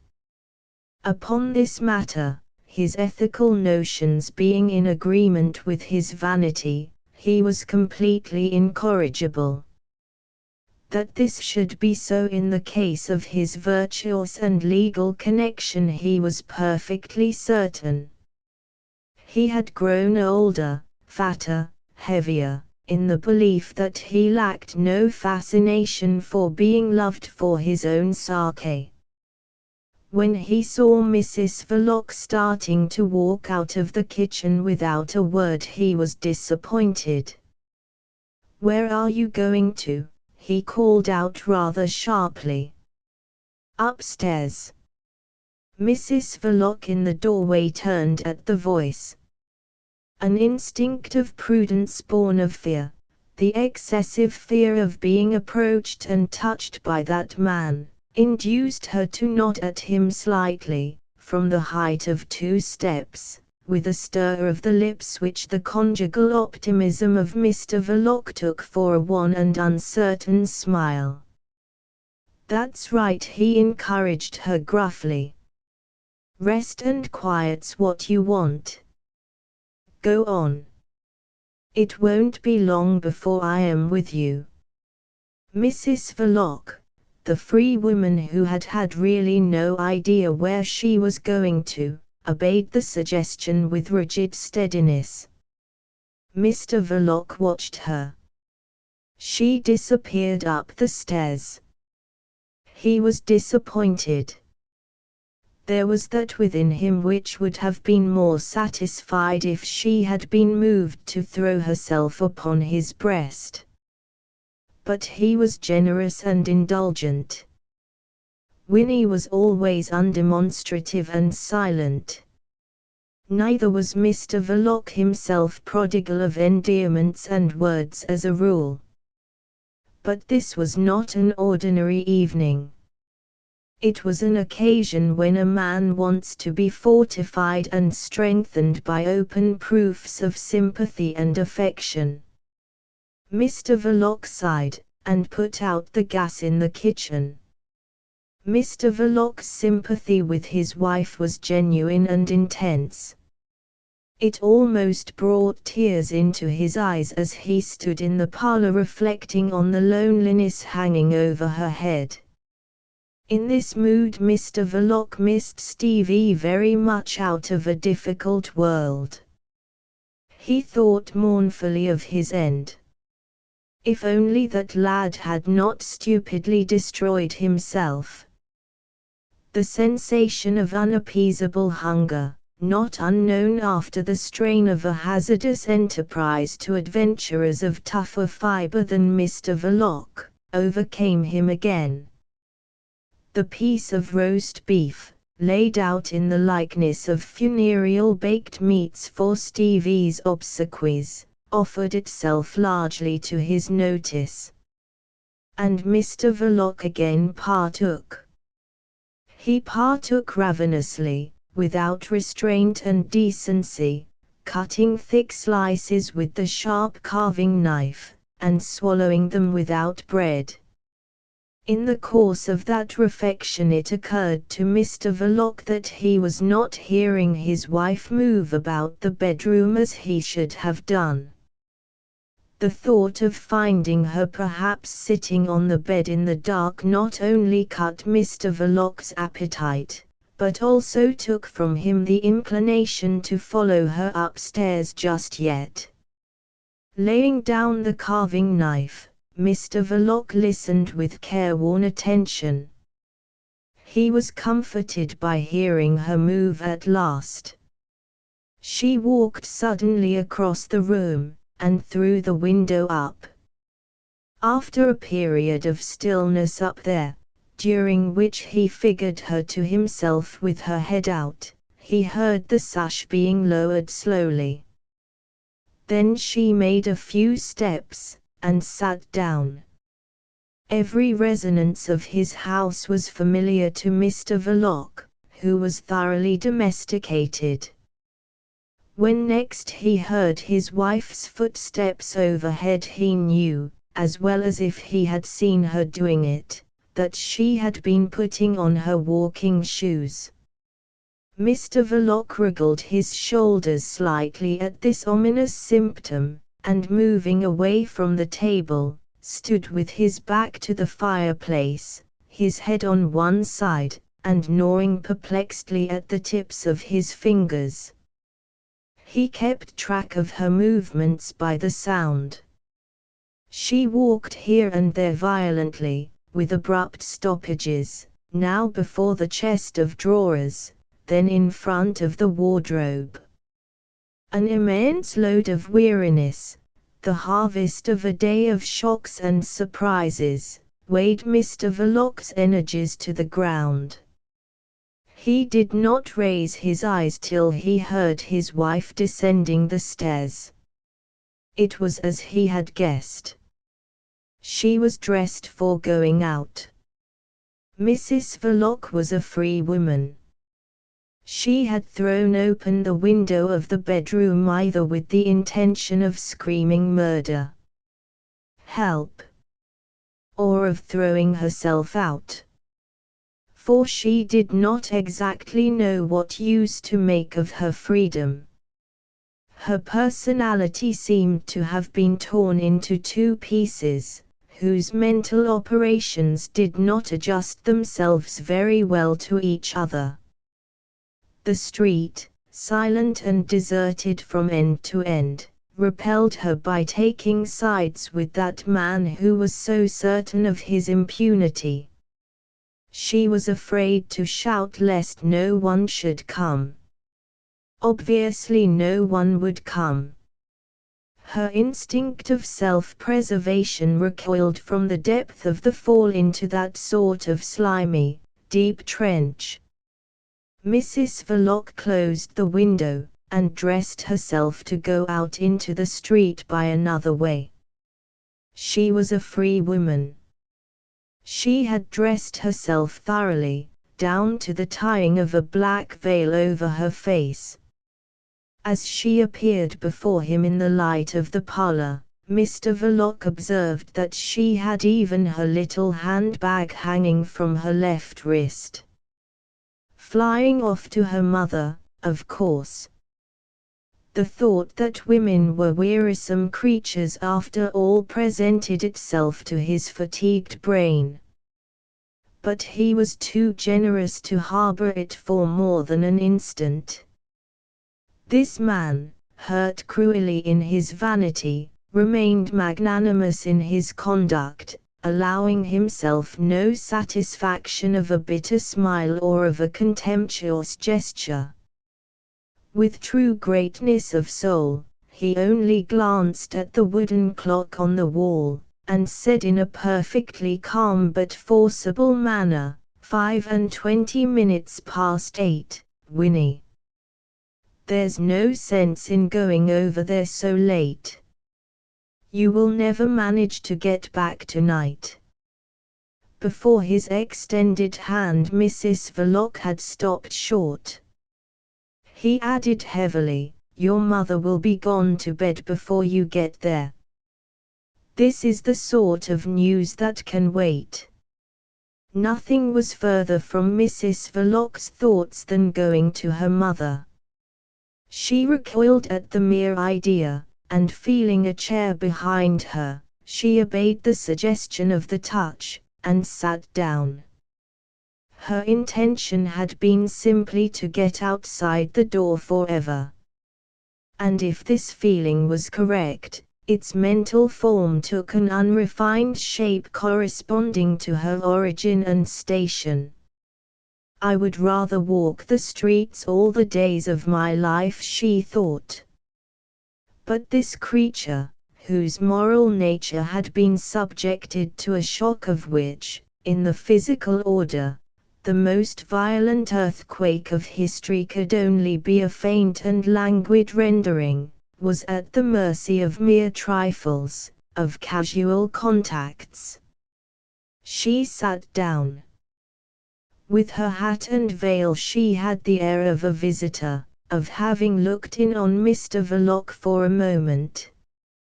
Her instant docility encouraged him, whilst her aspect of only temporary and silent acquiescence provoked him a little.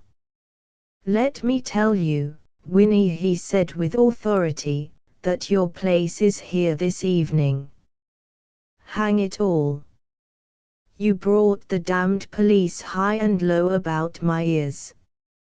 I don't blame you, but it's your doing all the same. You'd better take this confounded hat off. I can't let you go out, old girl," he added in a softened voice. Mrs. Verloc's mind got hold of that declaration with morbid tenacity.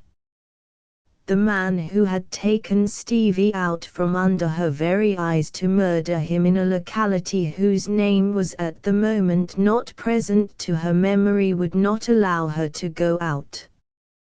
Of course he wouldn't. Now he had murdered Stevie, he would never let her go. He would want to keep her for nothing.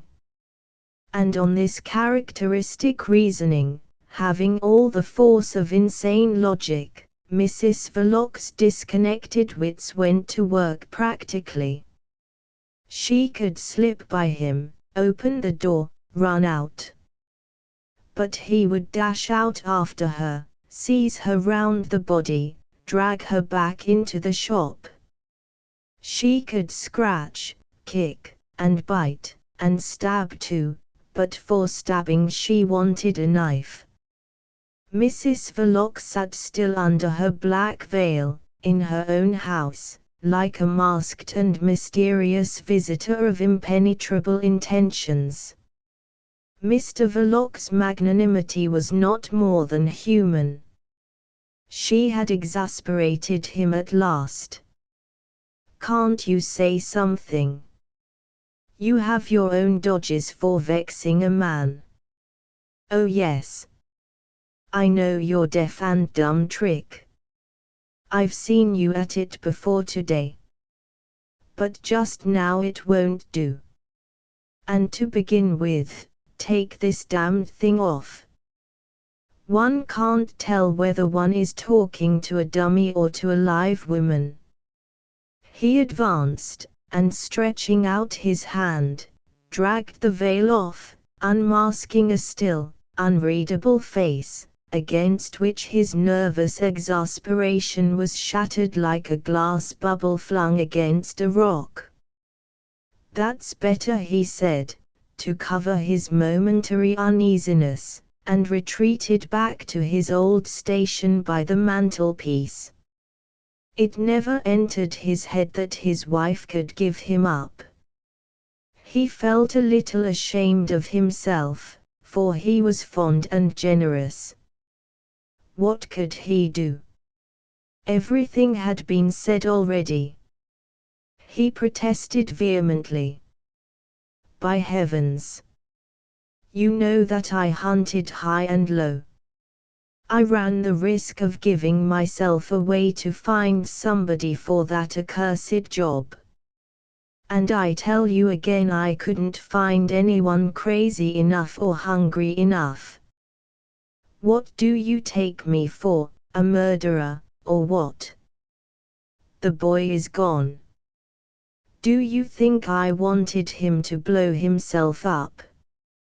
He's gone. His troubles are over. Ours are just going to begin, I tell you, precisely because he did blow himself. I don't blame you. But just try to understand that it was a pure accident, as much an accident as if he had been run over by a bus while crossing the street. His generosity was not infinite, because he was a human being, and not a monster, as Mrs. Verloc believed him to be." He paused, and a snarl lifting his moustaches above a gleam of white teeth gave him the expression of a reflective beast, not very dangerous, a slow beast with a sleek head, gloomier than a seal, and with a husky voice. And when it comes to that, it's as much your doing as mine. That's so. You may glare as much as you like. I know what you can do in that way. Strike me dead if I ever would have thought of the lad for that purpose. It was you who kept on shoving him in my way when I was half distracted with the worry of keeping the lot of us out of trouble. What the devil made you? One would think you were doing it on purpose. And I am damned if I know that you didn't. There's no saying how much of what's going on you have got hold of on the sly with your infernal don't care a damn way of looking nowhere in particular, and saying nothing at all. His husky domestic voice ceased for a while. Mrs. Verloc made no reply. Before that silence he felt ashamed of what he had said. But as often happens to peaceful men in domestic tiffs, being ashamed he pushed another point. You have a devilish way of holding your tongue sometimes, he began again, without raising his voice. Enough to make some men go mad. It's lucky for you that I am not so easily put out as some of them would be by your deaf and dumb sulks. I am fond of you. But don't you go too far. This isn't the time for it. We ought to be thinking of what we've got to do. And I can't let you go out tonight, galloping off to your mother with some crazy tale or other about me. I won't have it. Don't you make any mistake about it. If you will have it that I killed the boy, then you've killed him as much as I. In sincerity of feeling and openness of statement, these words went far beyond anything that had ever been said in this home, kept up on the wages of a secret industry eked out by the sale of more or less secret wares. The poor expedients devised by a mediocre mankind for preserving an imperfect society from the dangers of moral and physical corruption, both secret too of their kind. They were spoken because Mr. Verloc had felt himself really outraged, but the reticent decencies of this home life, nestling in a shady street behind a shop where the sun never shone, remained apparently undisturbed. Mrs. Verloc heard him out with perfect propriety, and then rose from her chair in her hat and jacket like a visitor at the end of a call. She advanced towards her husband, one arm extended as if for a silent leave-taking. Her net veil dangling down by one end on the left side of her face gave an air of disorderly formality to her restrained movements. But when she arrived as far as the hearthrug, Mr. Verloc was no longer standing there. He had moved off in the direction of the sofa, without raising his eyes to watch the effect of his tirade.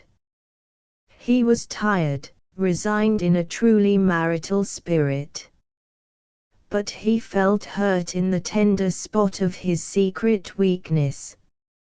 If she would go on sulking in that dreadful overcharged silence, why then she must. She was a master in that domestic art. Mr. Verloc flung himself heavily upon the sofa, disregarding as usual the fate of his hat, which, as if accustomed to take care of itself, made for a safe shelter under the table. He was tired. The last particle of his nervous force had been expended in the wonders and agonies of this day full of surprising failures, coming at the end of a harassing month of scheming and insomnia. He was tired. A man isn't made of stone. Hang everything. Mr. Verloc reposed characteristically, clad in his outdoor garments. One side of his open overcoat was lying partly on the ground. Mr. Verloc wallowed on his back. But he longed for a more perfect rest, for sleep, for a few hours of delicious forgetfulness. That would come later. Provisionally he rested. And he thought, I wish she would give over this damned nonsense. It's exasperating. There must have been something imperfect in Mrs. Verloc's sentiment of regained freedom. Instead of taking the way of the door, she leaned back, with her shoulders against the tablet of the mantelpiece, as a wayfarer rests against a fence.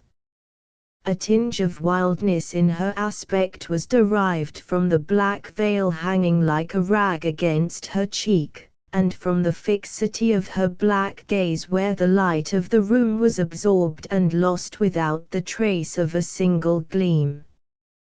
This woman, capable of a bargain the mere suspicion of which would have been infinitely shocking to Mr. Verloc's idea of love, remained irresolute, as if scrupulously aware of something wanting on her part for the formal closing of the transaction.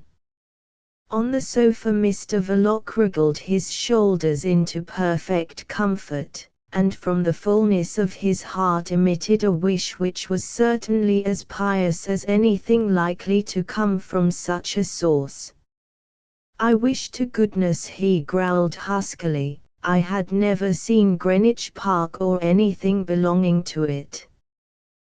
The veiled sound filled the small room with its moderate volume, well adapted to the modest nature of the wish. The waves of air of the proper length, propagated in accordance with correct mathematical formulas, flowed around all the inanimate things in the room, lapped against Mrs. Verloc's head as if it had been a head of stone. And incredible as it may appear, the eyes of Mrs. Verloc seemed to grow still larger. The audible wish of Mr. Verloc's overflowing heart flowed into an empty place in his wife's memory. Greenwich Park. A park. That's where the boy was killed. A park, smashed branches, torn leaves, gravel, bits of brotherly flesh and bone, all spouting up together in the manner of a firework. She remembered now what she had heard, and she remembered it pictorially. They had to gather him up with the shovel. Trembling all over with irrepressible shudders, she saw before her the very implement with its ghastly load scraped up from the ground. Mrs. Verloc closed her eyes desperately, throwing upon that vision the night of her eyelids, where after a rain-like fall of mangled limbs the decapitated head of Stevie lingered suspended alone, and fading out slowly like the last star of a pyrotechnic display. Mrs. Verloc opened her eyes. Her face was no longer stony. Anybody could have noted the subtle change on her features, in the stare of her eyes, giving her a new and startling expression, an expression seldom observed by competent persons under the conditions of leisure and security demanded for thorough analysis, but whose meaning could not be mistaken at a glance. Mrs. Verloc's doubts as to the end of the bargain no longer existed, her wits, no longer disconnected, were working under the control of her will. But Mr. Verloc observed nothing. He was reposing in that pathetic condition of optimism induced by excess of fatigue. He did not want any more trouble, with his wife too, of all people in the world. He had been unanswerable in his vindication. He was loved for himself. The present phase of her silence he interpreted favorably. This was the time to make it up with her. The silence had lasted long enough. He broke it by calling to her in an undertone. "Winnie." "Yes," answered obediently Mrs. Verloc, the free woman. She commanded her wits now, her vocal organs. She felt herself to be in an almost preternaturally perfect control of every fiber of her body. It was all her own, because the bargain was at an end. She was clear-sighted. She had become cunning. She chose to answer him so readily for a purpose. She did not wish that man to change his position on the sofa, which was very suitable to the circumstances. She succeeded. The man did not stir. But after answering him she remained leaning negligently against the mantelpiece in the attitude of a resting wayfarer. She was unhurried. Her brow was smooth. The head and shoulders of Mr. Verloc were hidden from her by the high side of the sofa. She kept her eyes fixed on his feet. She remained thus mysteriously still and suddenly collected till Mr. Verloc was heard with an accent of marital authority, and moving slightly to make room for her to sit on the edge of the sofa. "Come here," he said in a peculiar tone, which might have been the tone of brutality, but was intimately known to Mrs. Verloc as the note of wooing. She started forward at once, as if she were still a loyal woman bound to that man by an unbroken contract. Her right hand skimmed slightly the end of the table, and when she had passed on towards the sofa the carving knife had vanished without the slightest sound from the side of the dish. Mr. Verloc heard the creaky plank in the floor, and was content. He waited. Mrs. Verloc was coming.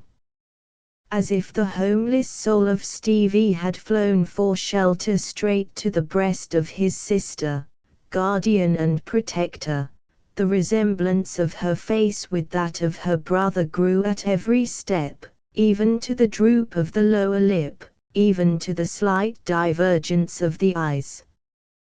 But Mr. Verloc did not see that. He was lying on his back and staring upwards. He saw partly on the ceiling and partly on the wall the moving shadow of an arm with a clenched hand holding a carving knife. It flickered up and down. Its movements were leisurely. They were leisurely enough for Mr. Verloc to recognize the limb and the weapon. They were leisurely enough for him to take in the full meaning of the portent, and to taste the flavor of death rising in his gorge. His wife had gone raving mad, murdering mad. They were leisurely enough for the first paralyzing effect of this discovery to pass away before a resolute determination to come out victorious from the ghastly struggle with that armed lunatic. They were leisurely enough for Mr. Verloc to elaborate a plan of defense involving a dash behind the table, and the felling of the woman to the ground with a heavy wooden chair. But they were not leisurely enough to allow Mr. Verloc the time to move either hand or foot.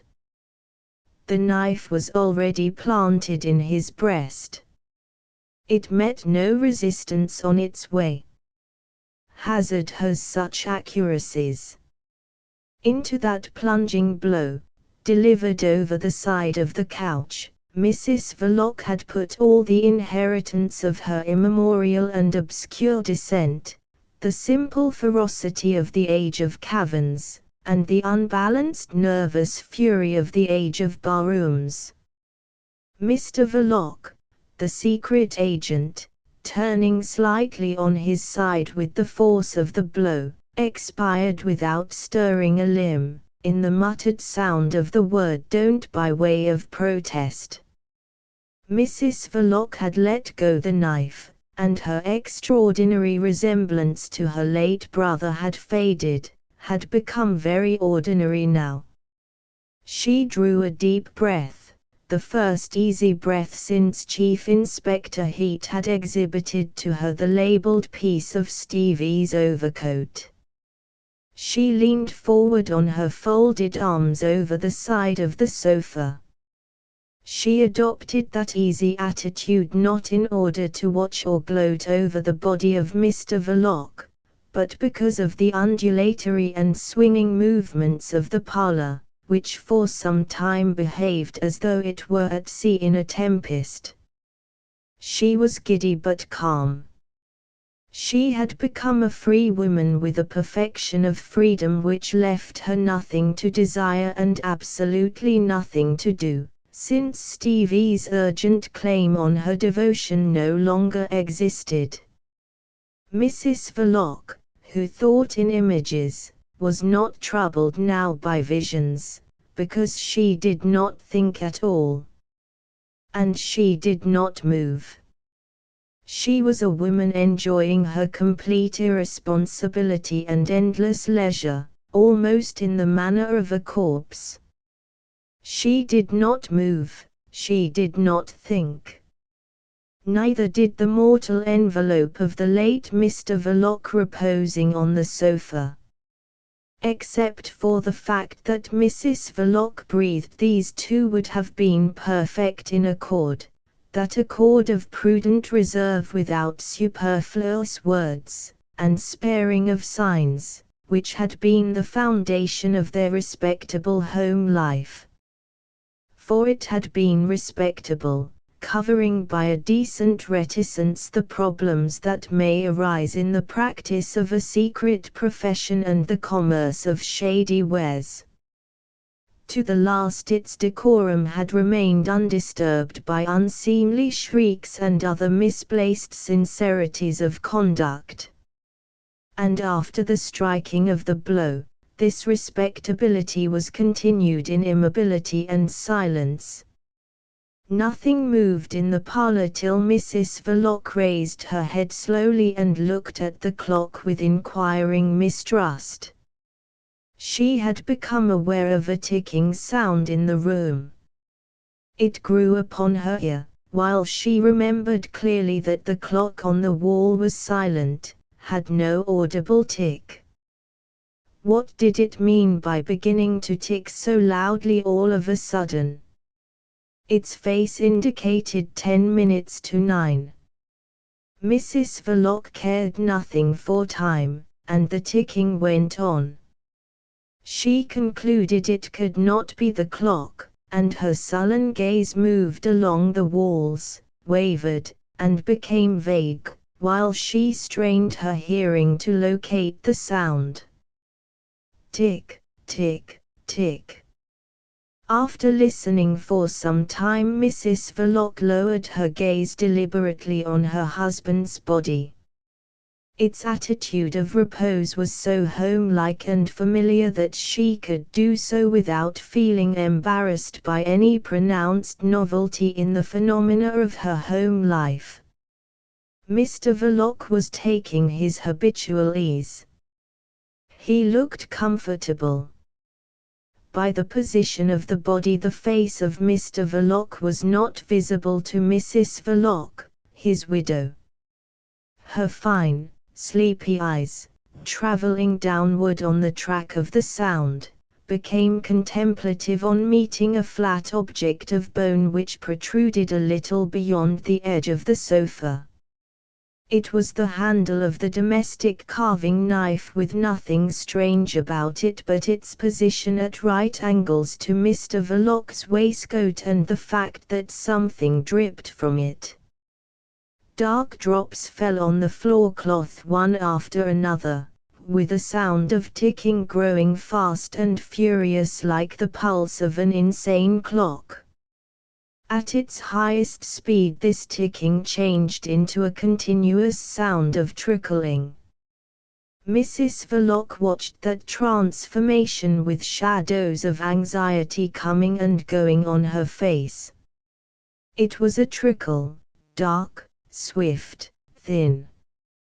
Blood. At this unforeseen circumstance Mrs. Verloc abandoned her pose of idleness and irresponsibility. With a sudden snatch at her skirts and a faint shriek she ran to the door, as if the trickle had been the first sign of a destroying flood. Finding the table in her way she gave it a push with both hands as though it had been alive, with such force that it went for some distance on its four legs, making a loud, scraping racket, whilst the big dish with the joint crashed heavily on the floor. Then all became still. Mrs. Verloc on reaching the door had stopped. A round hat disclosed in the middle of the floor by the moving of the table rocked slightly on its crown in the wind of her flight. Chapter 12. Winnie Verloc, the widow of Mr. Verloc, the sister of the late faithful Stevie, blown to fragments in a state of innocence and in the conviction of being engaged in a humanitarian enterprise, did not run beyond the door of the parlour. She had indeed run away so far from a mere trickle of blood, but that was a movement of instinctive repulsion. And there she had paused, with staring eyes and lowered head. As though she had run through long years in her flight across the small parlour, Mrs. Verloc by the door was quite a different person from the woman who had been leaning over the sofa, a little swimmy in her head, but otherwise free to enjoy the profound calm of idleness and irresponsibility. Mrs. Verloc was no longer giddy. Her head was steady. On the other hand, she was no longer calm. She was afraid. If she avoided looking in the direction of her reposing husband it was not because she was afraid of him. Mr. Verloc was not frightful to behold. He looked comfortable. Moreover, he was dead. Mrs. Verloc entertained no vain delusions on the subject of the dead. Nothing brings them back, neither love nor hate.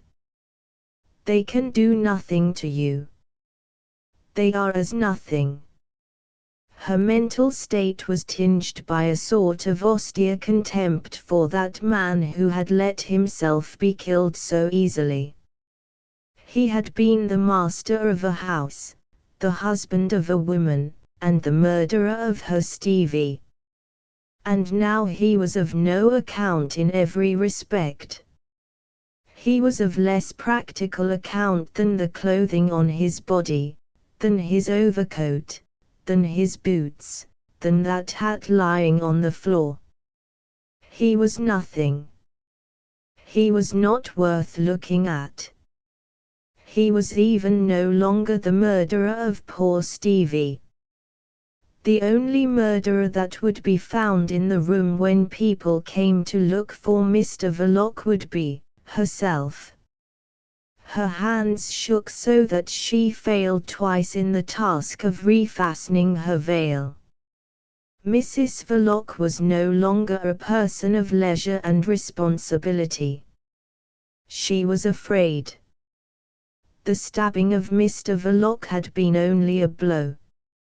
It had relieved the pent-up agony of shrieks strangled in her throat, of tears dried up in her hot eyes, of the maddening and indignant rage at the atrocious part played by that man, who was less than nothing now, in robbing her of the boy. It had been an obscurely prompted blow. The blood trickling on the floor off the handle of the knife had turned it into an extremely plain case of murder. Mrs. Verloc, who always refrained from looking deep into things, was compelled to look into the very bottom of this thing. She saw there no haunting face, no reproachful shade, no vision of remorse, no sort of ideal conception. She saw there an object. That object was the gallows. Mrs. Verloc was afraid of the gallows. She was terrified of them ideally.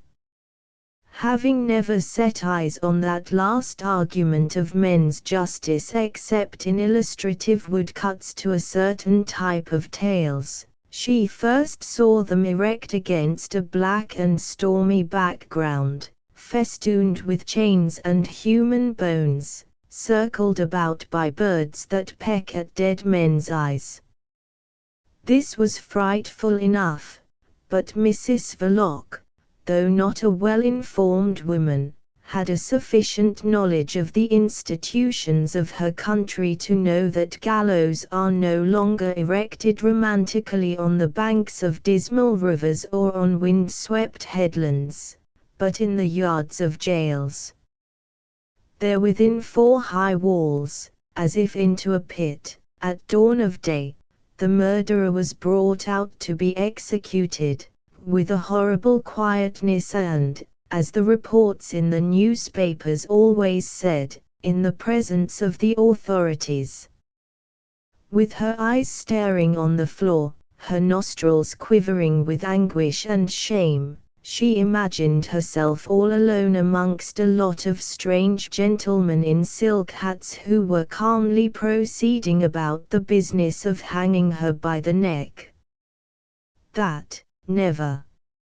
Never. And how was it done?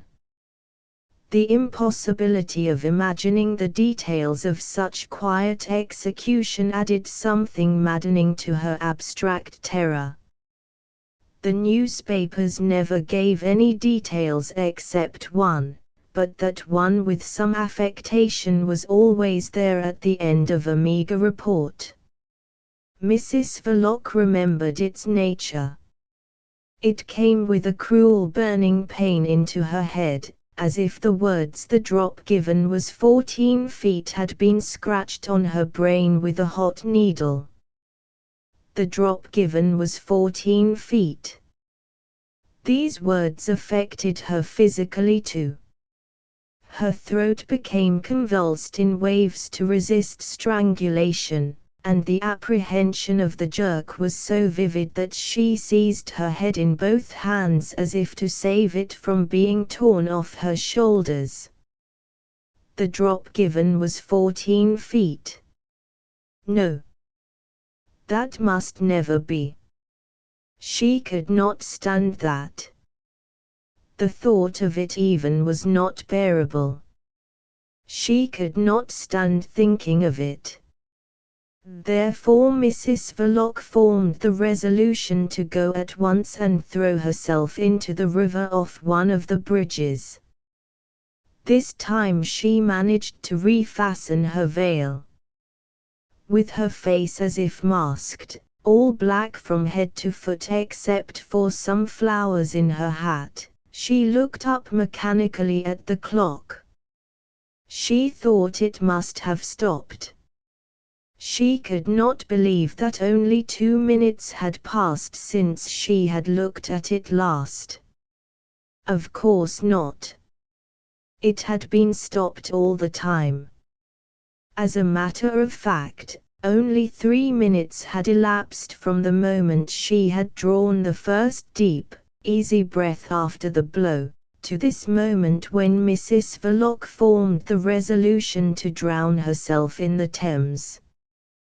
But Mrs. Verloc could not believe that. She seemed to have heard or read that clocks and watches always stopped at the moment of murder for the undoing of the murderer. She did not care. To the bridge, and over I go. But her movements were slow. She dragged herself painfully across the shop, and had to hold on to the handle of the door before she found the necessary fortitude to open it. The street frightened her, since it led either to the gallows or to the river. She floundered over the doorstep head forward, arms thrown out, like a person falling over the parapet of a bridge. This entrance into the open air had a foretaste of drowning. A slimy dampness enveloped her, entered her nostrils, clung to her hair.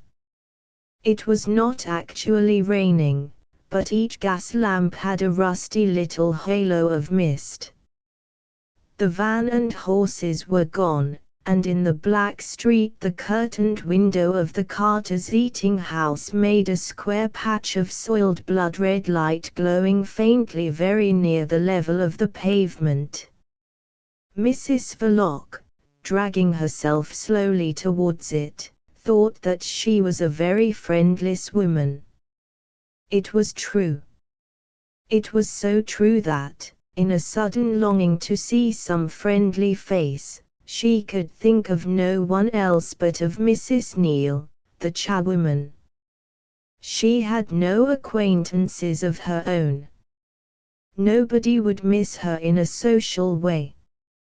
It must not be imagined that the widow Verloc had forgotten her mother.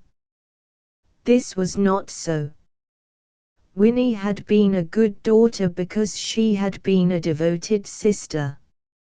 Her mother had always leaned on her for support. No consolation or advice could be expected there. Now that Stevie was dead, the bond seemed to be broken. She could not face the old woman with the horrible tale.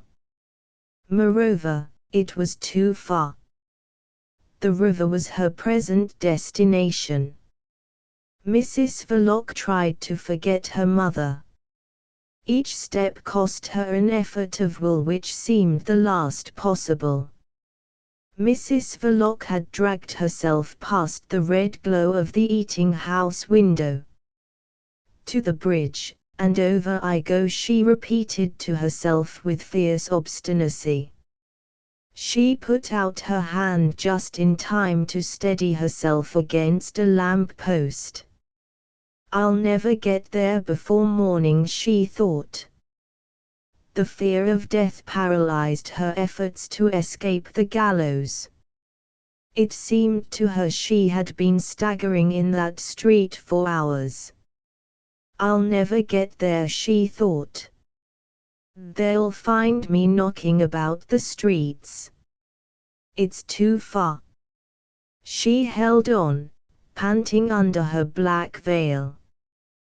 The drop given was 14 feet. She pushed the lamp-post away from her violently, and found herself walking. But another wave of faintness overtook her like a great sea, washing away her heart clean out of her breast. I will never get there, she muttered, suddenly arrested, swaying lightly where she stood. Never. And perceiving the utter impossibility of walking as far as the nearest bridge, Mrs. Verloc thought of a flight abroad. It came to her suddenly. Murderers escaped. They escaped abroad. Spain or California. Mere names. The vast world created for the glory of man was only a vast blank to Mrs. Verloc. She did not know which way to turn. Murderers had friends, relations, helpers, they had knowledge. She had nothing. She was the most lonely of murderers that ever struck a mortal blow. She was alone in London, and the whole town of marvels and mud, with its maze of streets and its mass of lights, was sunk in a hopeless night, rested at the bottom of a black abyss from which no unaided woman could hope to scramble out.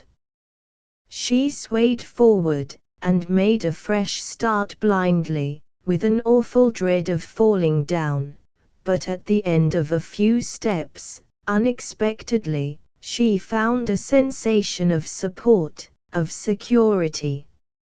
Raising her head, she saw a man's face peering closely at her veil. Conrad Ossipon was not afraid of strange women, and no feeling of false delicacy could prevent him from striking an acquaintance with a woman apparently very much intoxicated. Conrad Ossipon was interested in women. He held up this one between his two large palms, peering at her in a businesslike way till he heard her say faintly, "Mr. Ossipon," and then he very nearly let her drop to the ground. "Mrs. Verloc," he exclaimed.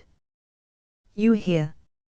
It seemed impossible to him that she should have been drinking. But one never knows.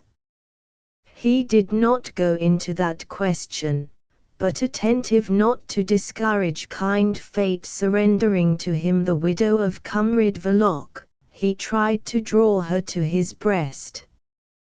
To his astonishment she came quite easily, and even rested on his arm for a moment before she attempted to disengage herself. Conrad Ossipon would not be brusque with kind fate. He withdrew his arm in a natural way. "You recognized me," she faltered out, standing before him, fairly steady on her legs. "Of course I did," said Ossipon with perfect readiness. "I was afraid you were going to fall. I've thought of you too often lately not to recognize you anywhere, at any time. I've always thought of you, ever since I first set eyes on you." Mrs. Verloc seemed not to hear. "You were coming to the shop," she said nervously. "Yes," at once answered Ossipon. "Directly I read the paper." In fact, Conrad Ossipon had been skulking for a good 2 hours in the neighborhood of Brett Street, unable to make up his mind for a bold move. The robust anarchist was not exactly a bold conqueror. He remembered that Mrs. Verloc had never responded to his glances by the slightest sign of encouragement. Besides, he thought the shop might be watched by the police, and Conrad Ossipon did not wish the police to form an exaggerated notion of his revolutionary sympathies. Even now he did not know precisely what to do. In comparison with his usual amatory speculations, this was a big and serious undertaking. He ignored how much there was in it and how far he would have to go in order to get hold of what there was to get, supposing there was a chance at all. These perplexities checking his elation imparted to his tone a soberness well in keeping with the circumstances. "May I ask you where you were going?" he inquired in a subdued voice. "Don't ask me," cried Mrs. Verloc with a shuddering, repressed violence. All her strong vitality recoiled from the idea of death. "Never mind where I was going."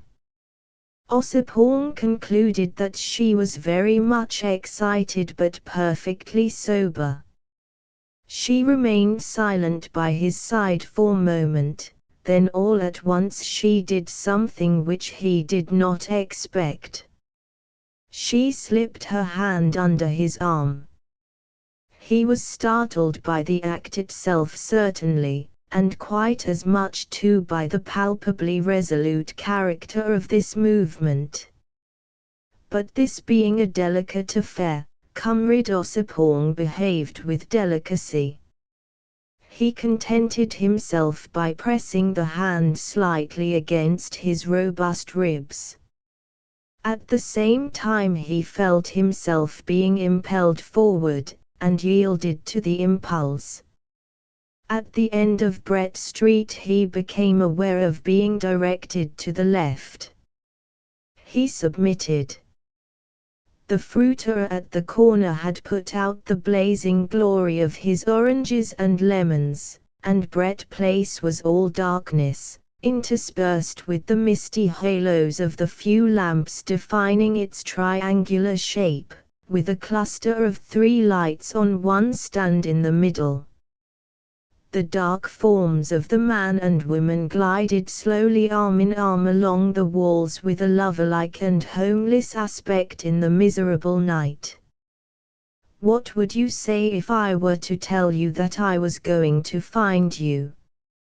Mrs. Verloc asked, gripping his arm with force. "I would say that you couldn't find anyone more ready to help you in your trouble," answered Ossipon, with a notion of making tremendous headway.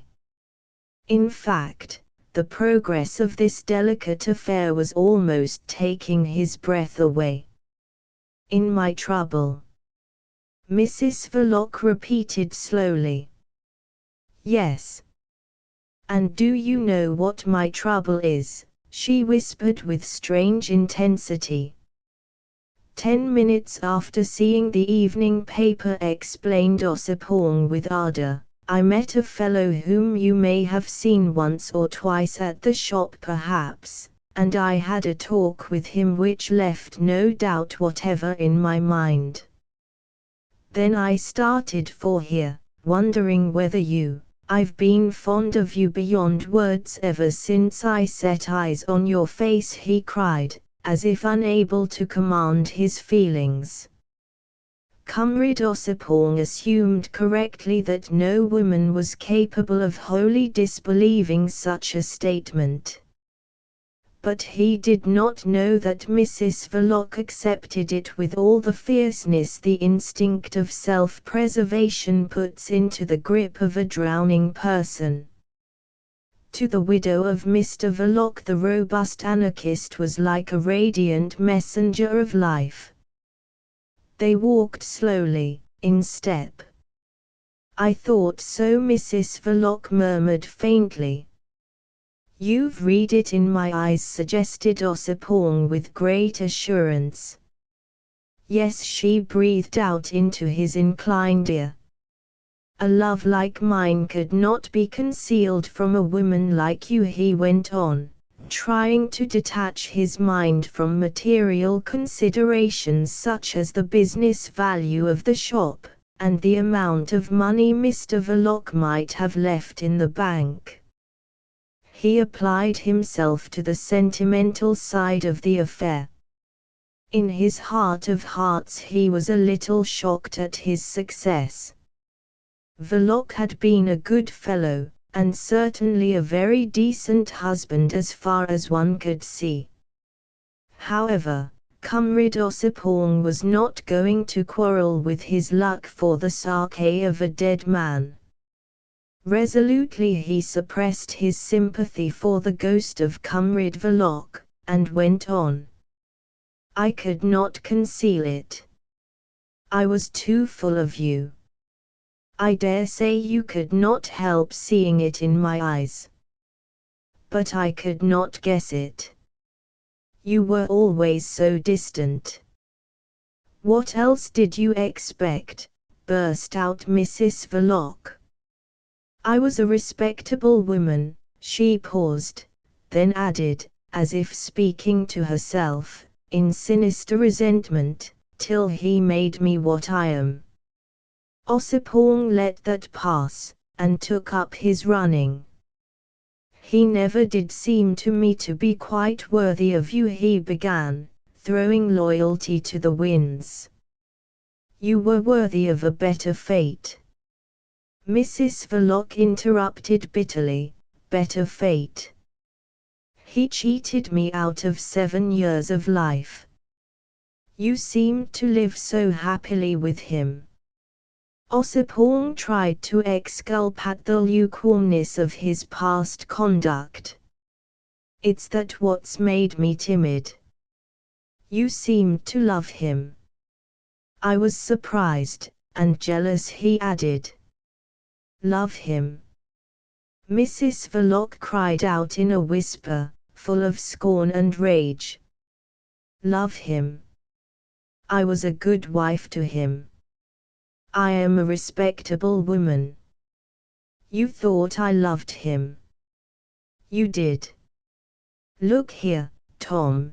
The sound of this name thrilled Conrad Ossipon with pride. For his name was Alexander, and he was called Tom by arrangement with the most familiar of his intimates. It was a name of friendship, of moments of expansion. He had no idea that she had ever heard it used by anybody. It was apparent that she had not only caught it, but had treasured it in her memory, perhaps in her heart.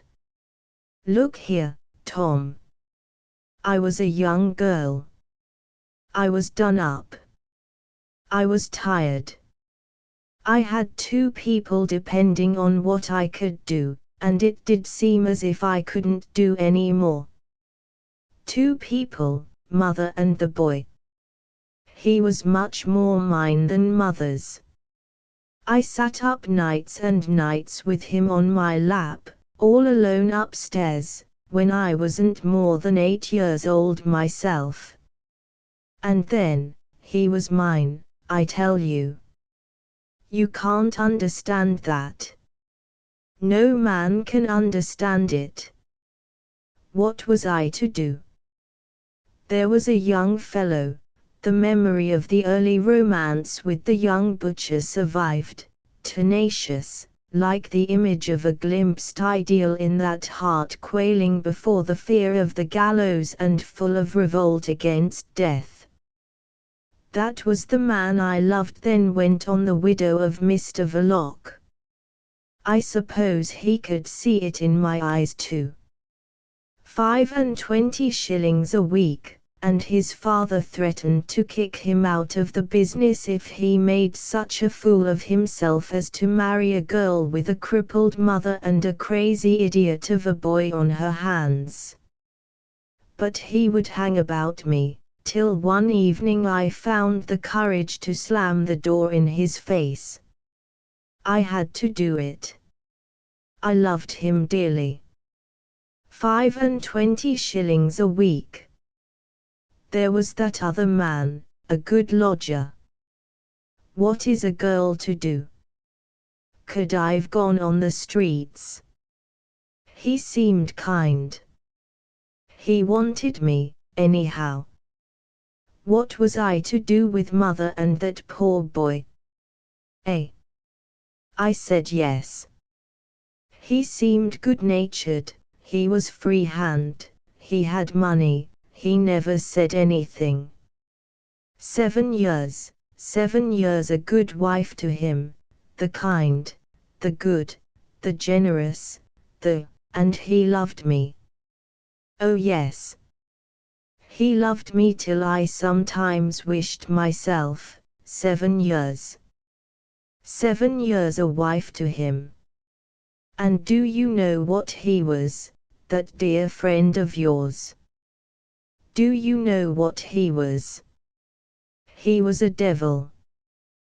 The superhuman vehemence of that whispered statement completely stunned Conrad Ossipon. Winnie Verloc, turning about, held him by both arms, facing him under the falling mist in the darkness and solitude of Brett Place, in which all sounds of life seemed lost as if in a triangular well of asphalt and bricks, of blind houses and unfeeling stones. No, I didn't know, he declared, with a sort of flabby stupidity, whose comical aspect was lost upon a woman haunted by the fear of the gallows, but I do now. I understand, he floundered on, his mind speculating as to what sort of atrocities Verloc could have practiced under the sleepy, placid appearances of his married estate. It was positively awful. I understand, he repeated, and then by a sudden inspiration uttered an unhappy woman, of lofty commiseration instead of the more familiar poor darling, of his usual practice. This was no usual case. He felt conscious of something abnormal going on, while he never lost sight of the greatness of the stake. Unhappy, brave woman. He was glad to have discovered that variation, but he could discover nothing else. Ah, but he is dead now was the best he could do. And he put a remarkable amount of animosity into his guarded exclamation. Mrs. Verloc caught at his arm with a sort of frenzy. "You guessed then he was dead," she murmured, as if beside herself. You guessed what I had to do." Had to. There were suggestions of triumph, relief, gratitude in the indefinable tone of these words. It engrossed the whole attention of Ossipon to the detriment of mere literal sense. He wondered what was up with her, why she had worked herself into this state of wild excitement. He even began to wonder whether the hidden causes of that Greenwich Park affair did not lie deep in the unhappy circumstances of the Verlocs' married life. He went so far as to suspect Mr. Verloc of having selected that extraordinary manner of committing suicide. By Jove! That would account for the utter inanity and wrong-headedness of the thing. No anarchist manifestation was required by the circumstances. Quite the contrary, and Verloc was as well aware of that as any other revolutionist of his standing. What an immense joke if Verloc had simply made fools of the whole of Europe, of the revolutionary world, of the police, of the press, and of the cocksure professor as well. Indeed, thought Ossipon, in astonishment, it seemed almost certain that he did. Poor beggar! It struck him as very possible that of that household of two it wasn't precisely the man who was the devil. Alexander Ossipon, nicknamed the Doctor, was naturally inclined to think indulgently of his men friends. He eyed Mrs. Verloc hanging on his arm.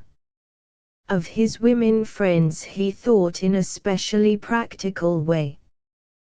Why Mrs. Verloc should exclaim at his knowledge of Mr. Verloc's death, which was no guess at all, did not disturb him beyond measure.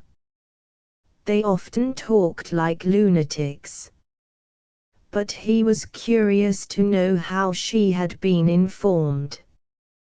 The papers could tell her nothing beyond the mere fact, the man blown to pieces in Greenwich Park not having been identified. It was inconceivable on any theory that Verloc should have given her an inkling of his intention, whatever it was. This problem interested Conrad Ossipon immensely. He stopped short. They had gone then along the three sides of Brett Place, and were near the end of Brett Street again.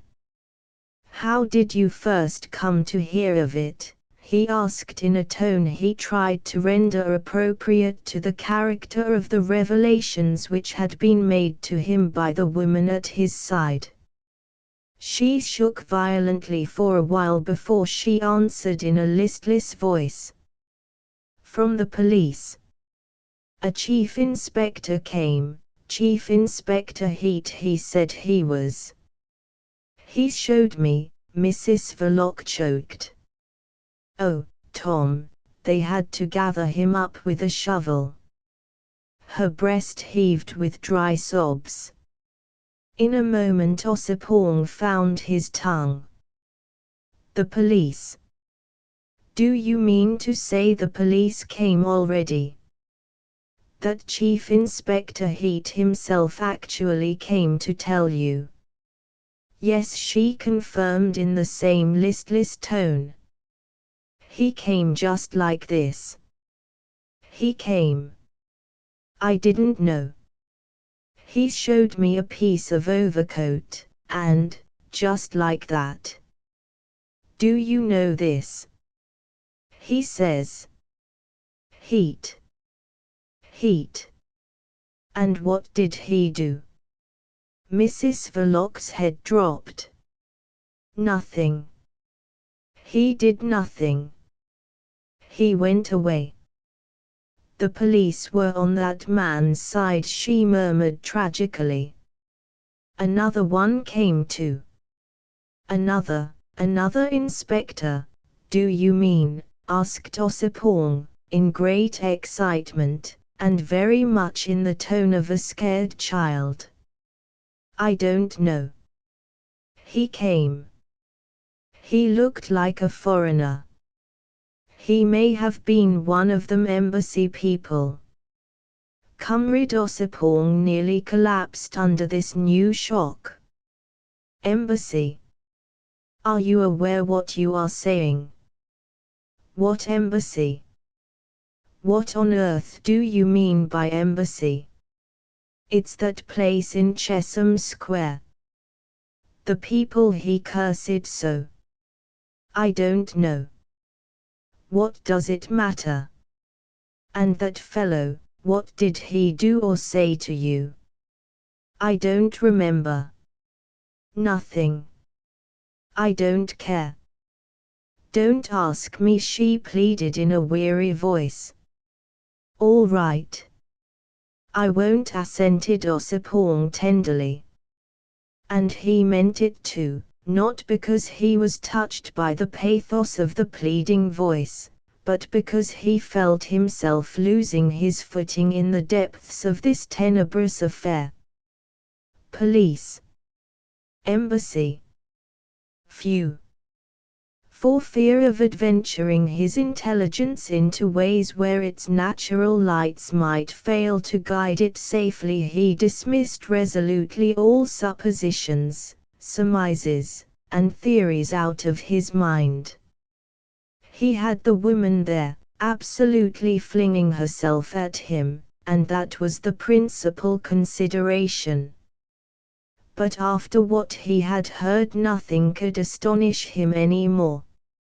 And when Mrs. Verloc, as if startled suddenly out of a dream of safety, began to urge upon him wildly the necessity of an immediate flight on the continent, he did not exclaim in the least. He simply said with unaffected regret that there was no train till the morning, and stood looking thoughtfully at her face, veiled in black net, in the light of a gas lamp veiled in a gauze of mist. Near him, her black form merged in the night, like a figure half chiseled out of a block of black stone. It was impossible to say what she knew, how deep she was involved with policemen and embassies. But if she wanted to get away, it was not for him to object. He was anxious to be off himself. He felt that the business, the shop so strangely familiar to chief inspectors and members of foreign embassies, was not the place for him. That must be dropped. But there was the rest. These savings. The money. You must hide me till the morning somewhere, she said in a dismayed voice. Fact is, my dear, I can't take you where I live. I share the room with a friend. He was somewhat dismayed himself. In the morning the blessed Tex will be out in all the stations, no doubt. And if they once got hold of her, for one reason or another she would be lost to him indeed. But you must. Don't you care for me at all, at all? What are you thinking of? She said this violently, but she let her clasped hands fall in discouragement. There was a silence, while the mist fell, and darkness reigned undisturbed over Brett Place. Not a soul, not even the vagabond, lawless, and amorous soul of a cat, came near the man and the woman facing each other. It would be possible perhaps to find a safe lodging somewhere. Ossipon spoke at last. But the truth is, my dear, I have not enough money to go and try with, only a few pence. We revolutionists are not rich. He had 15 shillings in his pocket. He added, and there's the journey before us, too, first thing in the morning at that. She did not move, made no sound, and Conrad Ossipon's heart sank a little. Apparently she had no suggestion to offer. Suddenly she clutched at her breast, as if she had felt a sharp pain there. But I have, she gasped. I have the money. I have enough money. Tom. Let us go from here. How much have you got? He inquired, without stirring to her tug, for he was a cautious man. I have the money, I tell you. All the money. What do you mean by it? All the money there was in the bank, or what? He asked incredulously, but ready not to be surprised at anything in the way of luck. Yes, yes, she said nervously. All there was. I've it all. How on earth did you manage to get hold of it already? He marveled. He gave it to me, she murmured, suddenly subdued and trembling. Conrad Ossipon put down his rising surprise with a firm hand. Why, then, we are saved, he uttered slowly. She leaned forward, and sank against his breast. He welcomed her there. She had all the money. Her hat was in the way of very marked effusion, her veil too. He was adequate in his manifestations, but no more. She received them without resistance and without abandonment, passively, as if only half sensible. She freed herself from his lax embraces without difficulty. You will save me, Tom, she broke out, recoiling, but still keeping her hold on him by the two lapels of his damp coat. Save me. Hide me. Don't let them have me. You must kill me first. I couldn't do it myself, I couldn't, not even for what I am afraid of. She was confoundedly bizarre, he thought. She was beginning to inspire him with an indefinite uneasiness. He said surlily, for he was busy with important thoughts, "What the devil are you afraid of?" "Haven't you guessed what I was driven to do?" cried the woman. Distracted by the vividness of her dreadful apprehensions, her head ringing with forceful words that kept the horror of her position before her mind, she had imagined her incoherence to be clearness itself. She had no conscience of how little she had audibly said in the disjointed phrases completed only in her thought. She had felt the relief of a full confession, and she gave a special meaning to every sentence spoken by Conrad Ossipon, whose knowledge did not in the least resemble her own. "Haven't you guessed what I was driven to do?" Her voice fell. "You needn't be long in guessing then what I am afraid of," she continued, in a bitter and somber murmur. "I won't have it. I won't. I won't. I won't. You must promise to kill me first." She shook the lapels of his coat. "It must never be." He assured her curtly that no promises on his part were necessary, but he took good care not to contradict her in set terms, because he had had much to do with excited women, and he was inclined in general to let his experience guide his conduct in preference to applying his sagacity to each special case. His sagacity in this case was busy in other directions. Women's words fell into water, but the shortcomings of timetables remained. The insular nature of Great Britain obtruded itself upon his notice in an odious form. Might just as well be put under lock and key every night, he thought irritably, as nonplussed as though he had a wall to scale with the woman on his back. Suddenly he slapped his forehead. He had by dint of cudgelling his brains just thought of the Southampton, St. Malo service. The boat left about midnight. There was a train at 10:30. He became cheery and ready to act. From Waterloo. Plenty of time. We are all right after all. What's the matter now? This isn't the way, he protested. Mrs. Verloc, having hooked her arm into his, was trying to drag him into Brett Street again.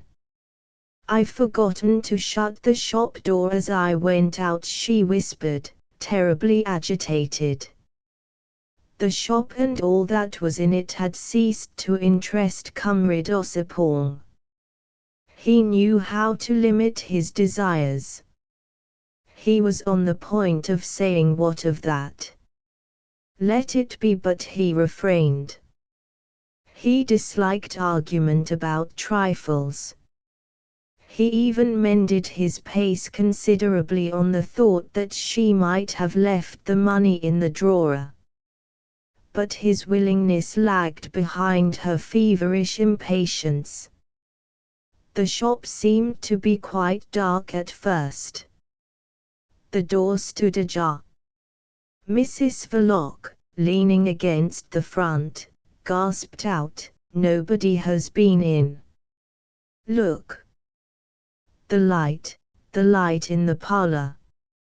Ossipon, stretching his head forward, saw a faint gleam in the darkness of the shop. "There is," he said. "I forgot it." Mrs. Verloc's voice came from behind her veil faintly. And as he stood waiting for her to enter first, she said louder, "Go in and put it out, or I'll go mad." He made no immediate objection to this proposal, so strangely motived. "Where's all that money?" he asked. "On me." "Go, Tom. Quick. Put it out." "Go in," she cried, seizing him by both shoulders from behind. Not prepared for a display of physical force, Conrad Ossipon stumbled far into the shop before her push. He was astonished at the strength of the woman and scandalized by her proceedings. But he did not retrace his steps in order to remonstrate with her severely in the street. He was beginning to be disagreeably impressed by her fantastic behavior. Moreover, this or never was the time to humor the woman. Conrad Ossipon avoided easily the end of the counter, and approached calmly the glazed door of the parlor. The curtain over the panes being drawn back a little, he, by a very natural impulse, looked in, just as he made ready to turn the handle. He looked in without a thought, without intention, without curiosity of any sort. He looked in because he could not help looking in. He looked in, and discovered Mr. Verloc reposing quietly on the sofa. A yell coming from the innermost depths of his chest died out unheard and transformed into a sort of greasy, sickly taste on his lips. At the same time the mental personality of Conrad Ossipon executed a frantic leap backward. But his body, left thus without intellectual guidance, held on to the door handle with the unthinking force of an instinct. The robust anarchist did not even totter. And he stared, his face close to the glass, his eyes protruding out of his head. He would have given anything to get away, but his returning reason informed him that it would not do to let go the door handle. What was it? Madness, a nightmare, or a trap into which he had been decoyed with fiendish artfulness? Why, what for? He did not know. Without any sense of guilt in his breast, in the full peace of his conscience as far as these people were concerned, the idea that he would be murdered for mysterious reasons by the couple Verloc passed not so much across his mind as across the pit of his stomach, and went out, leaving behind a trail of sickly faintness, an indisposition. Conrad Ossipon did not feel very well in a very special way for a moment, a long moment. And he stared. Mr. Verloc lay very still meanwhile, simulating sleep for reasons of his own, while that savage woman of his was guarding the door, invisible and silent in the dark and deserted street. Was all this some sort of terrifying arrangement invented by the police for his especial benefit? His modesty shrank from that explanation. But the true sense of the scene he was beholding came to Ossipon through the contemplation of the hat. It seemed an extraordinary thing, an ominous object, a sign. Black, and rim upward, it lay on the floor before the couch as if prepared to receive the contributions of pence from people who would come presently to behold Mr. Verloc in the fullness of his domestic ease reposing on a sofa. From the hat the eyes of the robust anarchist wandered to the displaced table, gazed at the broken dish for a time, received a kind of optical shock from observing a white gleam under the imperfectly closed eyelids of the man on the couch. Mr. Verloc did not seem so much asleep now as lying down with a bent head and looking insistently at his left breast. And when Conrad Ossipon had made out the handle of the knife he turned away from the glazed door, and retched violently. The crash of the street door flung to made his very soul leap in a panic. This house with its harmless tenant could still be made a trap of a terrible kind. Conrad Ossipon had no settled conception now of what was happening to him. Catching his thigh against the end of the counter, he spun round, staggered with a cry of pain, felt in the distracting clatter of the bell his arms pinned to his side by a convulsive hug, while the cold lips of a woman moved creepily on his very ear to form the words, "Policeman. He has seen me." He ceased to struggle, she never let him go. Her hands had locked themselves with an inseparable twist of fingers on his robust back. While the footsteps approached, they breathed quickly, breast to breast, with hard, labored breaths, as if theirs had been the attitude of a deadly struggle, while, in fact, it was the attitude of deadly fear. And the time was long. The constable on the beat had in truth seen something of Mrs. Verloc, only coming from the lighted thoroughfare at the other end of Brett Street. She had been no more to him than a flutter in the darkness. And he was not even quite sure that there had been a flutter. He had no reason to hurry up. On coming abreast of the shop he observed that it had been closed early. There was nothing very unusual in that. The men on duty had special instructions about that shop. What went on about there was not to be meddled with unless absolutely disorderly, but any observations made were to be reported. There were no observations to make, but from a sense of duty and for the peace of his conscience, owing also to that doubtful flutter of the darkness, the constable crossed the road, and tried the door. The spring latch, whose key was reposing forever off duty in the late Mr. Verloc's waistcoat pocket, held as well as usual. While the conscientious officer was shaking the handle, Ossipon felt the cold lips of the woman stirring again creepily against his very ear. "If he comes in, kill me, Tom."